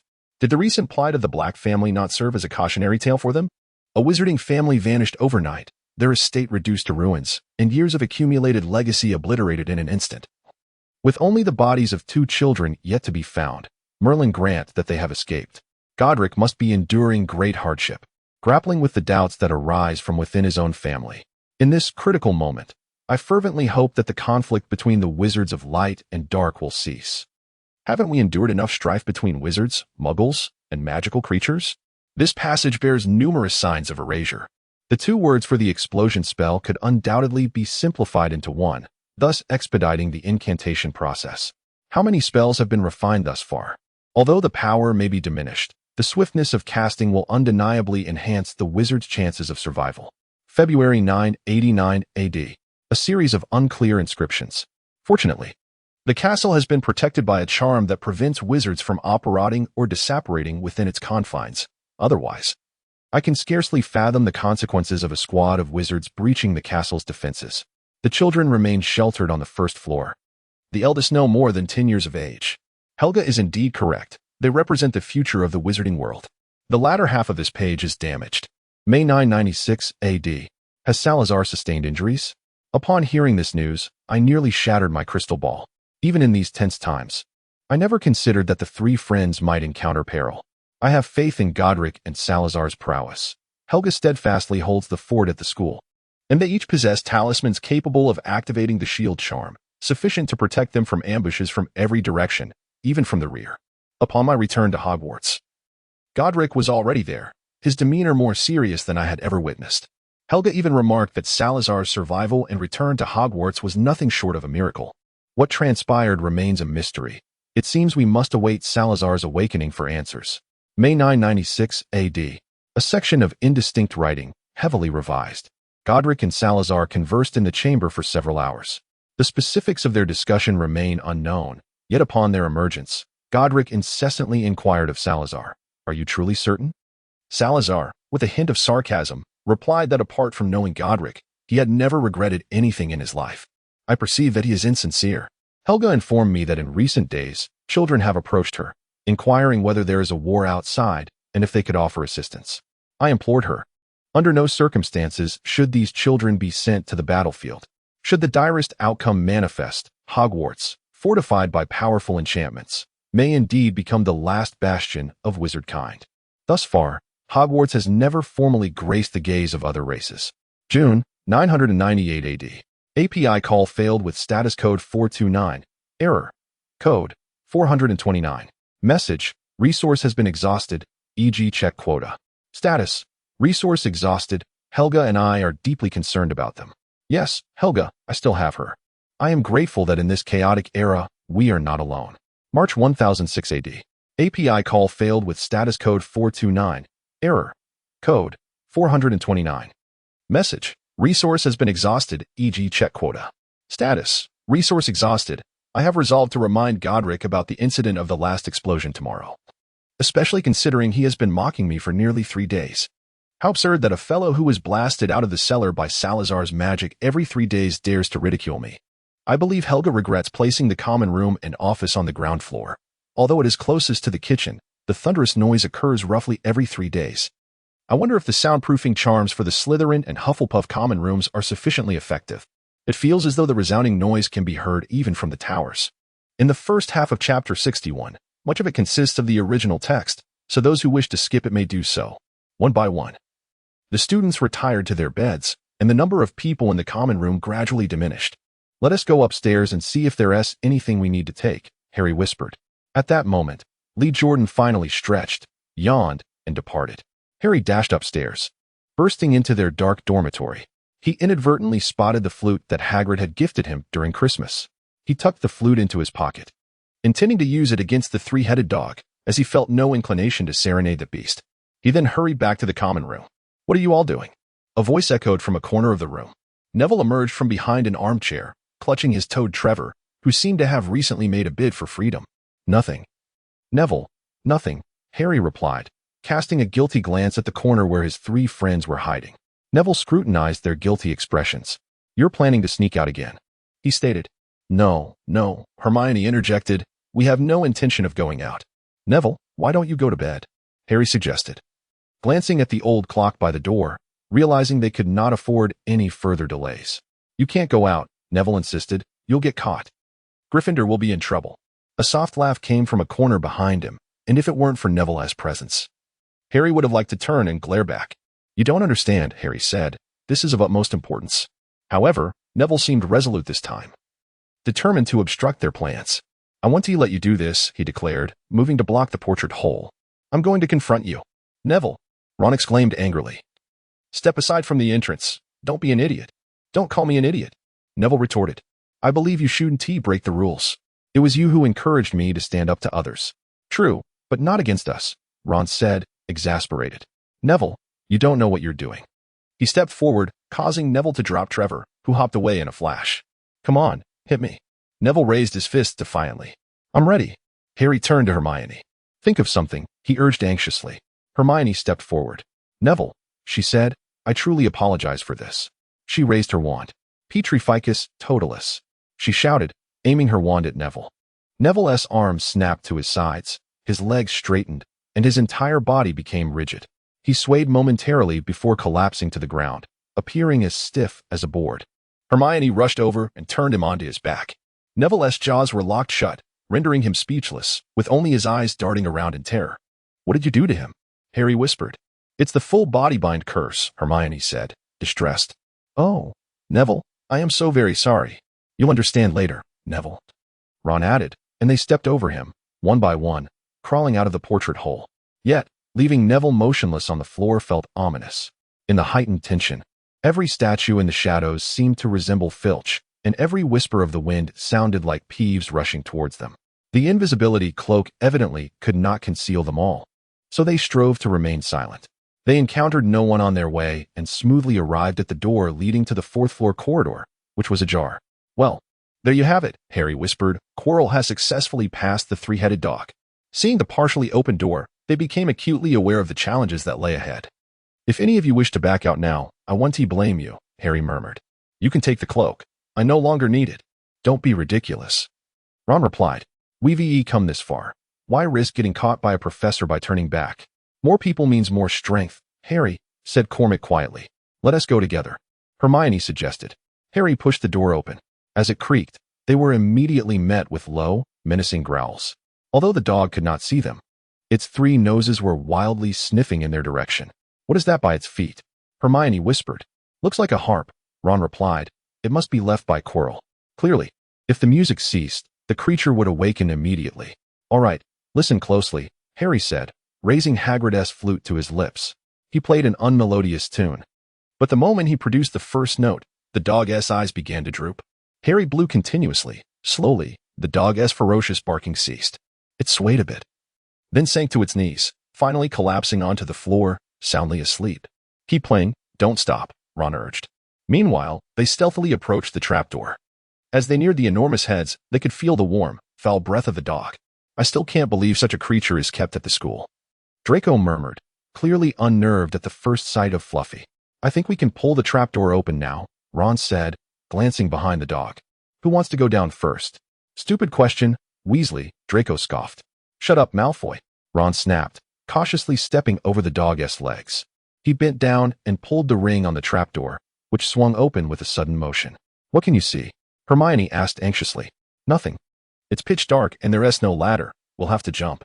Let us hope it's not too high, Brian remarked. We don't know any cushioning charms. I wonder if the levitation charm will work?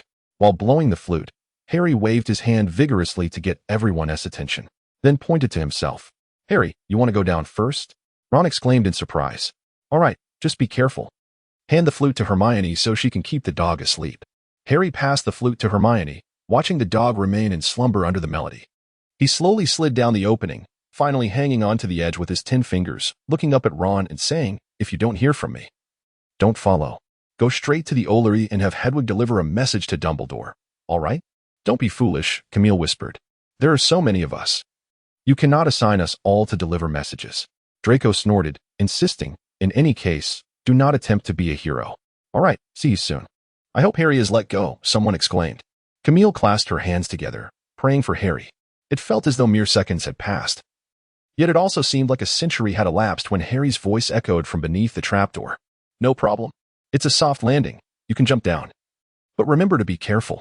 Soft landing? Draco repeated skeptically. Do the professors truly care enough to provide a cushion for someone attempting to steal the Philosopher's Stone? To prevent him from falling to his demise?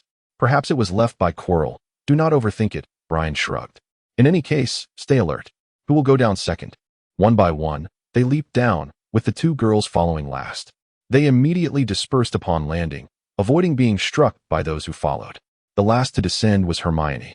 As the flute music ceased, they heard the large dog begin to bark frantically. What is that? Someone inquired.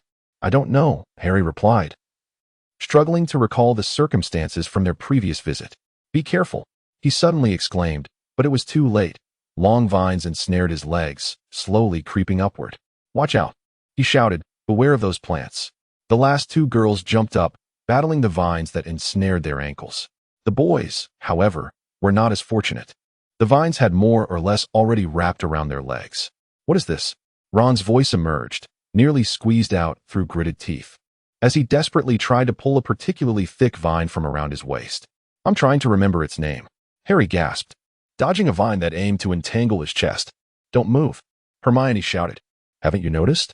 The more you struggle, the tighter it gets. Not struggling isn't a solution either. Brian grumbled, clawing at a vine, attempting to free his poor left arm. Is there any way to deal with it? It's the devil's snare. The two girls exclaimed in unison. Set it on fire. Harry finally recalled how Goyle had dealt with it last time, unfortunately. He was now ensnared by a vine around his chest, feeling as though he might suffocate. Hurry. Of course, but there is no firewood here, Hermione exclaimed, twisting her hands in anxiety. Have you lost your mind? Several boys yelled in unison, struggling against the vines. You're a witch, Draco shouted, desperately attempting to free his hands from the vines. Are you even a witch? Ron bellowed. Oh, right, Hermione exclaimed, drawing her wand and waving it while reciting incantations. Moments later, a blue flame resembling a bluebell sprang from the tip of her wand. Within seconds, the boys felt the vines retreating from the light and warmth, loosening their grip. The plants twisted and convulsed, releasing their tendrils from the boys, and they finally broke free. Gasping for breath, the survivors stood in silence, no one daring to speak. Thank goodness for you, Hermione, Harry said, retreating to the wall and wiping the sweat from his brow. None of us could conjure flames, and fortunately Harry knew how to deal with it, Brian added, rubbing his chest where the vine had constricted painfully. Indeed, Ron said. And thank heavens Harry didn't panic at a critical moment, but there's no firewood. Hermione, what were you saying? Hermione's face flushed, grateful for the dim light that concealed her embarrassment. Let us not dwell on it, Camille said, still shaken. Merlin's beard, I can hardly imagine what we might encounter next. This way, Harry pointed to a stone corridor. It's the only path available. No one spoke further, and they collectively maintained silence. They heard, apart from their own footsteps, the sound of water droplets slowly dripping down the walls. The corridor sloped downward, undoubtedly leading them further down. Harry desperately tried to recall what mechanisms had been present during their last visit. A wooden door. A key. Can you hear any noise? Ron suddenly whispered.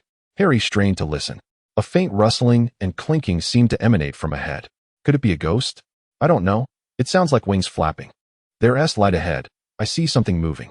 They reached the end of the corridor, facing a brightly lit room with a high, arched ceiling. Countless small birds, shimmering like jewels, flitted about the room. Opposite them stood a heavy wooden door. Do you think if we pass through the room, they will attack us? Ron asked. It's possible, Harry replied. They don't seem hostile, but if they all come at once, who knows? In any case, there's no other choice. I'm going to run through. He took a deep breath, shielding his face with his arm, and dashed to the other side of the room, expecting sharp beaks and claws to tear at him. However, he emerged unscathed by the door, only to find it locked. Wait. Harry suddenly recalled the last time he had seen this wooden door. There had been a key inserted in it. It's the key, he exclaimed, pointing at the flying birds. They are the keys. Wing keys? Draco scoffed. Clearly, they expect us to fly up and catch the keys? How do we know which one? Brian asked quietly. Look, a flying broomstick. We must go up and catch the key for that door. Harry pointed to two broomsticks leaning against the wall. We're looking for a large, antique key. He scrutinized the doorknob while carefully recalling the key's appearance from his memory. There are only two silver broomsticks. Who will go up? Ron inquired, looking at everyone after picking up a broomstick. I'm not very good at this, Brian shrugged. I'd rather stay on the ground. Camille murmured.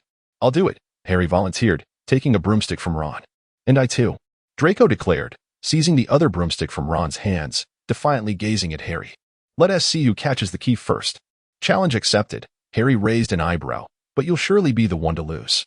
Who knows who will win or lose? The two boys bickered, mounting their broomsticks amidst the gazes of the others, and took off. There, Hermione shouted, spotting a large silver key, pointing. To your right. The one with the sky-blue wings. Up, Harry, up, Ron yelled, waving his arms, looking as though he wished he could ride the broomstick himself. Draco. A little to the left, Camille shouted, cupping her hands around her mouth. Harry, be careful. You and Draco are going to collide. Brian called out loudly, Draco. To your right. It's about to fly away. Harry, down to your left. Hurry. Draco gestured animatedly from the ground, while the two in the sky pursued the elusive key, occasionally exchanging banter. Potter, can't you catch it yet? Malfoy, if you think you can do better, then go ahead. Harry watched helplessly as the key slipped through his fingers once more, gritting his teeth in frustration. Of course I can, Draco began, but just then, he saw the key was past his ear, prompting him to rev up his broom to chase after it. Ultimately, amidst the shouts of the boys and the screams of the girls, the two figures collided violently due to their excessive speed. Fortunately, they were only a couple of meters off the ground, avoiding injury. Each grasped one half of the key, which fluttered weakly in their hands. Not bad flying, Potter. Draco grinned, wincing at the impact. In their eagerness to secure the key and prevent it from slipping away again, neither of them slowed down. Same to you, Malfoy. Harry replied through clenched teeth, feeling a sharp pain in his left arm. Finally, Harry sprinted toward the door, inserting the broom into the keyhole and turning it with determination. That's it, he confirmed. With a click, the lock sprang open, but the key flew off once more, appearing utterly worn from its repeated captures.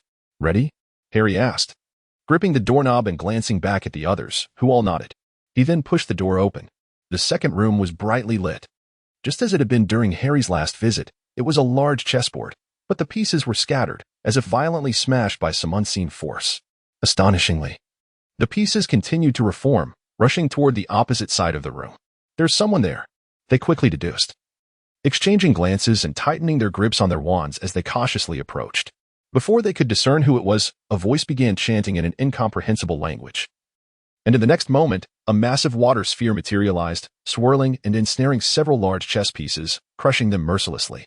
The fragments struggled to reassemble within the water, only to be swiftly dispersed again. As the water sphere burst, it splattered droplets everywhere, leaving the pieces utterly in shambles, remnants strewn across the floor. Simultaneously, a loud hissing sound emerged from the other side of the room. A pawn staggered backward, its sword corroded beyond recognition by some unknown liquid, which rapidly spread up its arm. Before long, it convulsed and collapsed, transforming into a large puddle of milky white liquid. On another front, without warning, an attacking piece was abruptly sliced into fist-sized chunks, which then fell to the ground. The surface morphed into a swamp, and as the fragments sank, it reverted to a cold stone floor, trapping the pieces firmly within, preventing any chance of reassembly. With a piercing cry, a pale, translucent giant eagle appeared from nowhere, unleashing gusts of wind that shattered the approaching chess pieces. Harry suddenly suspected who the mastermind behind the chess pieces might be, and he was sure his friends had also drawn similar conclusions. As yet another piece disintegrated into dust, a gap was torn in the encirclement that had obscured their view, revealing the attackers to the young wizards. For Gryffindors stood back to back, brandishing their wands and murmuring incantations, each clutching a bottle of bubbling green potion in their free hand, clearly the handiwork of hell. The giant eagle in the air was likely controlled by Rona, while the swamp was presumably Sarah's magic, and the flowing water had been conjured by Godi. Before Harry could fully process the scene, the last chess piece was blown to smithereens. The water sphere dutifully collected the debris, preventing any chance of reassembly. What are you waiting for? Godi urged. Let us get out of here. They only had a moment to exchange information once they dashed into the next corridor. You're right, Hell replied. I don't want to see that chessboard again. Merlin above, that cost me at least half my corrosive agent, Godi shrugged. This was easier than last time. At least we knew they would reform. Last time was pure chaos. Harry interjected, reminding the four of their presence. Why are you here? Why are you here? Gody countered. Harry, even with your invisibility cloak, you can't hide all of you. We're here to stop Quirrell from obtaining the Philosopher's Stone. Harry swallowed hard, suddenly recalling the reason for their presence. We need to hurry. He must be just ahead, and we can't afford to be careless. There's probably only one way out. Hal replied. He's got his life to take, but no life to use, Sarah said coolly. A palpable tension filled the air, an invisible aura of danger slicing through them. Don't worry, Gody reassured, patting Sarah's shoulder. Quirrell won't escape. There's no need to frighten them. Suddenly, the six young wizards exchanged silent glances, realizing they were no longer inclined to conceal their identities. Let us keep moving, Harry finally said after a long silence. 6 had become 10. Their already sizable group now swelled. The next door opened to a nauseating stench, one they recognized all too well, a troll. Gody darted to the forefront, raising his wand with one hand while extending the other to shield them. Cautiously, they lifted their garments to cover their noses, tears streaming from their eyes. Through their blurred vision, they saw a troll, even larger than the last one, lying motionless on the floor, unconscious, with a gruesome swelling on its head. Harry overheard Draco mutter an expletive. Today's events must have been quite unforgettable for the pampered young lord. They rushed to the opposite side of the room and flung the door open, stepping inside. Inside, the familiar table and bottles awaited them, unchanged since Harry's last visit. Even the positioning of the parchment remained the same. Naturally, when the two doors flared with flames of different colors, eliciting gasps, Harry did not turn back. Is this the riddle? Rona asked with keen interest as she grabbed the parchment, quickly scanning it. Give me a minute. Gody, what are you doing? Rona admonished sharply. But he boldly strode to the table and picked up 2 bottles. This one passes through the black flame, and this one through the purple flame. How will you arrange it? There's only enough for one person, Sarah observed, inspecting the smallest bottle in the light. That is not an issue, Hal replied. You two haven't forgotten the refill charm for potions, have you? As long as it doesn't contain certain special ingredients, I can. So we can all go in? Harry asked with hope. In theory, yes, Gody replied, casting him a sidelong glance. But are you sure going in won't be a death sentence? The children erupted in protest. Don't underestimate us, Harry retorted. We've made it this far on our own. I'm skeptical about that wizard chess, Gody replied coolly. You didn't even defeat the troll, did you? We can employ the floating spell. HLNE and Rona exchanged glances, recalling that Halloween. Indeed, these children often accomplished astonishing feats that most wizards could scarcely imagine, such as using a floating spell to topple a giant. A grand chapter of 6,000 words.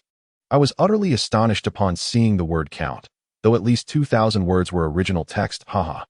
Initially, I intended to divide it into 2 chapters, but since the first half primarily consisted of original content, I decided to present it as a single chapter. The daily banter between Dia was inexplicably heartwarming, haha. Perhaps this pair, with such personalities, truly exemplified a love-hate relationship? Indeed, the wizard chess scene was inspired by the water prison from Magic Awakens. I loathe moving. Strong woman in tears. The 4 titans once again charged through with brute force. Rona exclaimed, What gives? I just finished reading the question and hadn't even begun to deduce the answer before you revealed it. Is this how one plays?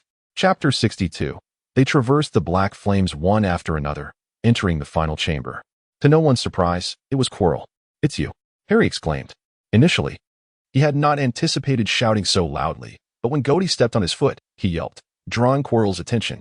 Quirrell turned around, intending to greet the astonished Harry with a smile. However, when he beheld 10 young wizards brandishing their wands, his expression froze in shock. How could this be? Wasn't the potion meant for only one person? Where did all these children come from? How did they arrive so swiftly? Indeed, it is you, Harry gritted his teeth. I thought Snape. Quirrell erupted into laughter. Yet, this laughter was not his usual shrill, piercing tone. It was a chilling, sinister cackle. Yes, Snape certainly does not appear to be a good person, does he? He flits about like a giant bat, but he is quite helpful to us, with him present. Who would suspect poor, stuttering Professor Quirrell? Why do you think he agreed to referee your second match? He wishes to ensure I do not harm you again. How absurd. He needn't bother. With Dumbledore around, I am utterly powerless. Other professors believe Snape aims to thwart Gryffindor's victory. He has indeed made himself quite unpopular. However, this is all a waste of time. Regardless, I must eliminate you tonight. Quirrell snapped his fingers.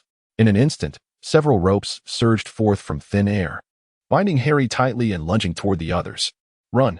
Harry shouted urgently. However, his companions required no reminder, scattering swiftly and skillfully battling the ropes. Thanks to Devil's Snare. I have learned how to contend with such forms, Ron murmured, dodging yet another attack from the ropes. We must find a way to rescue Harry, Hermione whispered. He is still tied up. Suddenly, she gasped as a slender tongue of flame shot forth from an unknown direction, landing on the ropes and quickly spreading, reducing them to ashes. Quirrell stared at Gody, seemingly unable to believe his eyes. Is that all? Gody toyed with his wand, appearing casual. Yet his blue eyes brimmed with a frosty intensity. Hand over your master, and perhaps you may retain a whole corpse. You ought to know that if Sarah intervenes, you might only be left with ashes. Hyperbole, yet you do possess some skill, Quirrell remarked, squinting at Gody, a glimmer of appreciation flickering in his eyes. I have been observing you for quite some time, Gody Gwendolyn. Join us, assist me in obtaining the Philosopher's Stone, and you shall be rewarded. Is he out of his mind? Gody queried Sarah, confusion evident in his voice. Didn't you hear he already sentenced him to death? Why does this fool still fantasize about recruiting him? What would he do once joined? Await his demise at the hands of his 3 friends? Quite likely. Sarah affirmed with a nod. Quirrell nearly succumbed to his fury. Unappreciative, he bellowed, brandishing his wand as a dozen life-sized stone soldiers erupted from the floor, charging at the other young wizards. HLNE snorted disdainfully, her eyes gleaming with murderous intent, as she obliterated the 3 advancing stone soldiers into dust. Realizing the implications of this scene, Gody felt a chill run down his spine. I forgot to mention that if you intervene, he might still retain ashes. But if HLNE goes berserk, he might not even leave behind ashes. Never mind, Sarah shook her head, kindly stating, once a person is dead, it hardly matters whether there are ashes or not.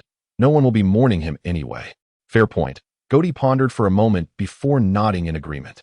He waved his wand, assisting Ron and Hermione in shattering the distant stone soldiers. Meanwhile, Quirrell stood with his back to them, murmuring to the mirror at the end of the room. The mirror was truly magnificent, reaching the ceiling, adorned with an ornate golden frame, supported by 2 clawed feet.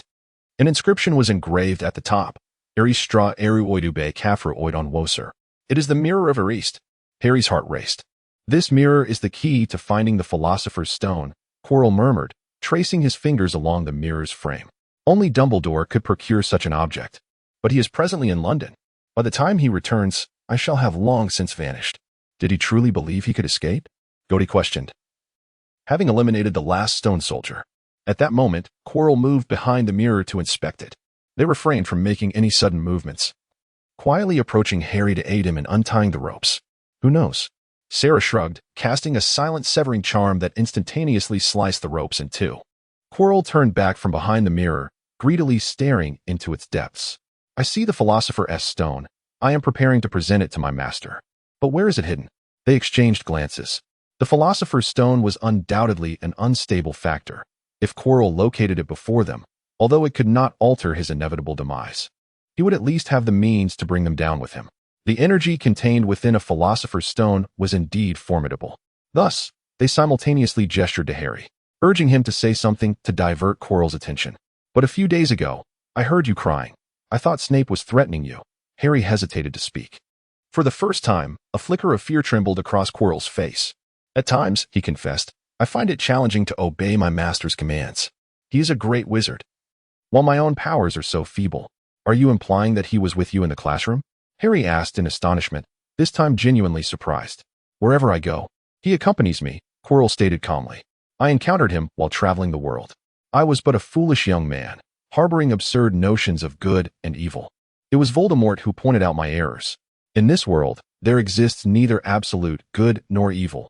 Only power prevails, alongside those inept individuals who cannot grasp such authority. Since that fateful moment, I have pledged my unwavering loyalty to him, albeit with numerous instances of disappointment. He has always been exceedingly harsh with me. Quirrell suddenly shuddered, for he never easily forgave my transgressions. His displeasure was palpable when I failed to procure the Philosopher's Stone from Gringotts. He punished me and resolved to keep a closer watch on my actions. Quirrell muttered curses under his breath. I could not fathom whether the stone was concealed within the mirror. Should I shatter it?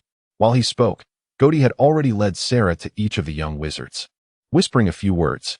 Despite the fear etched on their faces, they nodded without hesitation. What is the nature of this mirror? What purpose does it serve? Help me, master. At that moment, Quirrell spoke softly. They heard a voice respond in terror, seemingly emanating from Quirrell himself. Use the boy, now, Goti shouted. In an instant, 6 wands were aimed at Quirrell, who stood before the mirror. Faint away. Petrify them all. Bind them swiftly. Disarm him. Freeze his legs. Tarantaligra. Quirrell, startled by the sudden incantations, instinctively waved his wand to cast a protective charm. Yet, the next moment, he realized he had been deceived. Among the 6 wands, only 2 emitted the light of spells, while the other 4 were mere bluffs. You fools. Enraged, Quirrell dispelled his protective charm and directed his wand menacingly at Harry, having deduced that Potter was the focal point of the group. Before he could utter a spell, 4 silent curses struck him simultaneously. Quirrell maintained a look of astonishment as he collapsed. Goodness, Goti scoffed. Such foolishness is rare these days. To chant a spell yet fail to cast magic, doesn't he find that odd? Well done, Sarah commended, patting Harry on the shoulder. Is it over? Ron asked incredulously, gazing at the unconscious Quirrell. I fear not. Just as the words left his lips, a high-pitched voice erupted from Quirrell's form, even as he remained with eyes tightly shut. Quirrell, you useless wretch. Under the terrified gaze of the young wizards, Quirrell, who had already lost consciousness, suddenly rose stiffly, his hands awkwardly lifting to remove his scarf. Gasps filled the air. At the spot where Quirrell's head should have been, there emerged a visage unlike any Harry had ever seen, grotesque and terrifying. The face was chalky white, with eyes that glowed a menacing red, flanked by 2 serpent-like nostrils. Without needing any prompting, they recognized his identity, the most feared dark wizard of modern Britain, Voldemort. Harry Potter, he whispered. Desperate to retreat, Harry found his legs unresponsive. Goti swiftly pulled him behind himself, eyeing Voldemort warily. Look at what I have become, the face proclaimed. All that remains are shadows and vapor. I can only possess a body by sharing it with another. Yet, there are always those willing to allow me entry into their hearts and minds. In recent weeks, unicorn blood has restored some of my strength. Once I acquire the elixir of life, I shall recreate my own body. Unicorn blood? Ron gasped softly. Hermione's eyes widened in disbelief, covering her mouth in shock. Unicorn blood. You wretch. Hell suddenly roared. Harry had never seen her like this. Her previous demeanor in the hospital wing seemed gentle in comparison. She strode toward Voldemort, the fury in her brown eyes almost palpable. A torrent of incantations, names they could not recall, erupted from her wand, overwhelming the Voldemort-controlled Quirrell. Troll? Quidditch? Attacking students in front of me? Unicorn blood? The Philosopher's Stone? Whether it was Harry's imagination or not, each word seemed to intensify Hell's assault, until Quirrell's form was nearly engulfed by the flashes of spells. Leaving no time for him to scream, Goti silently covered his face. Sarah and Ron exchanged glances, shrugging in unison. Dust swirled, obscuring Hell and Quirrell from sight. Goti, Sarah. And Ron halted anyone who attempted to advance. After about half a minute, a girl emerged from the dust, wand tightly gripped in her hand, her expression unreadable. The fury and intent to kill in her eyes had not entirely faded. Let us go, she said flatly. Is it resolved? Goti asked nervously, glancing at the direction she had emerged from, watching as she walked directly through the black flames. The swirling dust gradually settled, revealing the aftermath of Hell's wrath. The floor was cracked, the walls marred with fissures. The exquisite golden frame of the Mirror of Erist was forever missing a section, the lower right corner shattered. And its clawed feet had vanished, leaving the mirror precariously leaning against the wall, seemingly on the verge of collapse. Their gaze involuntarily shifted to the spot where Quirrell had stood moments before, only to freeze in horror, swallowing hard.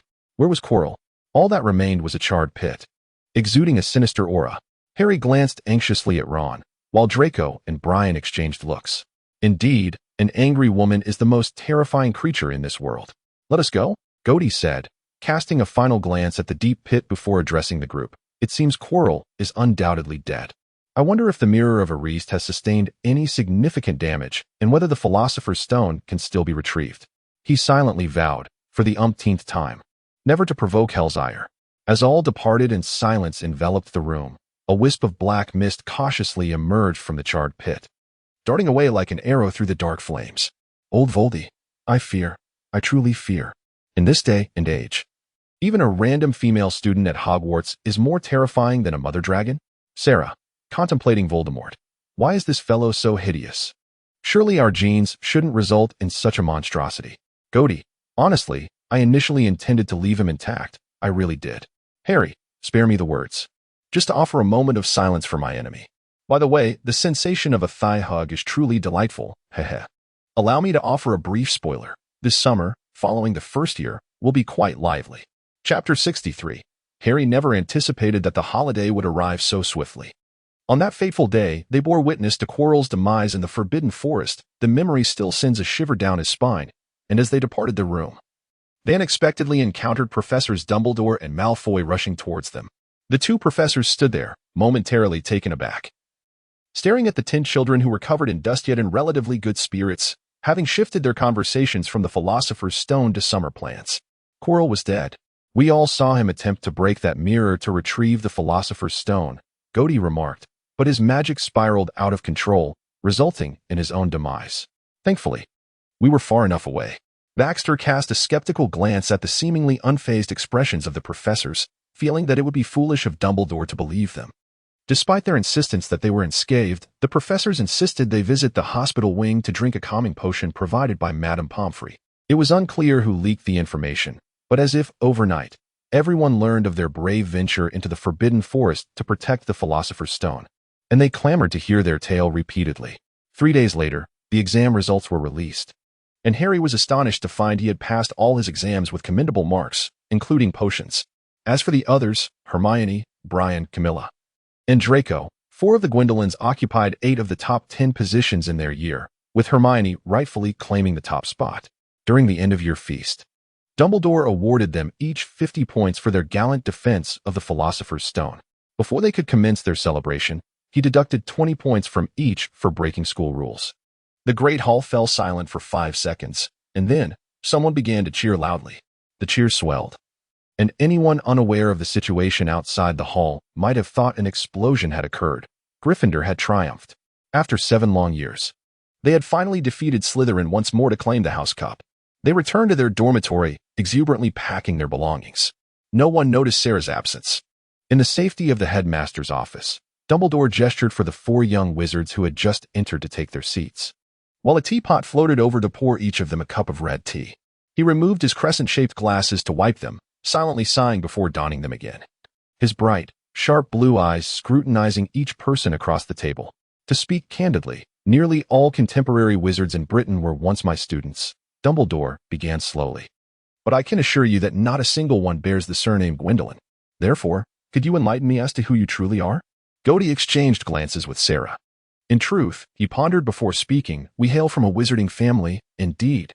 However, no one from our ancestry ever attended a wizarding school as they did not trust it. It wasn't until our father's generation that they ventured beyond the estate to explore the world, encountering many wizards, including Hogwarts alumni. Their descriptions of their alma mater captivated our father, and after our birth, he resolved to break tradition and send us to study. At first glance, there seemed to be no issue, yet the reasoning felt oddly contrived. Rona cast a silent glance at Gody, doubting such an explanation would deceive Dumbledore. I hear you are neighbors of Harry? Dumbledore's fingers intertwined calmly on the table, his tone tranquil as though they were merely engaged in casual conversation. Indeed, Gody responded. After our father made that decision, we relocated. Coincidentally, a muggle on Privet Drive was moving out, and we seized the opportunity to purchase the house. As for becoming neighbors with Harry, to be honest, we did not foresee it, and initially we were not entirely aware of Harry's reputation. May I inquire? Dumbledore said with a twinkle in his eye, are you for quadruplets? No. Gody instinctively began to follow their prearranged script, but suddenly realized the misalignment.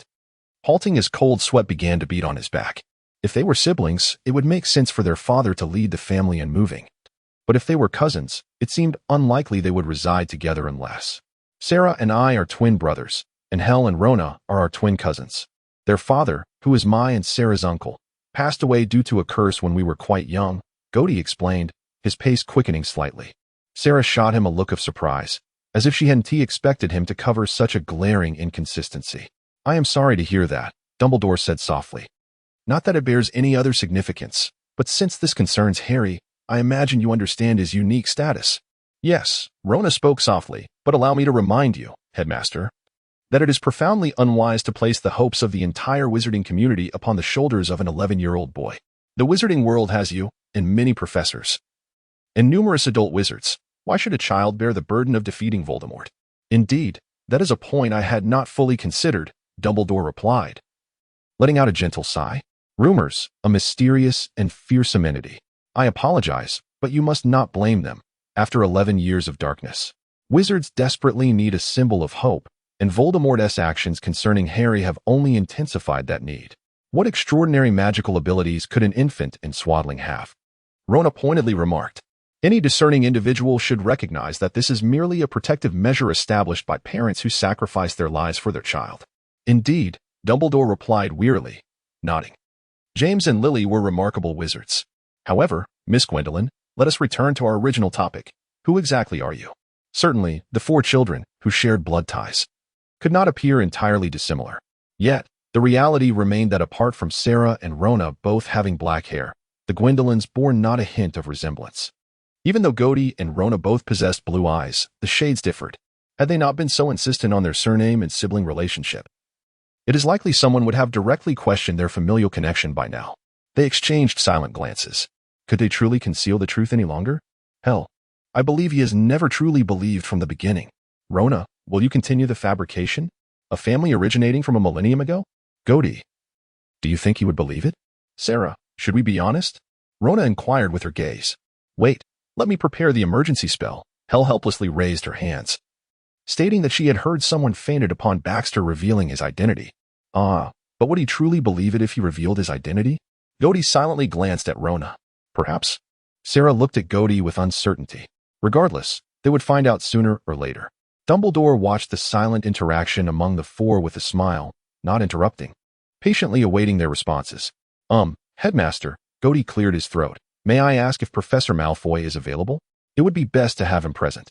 Professor Malfoy? Dumbledore's eyes glimmered with curiosity as he regarded Gody's gaze, pondering whether he was a time traveler from a millennium ago. Of course, Dumbledore replied politely. If you require his presence, I shall summon him.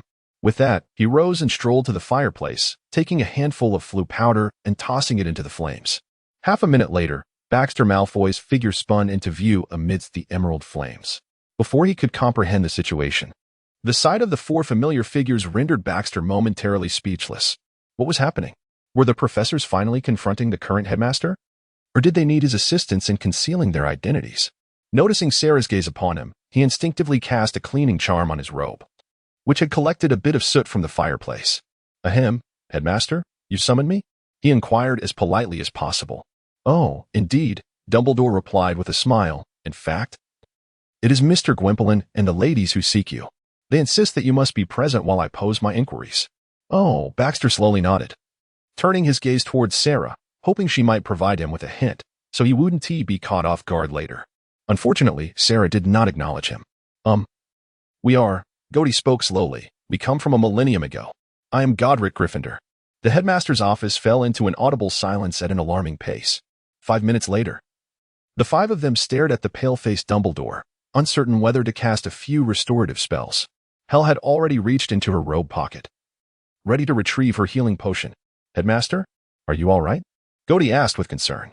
Quite astonishing, Dumbledore murmured as he removed his glasses for the second time to clean them. But since Professor Malfoy can attest to this, Gwempelin, no, Gryffindor, does Harry know of this? We have not informed him. Gody shook his head, but with such astute friends, I believe those children may have already deduced it. It seems that historical records are not entirely accurate. Dumbledore sighed with a bitter smile, raising his cup towards Sarah. But nonetheless, welcome back to Hogwarts, your Grey Slytherin. Thank you, Sarah nodded with polite acknowledgement. Now, regarding the artifacts belonging to the founders that have been discovered in recent days. Yes, we arranged for that. And concerning Harry Dursley, it seems quite suddenly, their cupboards were emptied, and their belongings packed into suitcases, with Neville's toad discovered in a corner of the lavatory. Notifications were sent to every student, warning them against using magic during the holiday. I had hoped they would forget to send this to us, Fred Weasley lamented. Hagrid was tasked with guiding them onto the boats that traversed the lake. Until the train came to a halt, Harry remained in high spirits. On the train, he and Draco each purchased large bags of sweets to share with their friends. They feasted on candy, discussing the weather, Quidditch, and news from the Daily Prophet, while exchanging chocolate frog cards. Did you hear?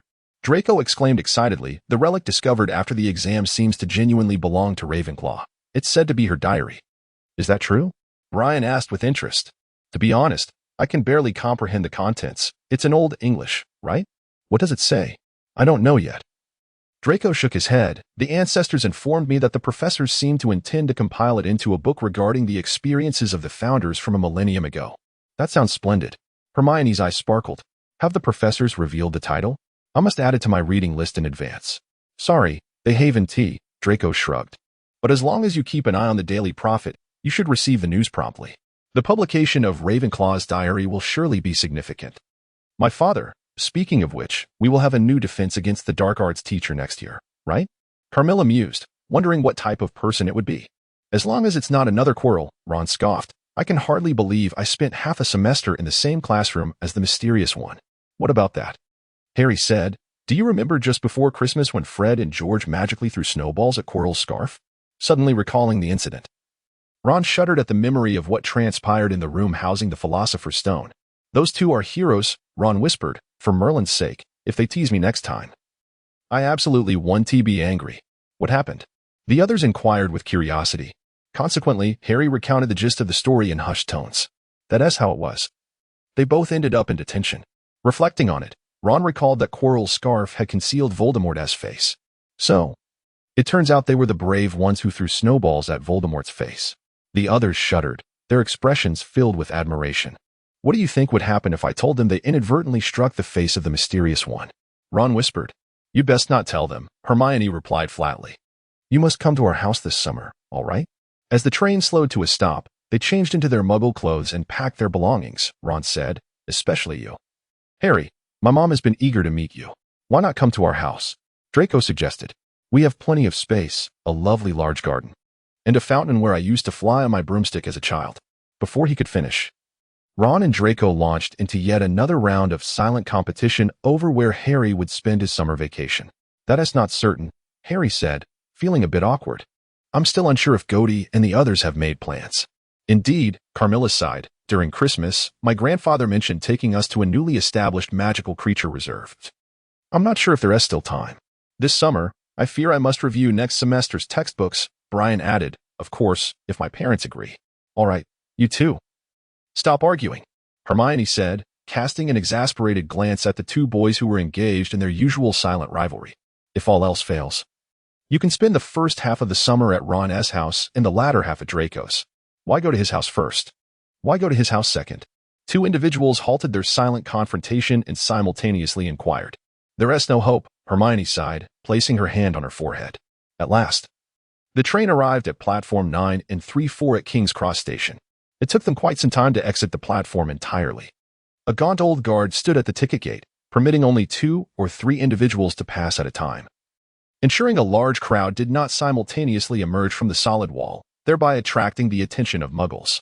I will send an owl to invite you, Ron said as he turned back. You must come, all right? Provided I can persuade my father, Draco mumbled. They made their way toward the exit leading back to the muggle world, continuously jostled by people passing by. Some of them shouted, Goodbye, Harry. Farewell, Potter. Still so famous, Ron remarked, grinning at him. I assure you, it won't be like that where I'm headed, Harry replied. Together with Ron and Hermione, he passed through the exit. There he is, Mum, there he is. Look, it was Ginny, Ron's sister, but she was not referring to Ron. Harry Potter. She squealed, Look, Mum. Behind them, Draco, who had just passed through the wall, frowned. Don't shout, Ginny. It's impolite to point at others, Mrs.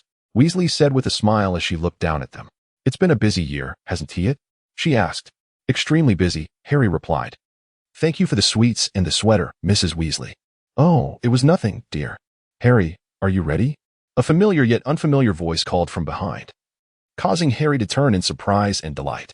It was Gody, now an adult, dressed in a well-tailored gray casual suit, with light golden hair cascading over his shoulders.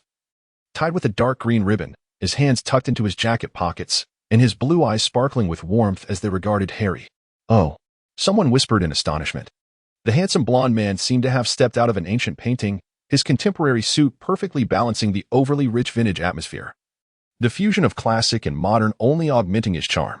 Harry swore he saw at least 3 stylishly dressed women sneak glances in their direction before quickly averting their eyes. Their cheeks flushed. You must be Harry's relative, right? Mrs. Weasley inquired warmly. Oh, actually no. After a brief pause, the stranger replied, I'm Harry's neighbor. You see, my own children attend Hogwarts. Harry's aunt and uncle had a sudden matter to attend to and asked me to help pick up their nephew. With that, he winked at Harry, who understood immediately. So, see you later? He turned, smiling at his friends to bid farewell. Well, have a great holiday. Hermione looked at Gody, hesitating to voice the latter part of her question. Harry knew she had certainly noticed the resemblance between the man before them and Gody, but now was clearly not the right moment to address that query. Have a wonderful holiday, mate. Ron waved at him. Wait for my owl. All right. Harry replied cheerfully, goodbye. Everyone. The first academic year had finally come to an end, leaving him utterly exhausted. Previously, some comments suggested that the narrative had been too faithful to the original text.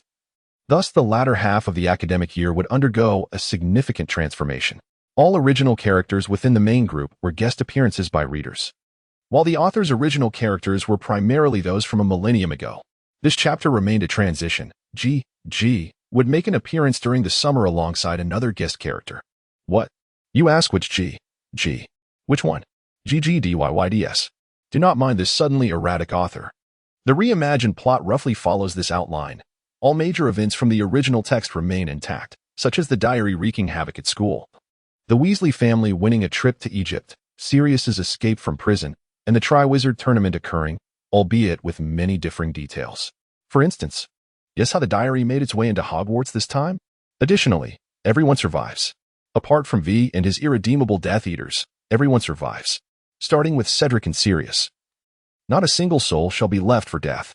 I have inexplicably written this much superfluous content. I am grateful to all who managed to reach this point. The author is rather silly, indeed.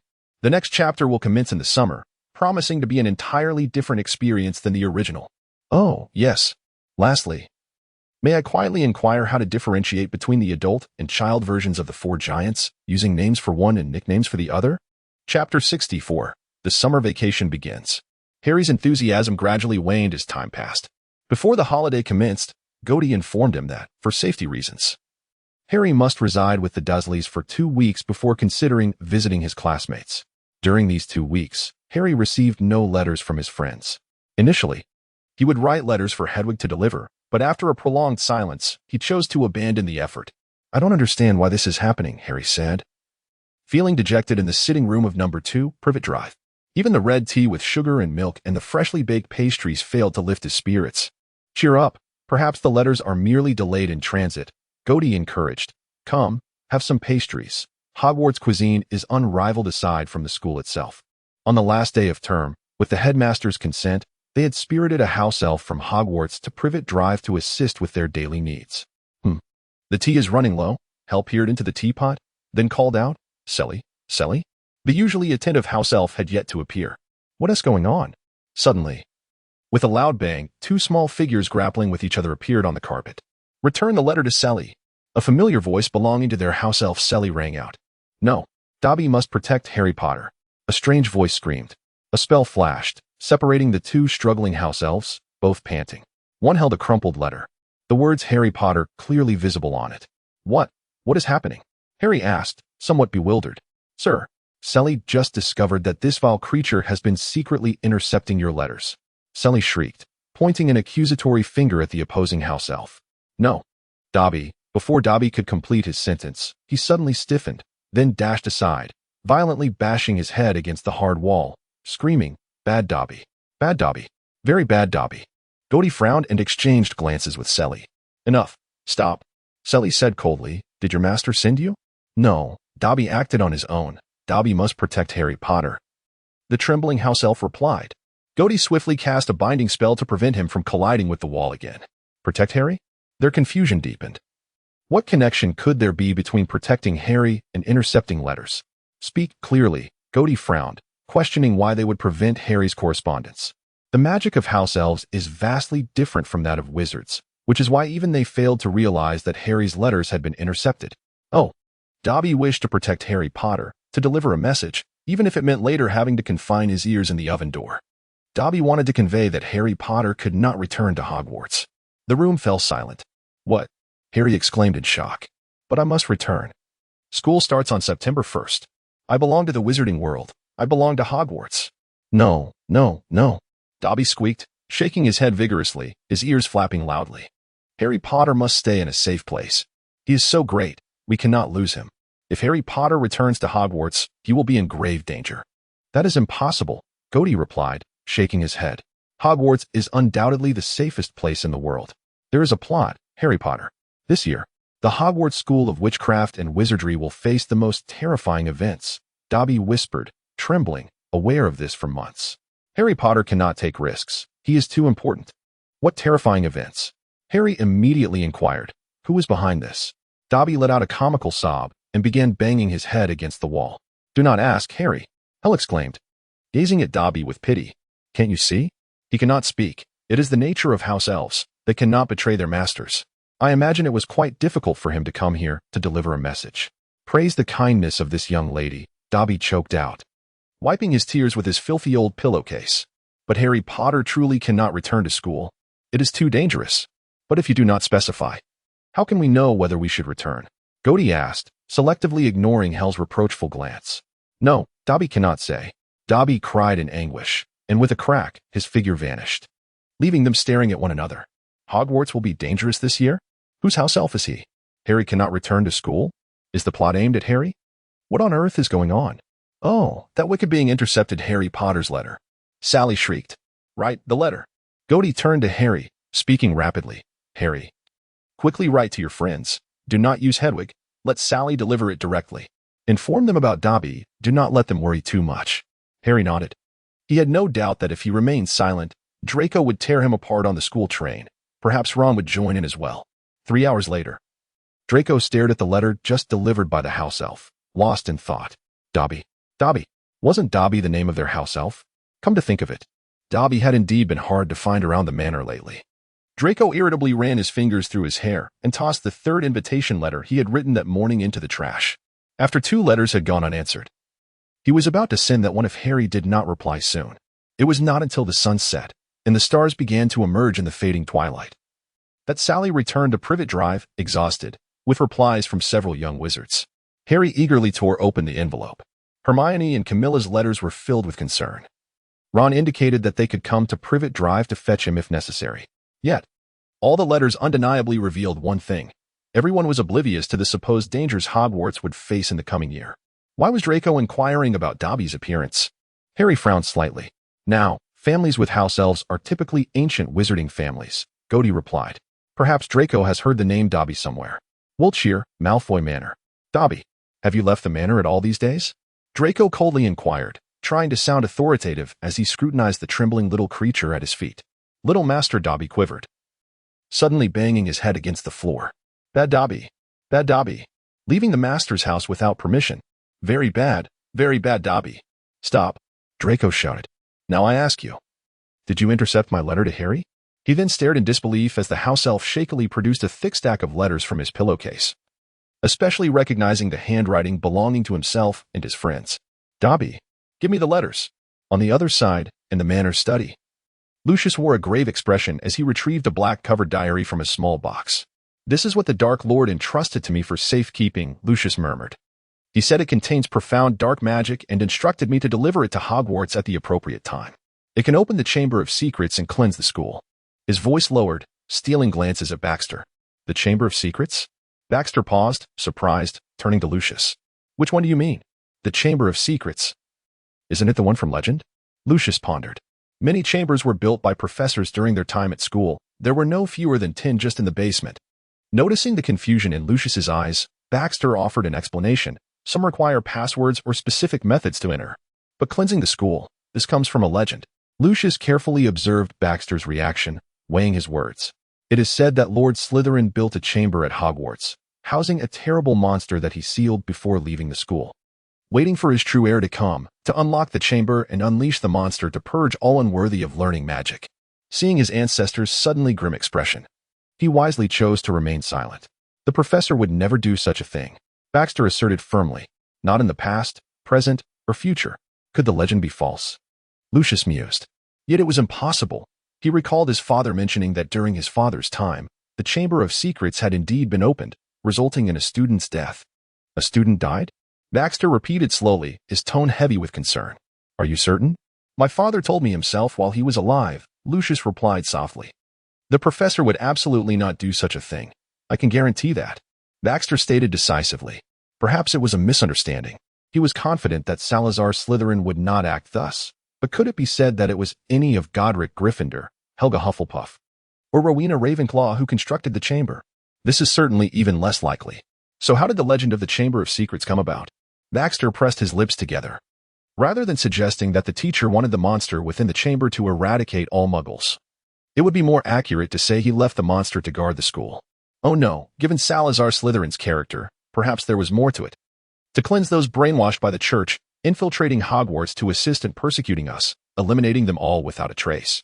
He could almost envision the cold, indifferent tone the teacher would employ. I'll take a look at this diary, Baxter said calmly, tossing a handful of detection spells onto it without changing his expression. Lucius observed the vibrant array of colors reflected by the different spells, deeply contemplating just how terrifying Hogwarts must have been a millennium ago. Casting detection spells with such ease?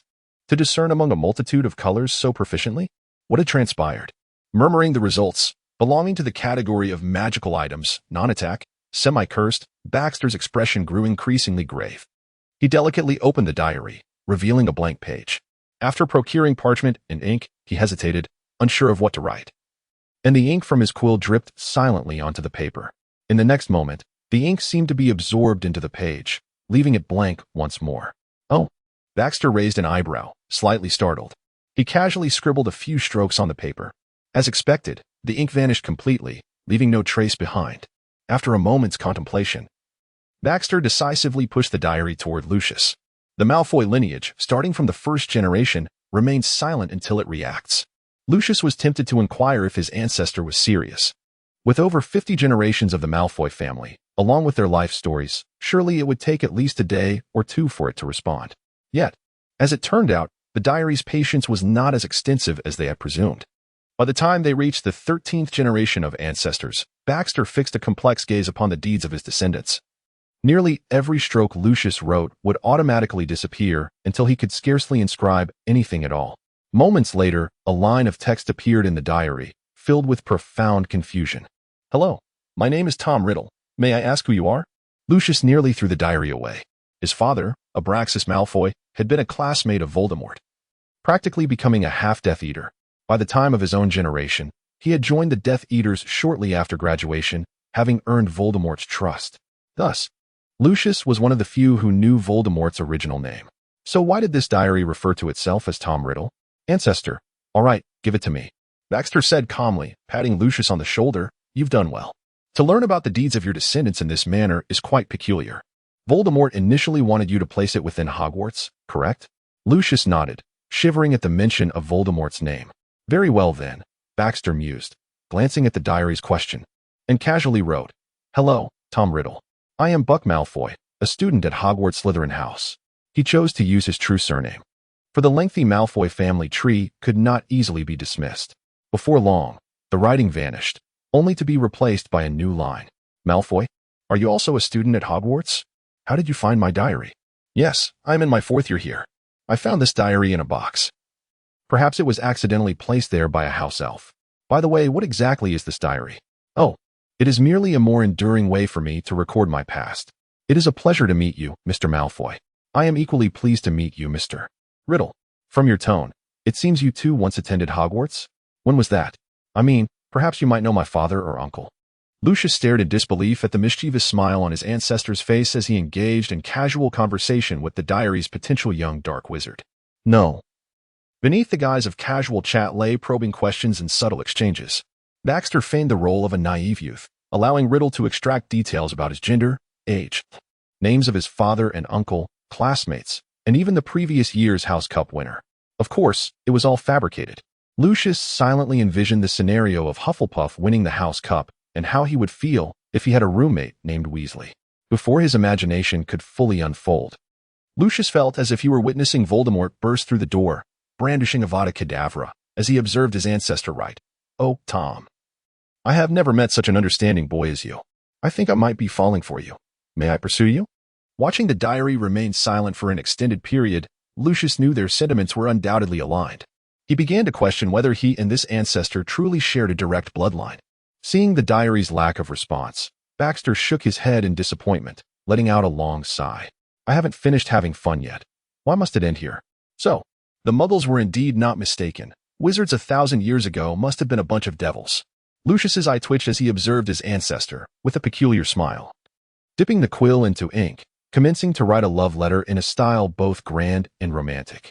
Today, Lucius's patience had run out. Why does my ancestor's thought process seem so unorthodox? Surely, Lord Slytherin could not have been like this, right? In the previously exploded tower, were wizards truly terrifying a millennium ago? Draco, how do I explain when my house elf intercepts a letter I wrote with my friend to another friend? Waiting for a response, urgent. 16-year-old Tom, what do I do if I receive a confession from someone I've known for less than 15 minutes? Waiting for a response, panicking. Chapter 65. 3 days later, Harry finally received the news he had longed for. He could leave the Dursleys at last. Well, we will first take you to the Malfoy residence to pick up Draco, and then you two can head to Ron's house while drinking the aging potion. Meanwhile, Godey skillfully cast a transformation spell on his attire, ensuring it fit his grown-up size. And you? Harry inquired. We. Godric pondered for a moment and replied honestly. We plan to travel abroad. We haven't thoroughly explored other countries in this era, especially those with wizarding schools. Hel and Rona intend to visit France, while Sarah and I will head to Germany. I see, Harry nodded, attempting to suppress the sudden surge of emotions rising within him. Ever since he first attended Hogwarts at 11, the distance between them seemed to widen, especially upon realizing that these four might likely be the founders of Hogwarts. Just then, the sound of a door opening echoed from the upstairs bedroom, as Salazar, now in adult form, descended the staircase slowly. Clad in a flowing black robe adorned with intricate silver embroidery at the collar and cuffs, Harry remained oblivious to the flicker of excitement in Godric's eyes upon seeing him. What of Helga and Rowena? Godric inquired, pressing his lips together. They have arranged a portkey to the French Ministry of Magic and will be departing shortly, Salazar replied calmly. Oh, I see. Our portkey is with you, I presume? Godric continued. Salazar nodded and produced a small badge, approximately 1.5 inches in diameter. From the pocket of his robe, the emblem, a silver serpent on a green background, marked Slytherin. At least it's the house crest, and not the family crest. Godric thought to himself, smirking discreetly out of Salazar's view. What was Baxter thinking, providing them with a Slytherin emblem as a portkey to Malfoy Manor? Ultimately, he had to admit that his disdain for Baxter was mutual. Salazar shot Godric a puzzled glance, sensing his dissatisfaction with the portkey's design. Did he expect Baxter to send over a Gryffindor emblem instead? Harry, prepare yourself, Godric called out. The time is near. You should place your hand upon it. It was a delicate badge, and fitting the hands of 3 individuals upon it was no simple task. They leaned in together, silently counting down 3, 2, 1. In an instant, Harry felt an irresistible tug, as if a hook had latched onto his navel, propelling him upwards. He sensed Godric and Salazar flanking him, their shoulders occasionally colliding. They surged forward like a gust of wind, obscured by the rush. Harry's index finger adhered to the badge as if it possessed a magnetic force, pulling him closer, until his feet landed heavily on solid ground, steadied by a large hand. With a thud, the portkey fell to the ground beside him.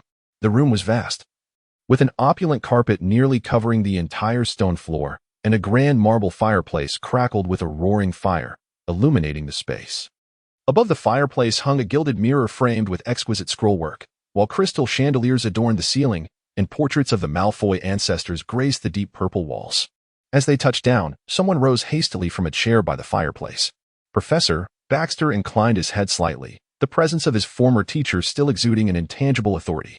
Both Harry and Draco were momentarily taken aback by the respectful address of Professor. Speculation, once merely conjecture, transformed into undeniable reality upon hearing the acknowledgement. Nearby, Lucius and Narcissa appeared pale, their expressions a mix of astonishment and uncertainty as they gazed at the 2 formidable figures. Despite their psychological preparations, encountering the founders was unexpectedly overwhelming. When those green eyes, imbued with an indescribable indifference, swept over Lucius, he felt as if every secret within him had been laid bare. Moreover, with one being Slytherin, it implied the other must be. Among the 4 founders, only 2 were male. What of the promised schism? The anticipated discord? The supposed departure from the school in anger? Lucius recalled the history of Hogwarts, its narratives swirling in his mind, and observed the 2 conversing in hushed tones, feeling deeply that historical accounts were indeed unreliable. I believe you are aware of the arrangements for the children moving forward? Godric broke the silence, directing his gaze toward the now silent Malfoy couple. Oh, yes, Lucius nodded, momentarily dazed. The founder of Gryffindor was addressing him? The founder. warning his son against provoking the boy who lived in glimmering paladin. It appeared that his son was far more astute than he, the father. Did he truly comprehend what had just been said? Well, I believe Draco has briefed you. Godric cleared his throat, deciding to reiterate. Draco and Harry will spend approximately 4 weeks at the Weasley residence, and afterward, if you are agreeable, the children may either remain at Malfoy Manor for the remainder of the summer or return home or stay with the Weasleys as they wish. Lucius jolted back to the present, hastily responding, yes, we have no objections. Unbeknownst to them, his hand was tightly clasped with Narcissus. The sudden arrival of their ancestors in the presence of Slytherin himself had nearly upended their long-held beliefs in just a few months. Although the Malfoy ancestors had never openly expressed disdain for Muggle origins, their views on Muggle-born wizards were often complex. Additionally, Slytherin's apparent attitude towards Muggle heritage seemed markedly different from theirs. Had they truly been clinging to misconceptions all these years? Lucius had pondered this question countless times. Meanwhile, in Paris, France, it must be said that Muggles had indeed devised many intriguing innovations. Helga, linking arms with Rowena, marveled at the vibrant shops lining the streets, both having donned Muggle attire, appearing as ordinary tourists. Indeed, 2 distinct cultures, each with its merits, Rowena sighed softly. Although I often worry about what might happen if one day we are fully exposed before the Muggles, I cannot say that day will never come. But we shall find the best solution. Helga gently patted Rowena's hand, steering the conversation elsewhere. Shall we check out the latest seasonal perfumes? Sure, Rowena replied. That bluebell and citrus fragrance was delightful, but I preferred the night breeze scent. What shall we do next? Godric, having recently acquired a departure permit and just stepped onto foreign soil, gazed at the bustling crowd before him. Their school? Salazar mused thoughtfully, though it seemed a challenge to locate. Perhaps further north, separated from Germany by a sea. Godric shrugged. Apart from themselves, no one knew precisely where Durmstrang was located, much like Hogwarts. By the time they were established, did Muggles still not abandon their persecution of wizards? Quite likely, Salazar replied, pursing his lips, recalling the ghosts of Gryffindor and Hufflepuff within Hogwarts, wizards stripped of their wands, ultimately succumbing to Muggle hands. Shall we visit their wizarding street? Godric proposed, to see how it differs from Diagon Alley? On the other side of the strait. In the humble abode of the village of Ottery St. Catchpole, Harry, Draco, and Ron sat side by side, exchanging glances with the twins across from them. I still can't believe it, Fred remarked, bewildered. Our younger brother George looked at Ron, whose ears were slightly flushed. You actually became friends with a Malfoy? They exclaimed in unison. That's a feat none of us could accomplish. Draco's ears turned red as well. What do you mean? Ron snapped in annoyance. Enough. Be quiet. All of you. Harry intervened, calmly restraining Draco, who was about to rise, a maneuver he had grown quite adept at after half a term at school. Just as he had with Ron. Hey, Fred. George turned his head. Have you noticed? Oh, you big fool, George, Fred interrupted. This little Malfoy is far more likable than his father. You are not allowed to speak of my dad. Draco retorted. All right, Draco, Fred and George are just joking. Harry interjected. Well then, Fred shrugged. As compensation, shall we reveal a secret passage in the castle? I assure you, you haven't been there. Do you want to sneak off to Hogsmeade early? Would you like to slip away to Honeydukes and the Three Broomsticks? The most convenient route lies before you. What passage? The 3 young wizards asked in unison, their eyes sparkling with identical excitement. Well, Fred and George exchanged glances, ensuring their mother and Percy were not nearby. Then beckoned them to lean in closer. The statue on the 4th floor. 5 minutes later, as they